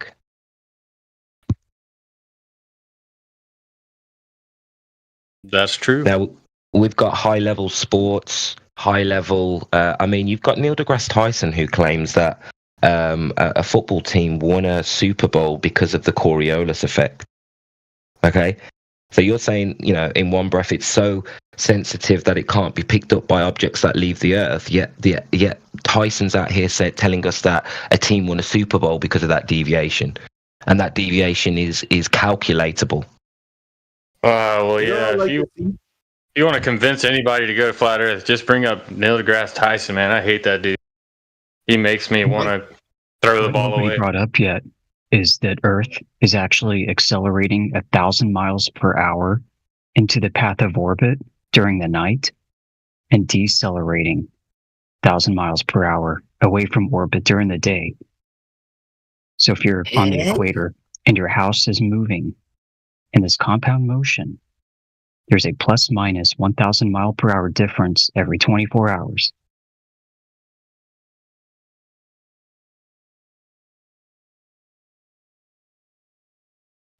Not a single gyroscope, Sagnac effect pendulum, stacked rocks at the beach, idle cranes at a construction site, none of that picks any of that up.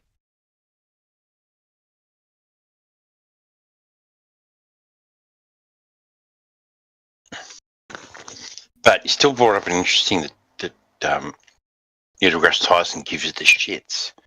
So yeah, that's starting to happen a lot more. Like people who are globers, generally, and just general everyday people are starting to get a little bit pissed off at these scientists, in inverted commas, just making up stuff and just saying, "Oh wow, this is happening out in these black holes and quantum this," and yeah, people are kind of getting a little bit sick of it, dude. And yeah, I agree. And yeah, I wouldn't like someone like Neil deGrasse Tyson being my representative when it comes to cosmology and stuff, which is what he is. He's the spokesman for a lot of people. Yeah, it's unfortunate. It is, yeah. He's a moron.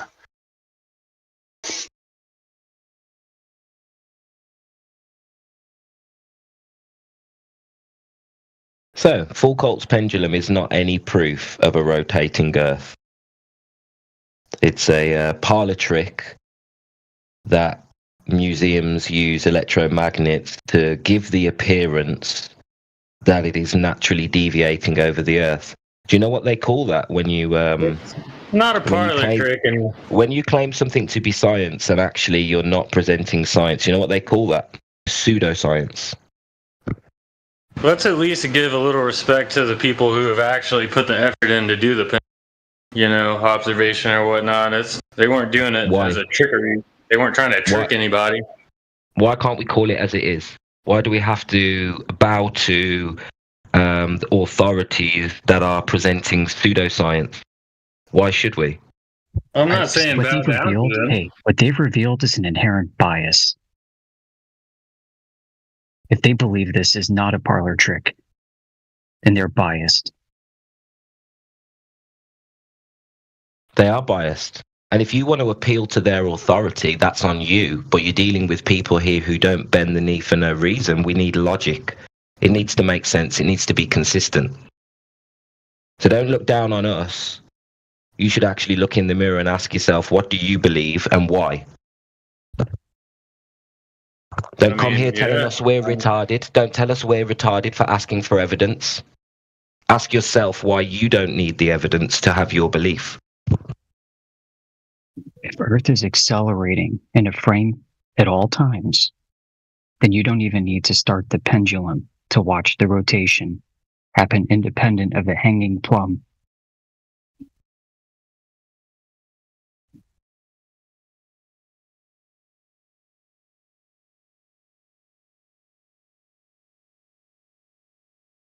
Why do you have to start it in the first place? It's a freaking parlor trick, dude.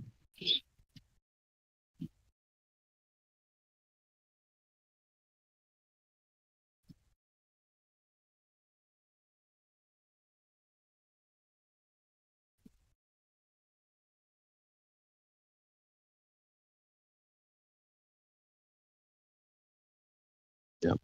And you're gonna need two separate reference frame. The inertia and non-inertia reference frame. Correct.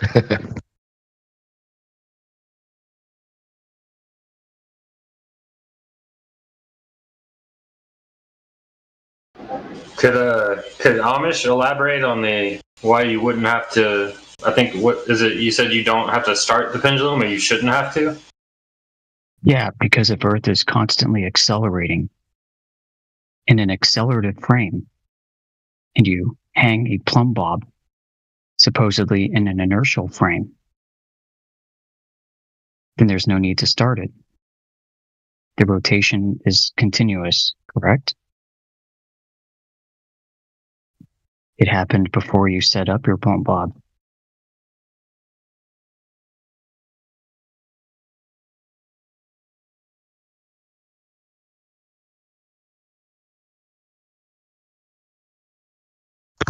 Amish, are you sure that's entirely true? I thought it would only affect the objects that are traveling in a straight line. Why would that matter? Because they claim that the atmosphere is rotating with the Earth, right? Yeah, but you're doing this inside of a building. Oh, okay. Yeah. Fair enough. I'm with you now. If I can add something, Coriolis affects everything that moves in relation to you in a rotating reference frame, regardless if it's in a straight line or not straight line. Right, so you could do this in a vacuum. Yes, if you have something moving in a vacuum, you could do this. The medium is kind of irrelevant.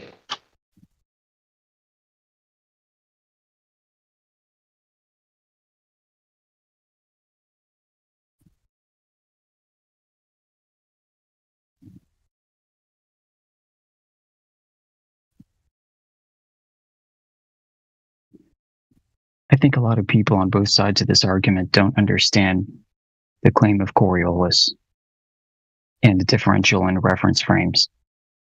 And I also think the easiest way to understand it is you have a rotating Earth. I fully agree with you that most of the people in this topic don't understand it, but the small percent of people who actually do are all globe earthers. Listen to him talk himself up. Don't go out in the wind, Embo. What's more difficult to understand is the geometry. You know, where you've got a spherical reference frame that's claimed to be the globe beneath your feet, and calculating the direction of apparent deflection for the inertial frame. That is complicated math for most people. But the concept itself is simple. If you want to do this mathematically, it would be a vector cross product. So you have to multiply one vector by another, basically. And if you know that, then you're able to do that. Yep, that's correct. And it's a constantly changing vector in 3 dimensions. Just so I've got this clear. So the Coriolis effect is the apparent deflection on moving objects in any direction when viewed from the rotating frame, which would be from the Earth. Is that correct? Yes, that's correct. Although that's kind of a simplified description, so that you can have different understandings of Coriolis. Some of them are wrong, and you could all fit these understandings under this umbrella description that you just said. All right, so this is a question for Amish then, because I'm still learning. This is a bit of a technical part of it. So, if Coriolis is only apparent deflection of moving object, then why would we expect to see a deviation in obviously non-moving objects like a pendulum that's at rest?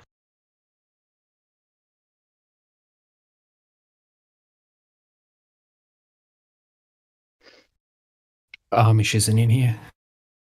Up to my knowledge, you wouldn't expect that. Yeah, this is where I'm getting confused, because this is what I thought was the case from the Globus paradigm, obviously. So I'm just wondering if he saw it differently, because he mentioned that, you know, a crane with a pendulum at rest should be experiencing deviation. Exactly. Yeah, if there's a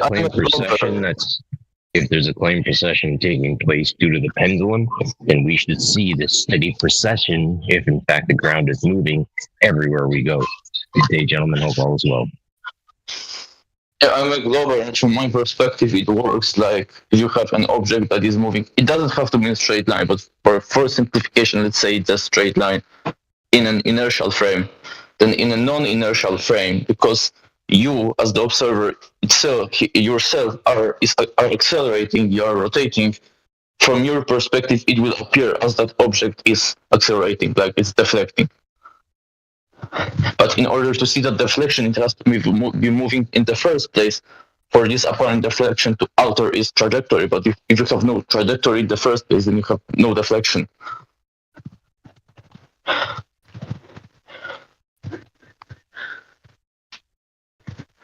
So for stationary pendulums, it wouldn't affect them.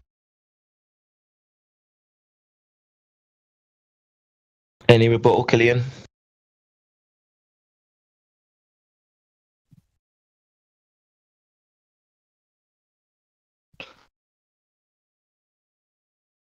I actually agree. Imbo, I actually agree with you. And I'm trying to learn here the argument from the flat Earth perspective. But I only agree with you on the basis that is the mainstream Globers argument. I don't believe the Globers aren't saying that there should be deviation. So I'm just trying to get through that nuance. Yeah, sorry, I was away from the mute button. So the thing that I look at is a car driving down the street or even on the highway, so we can illustrate a high rate of speed. So let's say 60 miles an hour, 80 miles an hour, and you've got a flag with you in the car. You take that flagpole and you stick it out the window, and it's got the flag flapping on it. And in fact, let's replace that flag with a long string and a 2-pound weight at the end of that string. So I'm driving, right? And I've got that flagpole out, and that string is attached to the weight. So from my understanding, the claim of the precession is that weight is pulling at a steady angle. It's showing a pull, claiming that the Earth is in fact spinning. Right now, I can demonstrate this locally in a car because I know that the car is moving, and the pull is going to show the drag. I can't see this in real life happening with the ground in fact moving. That this pendulum is going to show this steady precession to show that in fact the ground is moving as well. Does that make sense, or did I do a horrible example of steel manning the claim? Well, I thought the apparent deviation would only be apparent on a moving object. That's the problem. Exactly. Like if you look at but the pendulum's at rest. Exactly. No, sorry, brother. Go ahead. I'm so sorry. Go ahead. No, I was just going to go back to the merry-go-round example. Like, it's only apparently deviating once you throw the object off the merry-go-round to the other reference frame. Without that motion or movement, there's no deviation to be expected. Exactly. And that's the thing is, like, we know that the car is moving because there's gas in the car. I'm pressing the gas pedal. And the motor's working. I hear, I know that the tires are rolling. There's all these stuff. I look outside. I can see that I'm moving, right? But when you come to the pendulum claim, right, that the pendulum is processing at the steady rate, okay, fine. But how do we then say that the ground is in fact moving to back up the idea that the pendulum is processing at a steady rate in order to show that the ground's moving? Does that make sense?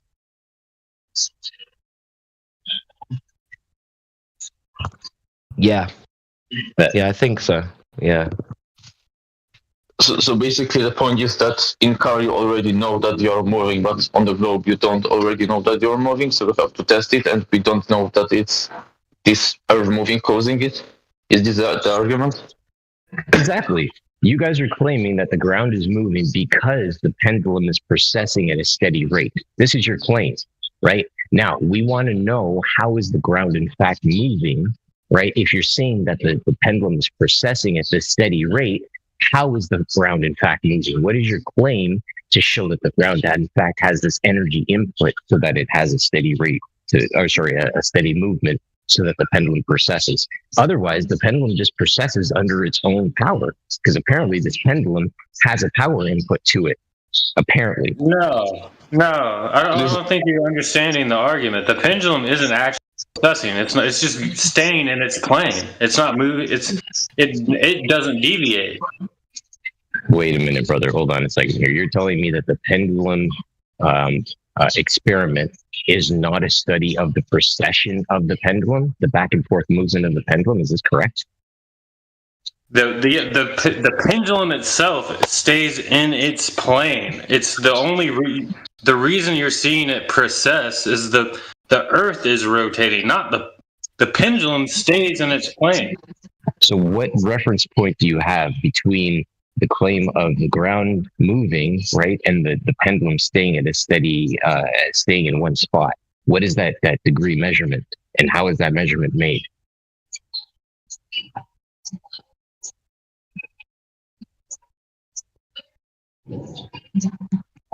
I need to know these things because this is important. We need to know the units of measurement, right, to figure out exactly what's happening.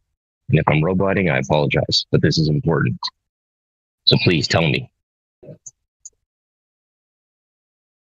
Mic check. Am I not coming through? Major? You're good, bro. You're good. Yeah. Okay. So what is the precession rate? What is it measured in? What is the units of measurement? These things are important. I believe it was degrees per hour. Right. That's just it. It's a degrees, right? And that's what the precession would be. So I need to know, how do you then say that the pendulum is staying in a steady spot on the ground that in fact that it's attached to is in fact moving? How do you do that? What is your point of reference, your claim of reference, your frame of reference to be able to make that claim? Go ahead, brother.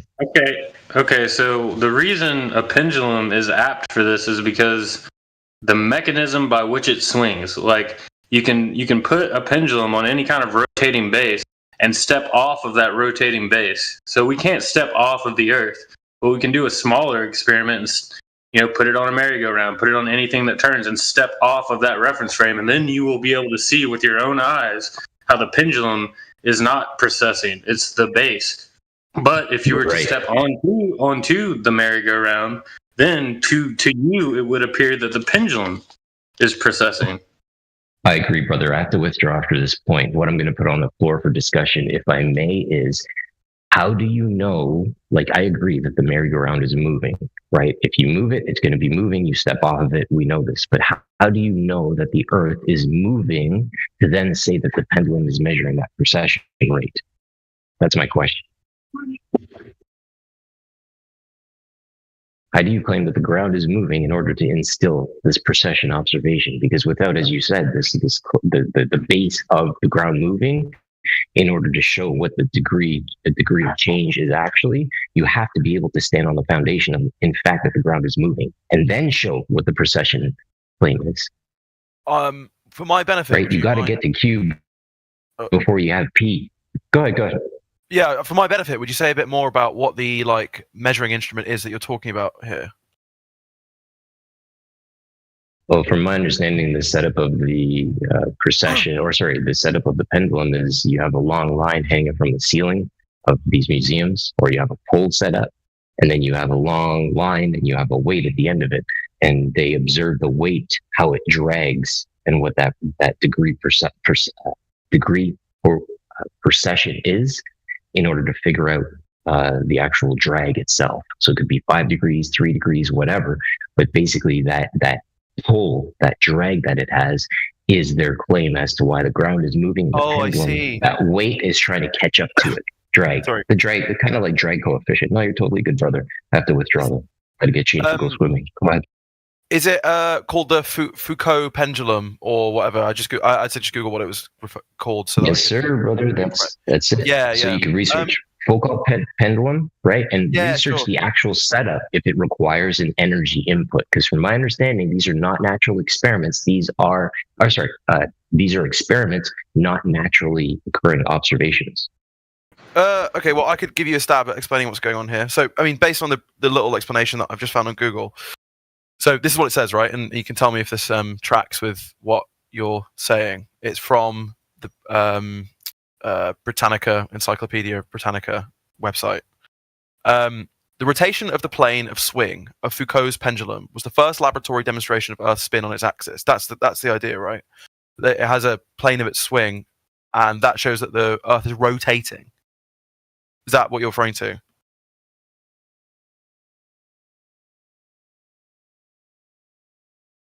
Sorry, brother. I'm probably roboting because I'm in a concrete box right now. I got to get changed to go swimming. But yes, that in fact would be it.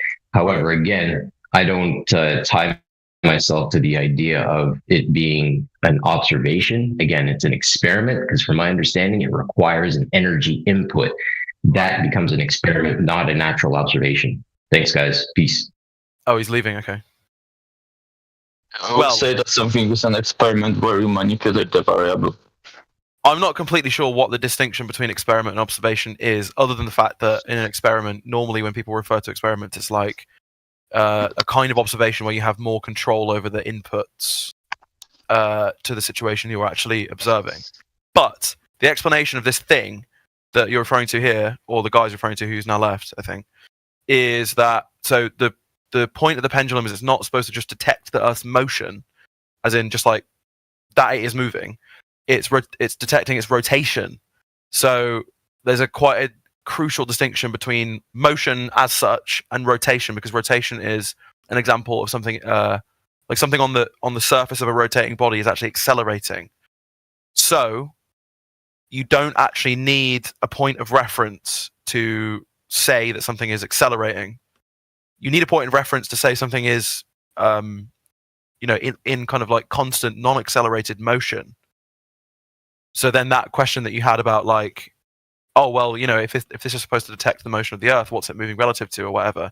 That question, you don't need to answer that question in the case of accelerated motion, because accelerated motion is a kind of motion that's just like absolute relative to nothing in the universe. At least that's how kind of mainstream physics has it, right? I know there are probably people in this chat that deny mainstream physics, but that's the quote-unquote official answer. Yeah, there's been an argument made. What was that? Acceleration is absolute in the meaning that you can detect it always from the accelerating reference frame without any external references, like looking at something and seeing it passing by. You can just make an experiment like the pendulum that will tell you that. Yeah, But, precisely. I mean, you can even imagine a more simple experiment than that, right? So you can imagine like if you ignore like rotation, like acceleration by rotation, but you think about linear acceleration. If you have like a spring, like a mass on a spring with you, and you're accelerating, then the mass on the spring will, like the spring will contract in the direction that you're accelerating, right? Yes, basically. It's not an experiment, dude. Come on, it's not an experiment. Well, it's like a measurement, right? It's a measurement. Yeah, it might be. It's not an experiment, though. Not a scientific experiment. I don't really. Yeah, I mean, I'm not really sure. I don't think I really care that much about pendulum. Is there anything else? I mean, some people go. They say, "Oh, like I went to see the Foucault's pendulum, and they said, oh, it's not working today." So look, I don't know, whatever. But is there anything else? So you said that the Earth rotates under the pendulum, and we see a deviation. No, it's not about. It's not about the. Do we see any other deviation in anywhere else other than in this pendulum that somehow works and doesn't work sometimes? Well, I mean, it has to be. I mean, presumably the reason it's not work. I mean, I don't know what cases you're on about, but presumably the idea is that the apparatus of the experiment is so sensitive that things can fuck it up quite easily. I mean, that happens all the time, right? Yeah, I know. But we're supposed to be moving 1,000 miles an hour, spinning 1,000 miles an hour. So anything no. This is. Well, so this. So no, we're not spinning. So it's not spinning. No, we are. But this is quite an important. Okay. So no. Yes. Okay, go on.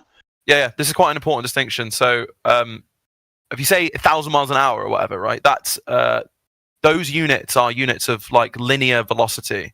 But if we're talking about an apparatus that can detect the Earth's rotation, well, the correct way to think about it is, it rotates like once per day, however many degrees that is. 1,000 miles an hour, yeah. No. See, but miles an hour is that's like a linear velocity of something moving, something on the surface of the Earth, right? That's different to its acceleration because the pendulum measures its acceleration. The acceleration from rotation measures the rotation. Yes, like the accelerated motion from rotating on the surface of the Earth. From what reference frame, sir? Well, this is it. You don't need a reference frame in the case of citing like an acceleration. That's idiotic, what you just said. No, it's true. I promise you it's true. In order for it to detect motion of the Earth, the pendulum, it must be in a separate reference frame from the spinning reference frame of the Earth, allegedly. No? Yes. No. That would be yes, because the pendulum is precessing, right? Because the ground is deviating beneath it while it remains in the same plane, right? So, I mean, the example I gave a minute ago... no. Can you just say yeah or no? So, no. So, the example I gave a minute ago... Yeah, let me explain. So, the example I gave a minute ago... Well, you're wrong, but go ahead. Yeah, okay. So, the example I gave a minute ago of an accelerometer, right? Like an object that you can hold in your hand and you can use it, like if you're in a car, like you could buy one if you wanted to, right? I'm pretty sure most accelerometers, unless they're except for like really expensive ones, just is a little spring. You can hold that. Yeah, so let me chill out, guy. Let me explain. You can hold one of those things when you're accelerating in a car, for example, and it is just in your reference frame, right? But if you want to figure out, is my reference frame that I'm in accelerating? If it's accelerating, is this analogous? Is the pendulum an accelerometer? Are you gonna let me finish, dude? Or is it a fucking accelerometer? Because if it's not, no, I'm not going to. Yeah, the pendulum is an accelerometer. Yes, it detects acceleration. How does it do that? By what mechanism? So when it's accelerated, it will rotate. That's the point. No, it will precess. Yes. Your claim is it will precess because it is actually just swinging back and forth in the same plane while the Earth deviates beneath it. Yeah? No. No? No. You need to go Google your claim and try again. Sorry. The Earth imparts momentum on the object. Is the point. No, you're just a complete. So you need to Google your claim and try again. I got a master's in physics, man. Yeah, and you didn't learn the Coriolis effect properly.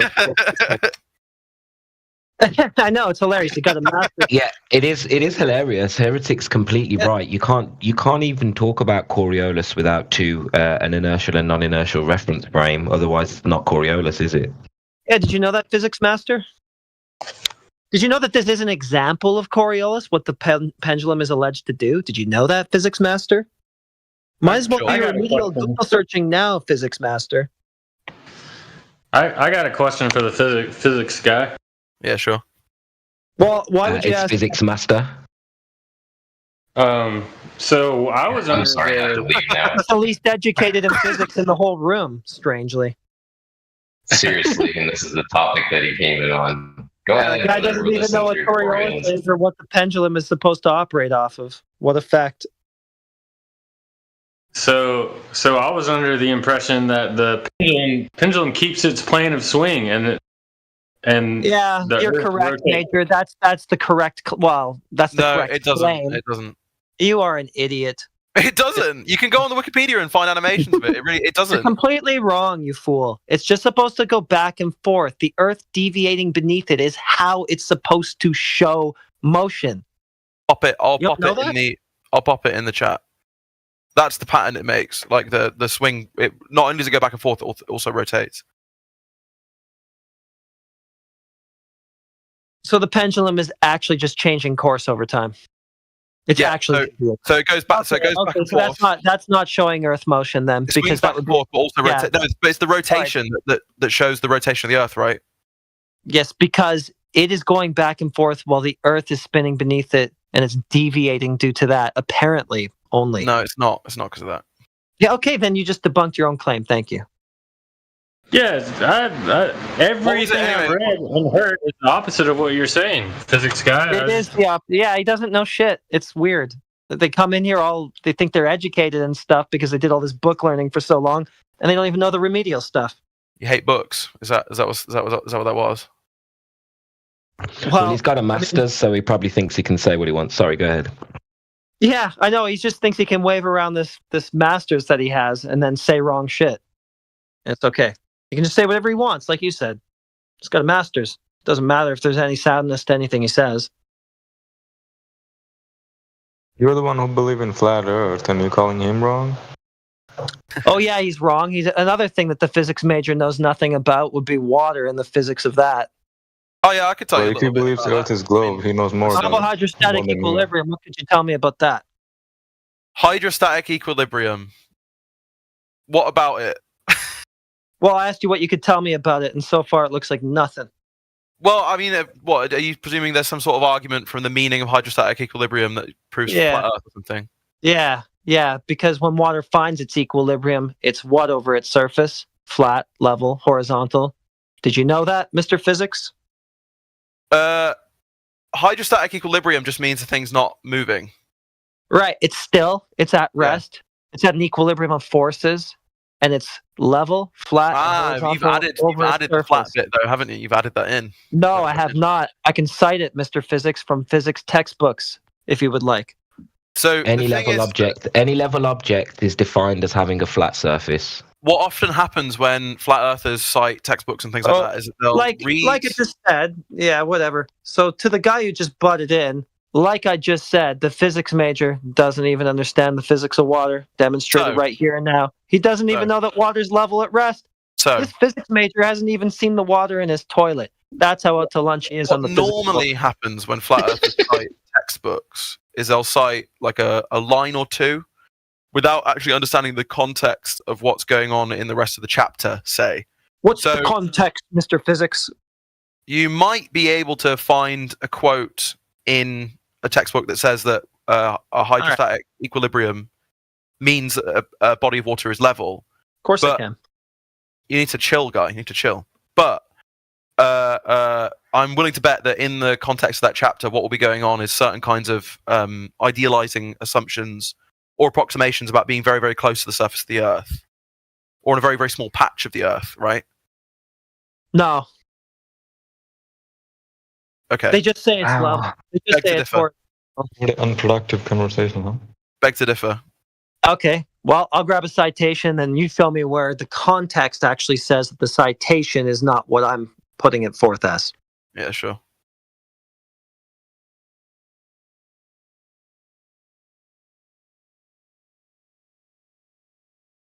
We might want to start the pre-kindergarten level where you went wrong.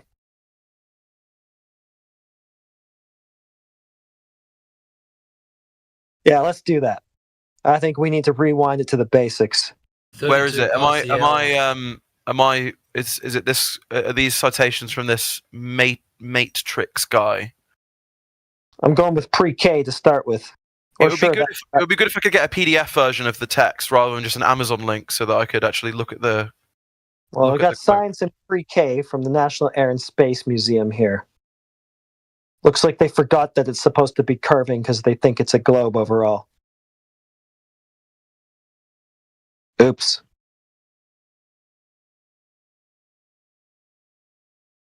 Says here, water will always form a flat surface unless it is acted on by another force such as wind. Oh dear! Right, are you looking at a textbook for like a website for tiny children? Is that what you're quoting right Yes, I told you already. That was where you screwed up. So I just wanted to rewind right to that point where you took a left. You understand that science texts will leave things out when they're explaining things to tiny children, right? Because yes, tiny children. That's where we need to go with you, because otherwise you're going to end up confused again. Well, no, lost at this remedial level. Well, no, actually, because like I can comprehend the actual definition of hydrostatic equilibrium. All right. Well, yeah, all right. We'll give you a shot.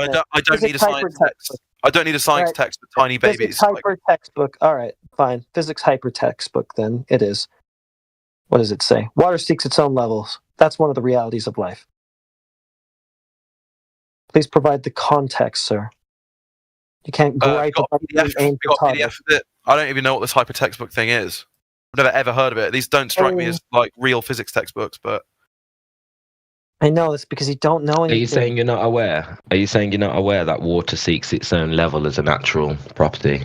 I'm aware of the opposite. In fact, that water. Yeah, go ahead. Me? Yeah. Yeah, explain. Water does not necessarily become flat in the sense that you're talking about.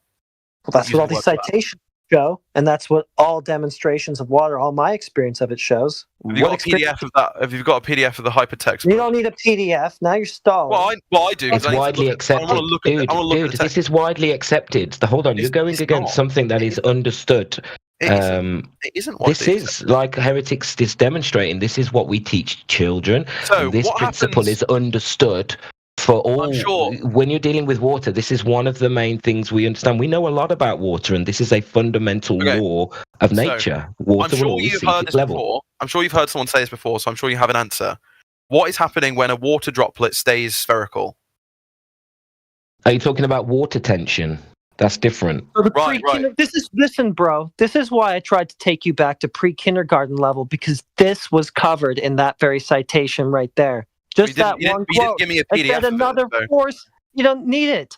I do. Another force acting on it, such as wind. Surface tension would be another example of a force acting on the surface of water. Right. So you do understand, right, that mainstream physics has it not only that the water is on the Earth not flat, but that there is another force acting on it. Gravity. So it all forms a consistent whole. Yeah, but we already established that that's hydrostatic equilibrium. It's at an equilibrium of forces. Not some outside force disturbing its rest, right? pushing There's it down. still forces at play. Now hold on, there's still forces and then the at Earth's play. crust is pushing it up. There's still forces at play when it's at rest, and gravity. There's two opposing and equivalent forces. Gravity would be one of those when it's sitting still, so that's not a way out for you. If gravity exists, it's making the water flat, not curved. You can't say that gravity is curving the water when you don't have a demonstration of water curving. So you're begging the question there, aren't you? Because what we were talking about was the curving of the water. Demonstrated this way. But my point is that you're clearly willing to admit that water, in some circumstances, will not remain flat if there are the relevant kinds of forces making it remain in a non-flat, right? But you understand that the mainstream physical explanation of how Earth stays on the globe is via a force, namely gravity. Wait, hold on. You're So you've you're not talking about. You've not exposed any kind of Yeah, you're begging the inconsistency. question. Not an equilibrium of forces. But there's no kind of inconsistency in this model. There isn't. Yes, there is. We're talking about large bodies of water. You're talking about water droplets causing water tension. Okay, you don't so what's have the difference examples of because you can't demonstrate water tension where a body of water can conform to a ball. That's impossible, my friend. Yeah. You don't have putting- any examples of that. You're putting Yes, the sir. cart before the horse. You're talking about a cause. You're talking about a causal mechanism for water curving before you've even shown that it actually does that. Don't skip ahead. Show us that it does what it would do if gravity is acting on it in the way that you say. Yeah, well, so I mean, here's the thing, right? And this is what it kind of always comes down to, which is why these conversations about physics are sort of superfluous, is that I actually buy that the pictures of the Earth from the upper atmosphere that seem, at the very least, to show the Earth is curved with water on it are actually accurate representations of what's going on. Physicists think he lives in a cartoon. All right, thanks for that. This conversation does make me feel like I live in a cartoon. Well, you already think that you do, and I think that we're just elucidating that fact for you. Maybe that's why you feel that way now. Dude, you're an angry man. Yeah, I'm so pissed. Can't take it anymore. He's a funny guy. It's all these assumptions, buddy. We speak to a lot of people like you every day, and we have to go through these same points, and we're literally dealing with the same cognitive dissonance. You are literally trying to link the water tension in a droplet of water and say that means bodies of water can curve. This is not the fundamental laws of water that we understand. This is not demonstratable. So yeah, we can get a little bit frustrated going round in circles. Yeah, sure. So let me explain what the reasoning was there. You guys were making a very general point about the nature of hydrostatic equilibrium, and I was explaining through the water droplet example that actually there are exceptions to this. It's not actually a law. And now you, quite rightly, I think, said, well, actually what we're talking about here is like, I don't know, I guess the idea is like water in the absence of forces or something, because you seem to think that the forces of hydrostatic tension, that can actually generate some kind of exception to the idea that water is always level. Because water obviously isn't always level, right? The idea is that, according to you guys, it finds its level. The molecules clump together, cohesion and stuff. That's fine. That doesn't go against our claim.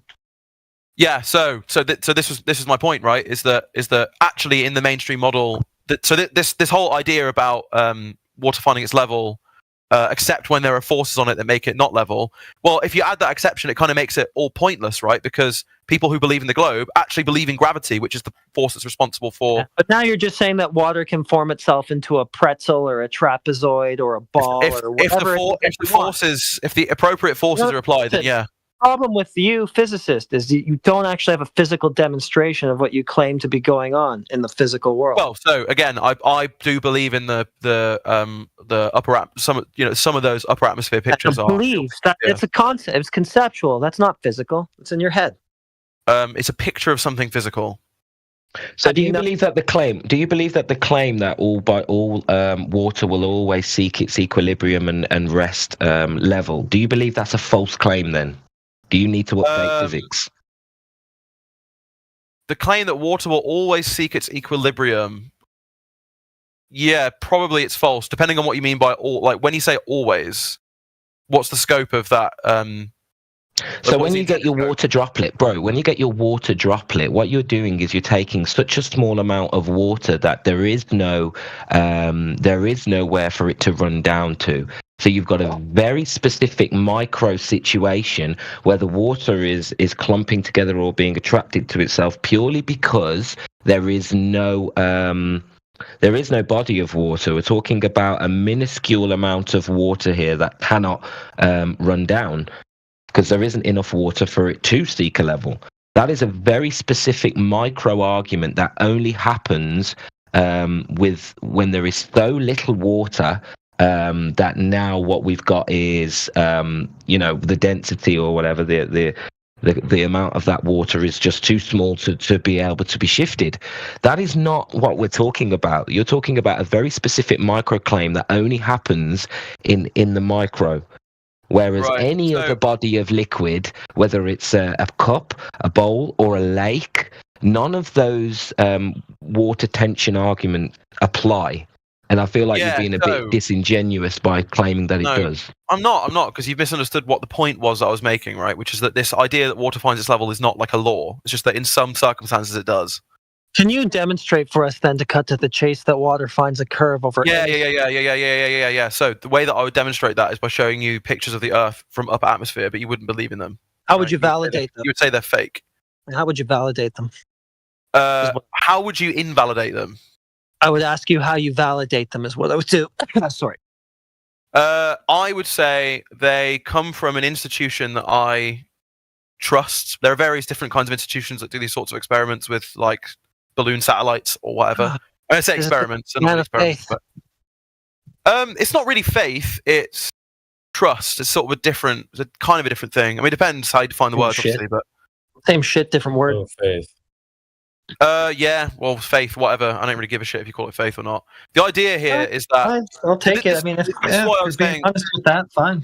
So this is why I was saying that the arguments about the physics and the forces and gravity and stuff is all kind of superfluous, right? Because what it really boils down to is that you guys have like a hyper skeptical attitude towards like academic institutions. What? Asking you how you validated that cartoon image is hyper skepticism? I don't know. I think your standards for skepticism are a little low. I find it bro. I find it very, very implausible that the kind of orchestrated conspiracy necessary to have those fake images be released as, purportedly real from an institution like that. I don't find that kind of thing very plausible. But you guys obviously do. But you're biased. Yeah, but you're biased. You just said that you appeal to the authority because you trust them. So that's a biased opinion. If you approach this unbiased, then you'll understand what we're saying. Well, I'm sort of explaining why it is that I trust them, right? Is that I find it so implausible that institutions of that kind of size and scope could actually pull off a conspiracy of that kind. Composites, they told you that they took those pictures from low Earth orbit satellites that aren't even high enough to actually get the whole thing in one frame, and they stitch a whole bunch of them together. A composite image. It's not like they snapped a photograph from some vantage point where they can see a whole hemisphere of the Earth. Yeah. So not all of those pictures are composites, but the ones that are, you realize that like a composite image can still show you what the world is really like.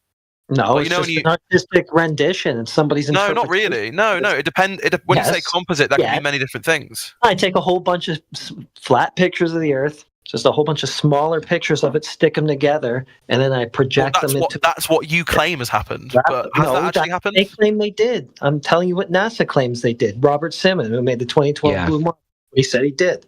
They said they took a picture of the Earth that was flat and made it look round.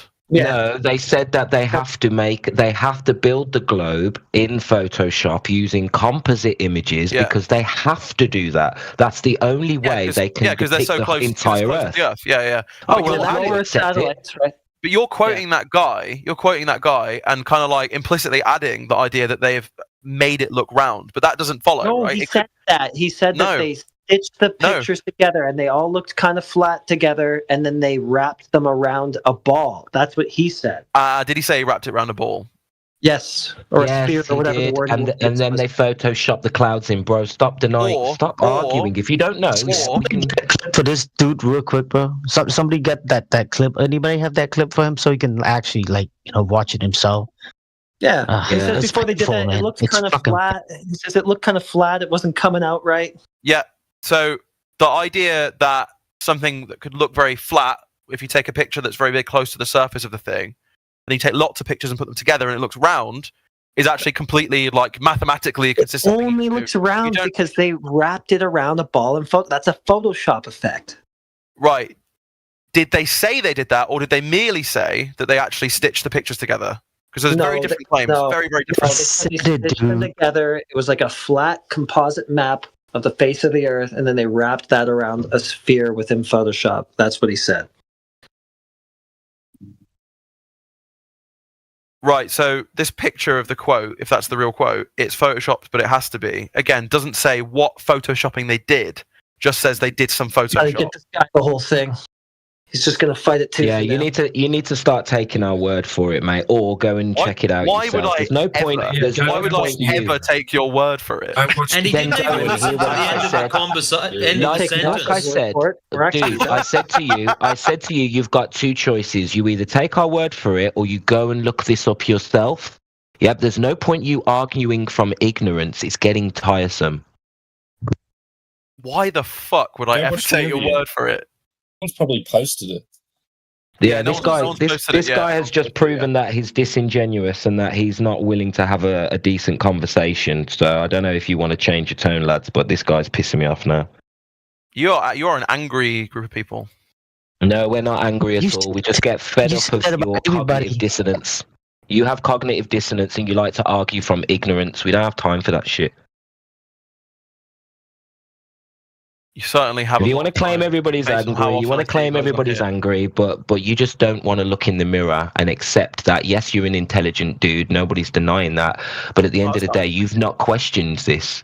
You haven't questioned this, and you're just appealing to authority as a argument, as a position.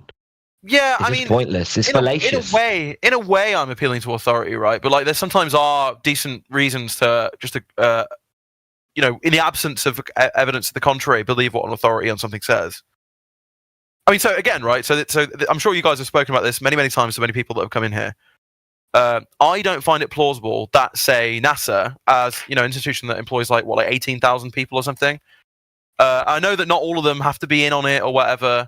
But a lot of people work on these projects where they release these images of the globe or whatever, even if they say, yeah, just under 18,000 people, where they say they Photoshop the pictures. And I completely agree and believe that they Photoshop the pictures in some way. I mean, how they Photoshop it is an open question, to me anyway. But I just find it implausible that the number of people working on that project, like there's never been any kind of leak, any kind of like deathbed confessions like that have been Just backed up gave in you any way. one. You gave me a leak or a deathbed confession. Not even a about- leak. They're just telling you outright.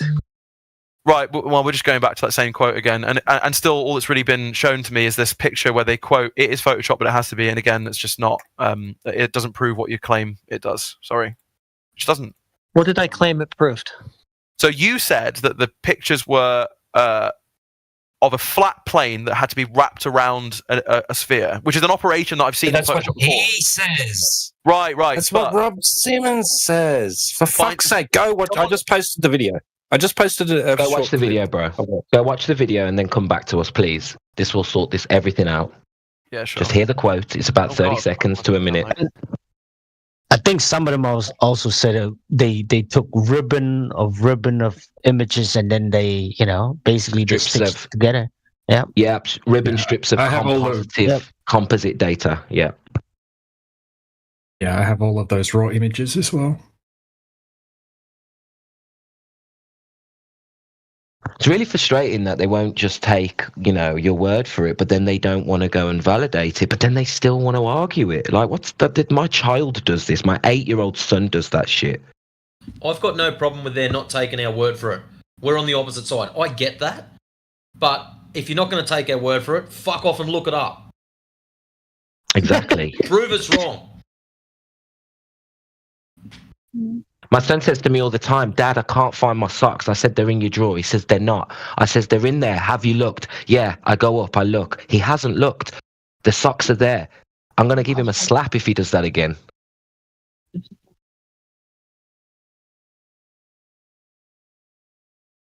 Yep. Discipline. You think I've got time to go around doing your dirty work and checking for something that you're too lazy to check for yourself?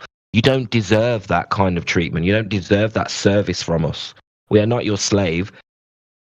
Do your own fucking research. Exactly.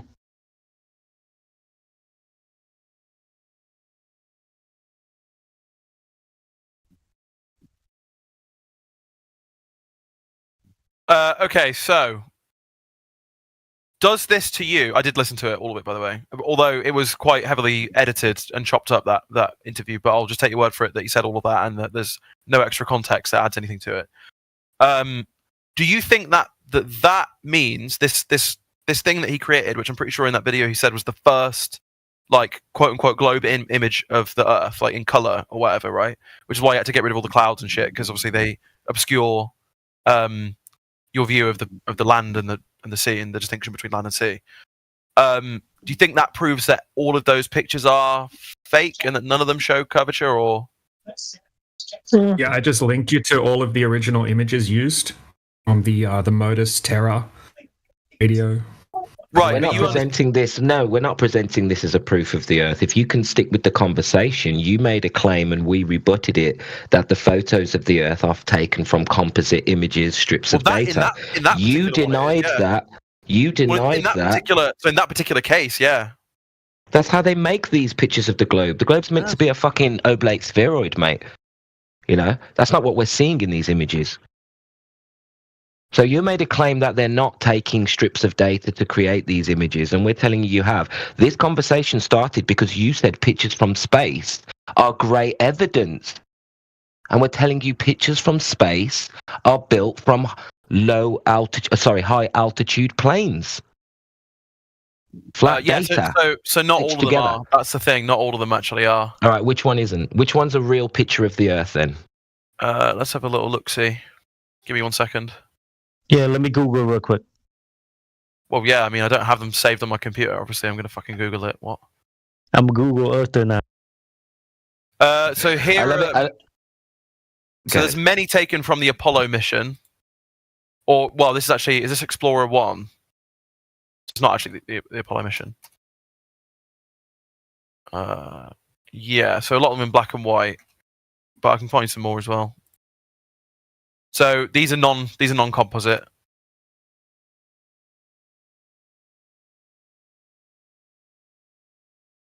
Some of them are closer, some of them are further away, but there's a number that are obviously far away enough that you can see the curvature of the Earth. I mean, some of them just have the whole Earth in them, right? So only from 50 plus years ago. No. Everything beyond that. No, calm down. That's just the first that I found. Don't tell me to chill out when I'm speaking in a completely calm tone. Yeah, he was being calm. Freaking out. Talk about I think you're freaking out, bro. You jump in the gun a bit. You jump in the gun a bit. That's lighting. and listen, some of these images that you've sent have already been debunked by flat earthers, like the 8th or 9th image down of the first color image that has a Photoshop text box around that globe. And if you put it into the Photoshop program and take the layers out, you can see the Photoshop box. Yeah, so I'll tell you which image. Are you talking about like the compression? 1, 2, 3, 4, 5, 6, 7, 8. 9th image down. That image I've seen has been debunked. That is a photoshopped image, my friend. Oh, I see the one you're talking about. Yeah. I've seen the quote-unquote debunks of that before, and usually people are looking at that. People who don't, like, basically flat earthers who don't understand how images and Photoshop work. I know how Photoshop works very well. I took graphics, I took media communications and did graphic design as part of that. If you do it's very easy. It's very easy if an image has been photoshopped. It's very easy to figure that out. Yeah, put it back in the program. So if you do various things in Photoshop to this image, you will find like boxes around, quote unquote boxes around. Basically, I mean, and this works for any image, right? Quote unquote boxes around areas of high contrast, and in this case, there is an area of high contrast which is between the Earth, which has like white on it because of all the clouds, and then the background, which is black. It only does it to images. If you take a real photo, their compression of something of high contrast, it won't do it. It will. They will. No, it won't. They will. I tried it myself. A form of box. All it does is but listen, guys. It's so bright. That's all. But listen, now I think I remember, was it Rob Skiba that came out with that video and showed that they Photoshop that one particular image, right? But guess what they can do? What they can do? They can actually go back and change that photo. They can actually go back to change like any post they posted in the past. They can change it now. They've been doing that. So, yeah. So if right now, let's say if you take the same, image or whatever and trying to put into Photoshop, you might not see it because they changed it already. Yeah, what actually happened in one of them was the flat earthers were doing a live show, right? They went on the live show onto NASA's website, they pulled one of the pictures off, right? Then they increased the contrast levels and they found a perfect box, right, around the Earth. Okay, and then literally like within the next few weeks, NASA had fixed that error, had gone on and changed the image and removed the box. Yep. Yeah, they can go back and change articles that they post, like, who knows, 2000, 2010, 2013, 14, 15. They can go back and change the whole fucking thing. The guy. Can I just say, photographs. Sorry, I don't know. I interrupted there. Did you have Oh no, something? you're right, Roots. I was just saying the guy he bailed. Oh, he bailed. He just bailed. Yeah. Yeah, I think it was getting a bit hot for him, to be honest. Can't take the heat. Stay out of the kitchen. Anyways, guys, speaking of bailing, I need me beauty sleep, so I'll catch you all later. Peace, guys. I'll just stay up all night. Yeah, nah, I gotta work, man. See you guys. Peace out, man. Mate. Speaking of staying up all night, looks like that's what I did. What time is it for you now, Heretic? 4. I don't know how you guys do it, man. I'm passing out by 2. Yeah, it seems like all of us like Mickey stays up super late.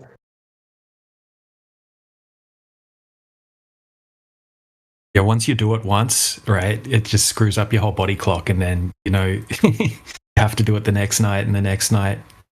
The way I count it is I had to stay up for 24 hours straight. Hardcore shit, bro. Honestly, if I ever try and do But it that, worked. I will find myself waking up on the sofa at like 3 a.m, like with my mouth open and my laptop on my lap. I just can't do it. I'm getting old though. I'm gonna put it down to that.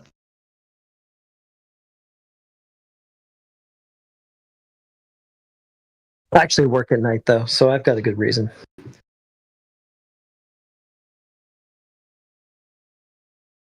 Yeah, that makes sense, to be fair. When I did night shifts